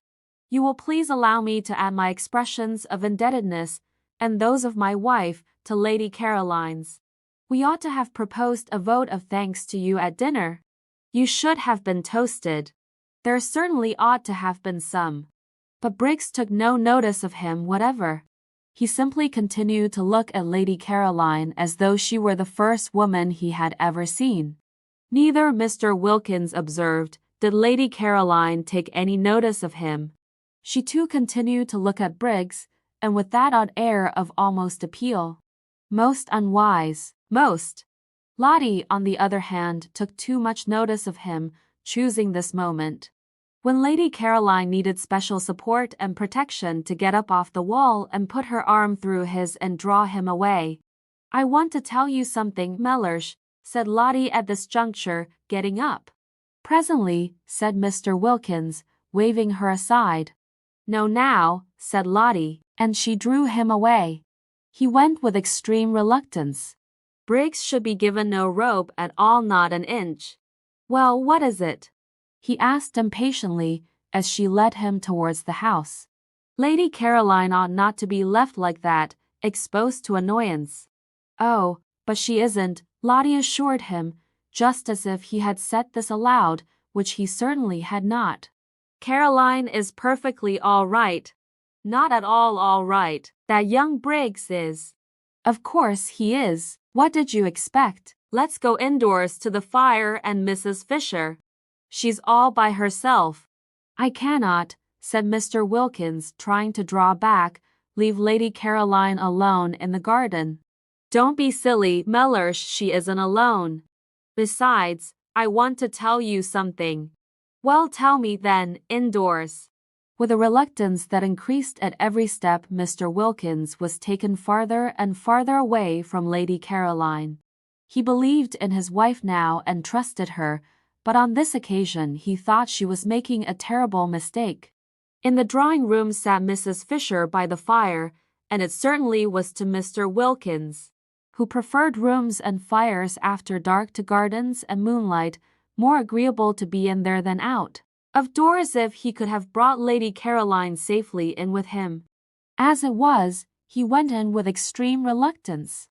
Mrs. Fisher, her hands folded on her lap, was doing nothing, merely gazing fixedly into the fire. The lamp was arranged conveniently for reading, but she was not reading. Her great dead friends did not seem worth reading that night. They always said the same things now, over and over again. They said the same things, and nothing new was to be got out of them any more forever. No doubt they were greater than anyone was now, but they had this immense disadvantage, that they were dead. Nothing further was to be expected of them. While of the living, what might one not still expect? She craved for the living, the developing, the crystallized and finished wearied her. She was thinking that if only she had had a son like Mr. Briggs, a dear boy like that, going on, unfolding, alive, affectionate, taking care of her and loving her. The look on her face gave Mrs. Wilkins's heart a little twist when she saw it. Poor old dear, she thought, all the loneliness of age flashing upon her, the loneliness of having outstayed one's welcome in the world, of being in it only on sufferance, the complete loneliness of the old childless woman who has failed to make friends. It did seem that people could only be really happy in pairs, any sorts of pairs, not in the least necessarily lovers. but pairs of friends, pairs of mothers and children, of brothers and sisters. And where was the other half of Mrs. Fisher's pair going to be found? Mrs. Wilkins thought she had perhaps better kiss her again. The kissing this afternoon had been a great success. She knew it, she had instantly felt Mrs. Fisher's reaction to it. So she crossed over and bent down and kissed her and said cheerfully, "We've come in," which indeed was evident. This time Mrs. Fisher actually put up her hand and held Mrs. Wilkins's cheek against her own, this living thing, full of affection, of warm, racing blood. And as she did this she felt safe with the strange creature, sure that she who herself did unusual things so naturally would take the action, quite as a matter of course, and not embarrass her by being surprised. Mrs. Wilkins was not at all surprised. She was delighted. "I believe I'm the other half of her pair," flashed into her mind. "I believe it's me, positively me, going to be fast friends with Mrs. Fisher." Her face when she lifted her head was full of laughter. Too extraordinary, the developments produced by San Salvatore. She and Mrs. Fisher, but she saw them being fast friends. "Where are the others?" asked Mrs. Fisher. "Thank you, dear," she added, as Mrs. Wilkins put a footstool under her feet. A footstool obviously needed, Mrs. Fisher's legs being short. "I see myself throughout the years," thought Mrs. Wilkins, her eyes dancing, bringing footstools to Mrs. Fisher. "The roses," she said, straightening herself, "have gone into the lower garden, I think, lovemaking." "The roses?" "The Fredericks, then, if you like. They're completely merged and indistinguishable." "Why not say the Arbuthnets, my dear?" said Mr. Wilkins. "Very well, Mellersh the Arbuthnets." "And the Carolines." Both Mr. Wilkins and Mrs. Fisher started. Mr. Wilkins, usually in such complete control of himself, started even more than Mrs. Fisher, and for the first time since his arrival felt angry with his wife. "Really," he began indignantly. "Very well, Mellersh the Briggses then." "The Briggses?" cried Mr. Wilkins, now very angry indeed. For the implication was to him a most outrageous insult to the entire race of Desters, dead Desters, living Desters, and Desters still harmless because they were yet unborn. "Really?" "I'm sorry, Mellersh," said Mrs. Wilkins, pretending meekness, "if you don't like it." "Like it? You've taken leave of your senses. Why, they've never set eyes on each other before today." "That's true, but that's why they're able now to go ahead." "Go ahead?" Mr. Wilkins could only echo the outrageous words. "I'm sorry, Mellersh," said Mrs. Wilkins again, "if you don't like it, but—" Her gray eyes shone, and her face rippled with the light and conviction that had so much surprised Rose the first time they met. "It's useless minding," she said. "I shouldn't struggle if I were you, because—" She stopped and looked first at one alarmed, solemn face and then at the other, and laughter as well as light flickered and danced over her. "I see them being the Briggses," finished Mrs. Wilkins. "That last week the syringa came out at San Salvatore, and all the acacias flowered. No one had noticed how many acacias there were till one day the garden was full of a new scent. And there were the delicate trees, the lovely successors to the wisteria, hung all over among their trembling leaves with blossom. To lie under an acacia tree that last week and look up through the branches at its frail leaves and white flowers, quivering against the blue of the sky while the least movement of the air shook down their scent, was a great happiness. Indeed, the whole garden dressed itself gradually towards the end in white, and grew more and more scented. There were the lilies, as vigorous as ever, and the white stocks and white pinks and white banksia roses, and the syringa and the jessamine, and at last the crowning fragrance of the acacias. When on the 1st of May everybody went away, even after they had got to the bottom of the hill, and passed through the iron gates out into the village, they still could smell the acacias.